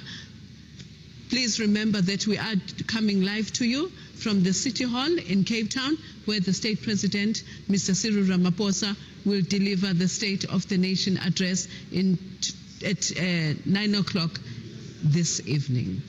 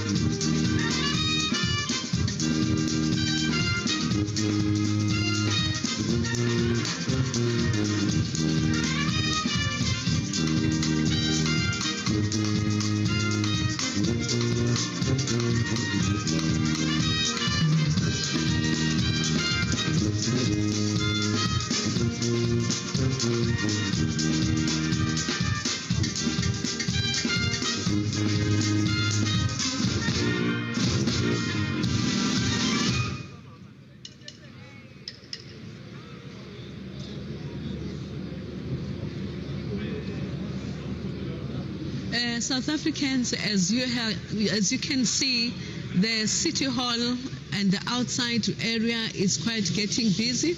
On the red carpet, we saw the Deputy Chairperson of the National Council of Provinces, Umama Sylvia Lucas, as well as the Deputy Speaker of the National Assembly, Utata Tsinoli. They were walking up to also receive the Deputy President of the country, Mr. Mabuza. Citizens, we are indeed now entering the State of the Nation address. But you can see also the activities outside. There is so much activities, and we can see the Deputy Chairperson wearing her African print, and we just need to see the Deputy Speaker also is on her. The Deputy Speaker is on the right hand, is on the left-hand side of the Deputy Chairperson of the National Council of Provinces. We can see the red carpet, and we will wait until the Deputy President meets them outside the red carpet. Mr. Kanambi, we are coming back to you now. You spoke about the infantry school, and the army is known for strict discipline. How do you actually manage to get the young people, or at that early age in the infantry training, to be this disciplined? Because there has been talk as well that the young people need to join the army to be disciplined, to understand what patriotism means in your country and to you as a citizen. Thank you. First, we normally say discipline starts at home. As we are also recruiting from society, we also build from what society gives us. However, with our specialist training, we then put something, it's an add-on to what you have from home. So I would encourage also society out there to also trim a bit our young ones. However, as we build them towards taking responsibility and also introducing patriotism, because there are lessons and the modules we also impart to these students or recruits as part of the initial military training. Because as well now, we actually build from a civilian and introduce you into the defense force, irrespective whether you are in the Air Force, in the Army, or in the Navy, or as a military health service, irrespective. But we start first with initial military training. I'm not sure now whether I'm being intrusive when I ask about in instances where there's been ill discipline, what are some of the things that you do in order to address those young trainees who are not adhering to to the training protocols?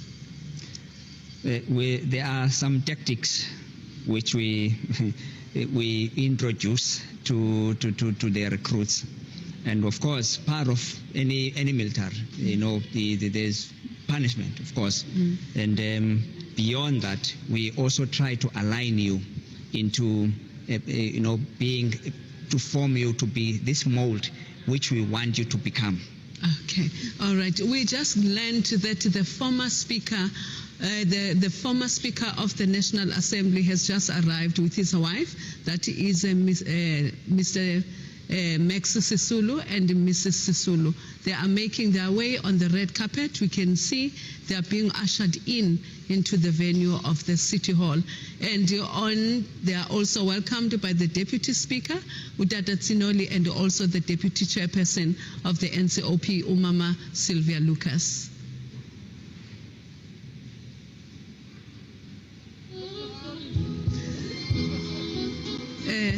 Colonel, we just touched on discipline and also some of the tactics that you use, including the punishment, but we're not going to dwell in too much because we know we mustn't dig too much when it comes to the army. But about this evening, we know that there's something called a fly pass.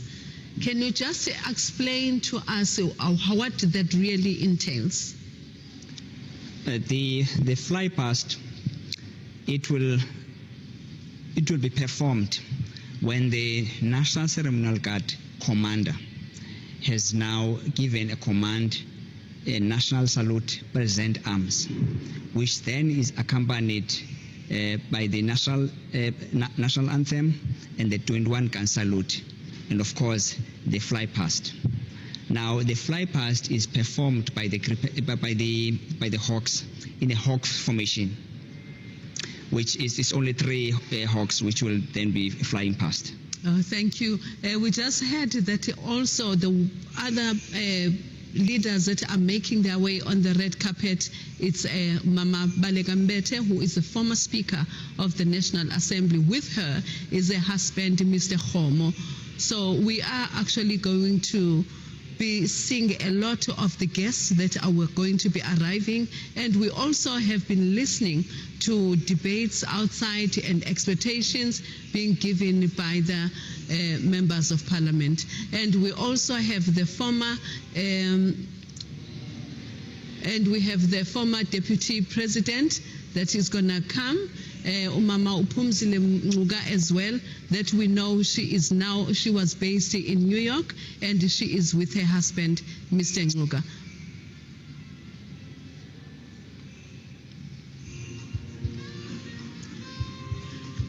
Colonel, let's go ahead, but please be accommodative because of these interactions that we're having, because we need also to update the citizens as to what are the procedural developments as they are making their way to the venue. Yes. But we do appreciate that. Thank you. And coming back to the fly pass, I don't know whether you had finished explaining to us as to who is involved. The fly past is performed by these 3 Hawks in the Hawks formation. What I can also allude to the fact that the 21 gun salute is also performed by a regiment based in Cape Town, which is now called a Nelson Mandela Regiment. Interestingly, if I can take you also with the National Ceremonial Guard, the unit itself, previously it was called the Presidential Guard before 1990, and it was disbanded. Later on, due to the stature of the late President Mandela, we received luminaries, heads of states and others within the country after 1994. Now, there was a need to form this National Ceremonial Guard, which the spade work started then after that, and it was established on the 16th of January 1996, which the first troops also arrived on the 1st of April 1996. Now what can also be brought into the fore is that the uniform which currently the National Ceremonial Guard is wearing, at first there were 10 uniforms which were presented to the Army Council as well as the MCC, which is the Military Command Council. And later on, these 10 uniforms were narrowed down into 7. The 7 was presented to the then Minister of Defense, which was Joe Modise. Again, the 7 was narrowed down to 3.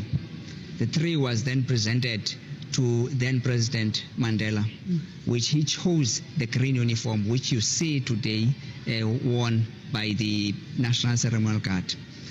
That uniform was worn for the first time on the 27th of April 1998 in Tata, when we were celebrating the Freedom Day. Was there any reason behind the choice of color? Wow, it's a tricky question, because the 3, it was a red color, the green, and the light blue. So I think out of those, he chose the best which can be presented to the nation. We are expecting soldiers to come in the part of the ceremonial process. What are they? What are these soldiers? In the National Ceremonial Guard, these are soldiers who undergo the normal training, specializing just like any other soldier. However, the unit itself is situated in Pretoria, performing solely the ceremonial responsibilities accorded by the Chief of the South African National Defence Force, as well as other demands, welcoming the heads of states and state funerals, Category 1. And then other members who are also involved forming the street lining is the other services which I mentioned earlier on. But the significance also of the street lining, it can be alluded into twofold. The first one is that of giving flair into the ceremony, and also the highest honor to the President of the Republic. Second to that is that, everyone would wish to see the President. Now, can we just pause in there, Colonel? We have other guests that are being received. That is our former Deputy President, Umama Unuga, approaching the Deputy Chairperson of the NCOP, as well as the Deputy Speaker of the National Assembly. She is not alone, but she is here with her husband, Dada Mr. Unuga, Bulelani Unuga.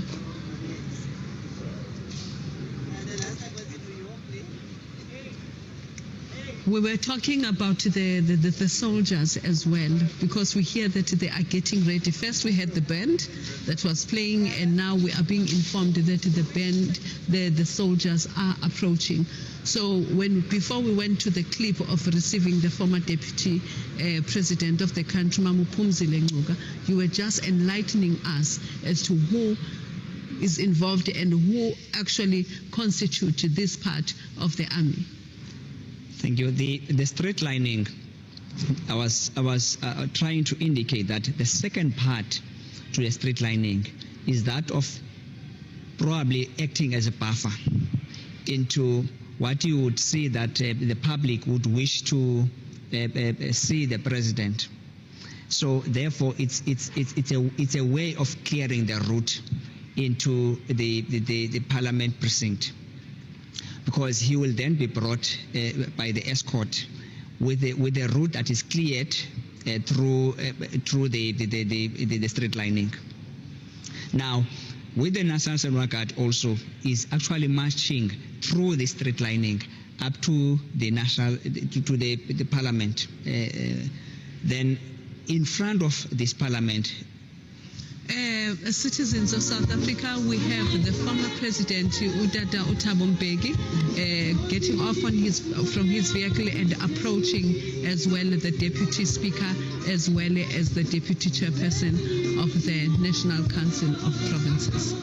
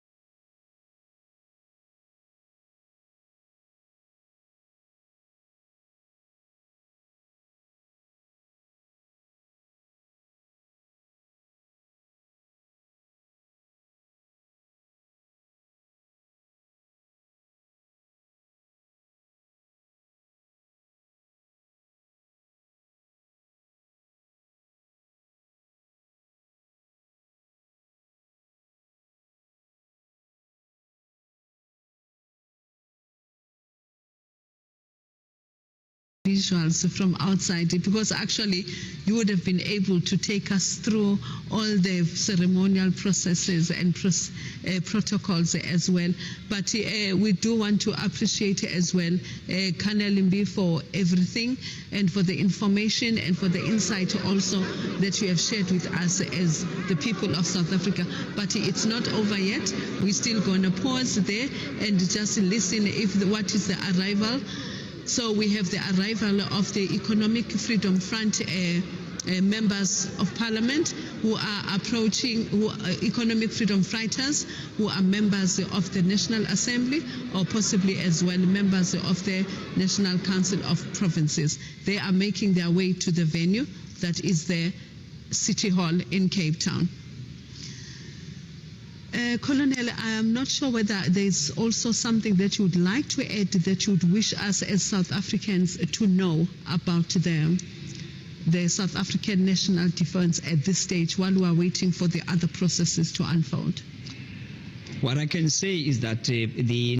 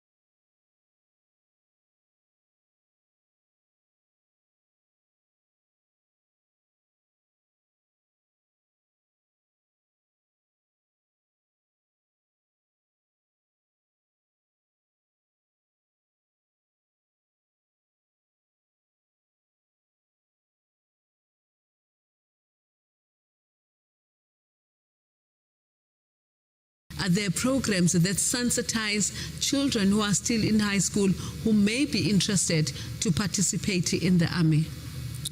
Thank you for raising that. There are such efforts. For instance, you will find that we go to even vernacular radio stations, as well as to the newspapers and schools, for instance.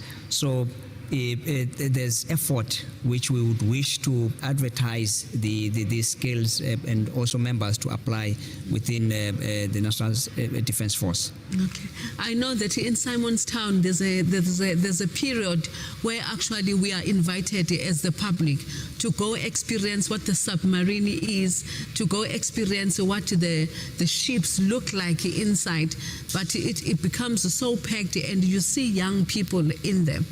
So having said that, does the Army or does the South African National Defence Force render support, financial support in the forms of bursaries for those young people who want to join the Army? There are some bursaries which are normally advertised correctly and actually communicated through formal platforms by the National Defence Force for members to apply. But of course, it actually needs some qualifications, but when the time comes, it will officially be communicated to the public. Having said that, you'll find that also we have now the Armed Forces Day coming up on the 21st of February, which will be held in Mpumalanga. And such activities as well, although this one, it's in hybrid, and limited scale. But you'll find in different provinces, because it's not only in one province, we also rotate provinces. That's why we also advertise the Defence Force so that everyone else can have access into it. I can't remember. There was a moment somewhere in Milnerton and Blouberg where the Army in the morning were actually training, doing I don't know whether it was a street lining or something. What was it? And I think the president was there as well to welcome them just before the State of the Nation address or after. Sometimes there are such activities which are scheduled. And in 2019, there was Armed Forces Day held in the Western Cape, particularly in Cape Town. That's where you'll find, for instance, it might have been that when the street lining was also lined up for the President of the Republic, and other capabilities which were assembled. Okay. People of South Africa, we are now getting ready for the army because the President of South Africa is approaching towards the venue of the City Hall, where he is going to be delivering his State of the Nation Address 2022. So we are here in the studio with Kanelimbi, who is providing insight into the opportunities that are available to you as South Africans, especially the young people.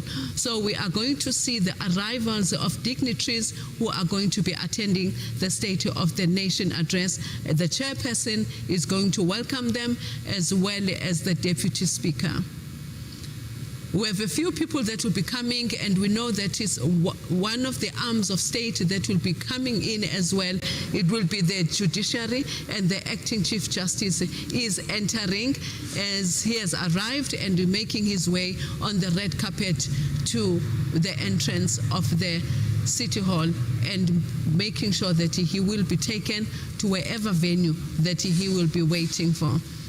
And indeed, the army is still on the way. Fortunately for this time around, I do have Colonel Mbi, who is going to explain to us what is it that the band will be doing in awaiting for the President to make his way to the entrance of the City Hall. Colonel Mbi, how long does it take for the South African National Defence to prepare for such an august occasion like the State of the Nation Address? It doesn't take longer because you'll find that if soldiers are tuned into drill, because that is what we do every day. However, we tune the elements which are assembled for a specific operation such as this.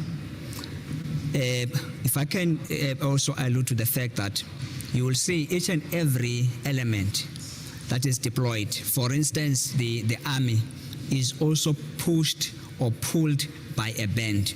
Now, when I talk about push or pull, it means if the band is leading the squad, is therefore pulling that squad. But if the band is behind the squad, is pushing the squad. Now, it depends on the tactical deployment of such a squad on the ground. Now, as we speak, you will find that there's now a deployment of the street lining. And the National Ceremonial Guard then will, as soon as everyone else is in position, it will start deploying from the castle, pulled by the band. Because what happens upon arrival at the parliamentary precinct, the band will deploy behind the ceremonial guard, which then also the ceremonial guard itself will deploy on the street in three lines, so to speak. With the band itself, do you look for people who play musical instruments? Do you look for people who've got musical skills? Because almost every year there is a band during the State of the Nation Address that actually prepares that prepares the platform for the President. Can you just tell us, do you look for musicians, or actually they learn the musical skills once they're inside the army? Actually, if I may say, the bandsmen, they're actually qualified musicians in different pieces of music. And again, the vocalists as well. Some we recruit from within, and some we recruit from schools, universities, and so forth. So, but as they come in, then we tune them into now the military way of doing things. That is quite interesting. Just when I thought people come in with no skills and the army does everything. So on the red carpet, we can see that people are getting ready. They are awaiting the arrival of the guests within the entrance of the national, to the entrance of the City Hall.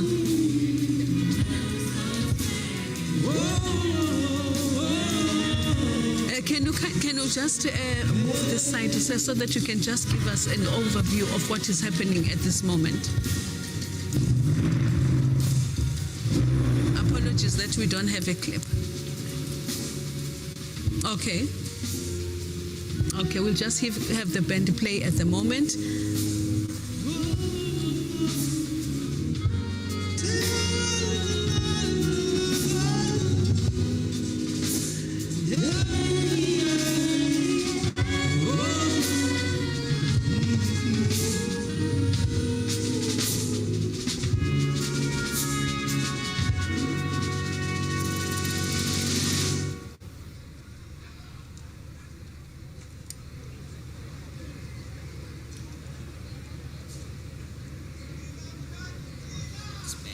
Yes.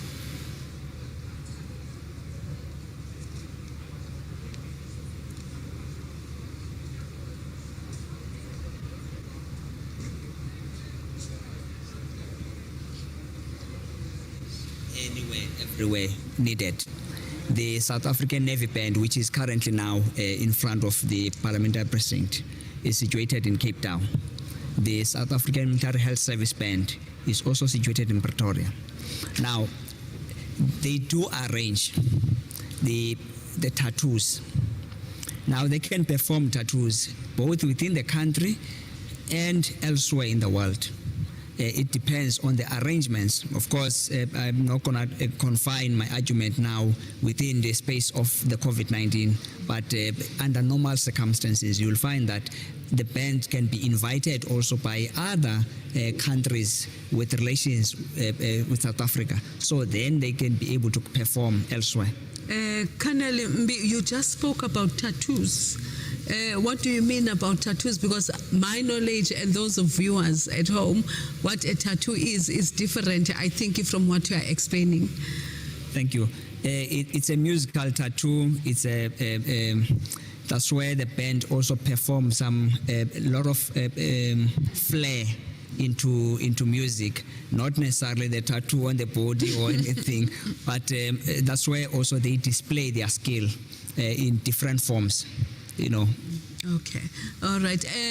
Viewers at home, we are still in the City Hall of Cape Town, are waiting for the President to make his way to make the State of the Nation address. We are receiving a lot of guests. We have highlighted the arrival of the Deputy President. We highlighted the arrival of our former President in Mr. Thabo Mbeki. We also highlighted the arrival of the former Deputy President of the country, Umama Uphumzile Ngcuka, who was with her husband, Mr. Bolelani Ngcuka. And on top of that, we also had the Deputy Chief Justice making his way to the venue as well of the City Hall. So we wait patiently for the band, because indeed once the soldiers make their way, the line up of the President, then the President will be approaching, as well as it was explained by Colonel Mbi about the process that is going to unfold.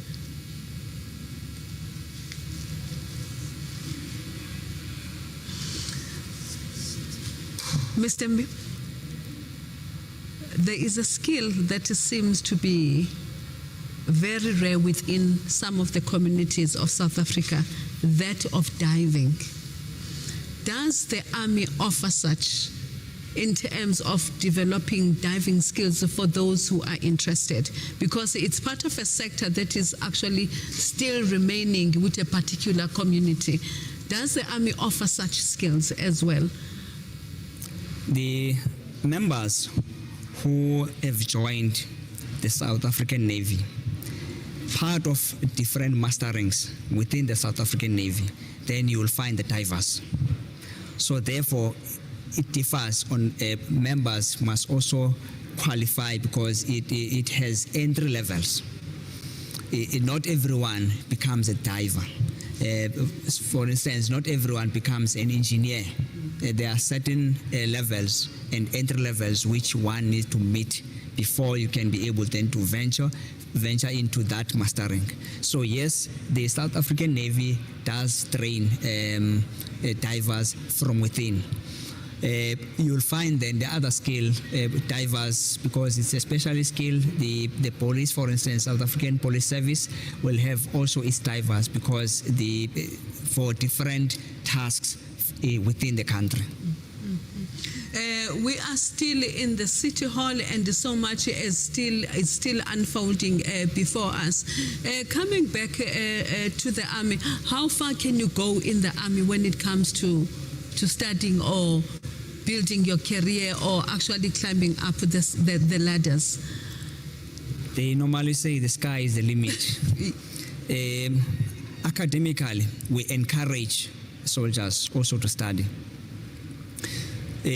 Whilst working, you can study with either institution. You'll find also there's a military academy in Cape Town, Saldanha, for instance, which a selected corps would then embark on full-time studies and also distance learning through the military academy. Then, of course, there are other members of the National Defence Force who also get bursary from within who can study anywhere within either South African universities and other institutions. So the sky is the limit. If we can just hold it there, we are going to be having the procession of the judges. They are not yet here, but we know that Advocate Pindela will be receiving the procession of the judiciary as they are making their way to the venue of the State of the Nation address. And the army at that time also, we are waiting for the army patiently, but as soon as they come, then we are going to hand over to Colonel Mbi, who is then going to take us through the process of the army as they are going to be the front leading the president. So the army, as they are making their way, do have a specific number of the army or the soldiers that actually participate in this program, or it depends on the event that they will be attending for ceremonial purposes? First, it depends on what event we are then summoned to perform or to participate. In this event, for instance, you'll find that we are around 1,000. Now, that includes also the members supporting and members actually participating on parade. So that also depends on the occasion. Okay. Yes. But in this instance, plus minus, how many do we have? You'll find we are around 1,000 soldiers. Around 1,000. That includes everybody. Everybody, yes. Everybody. Yes. We spoke about the awareness programs that the army does go out to inform the people. How often maybe do you go to schools, or you target tertiary institutions, or you target community structures? How do you make sure that the citizens are actually informed? There's a division within the National Defence Force. That's how Dr. Musimbi, we've got the clips, but it's not clear. It's not clear. Kindly inform the studio guys that we can't see anything on their screens. We can't see anything on the screens. We were just talking about the reaching out, your awareness programs. How far do they go? Do they target the schools? Do you target tertiary institutions or high schools? The Chief Human Resource Division is actually a custodian of that program. So they do craft a plan in place for reaching out to students. And of course, the units in different provinces, you'll find that through the Chief HR, that is Chief Human Resource, then we are part of that, so that we get to the schools and we also assist in targeting areas which we are more or less not able to reach. But of course, when you are in a particular province, you know exactly the area, then you will request that let's go and touch base in these areas, and in different forms, of course. Okay. That is quite it's quite a big institution, and one normally says that Parliament is an umbrella of various skills and ideas. So the army, it's exactly the same. It's also an umbrella that bodies various skills development as well that is necessary for the country.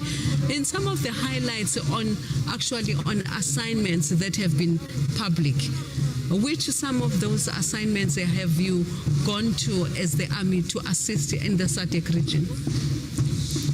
With our mandate, we are also involved in operations other than war, to support to the people of the Republic, and also to communicate the international policy or foreign policy of the state.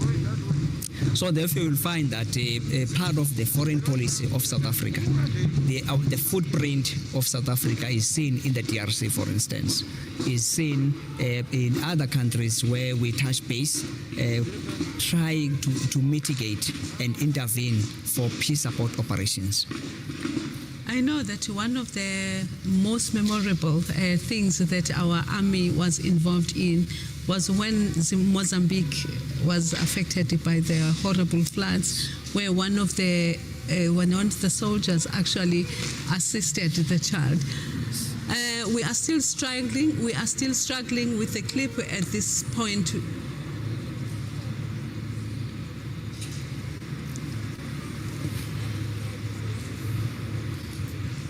We're trying to get back to the visuals and the developments on the streets. Advocate Pindela, at this stage, he's actually leading the judges, and the army is actually in front of them. So we know that the judges are going to be making their way to the entrance of the national, in the entrance of the city hall.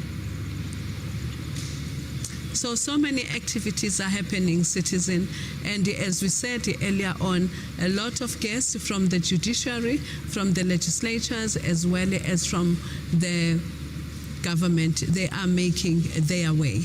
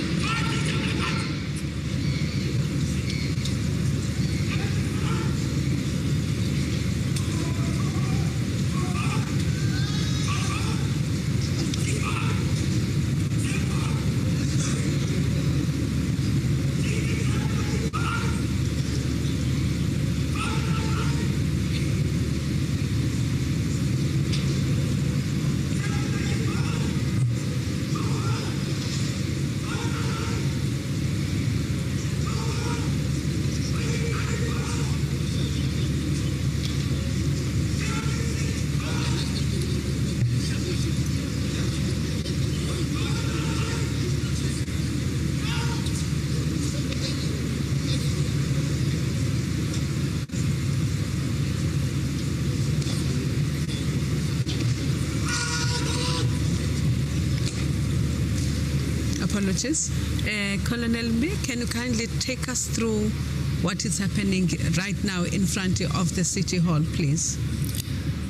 What you see now is the National Ceremonial Guard in the green uniform, and behind the National Ceremonial Guard is the National Ceremonial Guard Band in red uniform. So of course now they are deployed and currently busy with what we call the dressing. In other words, they are now reshuffling so that they can be able to be in line behind each other and next to each other. Awaiting now, once they complete this part, then they will be awaiting now for the arrival of the President of the Republic.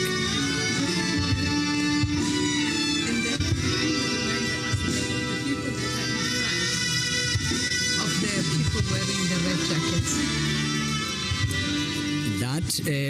The National Ceremonial Guard is the unit which I was talking about, formed in 1996, and subsequently that uniform, which was then selected and approved by the former president, Nelson Mandela, the green uniform, which you see it right now.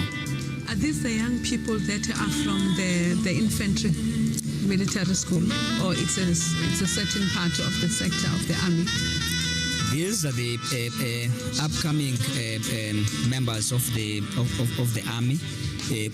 Most of them who undergone training at infantry school and elsewhere. But if you see, what one can also highlight is that you will see that we also look at the transformation, because amongst the members whom you see here, it's the females are there, and all sectors of communities, that is from race groupings, they are also represented. So we also, as we recruit, we open our spectrum. Okay. We can hear there's music coming out outside. Can you kindly tell us what is happening? What kind of song are they performing? Currently, the band as well that is playing. Currently, the South African Navy band is now playing music, not only for the National Ceremonial Guard now, is playing for the public, as we are waiting for the arrival of the Deputy President as well as the President of the Republic. And if I can also just elaborate, music itself, as these members now are standing, it motivates them. As they are standing longer, it keeps them motivated so that they can not only concentrate on that standing, but also listen to music, but stay focused on the objective.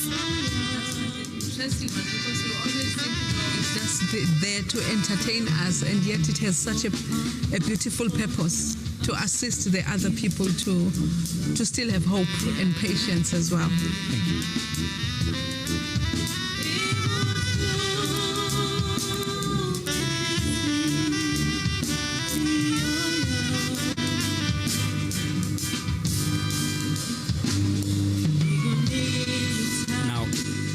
If I may also elaborate, you will see now the South African Navy band is playing whilst the National Ceremonial Guard band is silent, awaiting for that moment when the president has ascended the podium to now play the national anthem, which is assigned to be played by the National Ceremonial Guard band, not the South African Navy band.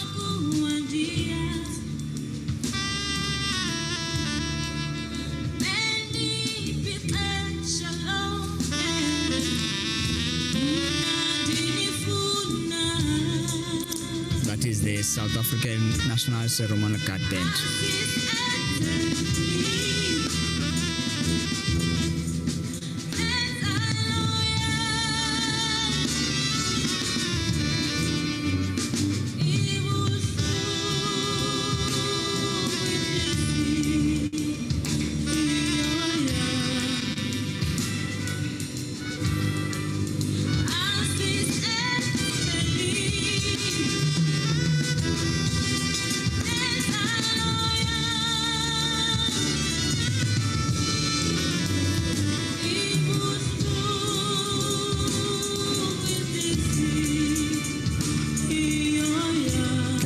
also explain something. If you look at the door, the step lining guard is deployed both on the left and the right of the red carpet. Now, it's formed by different arms of services. You'll find that the Army, the South African Air Force, the South African Navy, as well as South African Military Health Service, both on the left and on the right. So 2 members per service, and then in total there are 8 members standing there, forming the step lining guard. Okay. The step lining guard, is it to emphasize the authority of the commander-in-chief, or? The step lining guard is actually to lead the president after he has now taken the national salute. And then the aide-de-camps would lead him through the step lining guard into the National Assembly. Okay. Yes.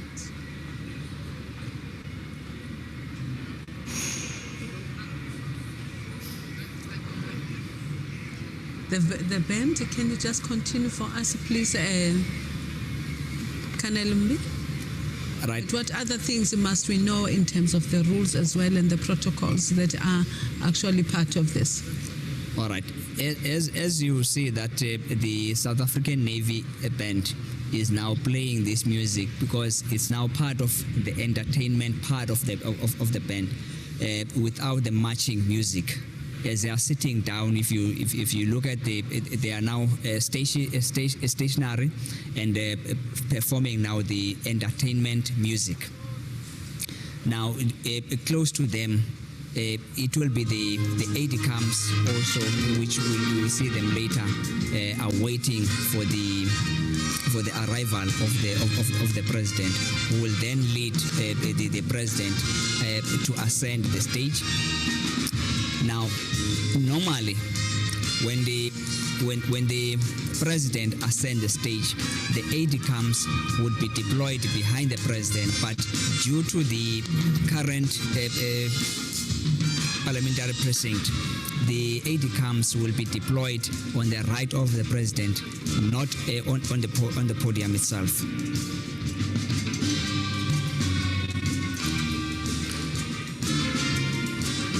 To be having the different feet.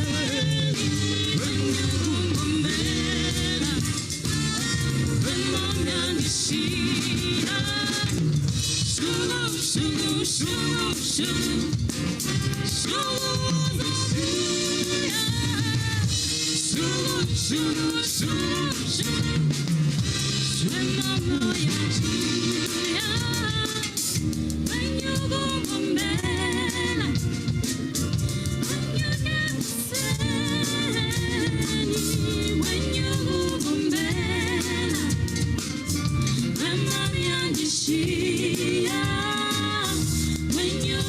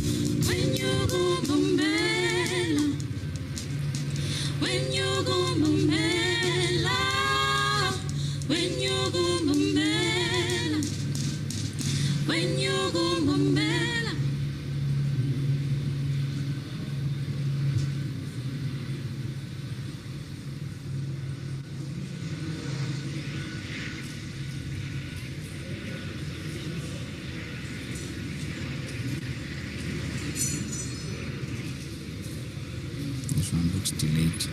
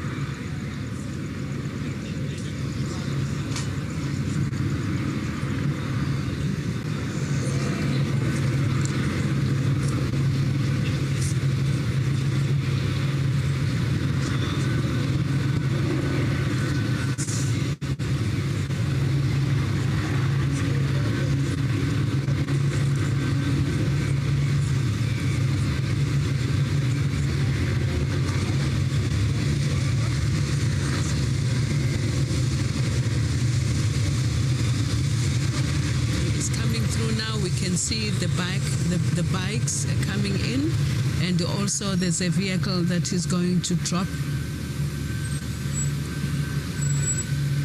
And this is the ceremonial guide. As you see on your screens, that the PUDT president is approaching, and with the motorbike convoy, they are making their way.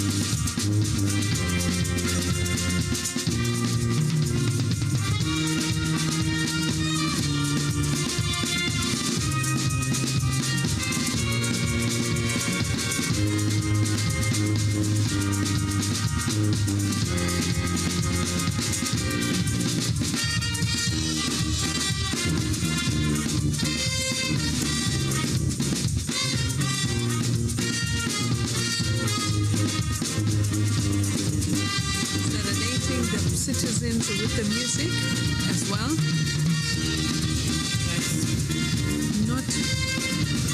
Not clear, looks too far.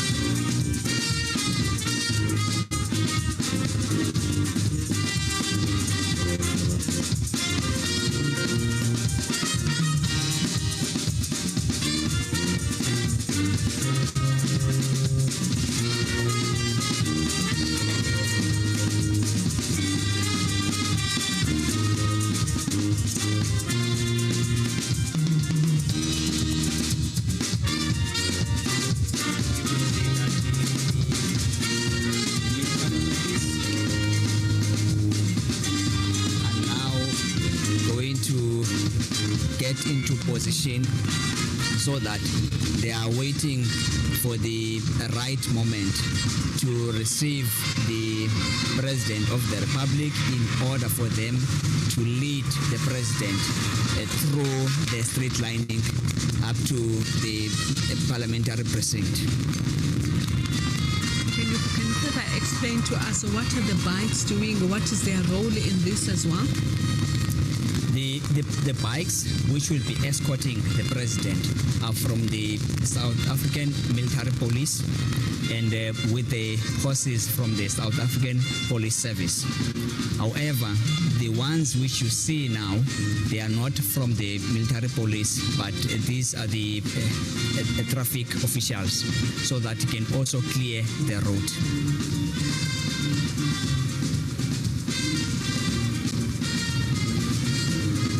About this, thank you. About the traffics behind them, who will then be the next one? In the convoy, because now as I look at it, this is the convoy of the president, which then will get to the correct position where the escorts are deployed to take the president through the street lining up to the parliamentary precinct. So they are waiting now. The escort is waiting at the tactical ground. Okay. So once the traffic officials have escorted the president, their role ends there, and then they leave. It ends there, and it's like a handover now into the escort, which will then lead the president through the street lining. Okay. After the State of the Nation address, do they come back again? After then they take over as per normal protocol. Oh. Yes. Okay.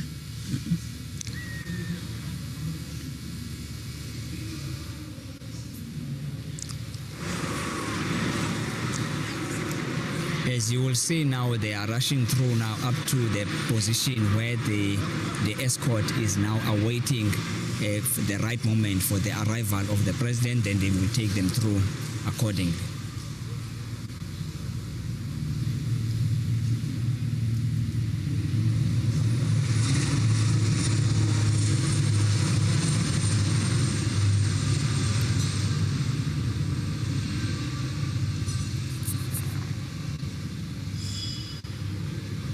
There are two gentlemen. I know the white uniform represents the Navy. And then the other one? The other one is the South African Army, the Landward Forces. The Land Forces, okay.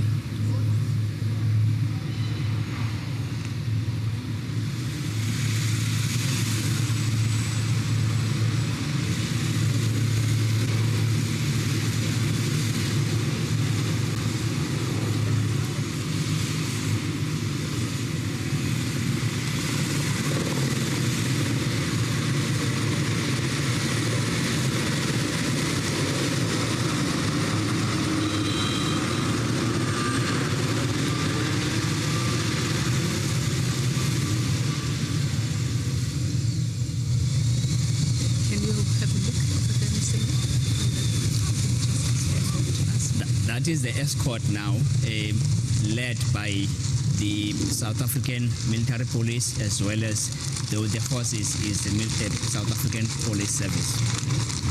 Now behind that is the president, who will then be will stop closer to the door openers, the members, the two members, the other one is from the Army, the other one is from the South African Air Force. They will now open the doors for the president, for him to get on the ground. Citizens of South Africa, we can see the president arriving in his motorcade, and he is going to be with his wife, Mrs. Cyril Ramaphosa, as we can, Dr. Ramaphosa, but they are making their way on the red, Dr. Motsepe, and they are making their way on the red carpet. Indeed, the State of the Nation address has started.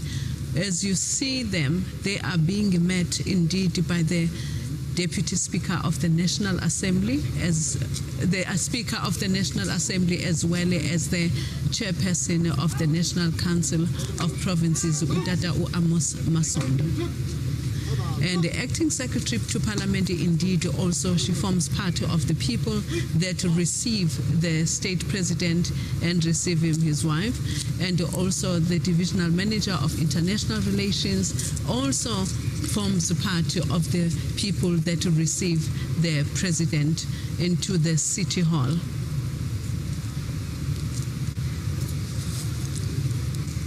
The two members who are now leading the president to the podium is what we call the aide camps.